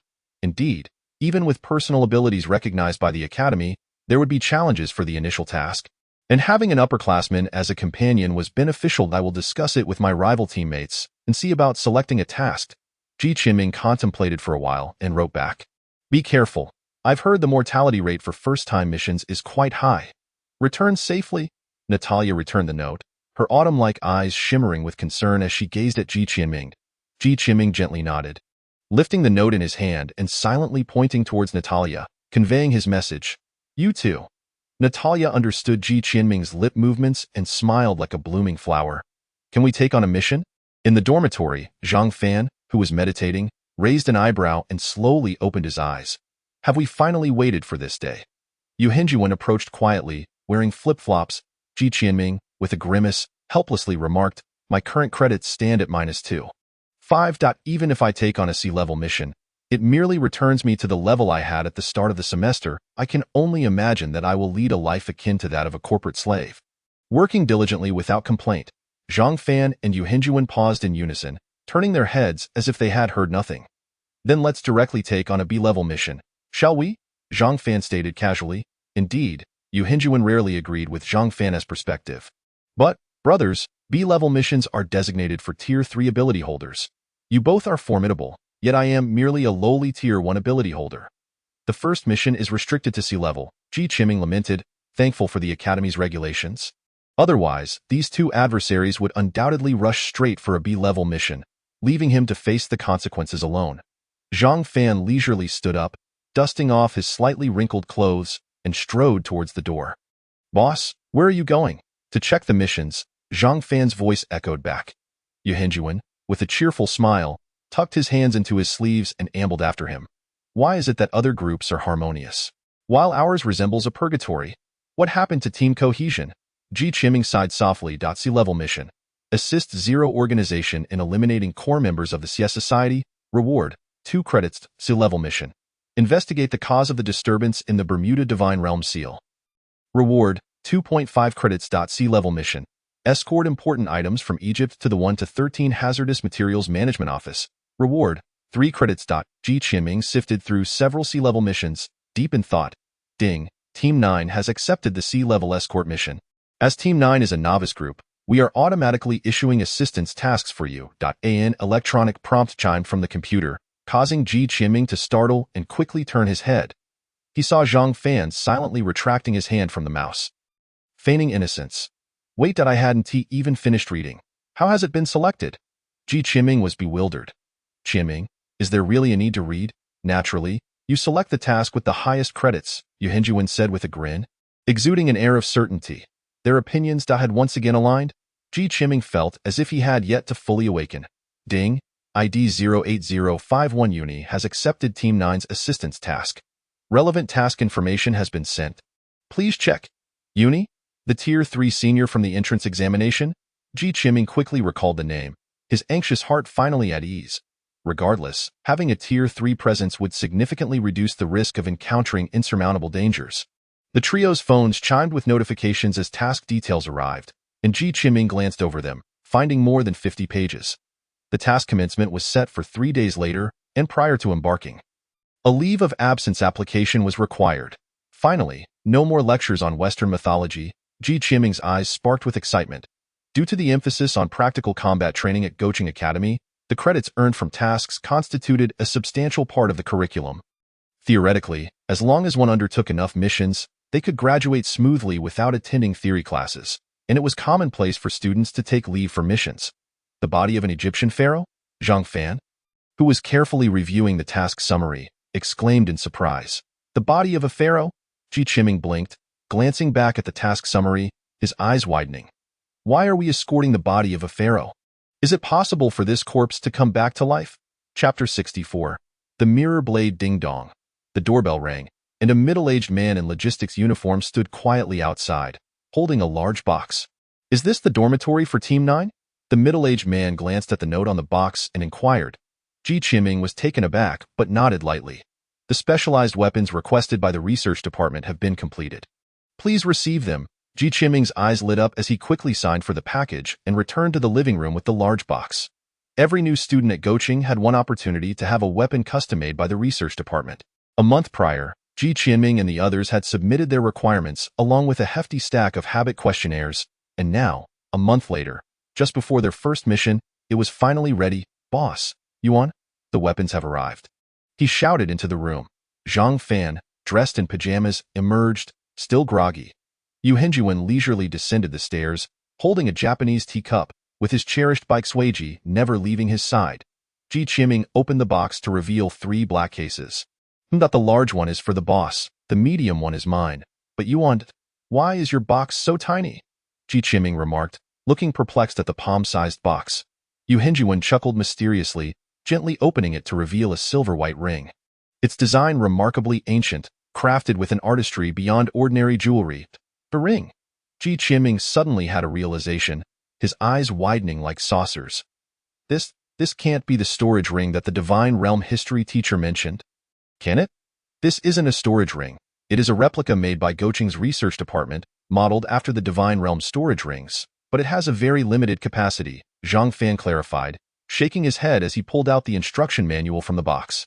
Yuhenjuan carefully slipped the ring onto his finger, which fit perfectly. He grasped Baixueji, and the silver ring shimmered, causing Baixueji to vanish into thin air. Yuhenjuan wore a satisfied smile. "I have Baixueji and do not require other weapons. But carrying her in crowded places draws too much attention." Hence, I requested the research department to create an item for her discreet transportation. How fascinating. Had I known, I would have also opted for a ring. Ji Qinming lamented slightly. Zhang Fan opened his box, which was the size of a small suitcase, to find 18 metallic spheres, each about the size of a coin, with a subtle flicker in his left eye. The 18 spheres levitated and circled around him. With a gentle wave of his hand, the spheres simultaneously unfurled into 18 flying daggers, spinning rapidly through the air, glinting ominously. This looks incredible. Ji Qinming's eyes sparkled with excitement. My ability's lethality diminishes when there are no controllable objects around, so I applied for a set of portable, compact weapons, Zhang Fan stated, his expression unchanged, though his fondness for the weapon was evident. Ahem, now it's my turn. Ji Qinming rubbed his hands together, eager to unveil his box. Inside lay a pink cosmetic mirror. Ji Qinming's mouth twitched uncontrollably. What is this? Why does it differ so greatly from everyone else's weapons? Suppressing his urge to smash the mirror, he grasped it, inspecting it from various angles, yet found nothing remarkable, his expression darkening. Qinming, why not try using your ability to control the mirror's surface? Yu Henjuan suggested, having read the manual intently. Ji Qinming hesitated, then slowly activated his ability, exclaiming softly in surprise. The cosmetic mirror was not an ordinary mirror. It was composed of several extremely thin, unknown metallic sheets layered together one by one. The gossamer thin diamond-shaped metal sheets took flight, gracefully suspending in the air. 1, 2.12, 13. Ji Qinming's eyes brightened. 13 sheets with exceptional reflective capabilities. How powerful would they be under the enhancement of his ability? With a flick of his control, one metal sheet flew out the door. Encountering nearly no air resistance, a fleeting blue light shimmered across its surface, indicating enhancements in sharpness and hardness. A barely audible sound followed as the metal sheet effortlessly sliced through a rock, leaving an exceptionally smooth cut. Oh sharp! Ji Qinming exclaimed in excitement. Now, try pressing this button. Yu Henjuan handed him the mirror's outer shell, revealing a small metal button on the side. Ji Qinming gently pressed it, and the pink exterior rapidly transformed, morphing into a knife handle in the blink of an eye. This is the thought sparked in Ji Qinming's mind, and he promptly controlled the 13 metallic sheets to slot into the handle, instantly forming a long blade, reflecting Ji Qinming's exhilarated face. It can even be assembled into a knife. Ji Qinming's breath quickened with anticipation. This weapon would significantly enhance his combat abilities from now on. I shall call you the Mirror Blade, he murmured to himself. 3 days later, before the Arc de Triomphe. Senior Uni. Ji Qinming spotted the familiar figure in white, waving enthusiastically. Uni smiled, returning the gesture. It's been 2 months. You all are set to embark on your missions. Dressed in a haori, Yu Henjuan chuckled and bowed slightly, while Zhang Fan nodded expressionlessly, acknowledging the greeting. Senior, with you around, I feel much more at ease, Ji Qinming remarked. But Zhang Fan and Yu Henjuan raised their eyebrows in unison. What do you mean I don't inspire confidence? Uni gently shook his head. I am merely a regulatory presence to prevent any unforeseen accidents. I want to directly interfere with your missions, so you must rely on yourselves. However, don't be too anxious. I have reviewed the task summary, and the difficulty isn't too great. I believe you will manage just fine. Yunyi's words brought a sense of relief to Ji Qinming. With your assurance, I feel at ease. Very well, let us discuss the specifics of the task as we make our way. For now, let us proceed through the Arc de Triomphe into the mortal realm. Yun-Yi approached the stone slab at the side of the arc, gently gliding his fingers across its surface, causing a blue star map to project from the slab. The outlines resembled the terrestrial plates of an entire hemisphere. Senior, what is this? Ji Qinming inquired with curiosity. The Arc de Triomphe serves as a conduit between the realm of Goucheng and the human world. This is the only gateway to Goucheng, while there are numerous entrances to the human realm, 36 within the borders of Huaxia alone. Our mission location is in Guizhou, hence we must connect this gate to the one nearest to our destination. As he spoke, a point on the star map was selected by Yun-Yi, radiating brilliance, while arcs of electric light danced ominously across the massive black stone door, increasing in frequency, as a swirling black mist slowly took shape at its center. Ji Qinming mused to himself, recognizing the resemblance to the door opened with the spirit key during their previous venture into Goucheng. Very well, let us depart, Yuni said with a smile. Striding confidently into the arc, his figure vanishing into the mist, The three exchanged glances and promptly followed suit. Chapter 65. Dawn. Upon traversing the black mist, Ji Qianming felt as though the very world spun around him. As if he were soaring through the void, before gently landing in a different place. It was a humble wooden cabin, devoid of furniture, stark and empty, with a thick layer of dust blanketing the floor and large cobwebs festooning the corners, suggesting it had long been uninhabited. Ji Qianming surveyed his surroundings in bewilderment. Had they truly journeyed from Goucheng to Guizhou? Ahead, Yun-Yi approached the door of the cabin and gently pushed it open, the aged wood emitting a sharp creak that sent chills down the spine. This teleportation point has not been used in quite some time, thus its dilapidation. However, it suffices for our purpose, Yun-Yi explained. One by one, they stepped through the wooden door, greeted by a vast expanse of greenery. The cabin was nestled on a mountainside, surrounded by rolling hills. The trio stood momentarily entranced. Having grown up in concrete jungles, they had seldom beheld such unspoiled beauty. Ji Qianming inhaled deeply, gazing at the drifting white clouds above, and could not help but exclaim, "What a splendid environment! It would be delightful to retire here someday." If only. Yun-Yi shuddered slightly, refraining from responding, for all present understood that the notion of retirement was utterly foreign to them. They would meet their demise on the battlefield, not in the tranquility of the woods. "Senior, how do we return after completing the task? We were not provided with a spirit key," Ji Qianming suddenly recalled, his brow furrowed in confusion. The spirit key serves as a mobile teleportation portal, exceptionally challenging to create, and is only utilized during specific missions or at the beginning of a new academic year. Once our task concludes, we shall return to this teleportation point to unlock the portal back to Goucheng.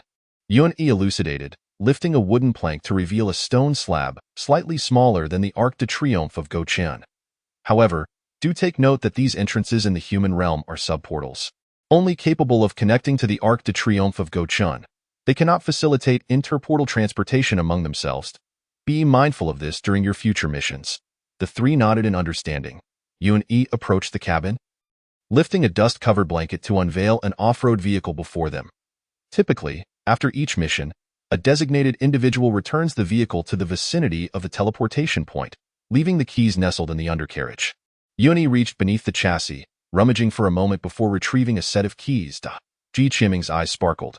During training in Goucheng, he had learned to operate various vehicles and even obtained his driver's license. Yet he had never driven on the road.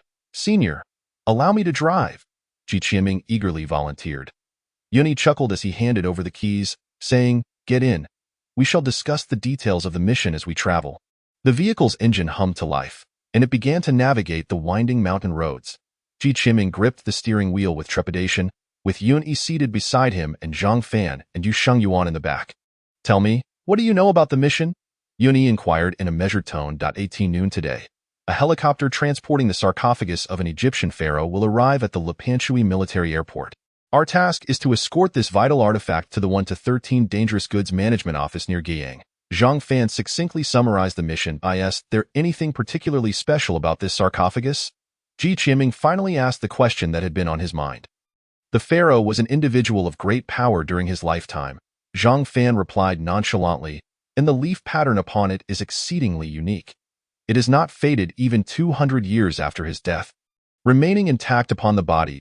Ji Qianming raised an eyebrow. Even so, it seemed excessive to transport it all the way from Egypt. Why has it been classified as a dangerous item? Legend has it that the pharaoh foresaw a revelation from the leaf pattern before his demise, proclaiming that it would become a beacon of hope for humanity in the future, and bequeathed his will that his remains be sent to Huaxia 2 centuries later. The phrase beacon of hope for humanity suggested that he had long anticipated the permanence of the leaf pattern. Ji Qianming pondered. "I have heard whispers of this matter before," Yun-Yi interjected. "This pharaoh was known as the Light King during his lifetime, possessing boundless magical prowess." The declaration of humanity's dawn astonished the entire academic community, prompting numerous leaf pattern researchers to journey to Egypt for study, yet none yielded any substantial findings. What exactly is this leaf pattern? Ji Qianming could not contain his curiosity. Yun-Yi contemplated for a moment before answering in a contemplative tone. A0.A0. Isn't the upper limit of each level 1? When did a 0 level come into existence? Ji Qianming questioned, recalling the lessons on leaf pattern theory. Indeed, The upper limit of each level is 1. Yet due to the allegory of humanity's dawn coupled with its myriad peculiarities, Goucheng has designated it a separate category, granting it a 0 ranking, signifying both inception and conclusion, Yun elucidated. Ah, I see, Ji Qiming responded, enlightenment dawning upon him. 1 hour later, at Lepanshui Military Airport. Ugh, as soon as the off-road vehicle came to a stop, Yun was the first to leap out, retching violently. Zhang Fan's face turned ashen, his mouth twitching incessantly as if he were desperately suppressing something. Hey, my driving skills aren't that poor, are they? Ji Qiming said, a hint of guilt creeping into his voice, suddenly gesturing towards the composed Yu Shangyuan. Look, he is completely unfazed. No sooner had he spoken than Yu Shangyuan stumbled, weaving unsteadily toward the nearby bushes. Coughed. Ji Qiming feigned ignorance and strode confidently toward the entrance of the military airport. Click, click, click. The sound of weapons being readied echoed from behind the door, causing Ji Qiming to freeze in place, cold sweat pouring down his brow. That sound. It must be an M416. The weapon-savvy Ji Qiming immediately recognized the source. Paralyzing him in place, Yun, swaying slightly, approached Ji Qiming's side and produced his identification. After a moment, the military airport gate slowly creaked open. The identification provided by Goucheng is quite effective. It grants access to military assistance. Though be cautious as it may not suffice at lower levels, Yun explained. Ji Qiming nodded, acknowledging that while it was useful at high military echelons, attempting to use it to convince local authorities of their role in safeguarding the planet would likely yield little credibility. The four of them drove slowly through the gate, winding through several turns until a vast helipad came into view, adjacent to which stood a colossal black cargo truck. Yun glanced at the time. Raising his head slightly, we should be arriving shortly. Buzz, buzz, buzz. The sound of a helicopter resonated from the sky as a large aircraft descended into view, the fierce wind it generated causing their clothes to flap wildly. Chapter 66. He wanted to get some fresh air goodness. Is the helicopter's roar truly this deafening? Ji Qiming squinted, clasping his hands tightly over his ears as the massive helicopter gracefully landed on the helipad. The rotor blades gradually slowed, and 2 men donned in Goucheng uniforms emerged from the black cargo truck, carrying a large sarcophagus from the helicopter. The sarcophagus, crafted from an unknown stone, stood half a person's height. Intricately carved with the lifelike visage of the pharaoh, arms crossed over his chest, eyes slightly open as if gazing skyward. Is this truly the sarcophagus of the Egyptian pharaoh? How magnificent, Ji Qiming marveled. His curiosity piqued as he examined the ornate coffin. 2 members of the logistics team secured the sarcophagus within the truck's cargo area, fastening it securely with sturdy straps before activating the built-in anti-theft alarm system. We entrust this escort mission to you all, one of the logistics members said, stepping down from the truck and bowing slightly. Rest assured, we shall pave the way in front of you, Ji Qiming said with a grin, waving the keys in his hand, causing the spirits of the 3 behind him to sink. Ahem, let me take the wheel this time. Without waiting for Ji Qiming's refusal, Yun snatched the keys from his grasp and strode directly toward the off-road vehicle. Ji Qiming, Zhang Fan, and Yu Shangyuan, well done, afternoon. The dense jungle stood timelessly amidst the mountains, resembling a verdant curtain that brought serenity to the beholder. At that moment, 2 vehicles traversed the rugged mountain road with steady determination. Unbelievable. The rear seat of the off-road vehicle had been flipped up, revealing space for 3 to sit, while Ji Qiming's face was plastered with sticky notes, an expression of utter despair etched across his features. What on earth is this? After an entire afternoon, the best I can manage is a J? Ji Qiming hurled the last remaining card in his hand, a 4 and a 5, onto the ground. Howling in anger, Zhang Fan remained unfazed, silently affixing a note to Ji Qiming's forehead before starting to shuffle the deck. Oh dear. It seems we have a landlord again, Yu Shangyuan remarked with a smile after examining a few cards. He revealed the landlord's 3 cards. 1 ace and 2 twos. Ji Qiming, holding a hand with the maximum card of a queen, felt his lips twitch uncontrollably, overwhelmed by an impulse to tear apart Duanmu Qingyu's strategy. You must have at least 3 sets of bombs, Zhang Fan calculated swiftly, addressing Yu Shangyuan with a calm demeanor. Oh? How did you figure that out? Yu Shangyuan raised an eyebrow, a smirk playing on his lips. Zhang Fan glanced at Ji Qiming and said pensively, I trust that Ji Qiming won't draw any high cards. Ji Qiming. The human calculator, a fortuitous player, and here I am, this unfortunate soul, foolishly challenging them to a card game. I am done. I'm done, Goucheng exclaimed, tearing the note from his forehead in frustration. Senior Uni, how long until we arrive? Uni, glancing at the route, calculated roughly. We must avoid heavily trafficked roads and cannot take toll highways. So we won't arrive until at least tomorrow morning. Goucheng paused. Then where will we sleep tonight? Naturally, we'll sleep in the car. We must avoid entering the city. The pharaoh's sarcophagus is no laughing matter.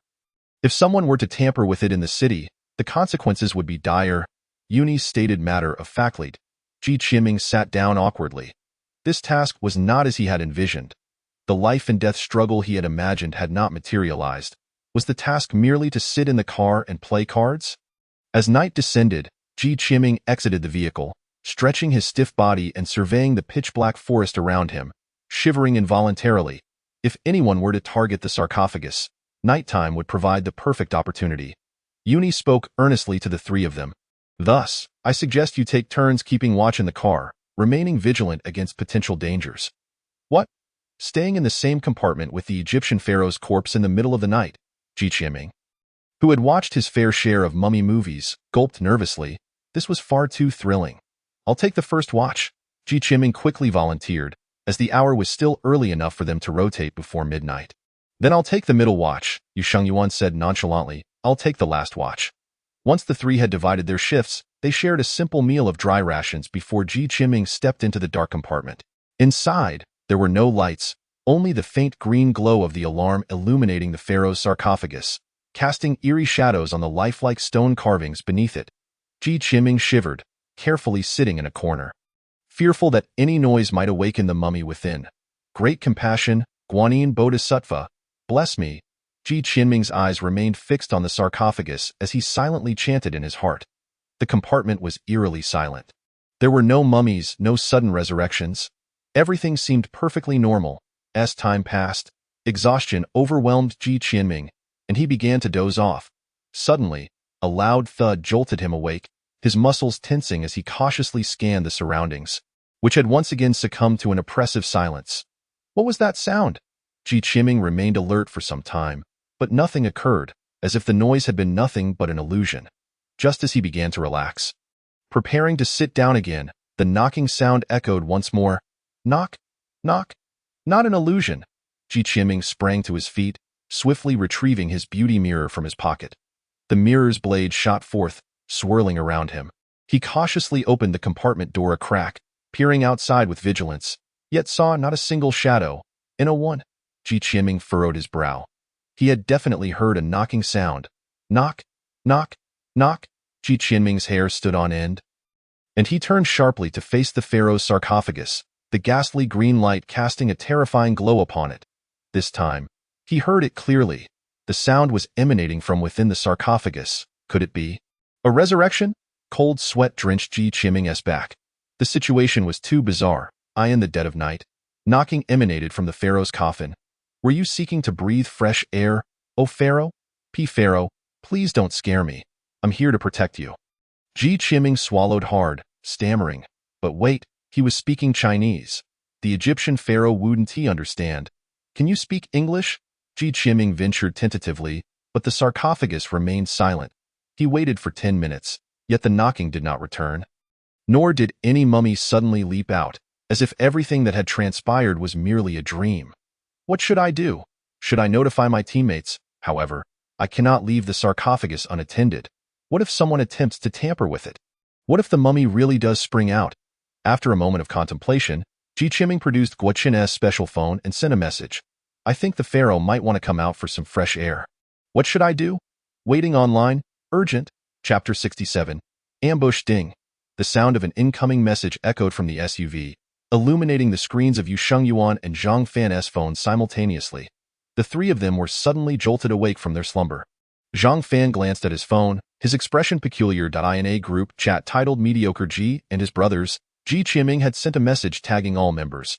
I think the pharaoh might want to come out for some fresh air. What should I do? What on earth? Uni was bewildered, wondering if he was still asleep, as the message seemed utterly nonsensical. Something's gone wrong. Zhang Fan and Yuan exchanged alarmed glances, simultaneously rushing to the black compartment. What? Did you both understand that? Uni was taken aback, but quickly followed. Creak.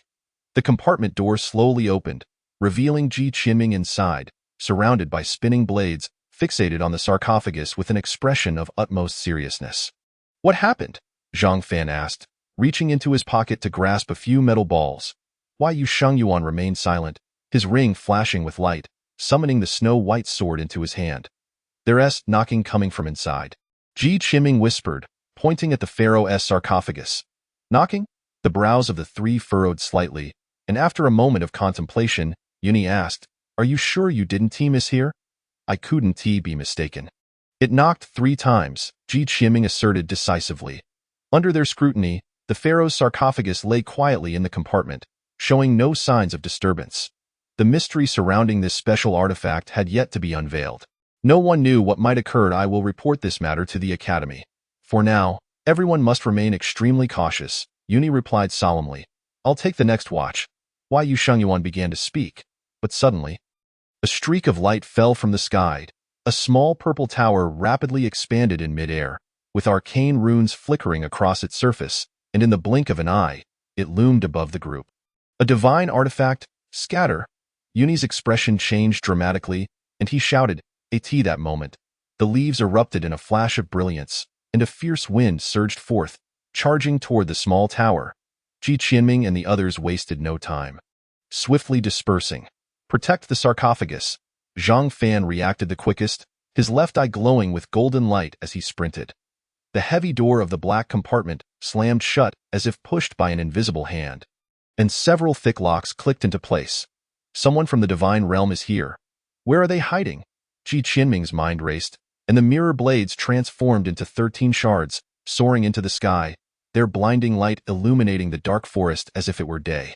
Within the radiance, a figure clad in a dark robe hovered in the air, standing upon a long sword, gazing down at them with indifference. Up in the sky, Ji Qinming shouted. Simultaneously, the atmosphere shifted dramatically. Dense dark clouds gathered above their heads, and lightning crackled ominously.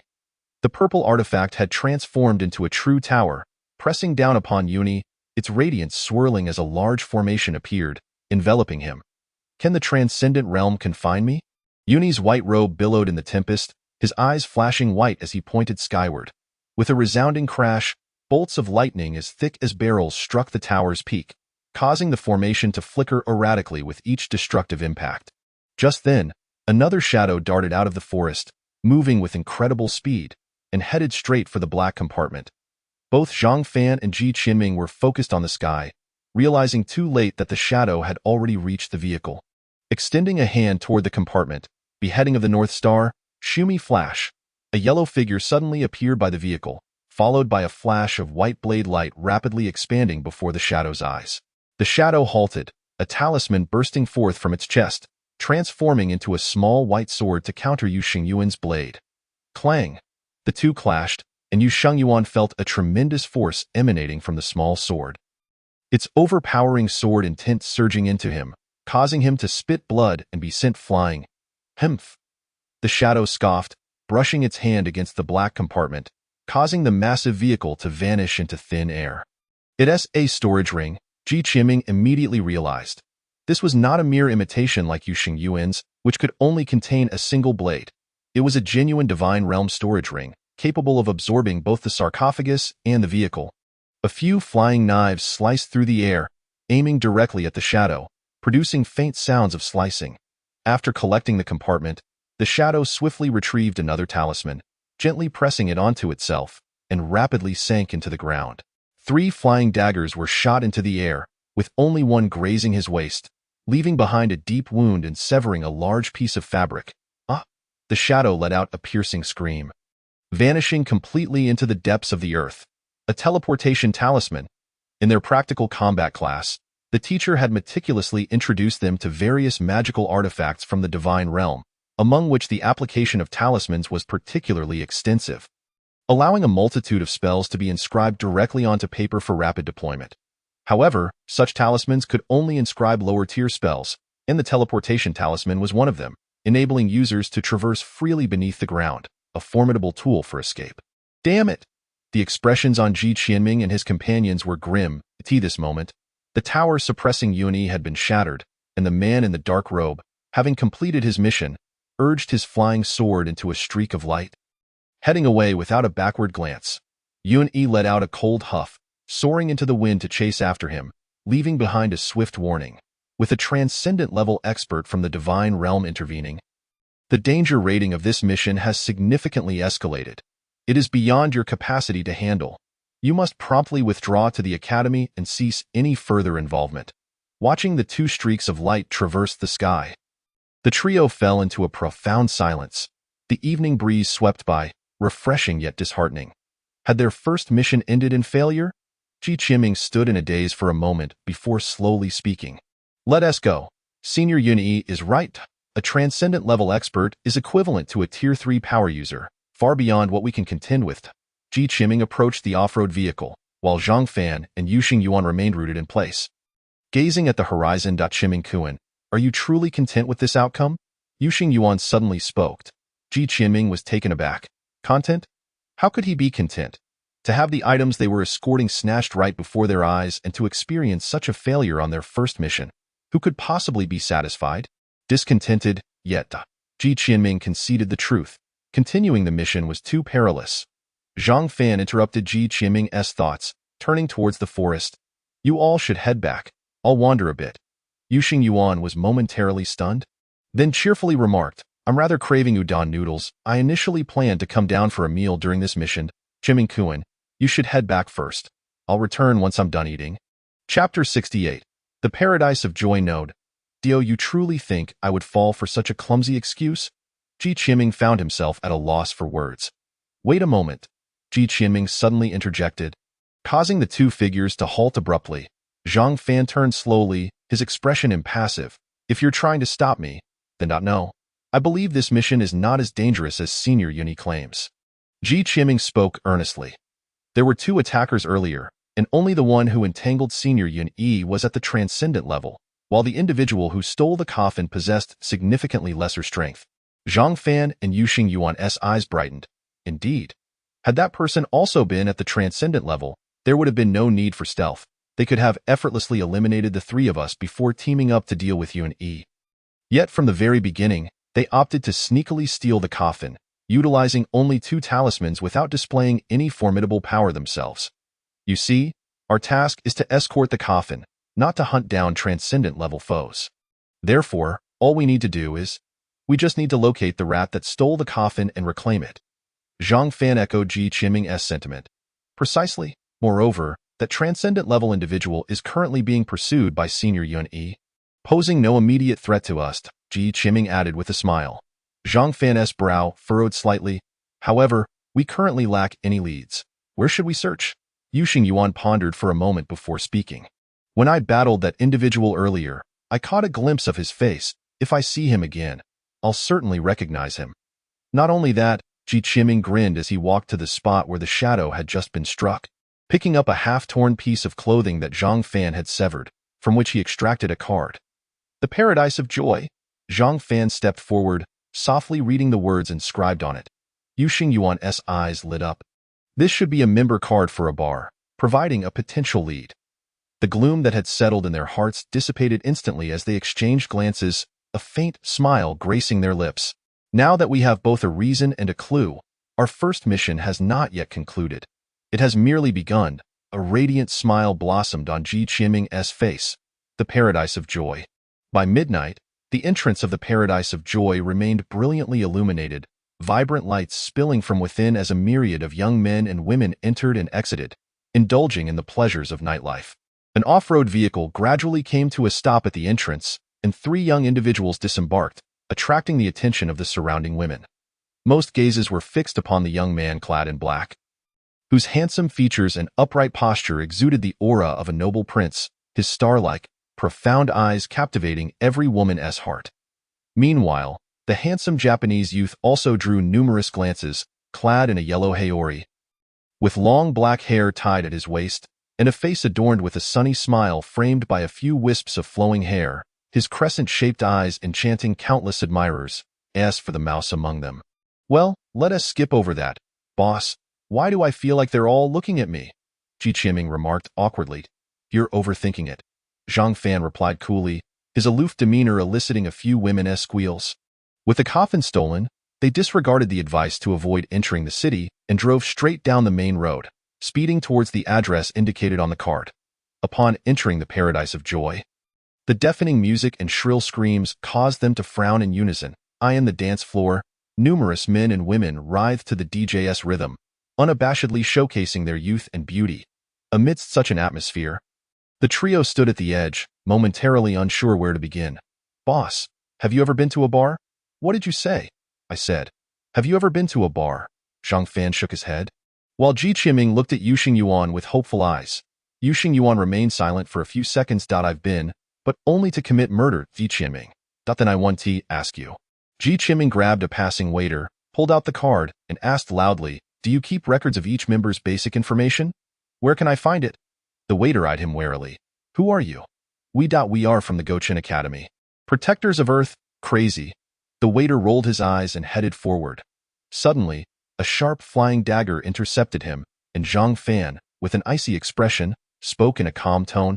Answer his question. The waiter swallowed nervously, speaking rapidly. These are all confidential store matters. Only the boss lady has access. I don't know anything, I swear. Which one is the boss lady? The waiter trembled, pointing shakily towards the center of the dance floor. That woman in red is our boss lady. Zhang Fan silently retracted the dagger, and the trio simultaneously turned their gaze towards the center of the dance floor, where a stunning beauty clad in red leather swayed her body to the music. Surrounded by several men who couldn't take their eyes off her graceful figure. Wow, the bar owner is a beauty, Ji Qiming exclaimed, his eyes wide. He had previously assumed that those running such establishments were greasy middle-aged men. But now he had truly broadened his horizons. What is the plan now? Should we kidnap her? Zhang Fan suggested with a calm demeanor. Ji Qiming's forehead twitched. Big brother, we're just here to investigate, not to kidnap her. Let us not go that far, boss. A beauty like her can only be conquered by you. Once you become the male owner of this bar, the member information will surely be within your grasp. Ji Qiming patted Zhang Fan's shoulder, wearing an expression of faith in him. Yuxing Yuan chuckled silently beside them. Zhang Fan furrowed his brow. But I don't know how to flirt. Just act naturally. With your demeanor, the colder you are, the more it will pique a woman's interest. Ji Qiming, sensing potential, hurriedly praised him. All right, I'll give it a try. Zhang Fan pondered for a moment before striding into the dance floor. As Zhang Fan entered the dance floor, all eyes turned towards him. His icy demeanor clashed with the fiery atmosphere, yet despite this, nearly every woman's eyes sparkled with intrigue. Hey handsome, would you like to dance with me? A heavily made-up, voluptuous beauty smiled as she stepped in front of Zhang Fan, her voice alluring. However, before she could finish her sentence, Zhang Fan pushed her aside with one hand, not even casting her a glance. Sorry, you're in my way, he spoke coolly. You? The woman was momentarily stunned, pointing at Zhang Fan, her mouth agape in disbelief as she struggled to articulate her thoughts. The crowd parted, allowing Zhang Fan to walk through, while the alluring bar owner in red furrowed her brow, regarding Zhang Fan, who was striding directly toward her. Dio, you need something. Excuse me, may I become the male owner of this establishment? Chapter 69. My romantic ventures are terrifying. The lively dance floor fell into an abrupt silence, while Ji Qiming outside covered his eyes in despair. Heaven above. I asked you to act naturally, not to be this normal. The bar owner stared at him for a moment before bursting into laughter. I've never encountered someone who flirts like you. It's rather amusing. Unfortunately, I'm not into that sort of thing. Her smile gradually faded as she waved her hand. Security, take him away. Several burly security guards surrounded Zhang Fan, their expressions menacing.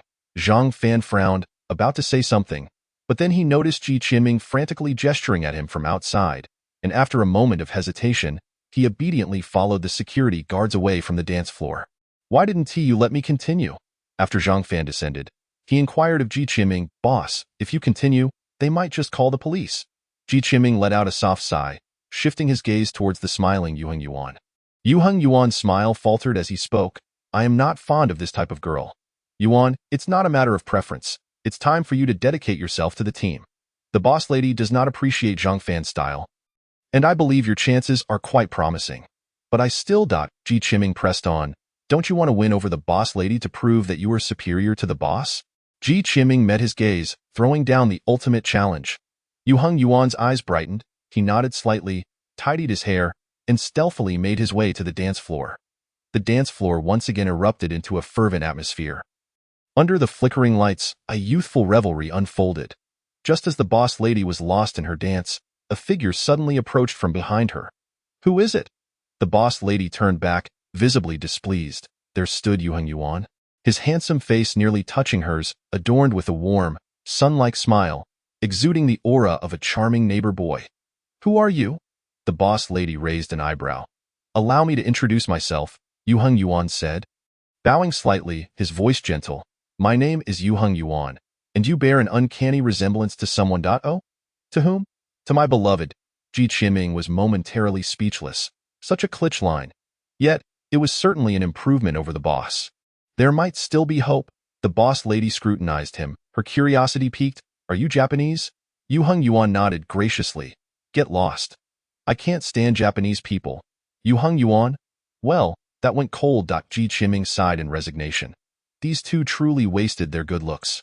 Yu Heng Yuan returned sheepishly, raising his hands in surrender. It's not my fault. At least I'm far superior to Zhang Fan. Oh, what now? Should we kidnap her? Zhang Fan suggested after a moment of silence. Ji Qiming's mouth twitched slightly. Boss, there's still me. You? Both Zhang Fan and Yu Heng Yuan exclaimed in shock.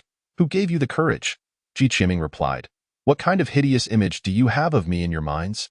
To redeem his reputation and enlighten these oblivious brothers, he was all in. Ahem, boss, can you hold this for me? Ji Qiming retrieved the pouch given to him by Duanmu Qingyu. Speaking earnestly, make sure to keep it safe. Otherwise, things could get serious. Although Zhang Fan was unclear about Ji Qiming's intentions, he solemnly accepted the pouch. Next came the time to showcase some high-level maneuvers. Ji Qiming adjusted his attire, conjured a bouquet of roses with his imaginative powers, and strode confidently towards the dance floor. Under the dazzling lights, a youth, holding a bouquet of roses, advanced with deep affection towards the dance floor. Suddenly, the gaze of every woman in the bar converged upon Ji Qiming, an unusual sentiment swelling in their hearts. This man, of ordinary stature and appearance, exuding an air of poverty, yet why did I feel my face flush and my heart race? This sensation was both strange and familiar. In that moment, all the surrounding men faded into insignificance, as Ji Qiming became the sole focus of their world. From the youngest at 16, the bar's youngest patron, to the oldest at 45, the cleaning lady. All the women blushed in unison, for words leaping from their hearts. Love at first sight. Naturally, this included the boss lady, who, upon seeing Ji Qiming, felt utterly captivated, her gaze becoming dreamy. He is the one I have been waiting for. Amidst the silence, Ji Qiming slowly approached the dance floor, his clear eyes gazing deeply into the boss lady's. I do not know your name, nor do I know who you are, but I must say 3 words to you. I am sorry. From the very first moment I saw you, I could not help but fall in love with you. My heart is restless, and I am tormented with urgency. I ran 10 streets over to buy you this bouquet, hoping for a chance to stand before you and express my feelings. Will you grant me this opportunity? The boss lady stared blankly at Ji Qiming, lost in his words.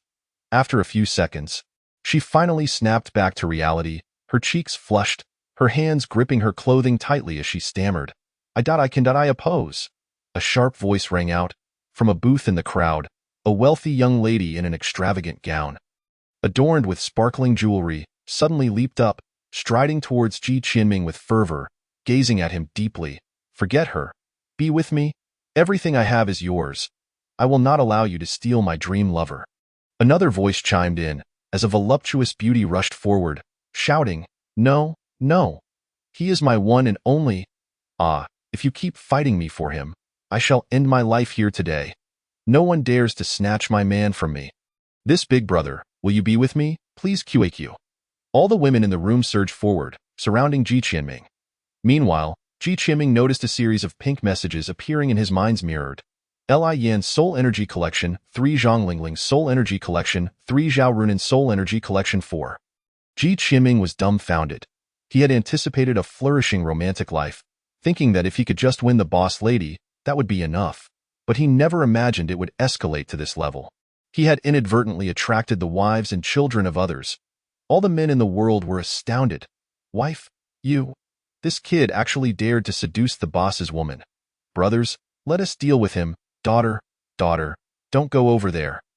A few burly men with tattoos suddenly rose, shattering their glass bottles and charging menacingly at Ji Qianming. Security, quickly protect my man. The boss lady shouted in panic, spreading her arms to shield Ji Qianming. Where are the bodyguards? Stop them. Who dares to touch my man? I am the Asian boxing champion. Chapter 70. Mirror Eyes. The entire bar instantly divided into two factions. One side comprised men ready to pummel the handsome boy trying to make off with their partners, while the other side consisted of fervent women who shielded Ji Qianming, prepared to defend him against all odds. Chaos erupted as everyone engaged in a brawl. At that moment, Ji Qianming's mind was flooded with alternating red and pink messages. The progress bar for his version update skyrocketing like a rocket, quickly approaching 1,000 points. This, for the first time, Zhang Fan's expression genuinely reflected shock, while Yu Hengyuan's eyes widened to the maximum, barely able to contain his astonishment. What do we do now? Yu Hengyuan asked, bewildered. Of course, we save him. Zhang Fan grabbed a nearby broken bottle and charged into the fray. Yu Hengyuan's ring glimmered as he wielded the snow-white sword, joining the melee. After a while, the two finally fought their way to Ji Qianming's side, who was now utterly dazed. Their back exit. The boss lady pointed toward the crowd's rear, with Zhang Fan and Yu Hengyuan acting as their protectors. They managed to break through the chaos, escaping into a secluded alley. I nearly died from fright. Ji Qianming gasped, his expression one of sheer terror. He had never imagined he would be chased for inadvertently stealing someone's partner. And not just any partner. His romantic entanglement had turned out to be terrifyingly intense. Had it not been for sealing his romantic fate, he might have truly been in danger. Thank you, Duanmu. I still do not know your name. Once the boss lady regained her composure after the shock, a blush crept back to her cheeks, her autumn-like eyes sparkling as they gazed at Ji Qianming. Adam, names can wait. I actually have something I would like your help with, Ji Qianming said, scratching his head, feeling a bit bashful. My lord, please feel free to say. I will fulfill any request you have, the boss lady replied shyly, even throwing him a flirtatious glance. Ji Qianming felt a surge of electricity coursing through him, making him shiver involuntarily, his gaze drawn to the boss lady's alluring figure. Slap! Ji Qianming mentally chastised himself. This was a perilous path. Could I perhaps have a look at the membership information for your bar? Our bar? Ji Qianming began, but upon realizing the implications, he quickly rephrased. Zhang Fan and Yu Hengyuan exchanged exasperated glances, wondering how they had never noticed Ji Qianming's shamelessness before. Of course, what's mine is yours. The boss lady beamed at Ji Qianming's use of our, her joy palpable as she pulled out her phone. Here, the membership details are all here. Take a look, my lord. I am willing to assist you with any difficulties. The boss lady swiped her phone a couple of times before handing it to Ji Qianming, speaking earnestly. Ji Qianming passed the phone to Yu Hengyuan, feeling a shiver at the term my lord, forcing a smile that conveyed, don't worry, I love you. It's him. Yu Hengyuan suddenly exclaimed, and both Zhang Fan and Ji Qianming's eyes lit up. Finally, there was a lead. It was worth the risk of unsealing the pouch. Ji Qianming felt a sense of relief. It has an address. Let's go. Yu Hengyuan returned the phone to the boss lady and turned to run towards their off-road vehicle. Just as Ji Qianming prepared to follow, a delicate hand tugged at his clothing. He turned stiffly to see the boss lady, her eyes brimming with tears, her expression filled with reluctance. Why, lord, where are you going? I would follow you to the ends of the earth. Ji Qianming pondered for a brief moment before taking the silk pouch from Zhang Fan's hands, pressing it tightly against his body. Do you still wish to proceed? The proprietress was momentarily taken aback. It seemed that the gentleman before her had not changed, yet the surging affection within her heart had abruptly vanished, replaced by an inexplicable sense of emptiness. Regardless, thank you. Ji Qianming sincerely expressed his gratitude to the proprietress, turning to leave without a hint of hesitation, leaving her in a state of bewilderment. As the evening breeze wafted through, Ji Qianming suddenly felt a peculiar inclination towards embodying a rogue, settling into the passenger seat. He suppressed his excitement and delved into the recesses of his mind. The system detected that the soul energy had been fully gathered. Should a version update be initiated? Yes, no, without the slightest hesitation. Goucheng clicked to proceed with the version update. Mirror Flower upgraded to version 2.0. The ability Mirror Eye was activated. Replication unlocked the secondary replication slot. The ability Non-Flower upgraded to level 2. The ability Mirror Eye upgraded to level 2. The replication ability Dreamer upgraded to level 2. Upon seeing several lines of system notifications reflected in the mirror, Goucheng was momentarily stunned before a wave of ecstasy washed over him. He had unexpectedly gained another ability. Could it be that each system update unlocked a new power? This was truly remarkable. Goucheng eagerly clicked on the newly appeared Mirror Eye ability, and a pop-up swiftly emerged. Mirror Eye, Perfect Imitation, Perfect Memory. Note 1. Imitation is only effective for physical movements. Note 2. Prolonged single use may cause irreversible damage to vision. Level 2 comment. It's you, Gymnastics Flower? Goucheng began to meticulously contemplate each word. This ability's description was unusually succinct, seemingly saying nothing yet conveying everything. At first glance, it appeared rather lackluster, but upon deeper reflection, Goucheng's eyes gradually brightened. He seemed to grasp the utility of this ability. This power was formidable. It was almost absurd, however. The comment remained as audacious as ever. Secretly activating Mirror Eye, Goucheng scrutinized his own eyes in the mirror. At first glance, there appeared to be no alteration. Yet upon closer inspection, he discerned that his pupils were vividly imprinting everything before him, as if a mirror had been embedded within. He surveyed his surroundings with the Mirror Eye, the shape of every cloud, the position of each pebble, all etched in his mind like a film, accessible at any moment upon closing his eyes. Not only that, but every movement Zhang Fan made while driving was meticulously analyzed in his vision. If he so wished, he could replicate them with absolute precision. What if he used the Mirror Eye to document Yuxingyuan's swordsmanship, the marksmanship of the firearm instructor, or even the combat techniques of world martial arts champions? Goucheng inhaled sharply, his heart racing. He had stumbled upon a treasure. Just then, his eyes began to ache, and the scene before him grew blurry. Goucheng promptly deactivated the Mirror Eye. His pupils instantly reverted to their original state. The enhancements of photographic memory and perfect imitation dissipated. The single-use duration did not exceed 10 seconds. Glancing at the time, Goucheng mentally noted this characteristic. This ability had a flaw. It could only imitate physical movements, not special abilities. Yet this was reasonable. If he could even replicate Yuan's powers, he would be invincible. Chapter 71. An empty pursuit. Chiming Kuan. What are you grinning about? Yuan inquired, observing Goucheng's expression through the rearview mirror. Puzzled Dado, we are almost there, and I am just a bit excited, Goucheng replied, clearing his throat awkwardly. He refocused his attention on the mirror, and as expected, all ability levels had risen to Tier 2. No need to ask. His strength had soared, however, when his gaze fell upon the soul energy collection bar, his smile abruptly faltered. The progress bar for version upgrade had elongated significantly. The original requirement of 1,000 points had skyrocketed to 5,000. A five-fold increase? Goucheng's expression darkened. It seemed that ascending to Tier 3 was out of the question for the foreseeable future. As he wallowed in his frustration, Yulong Bay came into view before the trio. At the entrance of Yulong Bay community, Goucheng and his companions lurked stealthily, surveying the layout. Each door was guarded by security personnel, and the perimeter was fortified with high-voltage electric fencing, accompanied by numerous surveillance cameras. Infiltrating this place would prove to be a formidable challenge. Wai Yuan adeptly assessed the situation, stating, "It's not easy." Zhang Fan furrowed his brow. It was the dead of night, and their chances of blending in with others were nearly non-existent. What should we do? This is not difficult, Goucheng replied with a grin, feeling like the MVP of the group tonight. He found a relatively secluded corner, manipulating a shard of the mirror knife to obscure the camera's view. At that moment, the shard reflected the previous scene and would raise no suspicions.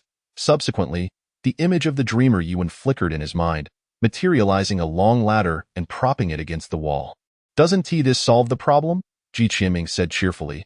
Despite the seemingly low lethality of his abilities, their practicality was exceedingly high. The group ascended the ladder into the community, swiftly locating the address etched in their memories. For O2, this is it. Zhang Fan softly remarked.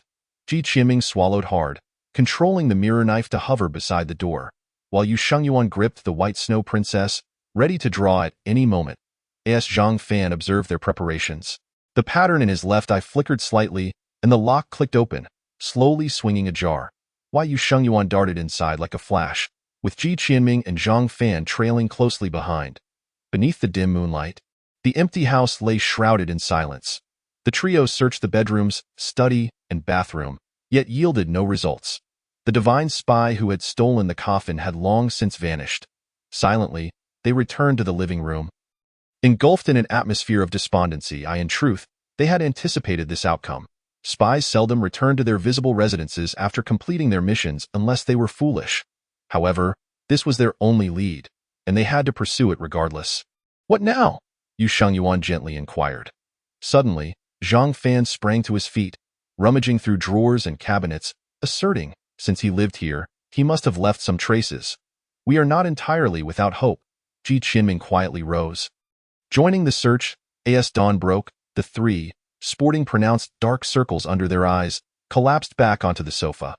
After a night of exhaustive searching, they had found not a single valuable clue, casting doubt on whether anyone had ever resided here at all. Daylight has arrived.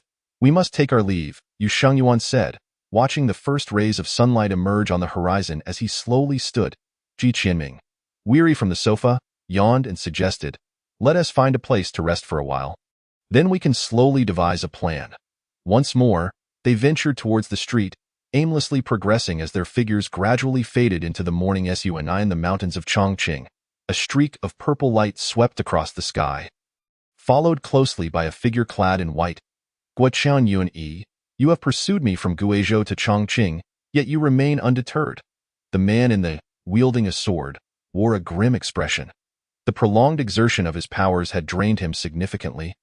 Yet Uni clung to him like a stubborn leech, impossible to shake off. Goucheng and the divine realm are sworn enemies. Upon sight, they shall be slain, Yu Shengyuan declared, riding the tempest. The man in the scoffed coldly, abruptly halting his flight, his piercing gaze fixated on Yuan. Since you seek death so ardently, I shall grant it. He formed a hand seal, channeling his energy. Yuan also paused, arms crossed before him, curiously awaiting the man's move. Primordial Sea Suppression Seal.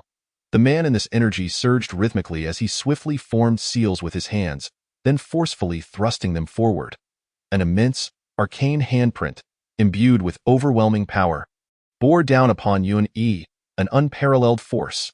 This is the first time I've witnessed such a sealing technique, Yuan remarked, a smirk curling at the corners of his mouth, as dark clouds overhead roiled ominously. Electric light crackling within, several spherical bolts of lightning erupted from the clouds, their terrifying energy condensed within, disrupting the electric charges throughout the area. The spherical lightning collided with the sea suppression seal, erupting in a thunderous explosion that illuminated the entire sky in azure, utterly obliterating the formidable handprint. With a casual wave, 3 more spherical bolts of lightning surged from the clouds, hurtling towards the man in the who frowned slightly and drew a wooden box from his robes, within which lay 7 small swords, each no larger than a toothpick. Northern Dipper Sword Formation. Rise. A spell was cast upon the small swords, causing them to soar into the wind, rapidly expanding in size, their surfaces glimmering with spiritual light, unmistakably extraordinary. The 7 flying swords surged forth to meet the spherical lightning, forming a complex sword formation that soared into the heavens. The 3 bolts of lightning detonated upon contact with the 7 swords, yet the formation encountered no hindrance, piercing straight through the clouds. As long as this cloud remains, you can release endless lightning. If I destroy it, what will you use to contend with me? The man in the sneered. Amidst the inky thunderclouds, the brilliance of the 7-star sword formation flared brilliantly, an endless torrent of blue sword energy relentlessly shredding through the dark clouds, creating a gaping hole in an instant. Is that so? Uni raised an eyebrow, replying with a grin. That moment, the dark clouds had been completely decimated by the sword formation, just as the man in the reveled in his triumph. His expression stiffened. Unbeknownst to him, a larger, denser cloud had materialized above where the previous dark clouds once lingered, enveloping the entire realm like a shroud. This The man clad in a dark robe wore an ashen expression as he once again activated the sword formation. After a prolonged moment, the dark clouds above were obliterated, only to be replaced by an even denser mass of ominous clouds. You might as well save your efforts. I have already woven 33 layers of thunderclouds across the sky, and my speed in summoning them is exceptionally swift. Even if you were to strike until next year, you would not deplete them. Yuni spoke languidly, his gaze brimming with mockery. The man in the dark robe nearly spat blood in fury, his eyes blazing with rage. Fine. If I cannot disperse the clouds, then I shall simply come and kill you. A glint of ruthlessness flashed in his eyes as he stepped onto his flying sword. Closing the distance to Yun-Yi in the blink of an eye, the 7-star sword formation encircling him. Chapter 72. Fading colors. Yuni raised an eyebrow, the wind swirling violently at his feet as he retreated at an even greater speed. Simultaneously, he flicked his sleeves, summoning an icy blizzard that surged toward the man in the dark robe. Gritting his teeth, the man charged forward, the sword formation shattering the ice shards scattered within the blizzard. Yet he was perpetually unable to catch up with Yun-Yi. What's more, while the sword formation could withstand the ice shards, it offered no defense against the frigid temperatures, which plunged to nearly -20 degrees, rendering his body rigid with cold. Damn it! The man in the dark robe finally erupted, cursing vehemently, unable to scatter the clouds, unable to approach, and now being frozen by the blizzard. This was utterly infuriating. You have forced my hand, the man snarled, biting his tongue until it bled, a mouthful of vital essence spewing forth. Spirit transformation technique? In an instant, the spiritual power within him surged explosively, causing his body to swell like a balloon, tearing his dark robe as the rampant energy shot skyward, causing the heavens and earth to tremble. Yun-Yi's expression finally turned grave. He recognized the spirit transformation technique, a desperate measure employed by practitioners of the divine realm when facing dire circumstances. Under such augmentation, one's combat prowess could easily double. The winds began to rise. Yuni spread his arms wide, a glimmer of white rapidly expanding in his eyes. In an instant, a tempest erupted. Spiraling around the man in the dark robe, clouds surged, thunder roared. The 33 layers of thunderclouds were drawn into the vortex, the furious lightning swirling within, dark blue light surging forth, flattening the mountains beneath. The technique was reminiscent of his approach during the practical assessment at the beginning of the semester, yet this time, the scale was 5 times greater. It was true devastation. Ha ha ha, Goucheng Yun-Yi. Our Department of Heavenly Mechanisms has long been privy to your information. Your abilities are formidable, but you possess a significant weakness. You too will be engulfed within. The man in the dark robe laughed maniacally, a victorious smile spreading across his face. As long as I can close the distance, your death is assured. As Yun-Yi unleashed this technique, the man cackled, his confidence soaring. He frantically channeled his spiritual power. The massive sword beneath him swelling in size, the 7 flying swords intertwining around him, forming an impenetrable shield. Swift, the man in the dark robe bellowed, darting toward Yun-Yi like a bolt of lightning. His speed a stark contrast to before. The overwhelming spiritual power mingled with sword energy, hurtling toward Yun-Yi like a meteor. Under such an onslaught, even a mountain would be pierced through effortlessly. Yun-Yi stood serenely in the air, showing no inclination to evade, his expression a bemused smile. A sudden dread gripped the man in the dark robe. The cataclysmic thunderstorm vortex charged directly toward the two. The terrifying thunder roaring in the wind, instilling despair at just a glance. How can this be? He intends to perish with me. The man's pupils constricted. However, there was no time for further contemplation as the thunderstorm vortex collided between them. Erupting with explosive force, boom, boom, boom. Endless thunder leapt through the air, the massive explosions flattening several mountain peaks. The thunderstorm raged on for a full 2 minutes before gradually subsiding. In the aftermath, a figure, charred and unrecognizable, plummeted from the sky, the scent of roasted flesh wafting through the air. The barely alive man in the dark robe stared in disbelief at the seemingly unscathed Yun-Yi, his eyes wide with shock. Your information, that was false. Yun-Yi approached him with a smile, gently shaking his head. Not at all. My abilities indeed pose a risk to myself, and that is undeniably a weakness. But you The inhabitants of Earth may lack the ability to cultivate, yet there exists something they cannot comprehend or envision: science. Yuni pointed to his white robe. I wear this garment not out of affection for the color white. It is the culmination of the efforts of the scientists in Goucheng's research division, designed to protect me from the thunderstorm's wrath.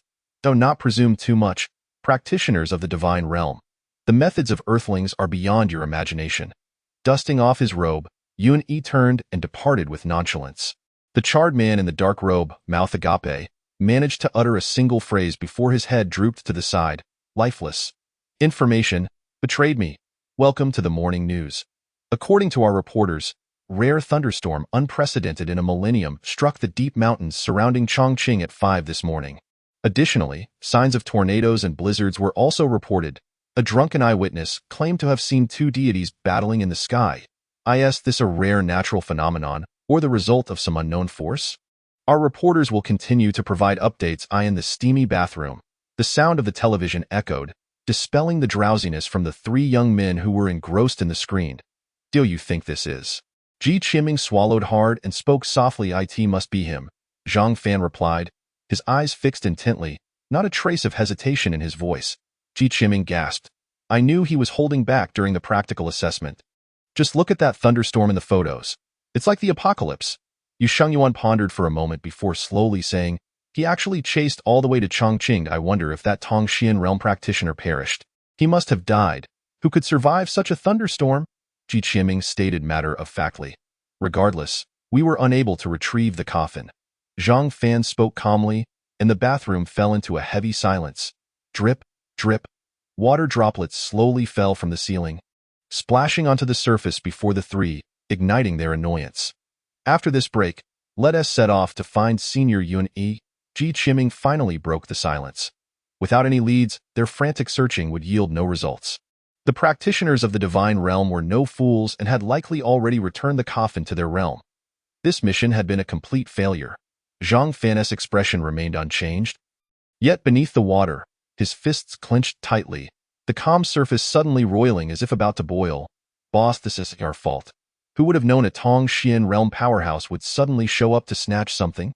Ji Qiming attempted to console him. Using abilities to vent frustrations is truly pathetic, Yu Shengyuan remarked, casting a sidelong glance at Zhang Fan. Ji Qiming's heart sank. Something was amiss. Say that again? Zhang Fan spun around suddenly, golden light erupting from his left eye, a murderous aura radiating from his gaze. The roiling water surged violently, akin to a sea during a typhoon, unleashing towering waves. I said, you are wasting your abilities. Coward!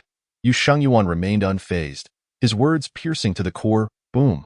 The water in the bath boiled over, a wave 2 men high crashing toward Yu Shengyuan, instantly diminishing the water level by more than half.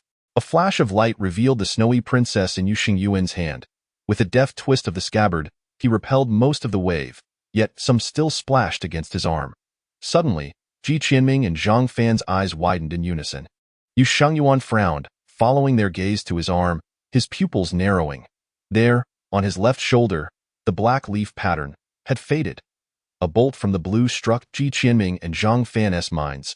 His leaf pattern was a fake. Chapter 73. The powerless Yu Shengyuan. The remarkably powerful Yu Shengyuan was, in fact, a powerless individual. Scenes from their first practical class flashed through their minds. Yu Shengyuan had spread his hands, smiling broadly, declaring, I have no powers at the time. They had only thought it a jest, but witnessing this moment now. Yuan, you? Zhang Fan stammered, momentarily taken aback, just as he was about to speak. Whoosh, a flash of white light swept past. The slender blade of the snowy princess pressed against Zhang Fan's throat, the sharp edge slicing a small cut in his skin, droplets of blood oozing forth. Why Yu Shengyuan's eyes were filled with fury. The ever-present smile on his face vanished, replaced by an overwhelming rage and pure murderous intent. He truly intends to kill me, Zhang Fan thought as he met Yu Shengyuan's gaze, a sudden realization striking him. When I was 3, my mother passed away. My father left me this snowy princess before hanging himself, seeking to reunite with my mother in the afterlife. I wandered the streets of Japan, begging with the snowy princess in hand. As I grew older, I began to investigate my mother's death, uncovering the notebook she left behind. It was then that I learned of the divine realm and Goucheng and My mother was a member of Goucheng, who had bravely died to protect the people of Tokyo. From that moment, I longed for the day I too could possess a leaf pattern, to one day join Goucheng and avenge my mother. I waited for 13 years, traversing every kendo dojo in Japan, seeking masters, employing underhanded means to gain strength. Yet, until my 18th year, I had still not received my rightful leaf pattern. I in pursuit of leads regarding Goucheng. I joined the Yakuza in Japan, using my sword skills to assist them in their killings.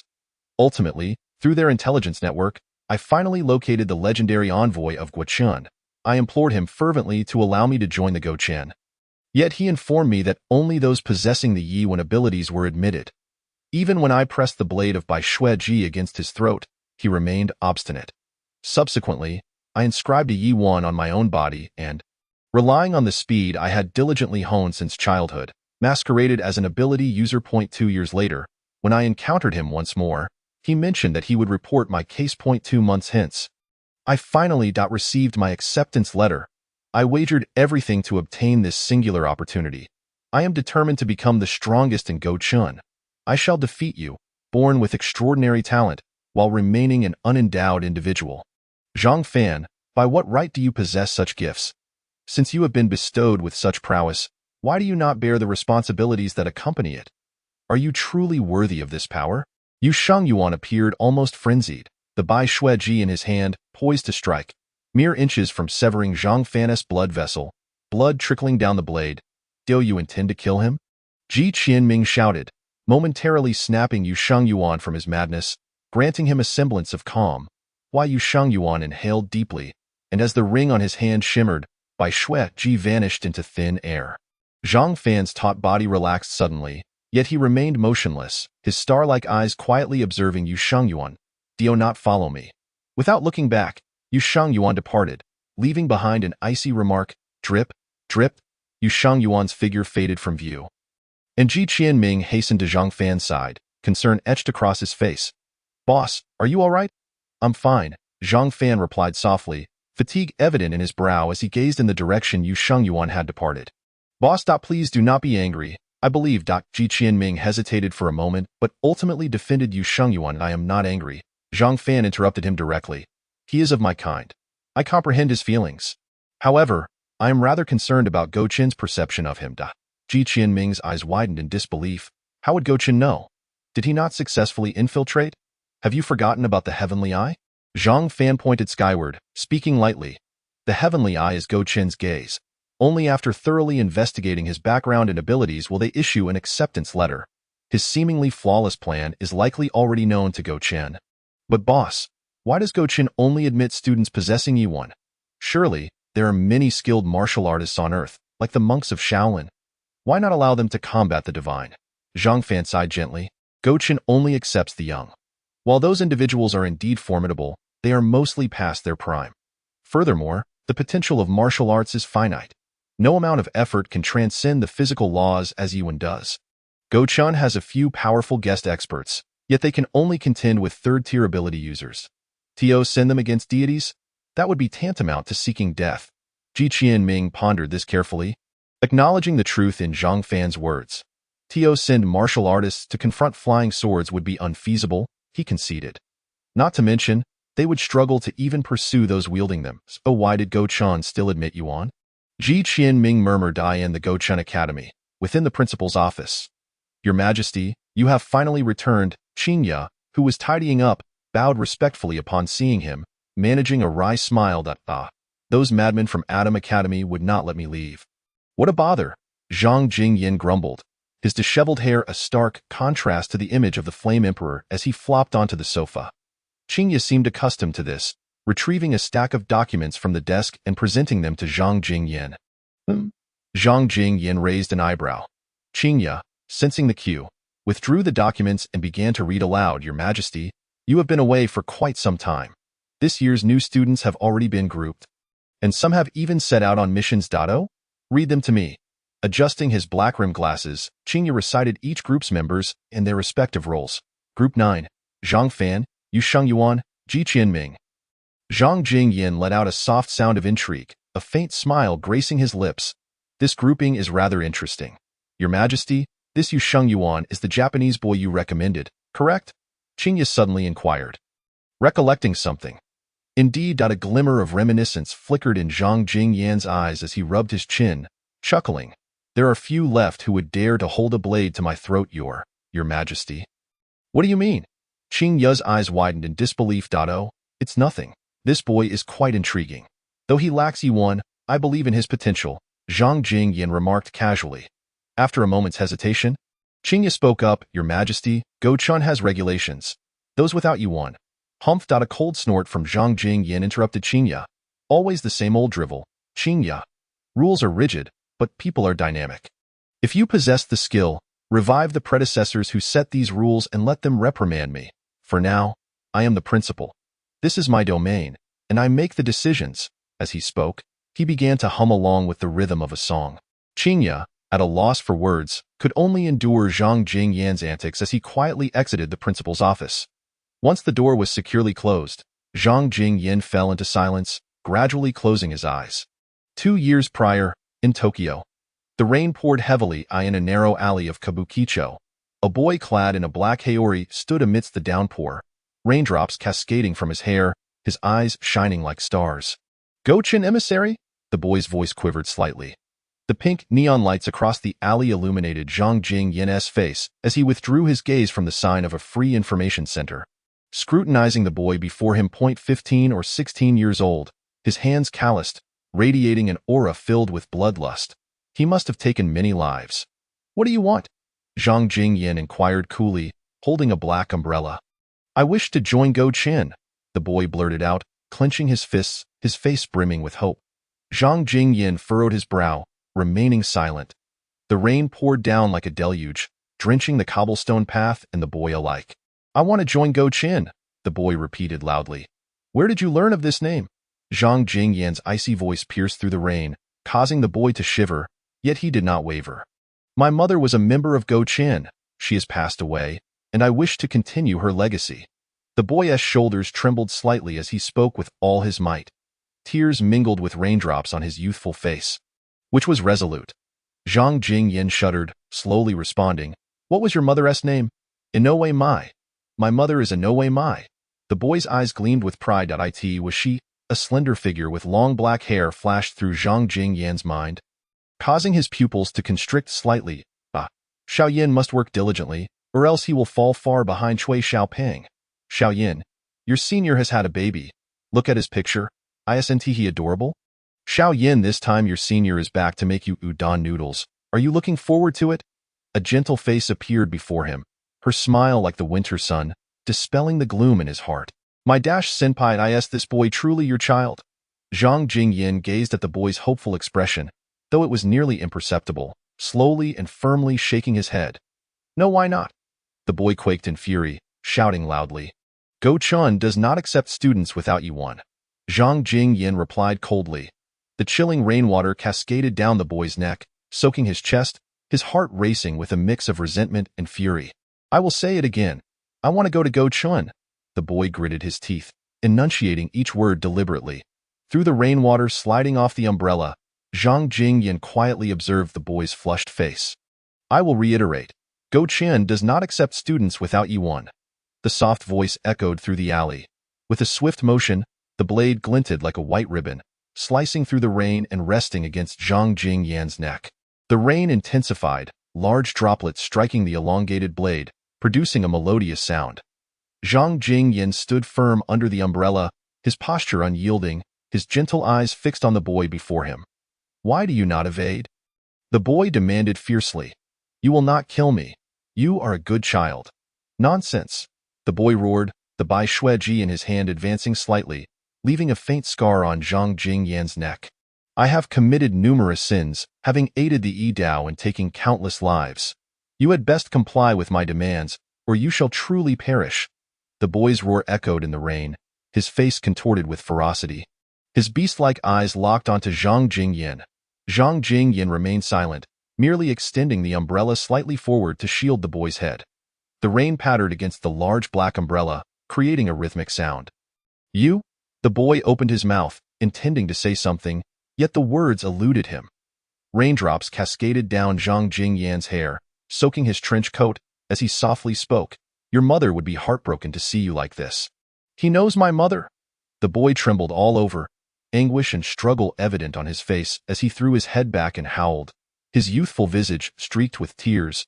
With a soft sound, the blade known as Bai Shuiji was sheathed by the young man, who cast a lingering glance at Zhang Jingyan before departing without a backward glance. 2 years. What? The youth paused, tilting his head slightly, seemingly unable to comprehend the words spoken. In 2 years, when you come of age, I shall return to this place. If you earn my recognition by then, you will be granted entry to the Goucheng Academy. You?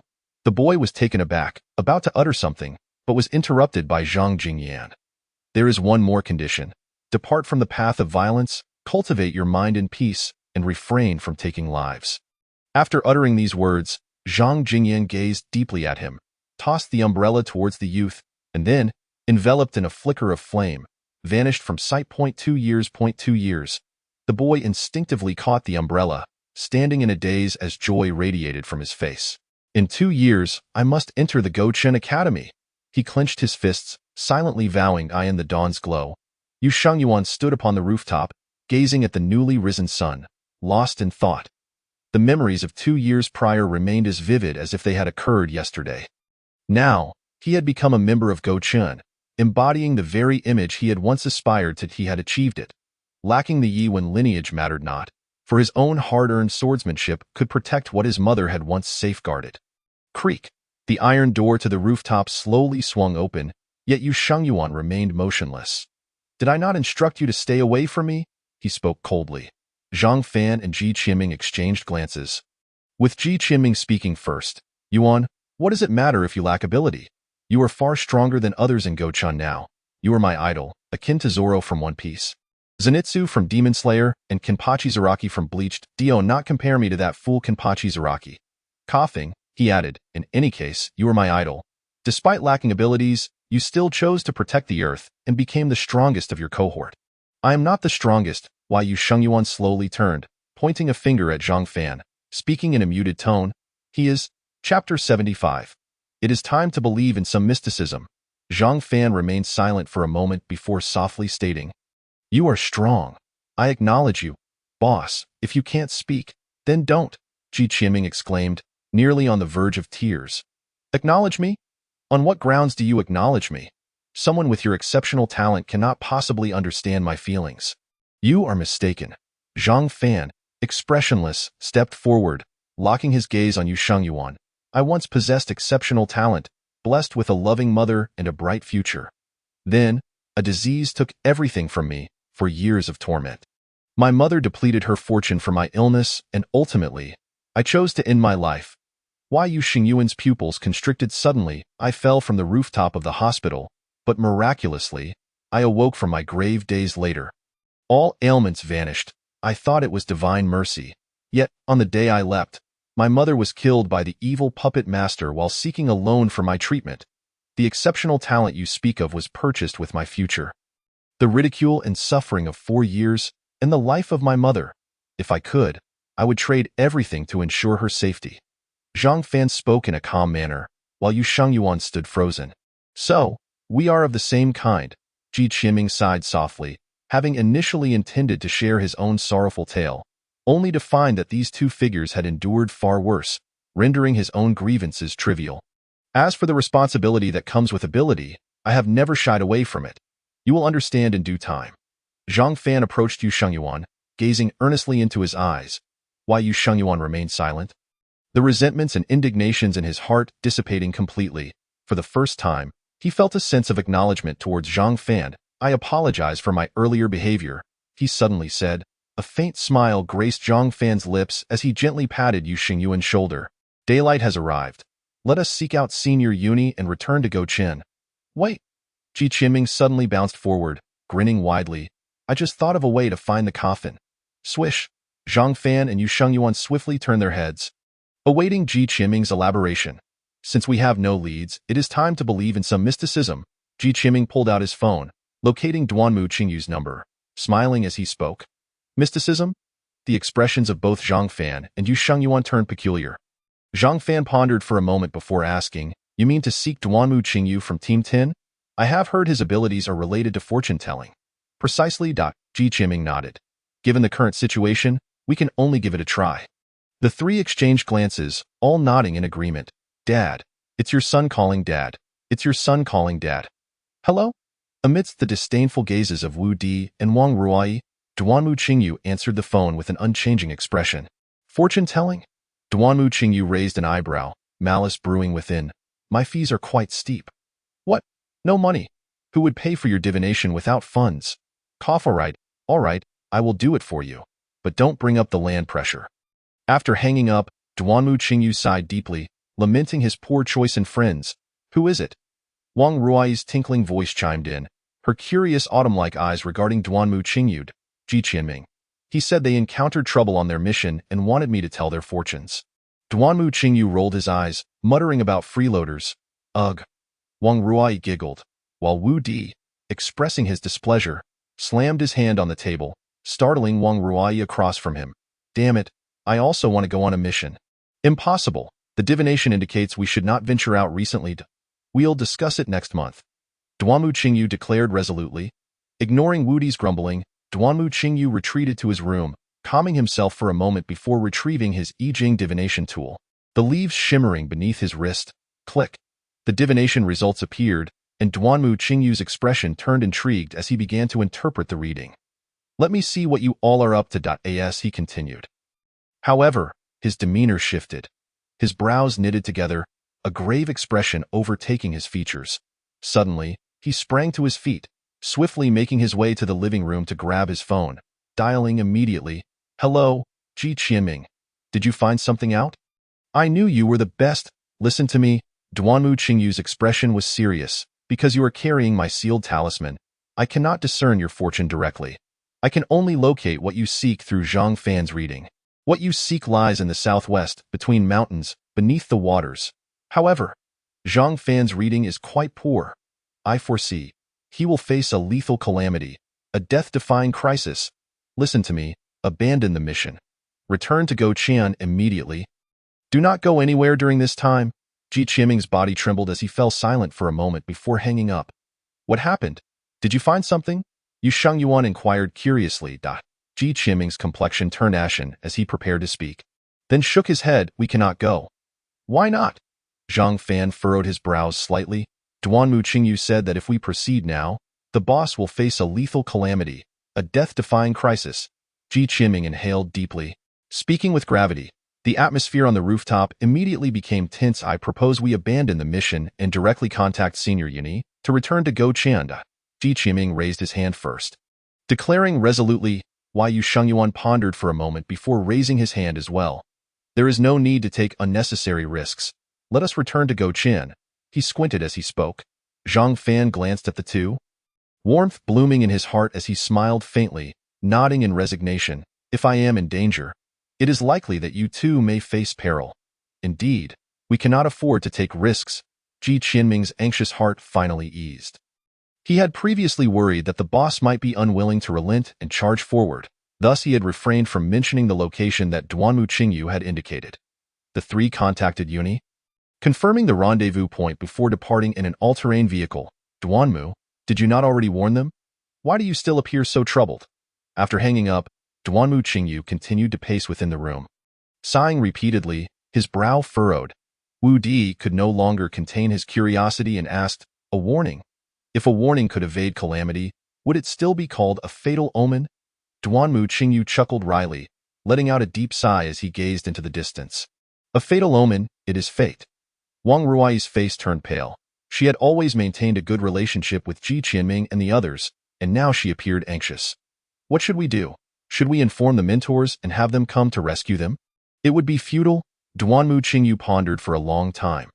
That brat Ji Qianming possesses unusual luck. Perhaps he could become a variable. I shall take a brief respite. Upon awakening, I will cede control to you. Ji Qianming yawned as he spoke to Zhang Fan. A flicker of discomfort crossed Zhang Fan's lips, as though haunted by a painful recollection. No need. I can manage just fine. It's always better when the boss is around. Ji Qianming reclined his seat slightly, sinking comfortably into slumber, having endured an entire night devoid of sleep. No sooner had he closed his eyes than he drifted into a deep dream. Time passed unmeasured before Ji Qinming groggily opened his eyes. Outside the window, torrential rain fell in sheets, with countless droplets drumming against the glass, creating a cacophony of sound. Peering through the thick curtain of rain, he discerned the undulating mountains surrounding them, the silhouette of Goucheng completely obscured. Suddenly, the off-road vehicle came to a gradual halt. Ji Qinming glanced outside, observing that the road ahead was barricaded by a fluorescent strip, with a collapsed hillside visible in the distance. It appears there has been a landslide. This route is impassable, Zhang Fan remarked, his brow furrowing in calm contemplation. Let me check, there's a smaller path here. We should be able to circumvent it, Ji Qinming suggested, altering their route. Zhang Fan glanced at the new path before turning the vehicle uphill. Rather than a mere path, it resembled a muddy country road, barely wide enough for a single off-road vehicle, winding treacherously along the mountainside. Though Ji Qinming had faith in Zhang Fan's driving skills, an involuntary tension gripped his heart. They were already halfway up the mountain, the steep cliff looming perilously close, with no protective barriers in sight. "See, come on, boss, be steady," Ji Qinming stammered, swallowing hard as he instinctively grasped the armrest. His gaze fixed on the abyss below. Zhang Fan remained silent, fully concentrated on navigating the vehicle. Through the rearview mirror, Ji Qinming noticed Yu Shengyuan had also tightened his grip. It must be said. Zhang Fan's driving was remarkably steady. The massive off-road vehicle traversed half the distance without incident. Suddenly, a fierce crack of thunder split the air, and the downpour intensified as if the heavens had opened. Without warning, the soil atop the mountain began to shift, sliding downwards, gaining momentum and mass. The ominous rumble echoed in their ears as Ji Qinming turned abruptly to the mountain's peak, witnessing a large mass of earth cascading towards them with alarming ferocity. "Landslide," he exclaimed, his eyes widening in panic. Zhang Fan and Yu Shengyuan swiftly turned, their faces paling in realization. "Damn it, we're right in its path. Quickly, exit the vehicle, run to the side." Zhang Fan reacted with remarkable speed, decisively abandoning the off-road vehicle, flinging open the door and leaping out, with Yu Shengyuan and Ji Qinming following closely behind. The massive torrent of earth swept away everything in its path, trees and structures, charging towards the trio. Just as it seemed they would be engulfed, a brilliant golden light erupted from Zhang Fan's left eye. He extended a hand, straining against the surging debris. The initial wave of mud and stone momentarily hesitated. But the subsequent surge was more ferocious, crashing into the front and breaking free from Zhang Fan's control. He let out a muffled grunt, stumbling slightly as he nearly fell. Fortunately, this brief pause granted them precious time. The safe zone was tantalizingly close. "Boss," Ji Qinming noticed Zhang Fan falter, his form lagging behind the other two. With no time to reach safety, as he was about to turn back, Yu Shengyuan darted forward like a shadow. "Don't look back. I'll go." His voice rang out through the downpour. A flicker of conflict crossed Ji Qinming's eyes before he summoned every ounce of strength to sprint towards safety, knowing he could not save Zhang Fan and fearing he might become a burden to Yu Shengyuan. In an instant, Yu Shengyuan reached Zhang Fan, grasping his collar and propelling them both towards the safe zone. Just as the muddy torrent approached, Yu Shengyuan inhaled deeply, casting Zhang Fan into the safety area with all his might. Then leaping gracefully to follow. "Yuan?" Ji Qinming shouted, and from his pocket, 13 shards of mirror knives soared into the air, coalescing into 2 small squares that darted towards Yu Shengyuan. Like a dragonfly, Yu Shengyuan landed lightly on one square, then leapt to the second as the raging debris surged beneath him. That moment, a fierce gust of wind swept in from afar, causing Yu Shengyuan to tilt precariously, slipping off the second square and plummeting towards the torrent below. "This is bad," Ji Qinming's pupils constricted. Yet, true to his name, Yu Shengyuan deftly adjusted his posture mid-air, stepping onto a floating piece of wood within the mudslide, narrowly avoiding a plunge but still being swept down the mountainside. In the chaos, Ji Qinming glimpsed a yellow figure fluttering like a butterfly atop the tumultuous flow. "Quickly, descend. He's still alive." Zhang Fan struggled to rise from the ground, racing down the slope, with Ji Qinming in close pursuit. Upon reaching the base of the mountain, Zhang Fan and Ji Qinming gasped for breath, rain mingling with sweat cascading down their faces, their bodies marred with wounds, utterly exhausted. "He must be nearby." Zhang Fan resumed his search without pause. "Yuan?" Ji Qinming bellowed, his voice quickly swallowed by the torrential rain. The two tattered youths scoured the area, Ji Qiming utilizing his Dreamweaver ability to conjure a large loudspeaker, calling out Yu Xingyuan's name as they searched. Amidst the rain curtain, he faintly spotted a yellow figure trapped beneath a broken beam. Yuan? Ji Qiming's eyes lit up as he dashed towards the debris. Boss, over here.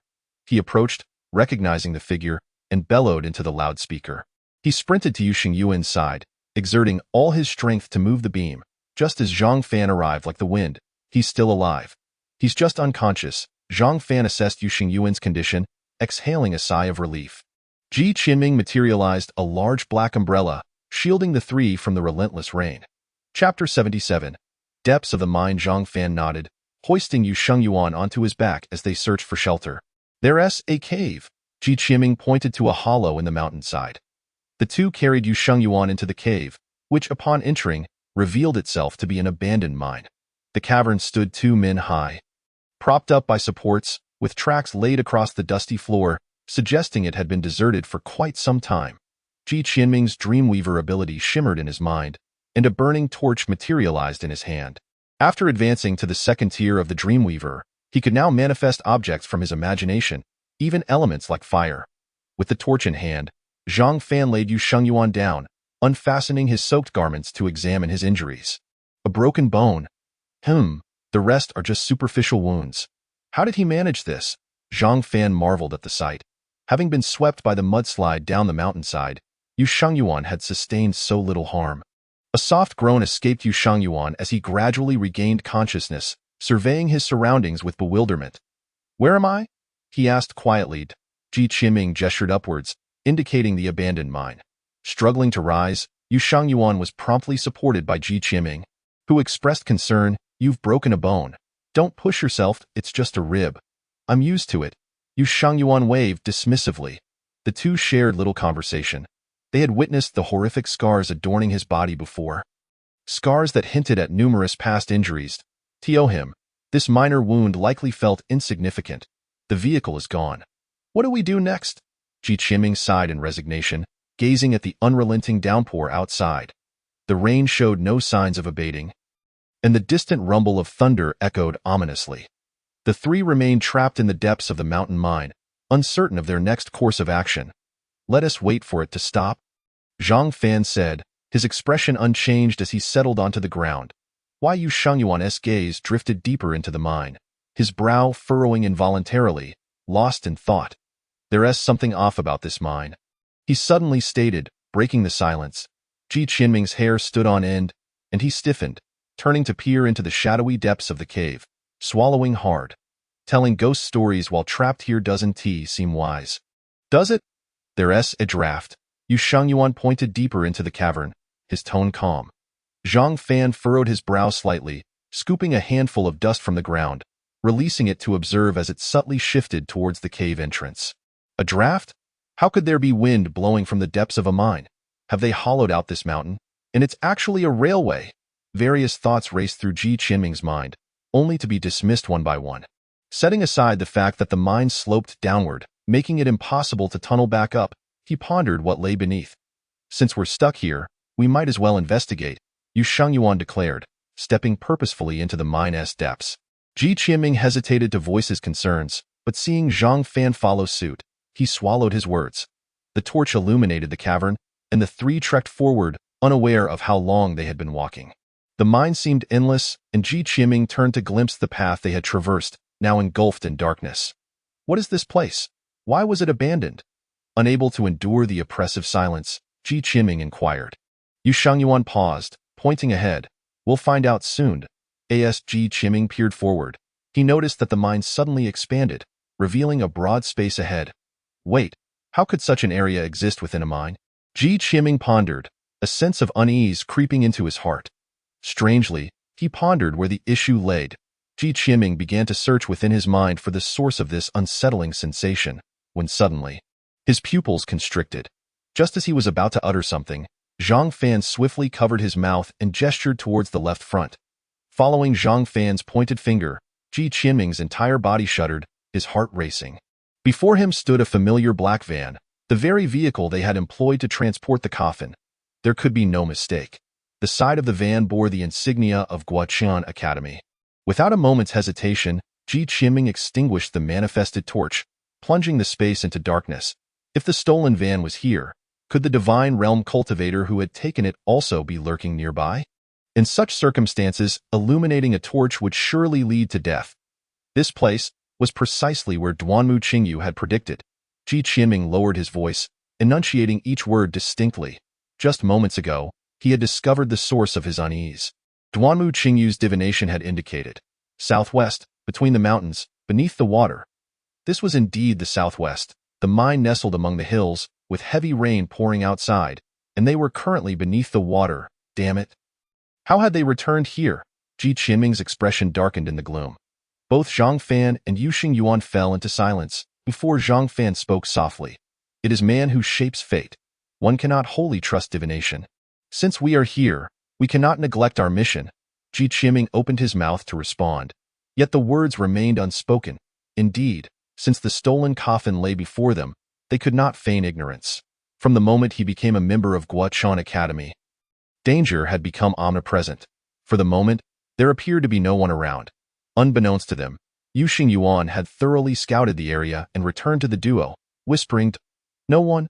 A perfect opportunity." Ji Qiming's eyes brightened.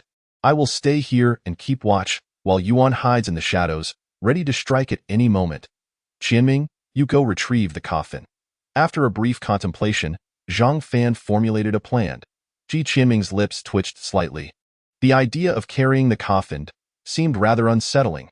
Fortunately, having worked in a haunted house before, his psychological fortitude was not lacking.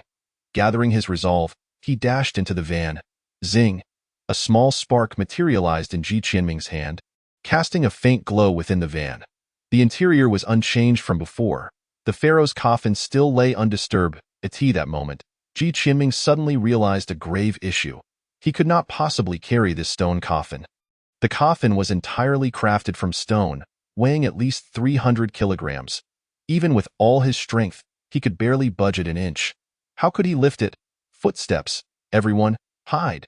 Zhang Fan's voice rang out abruptly, and the atmosphere among the three instantly became tense. What to do? Ji Qiming fretted, the footsteps echoing ever closer from the mine, soon to reach their location. Qiming, hurry. Zhang Fan urged once more.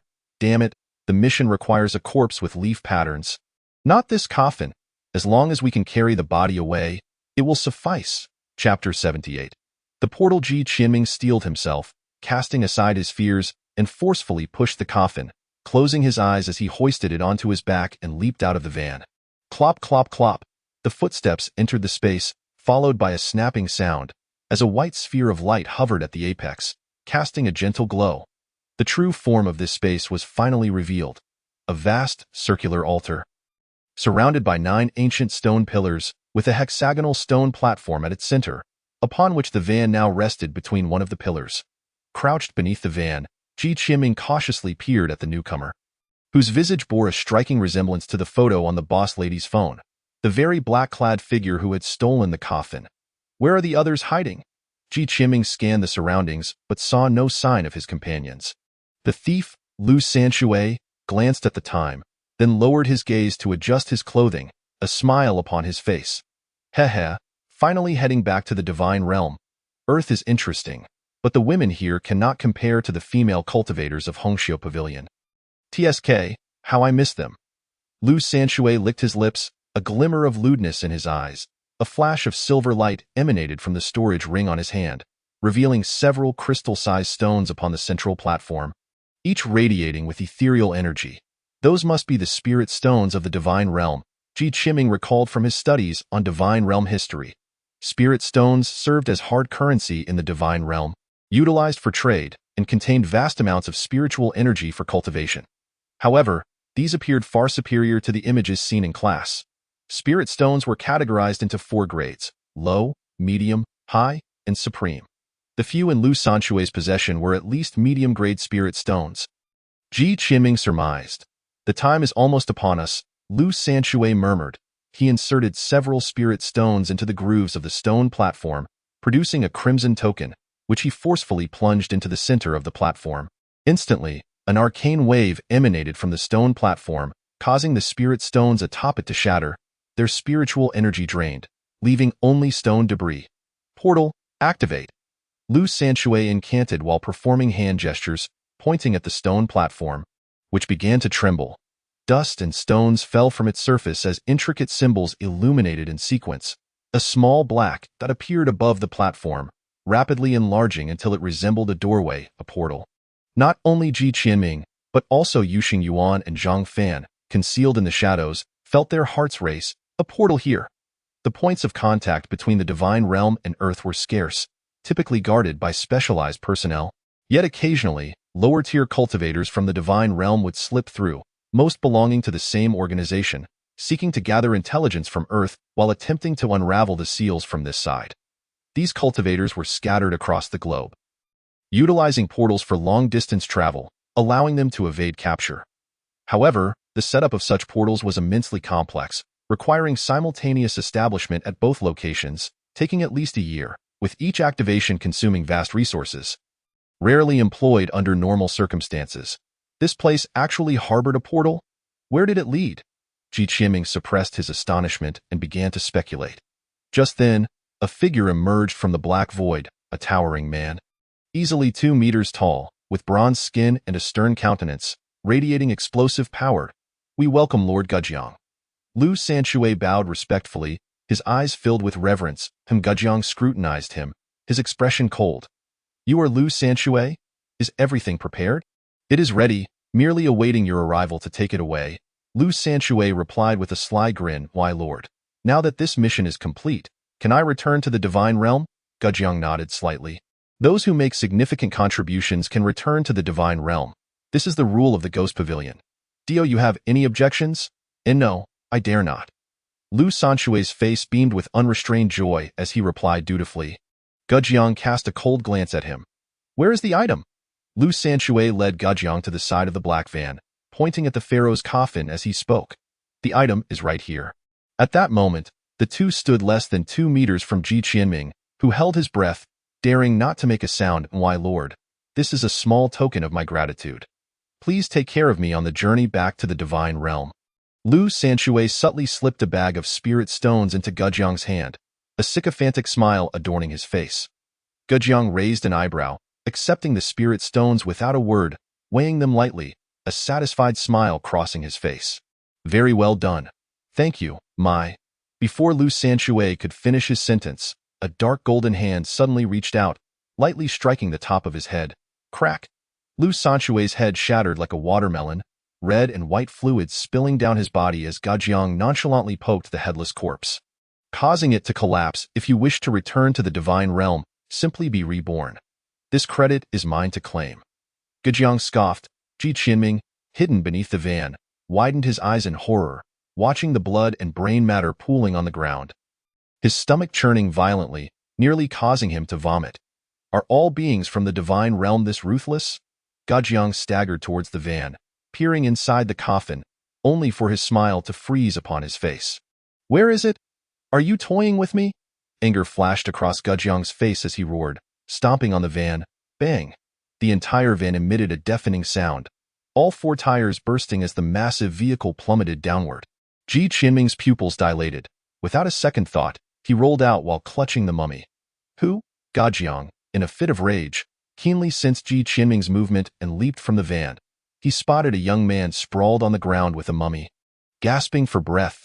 Interesting, you've even delivered it to me, Goucheng exclaimed, his previous anger dissipating, laughter escaping his lips. His gaze then shifted back to Ji Qianming, a cold smile forming. In light of your unwitting assistance, I shall grant you a swift death. With that, dark golden light emanated from his hand, transforming into a colossal grinding wheel aimed at Ji Qianming. Beichin one-sword style, Shumi slash. A streak of unparalleled blade light suddenly sliced forth from behind him, effortlessly landing upon his neck. Yuxing Yuan's face lit up with joy. However, the blade, despite cleaving through hair, only penetrated half a fingernail's depth before becoming lodged in his muscle. Yuxing Yuan's pupils constricted. What kind of body was this? It was astonishingly resilient. Goucheng halted momentarily, turning his head to reveal a cruel smile to the astonished Yuxing Yuan. Chapter 79. A desperate situation. At that moment, Ji Qianming sprang to his feet. Retreating several steps while clutching the mummy, surrounded by 13 shards of mirror knives, eye in his mind. The image of the dreamer Yuan flickered, and a black pistol materialized in Ji Qianming's hand. With the capabilities of a second-tier dreamer, he could now manifest objects with greater precision, representing a substantial leap compared to the first tier. Ji Qianming swiftly raised his gun, aimed, and fired 3 shots across the river. Bang, bang, bang, Goucheng let out a cold snort, stamping his foot forcefully on the ground, creating a fissure. From his towering frame, a phantom emerged, blocking all the bullets. Just then, a black van abruptly stood upright, its massive weight crashing towards Goucheng. Unfazed, Goucheng scoffed disdainfully, a dark golden light flashing on his right hand as he raised his arm, delivering a colossal punch towards the van's undercarriage. Clang! His fist struck the undercarriage with no embellishment, producing a thunderous noise, and the van cracked apart, subsequently flying away. Goucheng remained unmoved, as if he had merely swatted away a pillow instead of a several-ton truck. This man is at the Transcendence realm. The most formidable type of body cultivator. Zhang Fan emerged from behind a pillar, his expression grave. Ji Qianming felt a jolt of fear. The Transcendence realm equated to their third-tier power users. Although the 3 of them had surpassed second-tier combat prowess, they had little chance against someone at the Transcendence level. Moreover, confronting a body cultivator who wielded their physical form as a weapon, we have no chance. Qianming, take the mummy and leave quickly. I will hold them off. Zhang Fan spoke calmly. Heh, 2 mere ants think they can challenge me, Goucheng mocked, as if hearing a joke. It seems you are yet to grasp the chasm that lies between us. With that, the phantom enveloped his body once more, surging spiritual energy swirling within him, the mere pressure causing the trio to struggle for breath. Thud. Goucheng stomped the ground, his figure leaving several afterimages. And in the blink of an eye, he was before Ji Qianming, so fast. The trio felt their vision blur as a massive fist hurtled towards Ji Qianming's head like a meteor. If it connected, the outcome would undoubtedly be worse than that of Lu Sanshui. Yuan reacted swiftly, the White Snow Princess instantly drawing her blade, executing the fastest draw slash aimed directly at Goucheng's arm. No blade taken, Iato. Suddenly, 2 hands burst forth from Goucheng's back.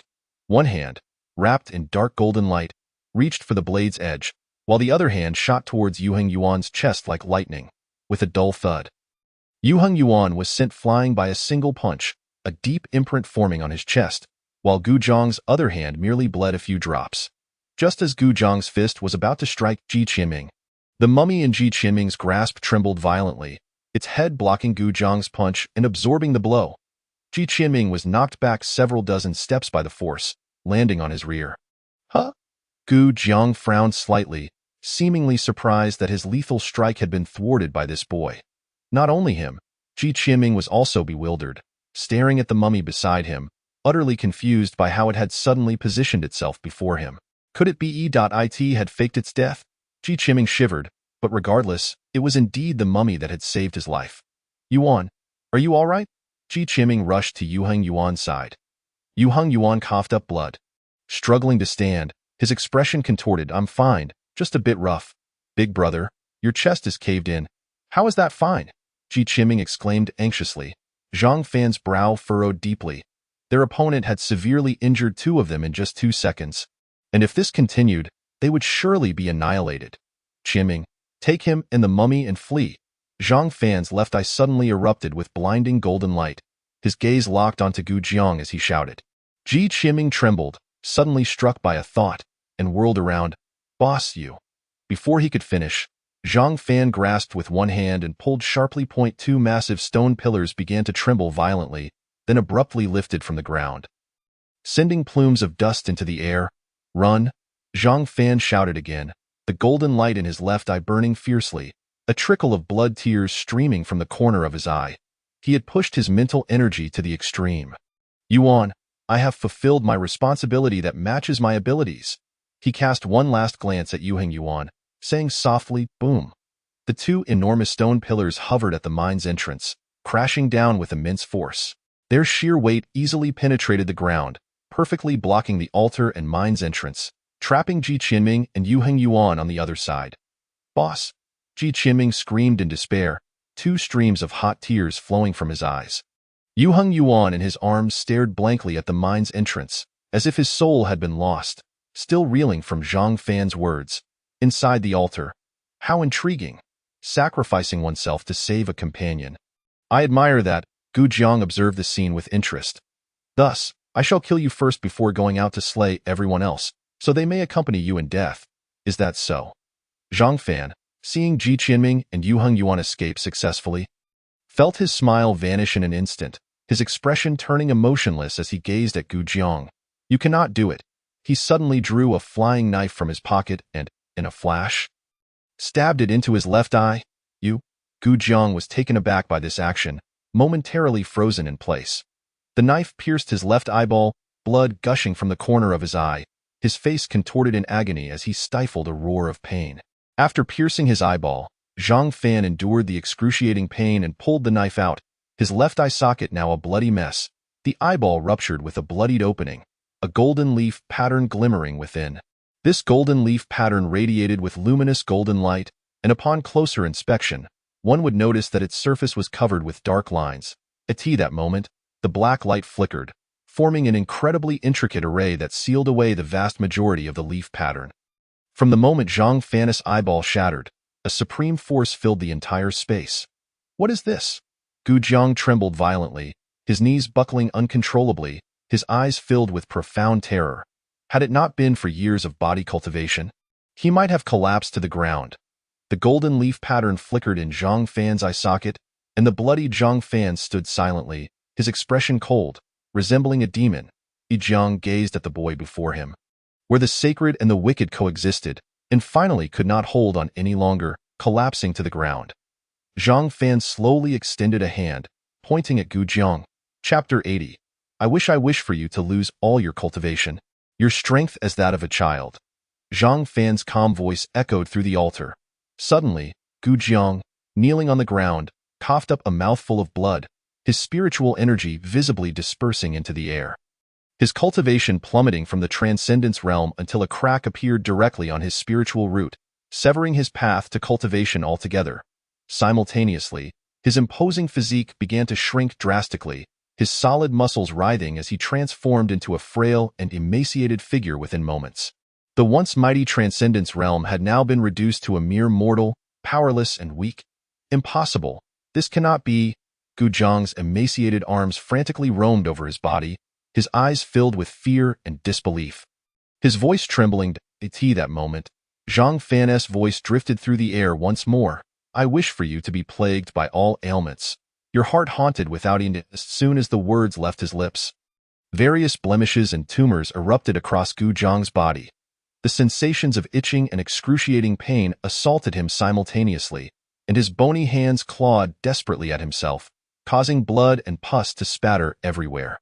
Ah, ugh, he screamed for a while, then expelled a mouthful of black blood, followed by blood oozing from all 7 orifices, his internal organs afflicted by various ailments. Not a single inch of his skin remained healthy. But that was not the end. He faintly perceived Lu Sanshui transforming into a vengeful spirit, its crimson eyes fixed on him as it seized his head. Why did you kill me? Why? Behind him loomed a mountain of corpses. All the lives he had taken, their faces twisted in rage, seemingly intent on devouring him alive. Trade my life for yours. I merely obstructed your path. Why must you kill me? You owe me the lives of my wife and children. It hurts so much. Why must you skin me alive? Endless inner demons engulfed Goucheng's mind. As both his spirit and body endured the most torturous of curses, he wished for death, yet found himself unable to do so. I wish that I beg you, grant me a swift end. As soon as Zhang Fan uttered those 2 words, Goucheng began to wail, writhing in the blood-soaked ground, pleading desperately that I wish for your heart to cease beating, your soul to scatter. Zhang Fan hesitated momentarily, altering his original sorrowful wish. Goucheng, struggling in the pool of blood, trembled all over, then lay still, his spirit completely dispersed. A faint smile of relief lingering at the corners of his mouth. Zhang Fan could no longer contain himself, collapsing to his knees, coughing up blood in great gasps, as the golden leaf pattern within his left eye slowly extinguished, merging into his shattered eyeball. Forcefully breaking the seal to unleash his abilities, even with just 3 uttered sorrowful wishes, had drained him of all his mental energy, and his body began to crumble. "Is this my end?" he murmured. Thud.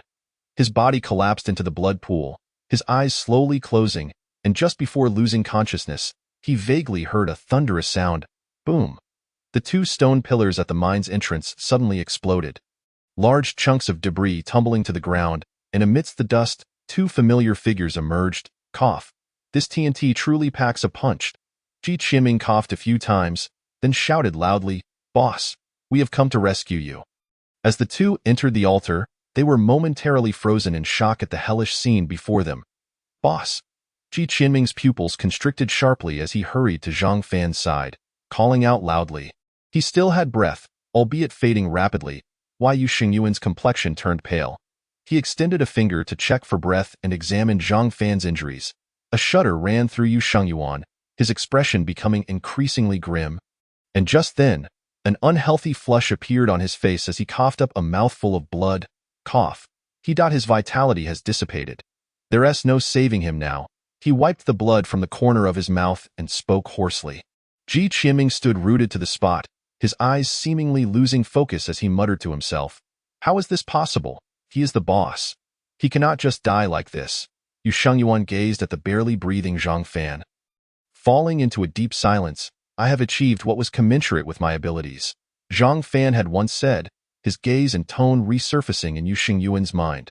Clenching the snow-white princess tightly, determination flickered across his face. You have done it. I have yet to. Yu Xingyuan staggered to his feet, his eyes fixated on the teleportation portal atop the stone platform, gripping the snow-white princess as he slowly moved toward it. Yuan, what are you planning to do? Ji Qianming noticed Yu Xingyuan's actions and shouted loudly. Yu Xingyuan's tattered haori fluttered slightly. His long hair, matted with blood, hung disheveled over his shoulders as he advanced slowly yet resolutely. His eyes gleaming like stars. Go do what I must. Yu Xingyuan replied nonchalantly. Though he was unclear about the method by which he had killed a Transcendence Realm being, he was resolute not to be outdone. Since he could perish alongside a Transcendence Realm opponent, so too could he. This Transcendence is dead, but there will be many more beyond that door. I shall go and slay a few to avenge him. Ji Qianming stood in shock before suddenly bellowing, You are seeking death. Moreover, the boss is not dead yet. He is still alive. There is still hope. Yu Xingyuan appeared not to hear him, dragging his battered body slowly up the altar. Just as he was about to touch the teleportation portal, a hilt flew in from a distance. Bang! The hilt struck the back of Yu Xingyuan's head, and in his weakened state, he had no chance to resist. Only feeling darkness envelop him before he collapsed. I'm sorry. I cannot bear to watch you go to your death, Ji Qianming murmured, carrying Yu Xingyuan to Zhang Fan's side, his mind racing. The boss is not dead. I must find a way to save him. I must save him. What methods are there? Vitality dissipating. Ji Qianming's hands trembled slightly, his entire being appearing as if possessed, pacing before the two. His eyes filled with bloodshot veins. Just as despair began to wash over him, a hand rested on his shoulder. Who? Ji Qianming spun around violently, drawing a gun that swiftly pointed at the intruder's forehead. Upon seeing the figure, his pupils constricted sharply, his heart skipping several beats. There, behind him, stood the mummy from the pharaoh's coffin, swaying slightly, one hand resting on his shoulder, its bandaged body looking eerily unsettling. Staring at the scene reminiscent of a mummy film, Ji Qianming forcibly suppressed the urge to fire, his tongue stumbling over his words. You are really alive. The mummy slowly extended its other hand, trembling as it pointed to its own chest, then to Ji Qianming. What do you mean? Ji Qianming was taken aback. Could it be suggesting it was interested in him? The mummy continued to point at its chest, and suddenly, one finger forcefully tore open a gap in the bandages covering its chest. A faint golden leaf pattern appeared upon it. You mean, give it to me? Ji Qianming's eyes widened in disbelief. Chapter 81. Son of Light. The mummy seemed to understand Ji Qianming's words and nodded slowly. Wait, you're not the Egyptian pharaoh? How do you understand my Chinese? Ji Qianming was momentarily stunned. The mummy extended its finger again, pointing at Ji Qianming's chest, and a bolt of inspiration struck him. It is pointing at my mirror flower. It knows my ability? Since the update, The additional replication position has remained vacant. How does this mummy know? And who exactly is it? Ji Qiming suddenly recalled the knocking sound he heard at the beginning of the escort mission. Was it trying to communicate with me? And just now, it had blocked a punch for him, which was not merely his imagination. Moreover, this leaf pattern is incredibly special. It is not dissipated in the 200 years since its death. Still lingering upon the corpse, it is said that the Egyptian pharaoh, before his demise, foresaw the significance of the leaf pattern, declaring it would become the dawn of humanity, and instructed that his remains be sent to Huaxia 200 years later. The rumors surrounding this dangerous artifact echoed in Ji Qinming's mind, and he suddenly connected all the dots, incredulously pointing at himself. This leaf pattern has not dissipated for 200 years, waiting for me? The mummy nodded slowly once more. This legendary pharaoh, said to wield boundless magic, had prophesied everything occurring now 200 years ago and also knew of Ji Qinming's replication ability. What exactly is the power of this leaf pattern? Is the dawn of humanity it speaks of referring to me? Can this leaf pattern save my companions? Ji Qiming suddenly inquired. After receiving the mummy's affirmation, Ji Qiming placed his hand upon the faint golden leaf pattern without hesitation. Activating replication. Detecting contact with leaf pattern dawn. Would you like to begin replication? Yes. No note. This leaf pattern has a 100 compatibility with the self. This replication requires no waiting. Beneath these lines of small text, a progress bar of 00 appeared. Without a moment's hesitation, Ji Qinming selected yes.in an instant. The faint golden dawn appeared in the second replication slot. Replication skill, dawn, unknown, level, 2 commentary, long time no see. Old friend. Ji Qinming did not glance at the skill description. At the moment of successful replication, fragments of memories not belonging to him suddenly flooded into his mind. What are these? Ji Qinming clutched his head. His expression pained, as chaotic memories swirled in his mind. In one vision, a massive rift appeared in the sky, from which an army of divine beings emerged, alongside countless deities, carrying an array of radiant magical artifacts. Charging forth with great ferocity, 4 figures hovered majestically in the air. Though their faces were indistinct, each figure resembled a towering mountain, standing firm against the multitude of divine warriors. The scene shifted to the summit of the clouds, where a floating peak rotated slowly, layered with intricate formations. Suddenly, a sword slashed through the void, cleaving out a small world, and the floating mountain gradually entered within. The vision shifted again, within a palace infused with celestial energy. A middle-aged man garbed in a robe of constellations held a mirror, gazing into the distance. With a soft sigh, the mirror transformed into a streak of light, entering the body of an infant. Numerous scenes flickered through Ji Qinming's mind, and he suddenly raised his head. Within these images were portions of dawn's usage. Ji Qinming promptly activated the leaf pattern, and many golden light points appeared around him. Resembling golden fireflies radiating a soft, sacred glow, he extended both hands, and the golden light points converged into his palms, coalescing into a pure sphere of light, dazzling and brilliant. Ji Qinming hastened to Zhang Fan and Yu Xingyuan's sides. Placing the sphere of light into their bodies, instantly, a golden radiance swept over them, specks of light dancing across their skin, mending the injuries both inside and out. Zhang Fan's faint breaths stabilized gradually. While Yu Xingyuan's wounds began to heal, Ji Qinming let out a sigh of relief. The healing ability of Dawn was among the finest of the leaf patterns. Yu Xingyuan's injuries were no cause for concern. But Zhang Fan, I can only keep him alive for now. The rest must be treated back at Goucheng. He had already messaged Senior Yun Yi, who was now en route at great speed. Ji Qinming began to say something to the mummy, only to find himself stunned. At this moment, the mummy's body had turned to dust, white bandages scattered on the ground. Its mission had been fulfilled. Finally dissipating from the world, Ji Qinming swept his gaze over the altar, a glimmer of determination flashing in his eyes. Yuan, you were right. Those with abilities should bear responsibilities commensurate with them. He turned and strode toward the stone platform at the heart of the altar. The golden light points around him multiplying and densifying, enveloping the dim altar in a soft golden glow. As if dawn had arrived, I was once the weakest among the three, unable to contribute in battle. Relegated to supportive roles, with a whoosh, golden flames ignited from Ji Qinming, threads of gold unfurling from his chest, weaving into a pale golden robe, as the radiance of dawn swirled around him, purifying all sin and evil in the world. In that moment, he resembled the very son of light. Now I possess power and have come to understand certain truths, in his mind. Ji Qiming suddenly found himself atop the mirror prison of Zhu Yin, his golden eyes coldly observing the roaring Zhu Yin below. Kid, have you come to a realization? Let me out. Ji Qiming remained silent, his right hand crashing down onto the mirror beneath him, sending ripples across its surface. His hand piercing directly into the realm of 3,000 mirrors. How could you? Zhu Yin gazed at Ji Qiming in shock, as the golden glow enveloping Ji Qiming's hand reached out toward him. Zhu Yin struggled in vain, helplessly watching as Ji Qiming extracted a strand of crimson spiritual energy from his very being. You dare to siphon my spiritual power? Who are you? Zhu Yin roared. Sensing the gradual depletion of his energy, his massive form crashed against the mirror once more, only to find himself ensnared yet again. Meanwhile, Ji Qiming held a blood-red strand of spiritual energy in his hand. His right fist clenched tightly, forcibly drawing the crimson energy into his body.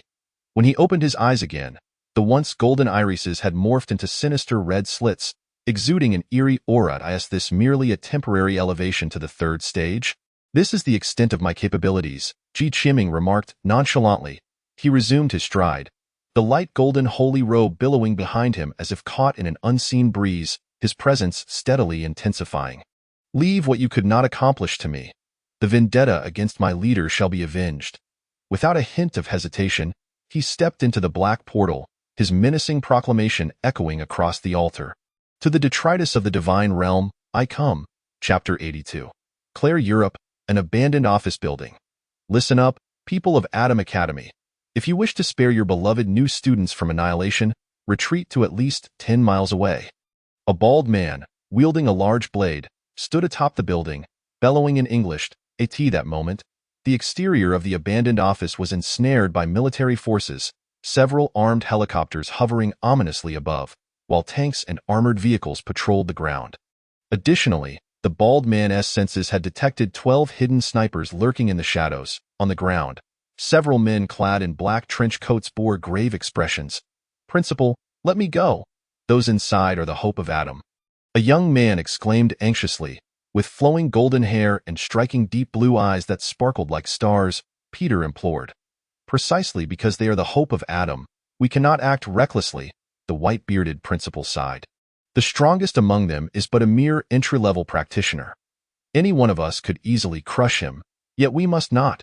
Half an hour prior, the denizens of the divine realm had taken advantage of the new student's assessment, using a magical artifact to transport all the newcomers to this location, holding them hostage to coerce the unlocking of a seal to the divine realm.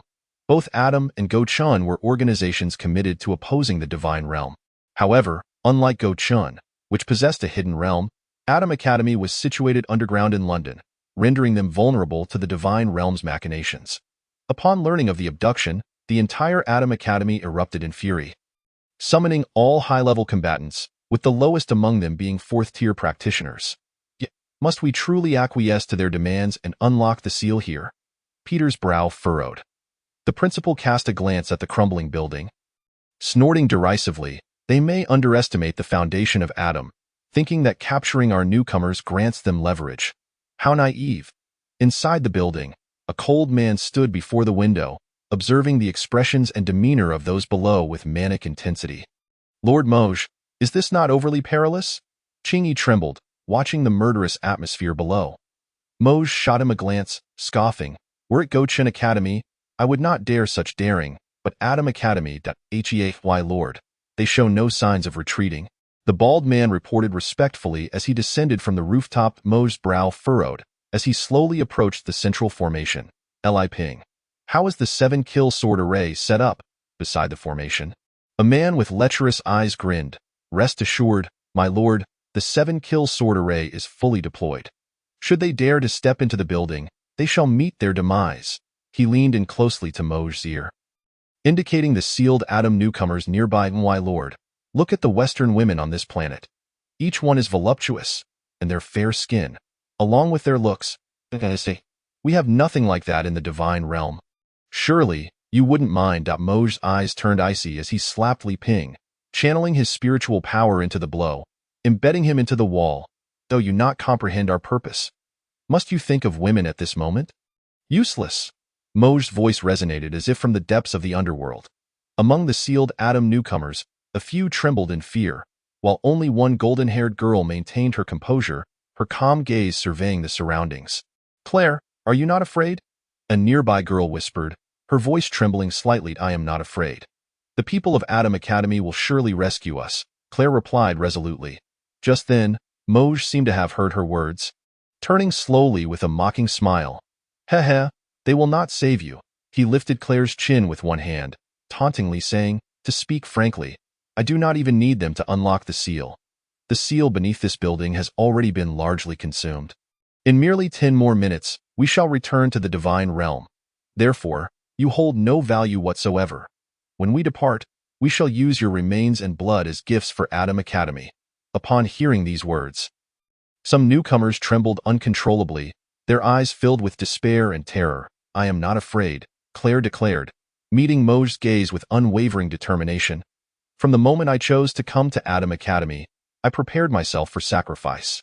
Moj's brow furrowed, his expression darkening as he seized Claire by the hair, violently slamming her against the wall. Bang! Blood cascaded down Claire's cheek, her mouth twitching in pain, her exquisite face marred with crimson. Yet her striking blue eyes remained as clear as water. Damn it, I will ask you once more, are you afraid? Moj growled menacingly. I am not afraid. Bang, bang, bang. Moj repeatedly slammed Claire's head against the wall, while the surrounding newcomers shut their eyes, unwilling to witness such a gruesome scene. Why, Lord, she appears to be on the brink of death. Chingy swallowed hard, whispering a warning.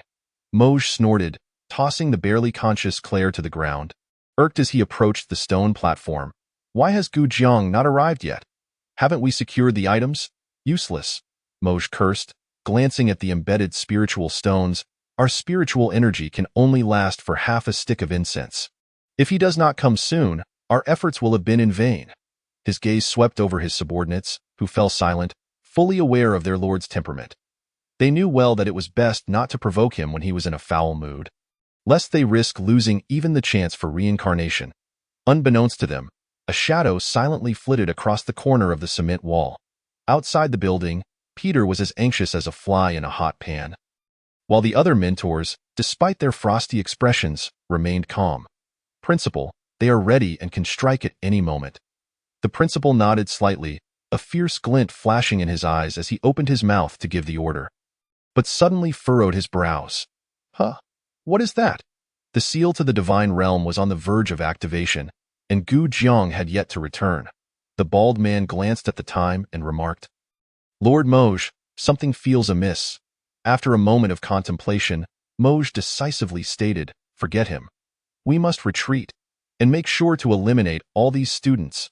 His tongue flicked across his lips, excitement surging through him as he reveled in the thought of bloodshed. The newcomers in the corner trembled, and at that moment, the bloodied Claire struggled to rise, rasping, No, please don't kill me instead. Moj flashed a cruel smile, a blood-red spear materializing in his hand as he slowly advanced towards Claire. Just then, a youth clad in a light golden robe emerged from the portal, exuding an overwhelming aura of menace. Chapter 83. Instant kill.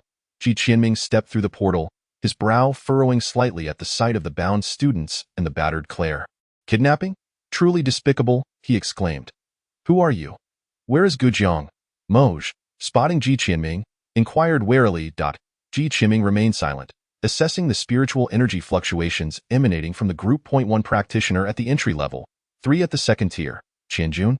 The second level of practitioners from the divine realm, corresponding to second-tier abilities on Earth.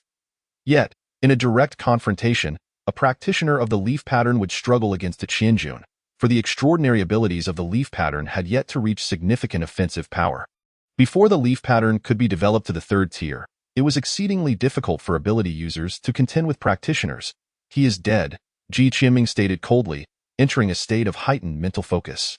The practitioners in the room exchanged solemn glances, instinctively retrieving their magical artifacts. A mere boy dares to come alone. Now we have yet another gift for Adam, Moj sneered. Ji Qianming's crimson eyes glared icily at them, the image of the dreamer leaf pattern flickering in his mind, as he materialized the snow princess in his grasp. his body slightly lowering as the power of dawn coalesced around him. In the next instant, his light golden robe trailed a phantom in the air, and Ji Qiming appeared before Li Ping in the blink of an eye. North Star One Sword Style, Shumi Slash. The crowd merely felt a blur before a gleaming white blade, akin to a delicate crescent moon, gracefully swept across Li Ping's neck. His eyes widened in shock, a flicker of confusion flashing within them, only to be followed by the sight of his own headless body standing amidst a whirl of chaos. Blood gushed forth, and Li Ping's head fell to the ground. The cultivator of the Thousand June realm. Li Ping was slain in a single stroke. The expressions of the remaining three shifted instantaneously, as Mogo regarded the composed youth before him with a sense of impending dread. The previous strike had been executed with such swiftness that by the time he had registered the event, it was too late to intervene. Yet, he dismissed such concerns. A mere Thousand June was inconsequential, fewer individuals to share the spoils of victory. However, the youth's speed instilled a sense of caution within him. Ji Qiming gently sheathed by Xueji, suppressing a slight discomfort that stirred within his heart as he regarded the remaining three adversaries. Although Zhu Yan's spiritual energy had temporarily elevated him to the third tier, facing four opponents still presented a daunting challenge. Eliminating the weakest among them at the outset would significantly alleviate the pressure. In his earlier confrontation against Goucheng, Ji Qiming had replicated a sword technique from Yu Shengyuan using his mirror pupils, unleashing a speed surpassing that of Yu Shengyuan, thus enabling him to dispatch one opponent. Yet, with the remaining three now on guard, employing the same tactic would likely prove ineffective. The bald giant bellowed, unsheathing the massive blade strapped to his back, as his robust spiritual energy surged forth, enveloping him in a hue of earthy yellowed, earth-shattering blade art, second form. Mountain catastrophe. The spiritual light coursing through the blade indicated it was indeed a magical artifact, which he swung with great velocity, conjuring the vague silhouette of a colossal mountain hurtling toward Ji Qiming. Undeterred, Ji Qiming maintained his composure, extending a lone finger toward the impending threat. The surging power of dawn coalesced at his fingertip, transforming into a golden thread that shot forth toward the mountain's apparition. A thunderous crash echoed as the golden thread lightly brushed against the mountain shadow, causing it to collapse under the immense pressure. To his astonishment, the bald giant's magical blade shattered into fragments upon contact, and he spewed forth a mouthful of blood, sent reeling backward. Ji Qiming raised an eyebrow. The strike had been executed with a natural finesse, reminiscent of the memories he had retained, and he had not anticipated such devastating power. However, the toll had been considerable. After unleashing that singular strike, the radiant points of dawn surrounding him dimmed significantly. Yet, the prospect of eliminating another opponent was well worth the cost. This is intriguing. The ability to eliminate two of my subordinates in quick succession. Mogo, standing with arms crossed, observed with a detached demeanor as his subordinates met their grim fate, showing no inclination to intervene. Qing Yi, the last remaining cultivator of the Thousand June realm, bore a grim expression. Fortunately, he had prepared in advance. A small azure vial materialized in his hand as he formed a hand seal, causing a blue formation to gradually emerge beneath Ji Qiming's feet. Wu Qing Gang Formation, activate. Numerous arcane runes flickered in the air, and countless sword energies coalesced into a grand azure array that ensnared Ji Qiming within its confines. Ji Qiming's expression turned grave. This was the first time he had encountered a formation from the divine realm, and he dared not let his guard down for an instant. The runes on the azure vial shimmered, and the sword energies within the Ziwu Qing Gang formation surged forth, launching an all-out assault on Ji Qiming, leaving no angle unguarded. In an instant, Ji Qiming calculated the trajectories of the incoming sword energies in his mind. 13 shards of mirror blades shot skyward, glowing with a cerulean radiance as they whirled around him. Delicate as paper, the blades were sharp enough to slice through space itself, effortlessly severing swathes of sword energies in a single sweep. The shards formed a protective ring around Ji Qiming, creating an impenetrable defense, as the thousands of sword energies failed to breach his perimeter. The azure vial in his hand was the formation's core. Ji Qiming's scarlet eyes pierced through the currents of spiritual energy, and with a flash, a shard of the mirror blade cleaved through the formation, bisecting both the azure vial and Qing Yi in one fell swoop. The Ziwu Qing Gang formation shattered abruptly. At that moment, all three cultivators of the Thousand June realm lay lifeless, with Qing Yi, who had delayed Goucheng the longest, lasting scarcely 30 seconds. The onlookers from Adam Academy were struck with disbelief as the young man cloaked in light appeared as a war deity, embodying their collective hope.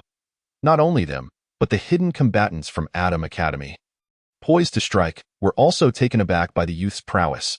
Who was this individual, emerging from the portal and effortlessly dispatching 3 foes? Should we still proceed? Goucheng, unscathed, inhaled deeply, casting a cold gaze at Mogo. The power of the transcendent realm was far beyond that of the Thousand June. Even if the 3 adversaries were to resurrect, Mogo could effortlessly crush them with a mere hand.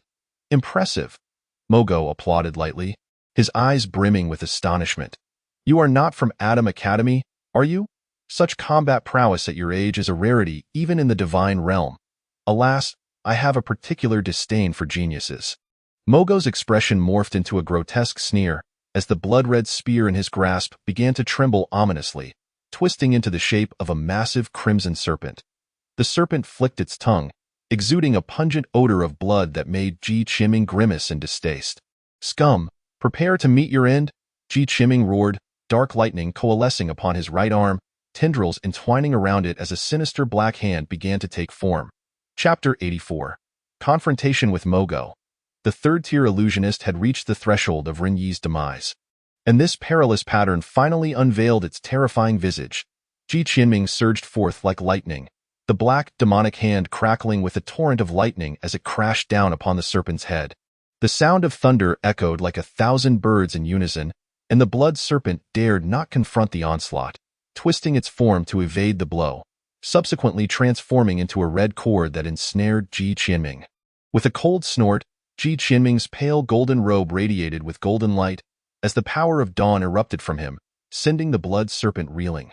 Moreover, upon contact with the dawn, the blood serpent let out a howl as its sanguine form rapidly disintegrated.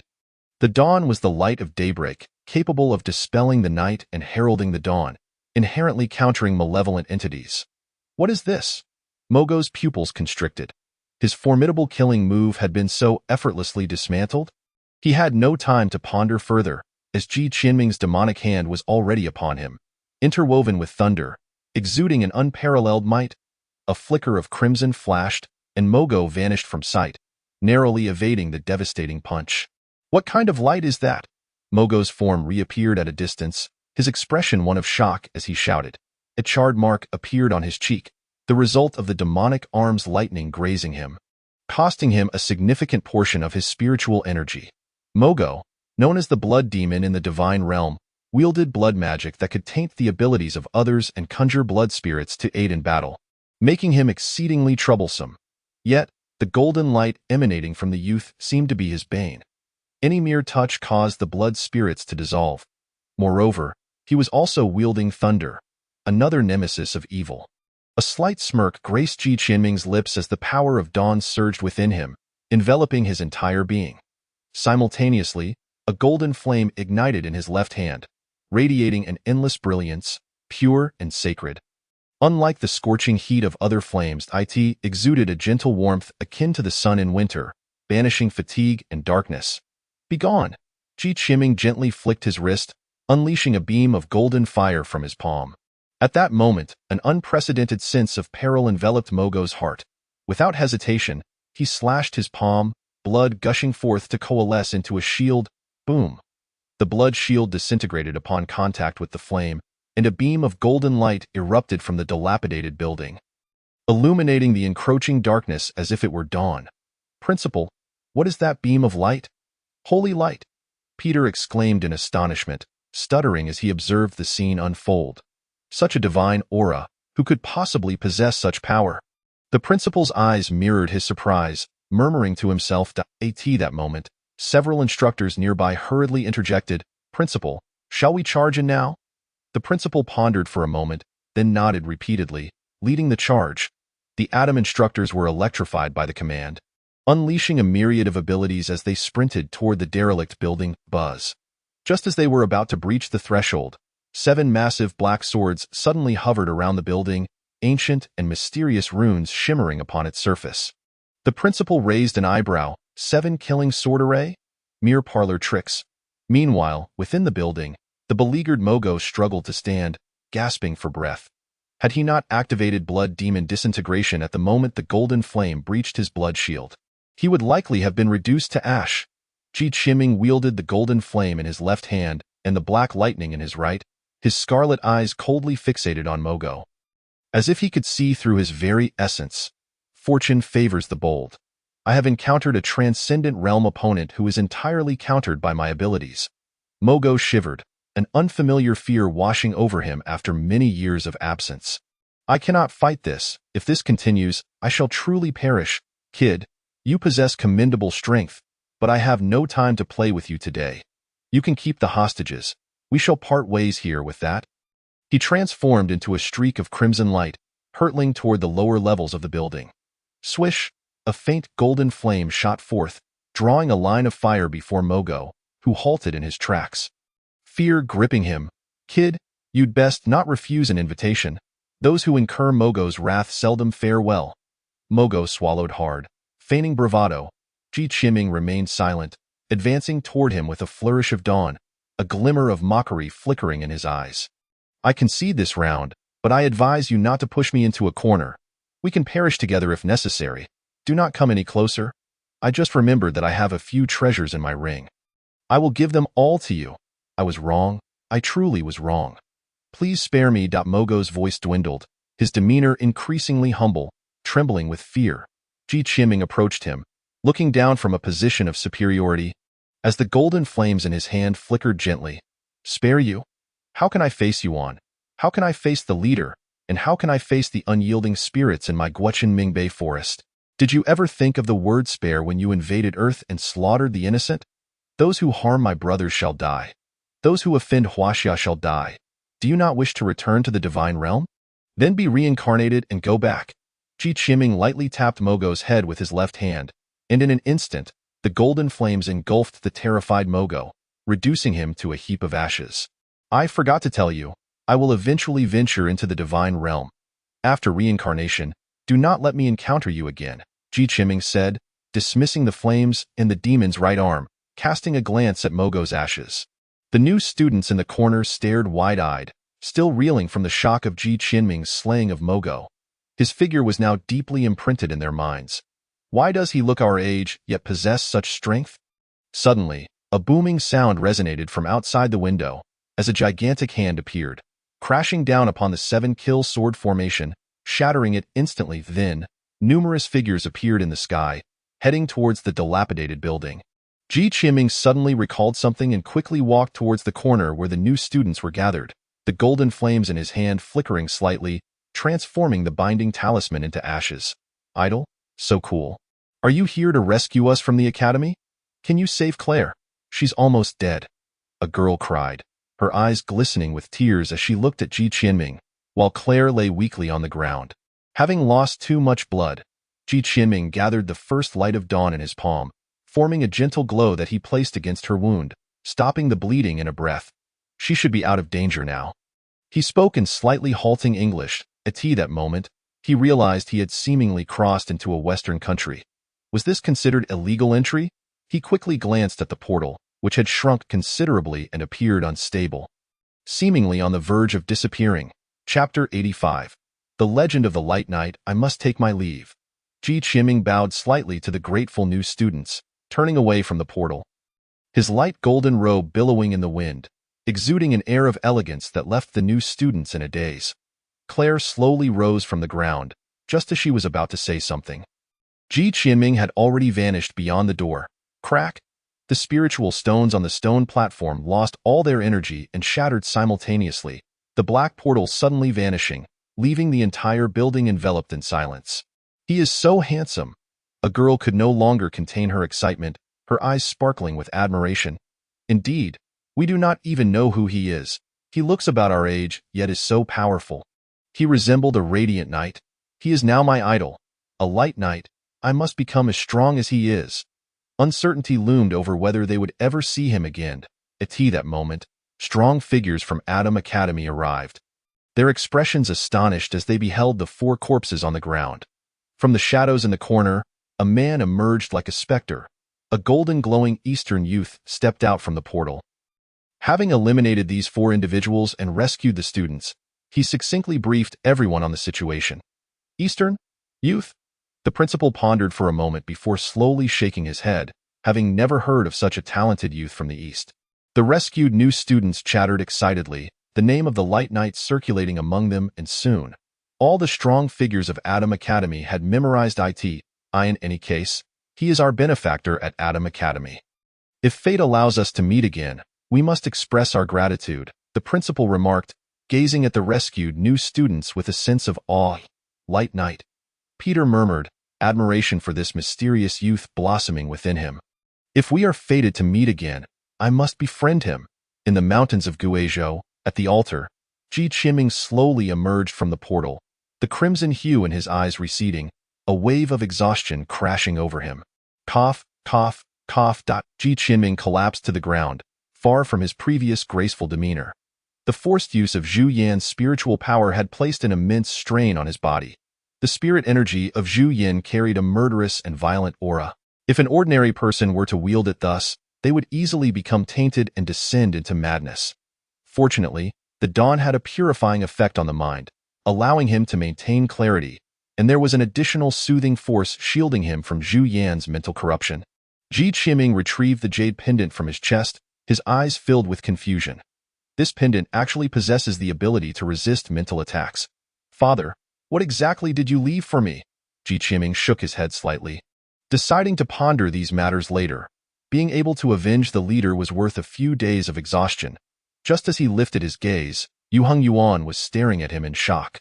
Their eyes met, and the entire altar fell into a profound silence. Qinming Kuan, did you just return from the other side after killing? Yuheng Yuan asked incredulously. Just as Yuheng Yuan awoke from his stupor, he saw Ji Qinming elegantly emerge from behind the door, his light golden robe splattered with blood, leaving him utterly astonished. Aren't you a support type? Aren't you a weak first-tier ability user? You returned so calmly after killing on the other side? Haha, I was just curious to take a look inside, but there was nothing there. Ji Qinming chuckled, a tremor running through him.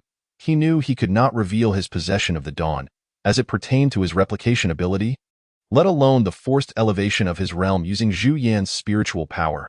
After all, the dreamer had existed before he entered Goucheng, and he possessed numerous tangible abilities that could easily conceal the truth. However, the renowned A0 was different.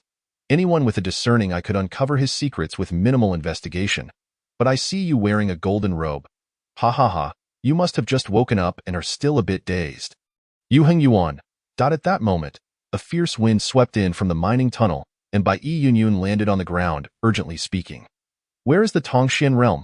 Ji Qinming and Yuheng Yuan exchanged glances, sharing a helpless smile as they briefly reported the events to Yunyun.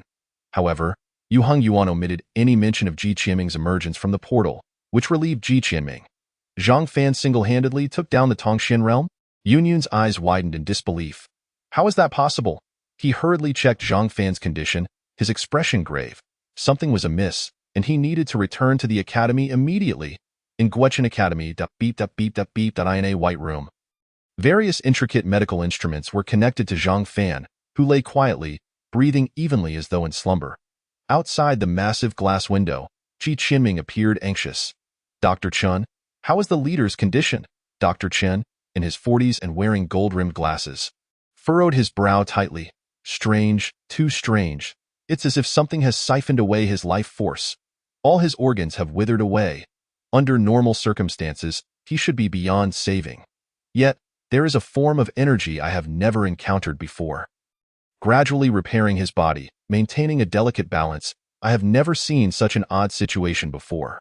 I cannot make any hasty conclusions. We must convene an expert panel. Yuheng Yuan, upon hearing this, glanced at Ji Qinming with a hint of contemplation.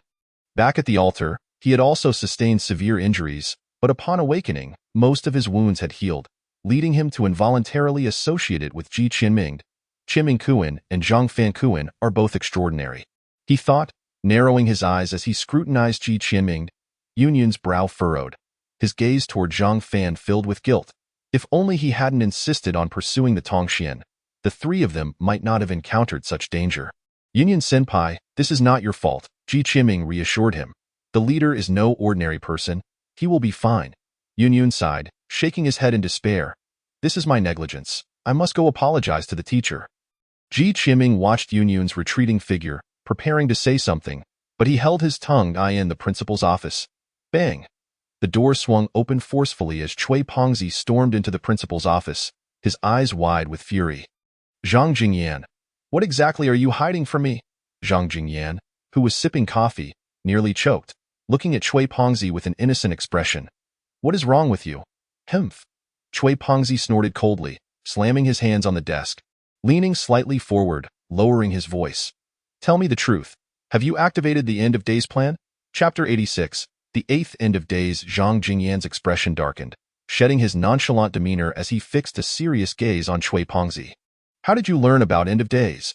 Cui Pengzi's expression stiffened, and he feigned toughness as he replied, that year, when I accompanied you to steal from the archives, I didn't come away empty-handed. I accidentally stumbled upon documents regarding the end of days plan.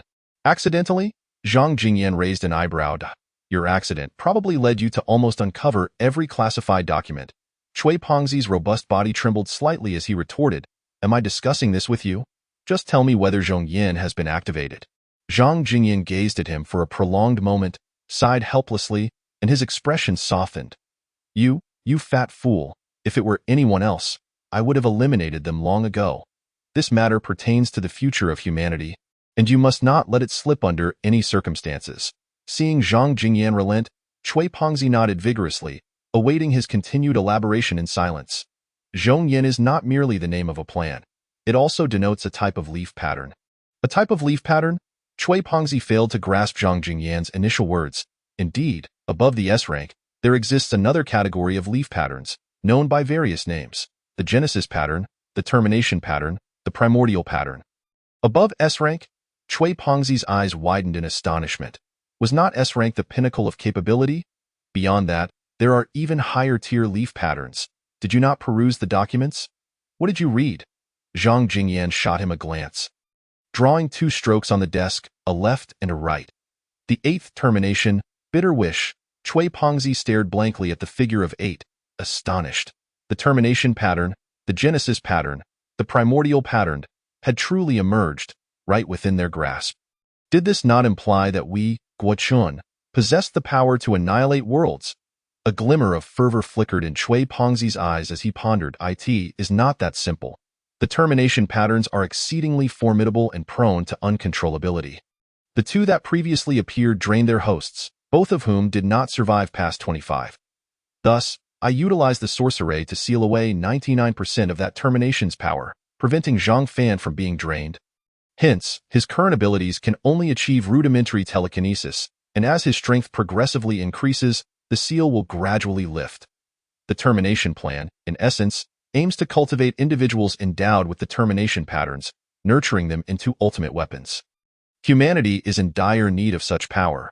The seals around the globe are faltering, and we cannot endure much longer. Having finished his exposition on the termination plan, Zhang Jingyan reclined against the back of his chair and lit a cigarette. After a moment of contemplation, Cui Pengzi inquired, Is he aware of this matter? Of course, Zhang Jingyan replied nonchalantly. Otherwise, how do you think he dispatched that expert? Now I understand, as so he was drained of his mental energy and vitality by the termination pattern. But if that is the case, how did he survive? Cui Pengzi's realization dawned, only to be followed by further contemplation. Zhang Jingyan glanced at him, the corners of his mouth curling slightly. Then you ought to inquire about that student you retrieved from Danyang. This little fellow harbors quite a few secrets. However, it is unnecessary to question further. Who does not possess their own secrets? As long as we know they are members of Goucheng, that suffices. Ji Qianming? Cui Pengzi felt his mind was overwhelmed. This cohort of new students was increasingly enigmatic. Zhang Jingyan exhaled a smoke ring, raked a hand through his disheveled hair, and sighed softly. Though Zhang Fan's life is preserved, there are no signs of recovery in his depleted mental energy. He currently resembles a vegetative state. Are Academy's medical capabilities incapable of remedying this? No. Zhang Jingyan shook his head and moved to the window. In such a scenario, only Adam Academy can manage it. Adam. Then I shall personally escort him to Europe in a rush. His bodily functions have yet to fully recuperate. Let him accompany the exchange team in half a month. You shall lead. Cui Pongzi was taken aback, chuckling. It has come around to the time for inter-academy exchanges again. How swiftly time passes. Do not disclose the matter of the termination patterns to the other two students in Zhang Fan's team. At least not at this moment. Zhang Jingyan suddenly recalled something and cautioned. Since they are a team, it is inevitable they will discover this matter, but they are still too weak now, and knowing this will not serve them well. Understood. Adam Academy? Ji Qiming blinked, staring at the corpulent Cui Pongzi before him. Indeed. Cui Pongzi casually picked up an apple from the coffee table and bit into it vigorously, speaking indistinctly. You should be aware that there are two academies on Earth aimed at combating the divine realm. Right? Our Goucheng Academy recruits from the east, while Adam Academy recruits from the west. Though the two institutions are distant, they are branches of the same tree. Therefore, they can save our leader. Precisely, I want to go as well. Ji Qiming volunteered eagerly. Cui Pongzi shot him a glance, unhurriedly stating, What are you in such a hurry for? Not only you, but half of Goucheng Academy students will be part of the exchange group heading to Europe. To be frank, you and Yashinjiwan have already been pre-selected. Whether you wish to go or not, you must. Ji Qiming grinned, realizing he had been arranged quite explicitly. Oh, what is the purpose of this exchange group? He inquired. The exchange group, of course, is for exchange. Cui Pongzi looked at Ji Qiming as if he were a fool. However, this exchange involves not only verbal discussions but also physical engagements. What is physical engagement? It means dragging you all out for a battle to see which academy students are stronger. Cui Pongzi elucidated the essence of the exchange in the simplest terms. Moreover, the life sanctuary of Adam Academy will also be opened, presenting a significant opportunity for you. The life sanctuary? It is said to be a temple left over from the era of the European gods, containing a sacred spring that not only enhances physical constitution and cleanses impurities, but also significantly boosts mental energy. Serving as a refuge for men and a beauty salon for women. Chapter 87. Bad news they possess such extraordinary resources? Wouldn't immersing oneself in it daily render one invincible? Ji Qiming's eyes widened in disbelief. Such good fortune is not easily come by. Cui Pongzi glanced at him. The life sacred spring appears once every 2 years, and each individual can only partake once. The second time yields no effect. Otherwise, how could it be termed your opportunity? Ji Qiming, invigorated, settled down, while Cui Pongzi slowly stood up, preparing to depart. Oh, by the way, although you did not complete this mission, you managed to eliminate an expert and destroy a teleportation portal. So each of you will receive 10 credits as a reward. Cui Pongzi suddenly recollected something and grinned. Ji Qiming's eyes brightened. With this, his credits would rise from -2.5 to 7.5, equivalent to completing 2 C-rank missions. What a boon. After seeing off the rotund figure, Ji Qiming immediately collapsed onto the sofa, not wishing to lift a single finger. The aftereffects of forcibly elevating his rank remained. This state of utter exhaustion would last at least 2 to 3 more days. It seemed he should not hastily siphon Zhu Yan's spiritual energy again. Ever since he replicated Dawn, his mind had been inundated with fragmented memories, and he had yet to fully deplete them.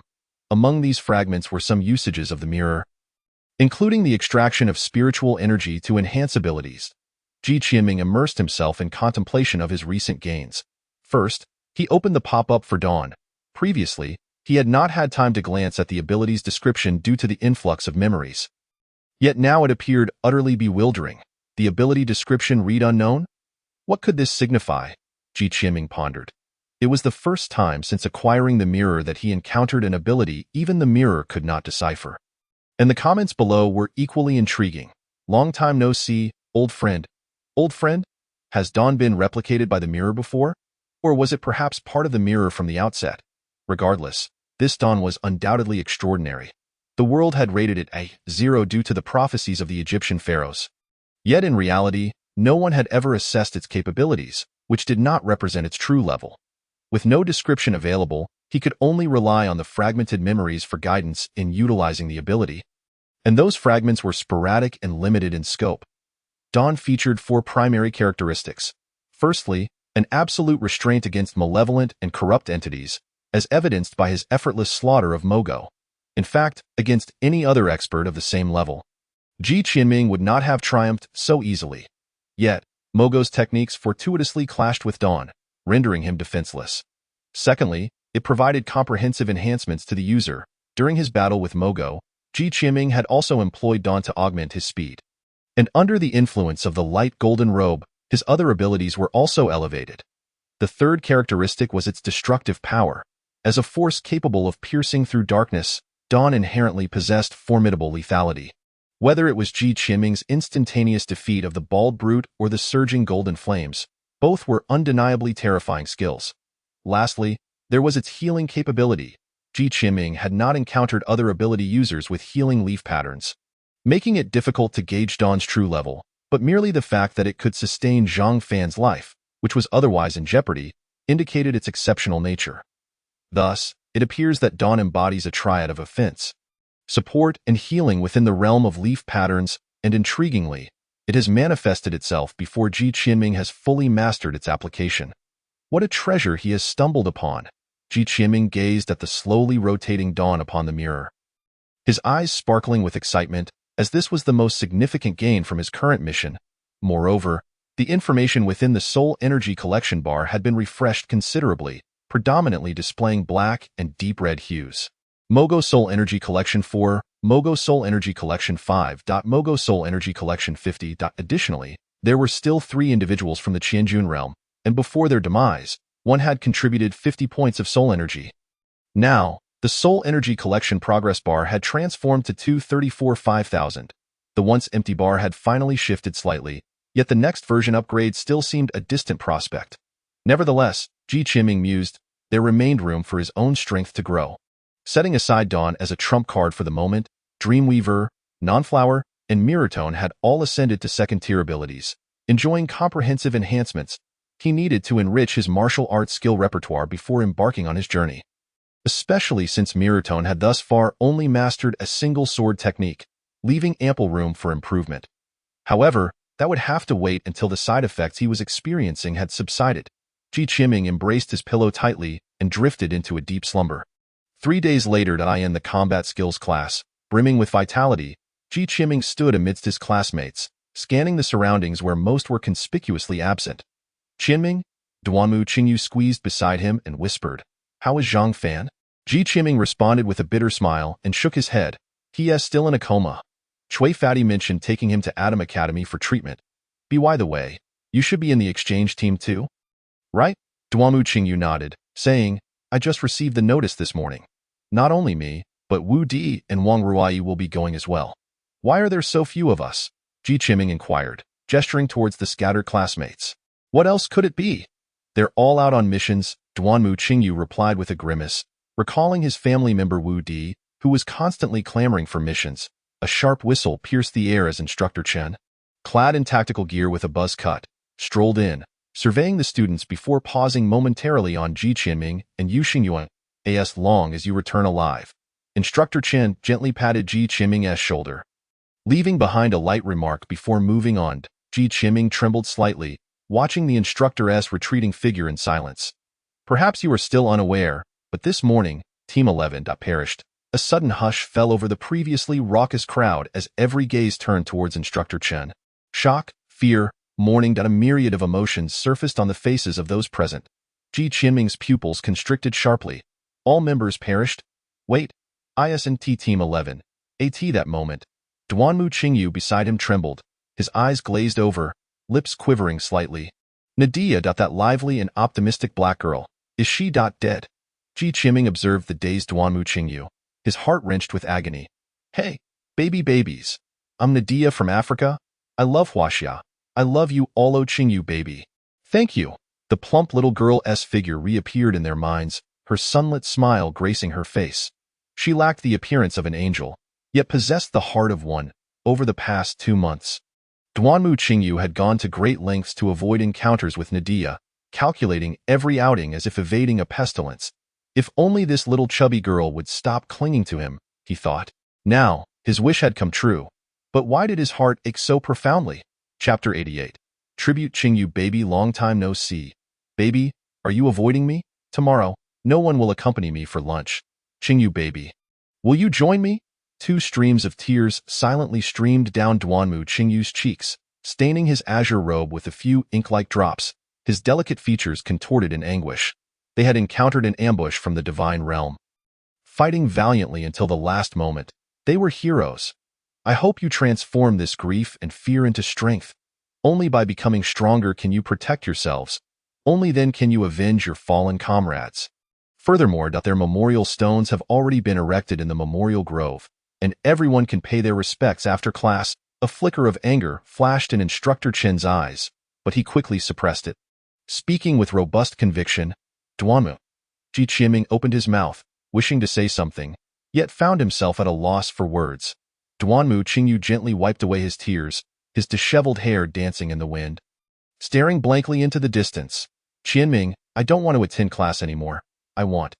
All right, I'll accompany you, Ji Qianming replied readily, having anticipated his thoughts. Duanmu Qingyu glanced at him, managing a faint smile. Duanmu Qingyu turned away, performing a silent bow to Instructor Chen, and then drifted away, with Ji Qianming closely trailing behind.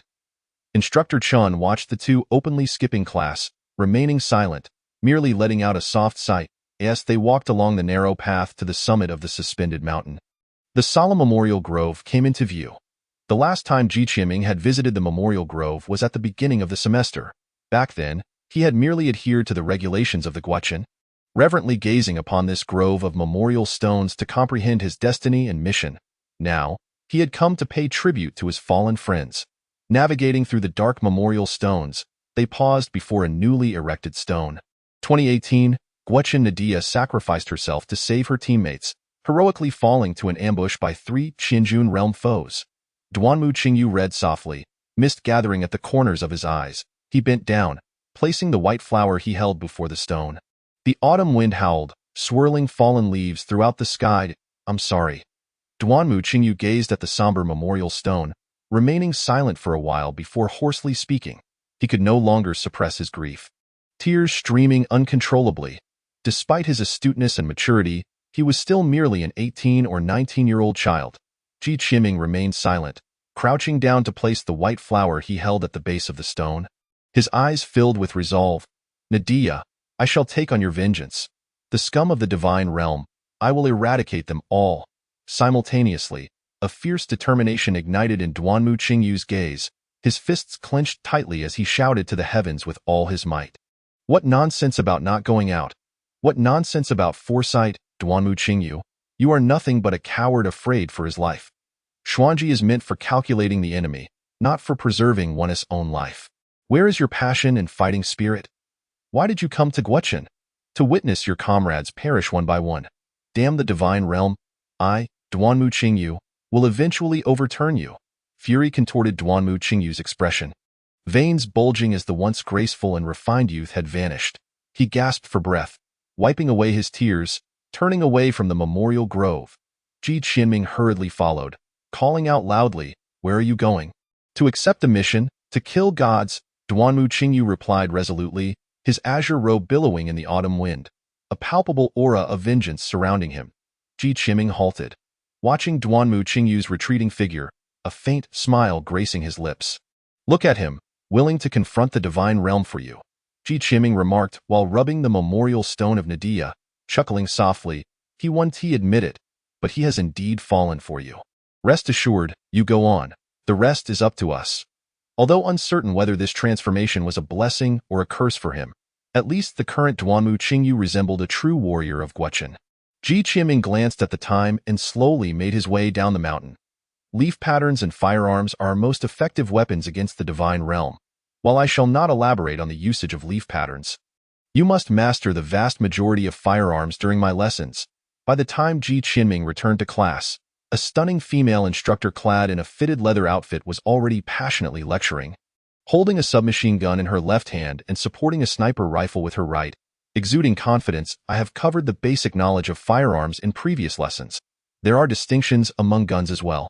Today, we shall discuss the most challenging category of firearms, sniper rifles. The beautiful instructor hoisted the sniper rifle onto the platform and began swiftly disassembling its components, a flurry of parts cascading from her hands. In under 10 seconds, the nearly 2-meter-long sniper rifle had been reduced to a heap of components. The students watched in awe as the instructor's lips curved into a slight smile. To wield a sniper rifle, you must first understand its construction. Maintenance and care are quite intricate. If you cannot grasp the intricacies of the sniper rifle, I advise you to abandon its use. Each component's function had been discussed in theory class. Today's focus was on familiarity and assembly. Next, I will demonstrate once, and how much you remember will depend on your aptitude. The beautiful instructor stretched her neck, her hands flying as the myriad of parts on the table were rapidly assembled together, slowly forming a sniper rifle. At this moment, if anyone were to observe Goucheng's eyes, they would notice his pupils clearly reflecting the instructor's movements. For mirror tone had been activated. Bang! The final component clicked into place, the weighty sniper rifle resting on the platform. Simultaneously, Goucheng abruptly closed his eyes. The process was lengthy, and his eyes had begun to ache. All right, did you all see that clearly? Now go to the side and collect your parts. Assemble them yourselves. The beautiful instructor gazed at the astonished crowd below, her voice filled with mirth as she remarked, "Are you all shocked by my skills?" Indeed, her display was merely an exhibition of prowess, aimed at establishing a formidable image in the minds of her students. Once the students found themselves at a loss, she would, with a hint of frustration akin to a mother's disappointment, guide them once more. The efficacy of such instruction was proven to be remarkably high. With grim expressions, the students received their components. One held a gun barrel in his left hand and an unidentifiable part in his right. Utterly bewildered. Did you catch that? No. What did she pick up first? I have no idea. Yet, Goucheng's eyes sparkled with clarity. He had meticulously recorded the entire assembly process with his mirror pupils, the motions now indelibly etched in his mind. After collecting his parts, he swiftly returned to his station, inhaling deeply as his hands began to dance. Chapter 89. The unremarkable gun genius components swirled in his grasp, leaving trails in the air. Goucheng's movements were astonishingly deft, his assembly speed rivaling that of the beautiful instructor. The classroom fell into a profound silence, with numerous pairs of eyes fixated on Goucheng's flying hands.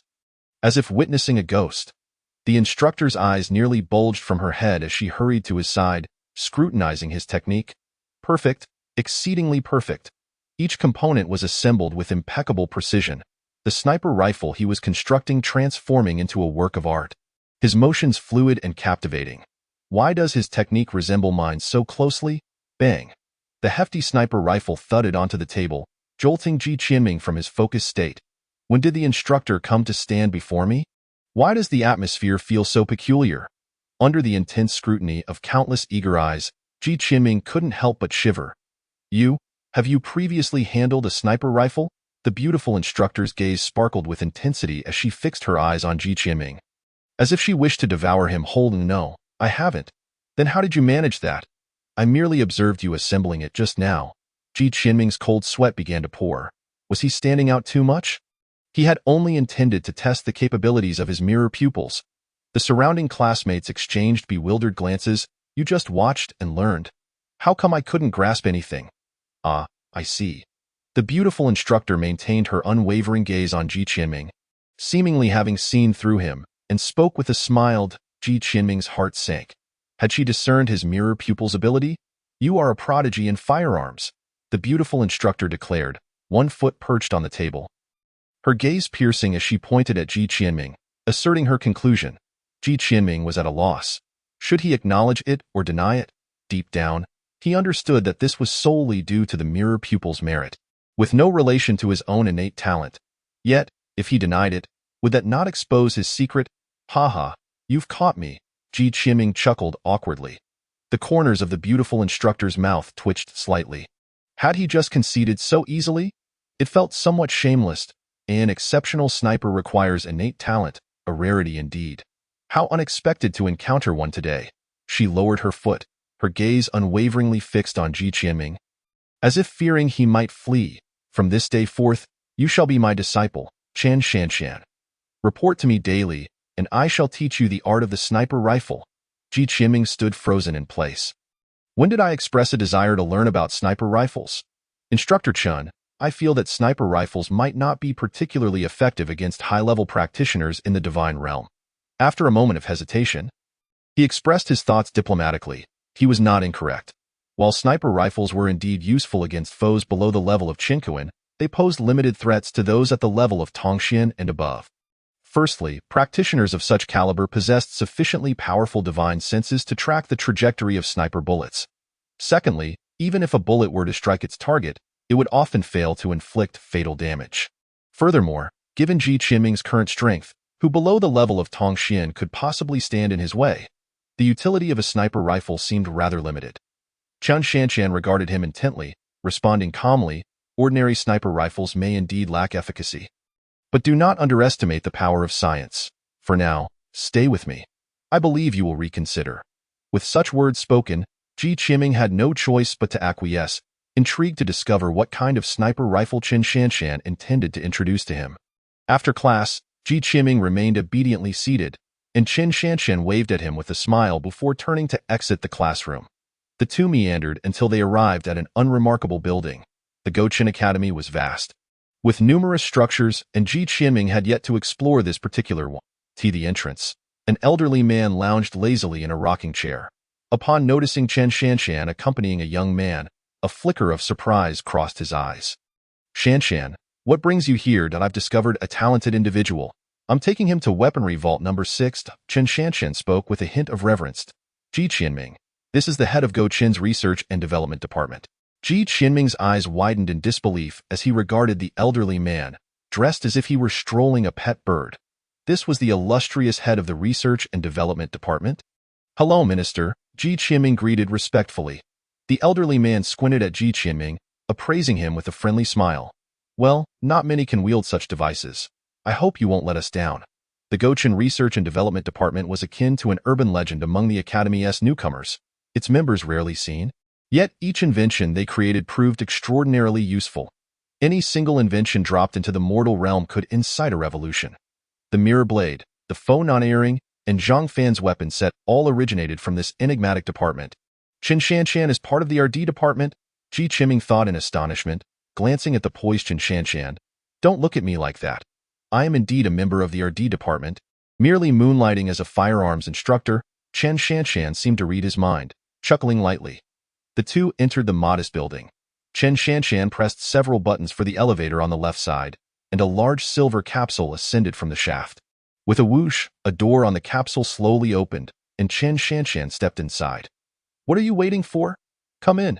She found Ji Qinming standing there, frozen, and couldn't help but chuckle, finally snapping out of his stupor.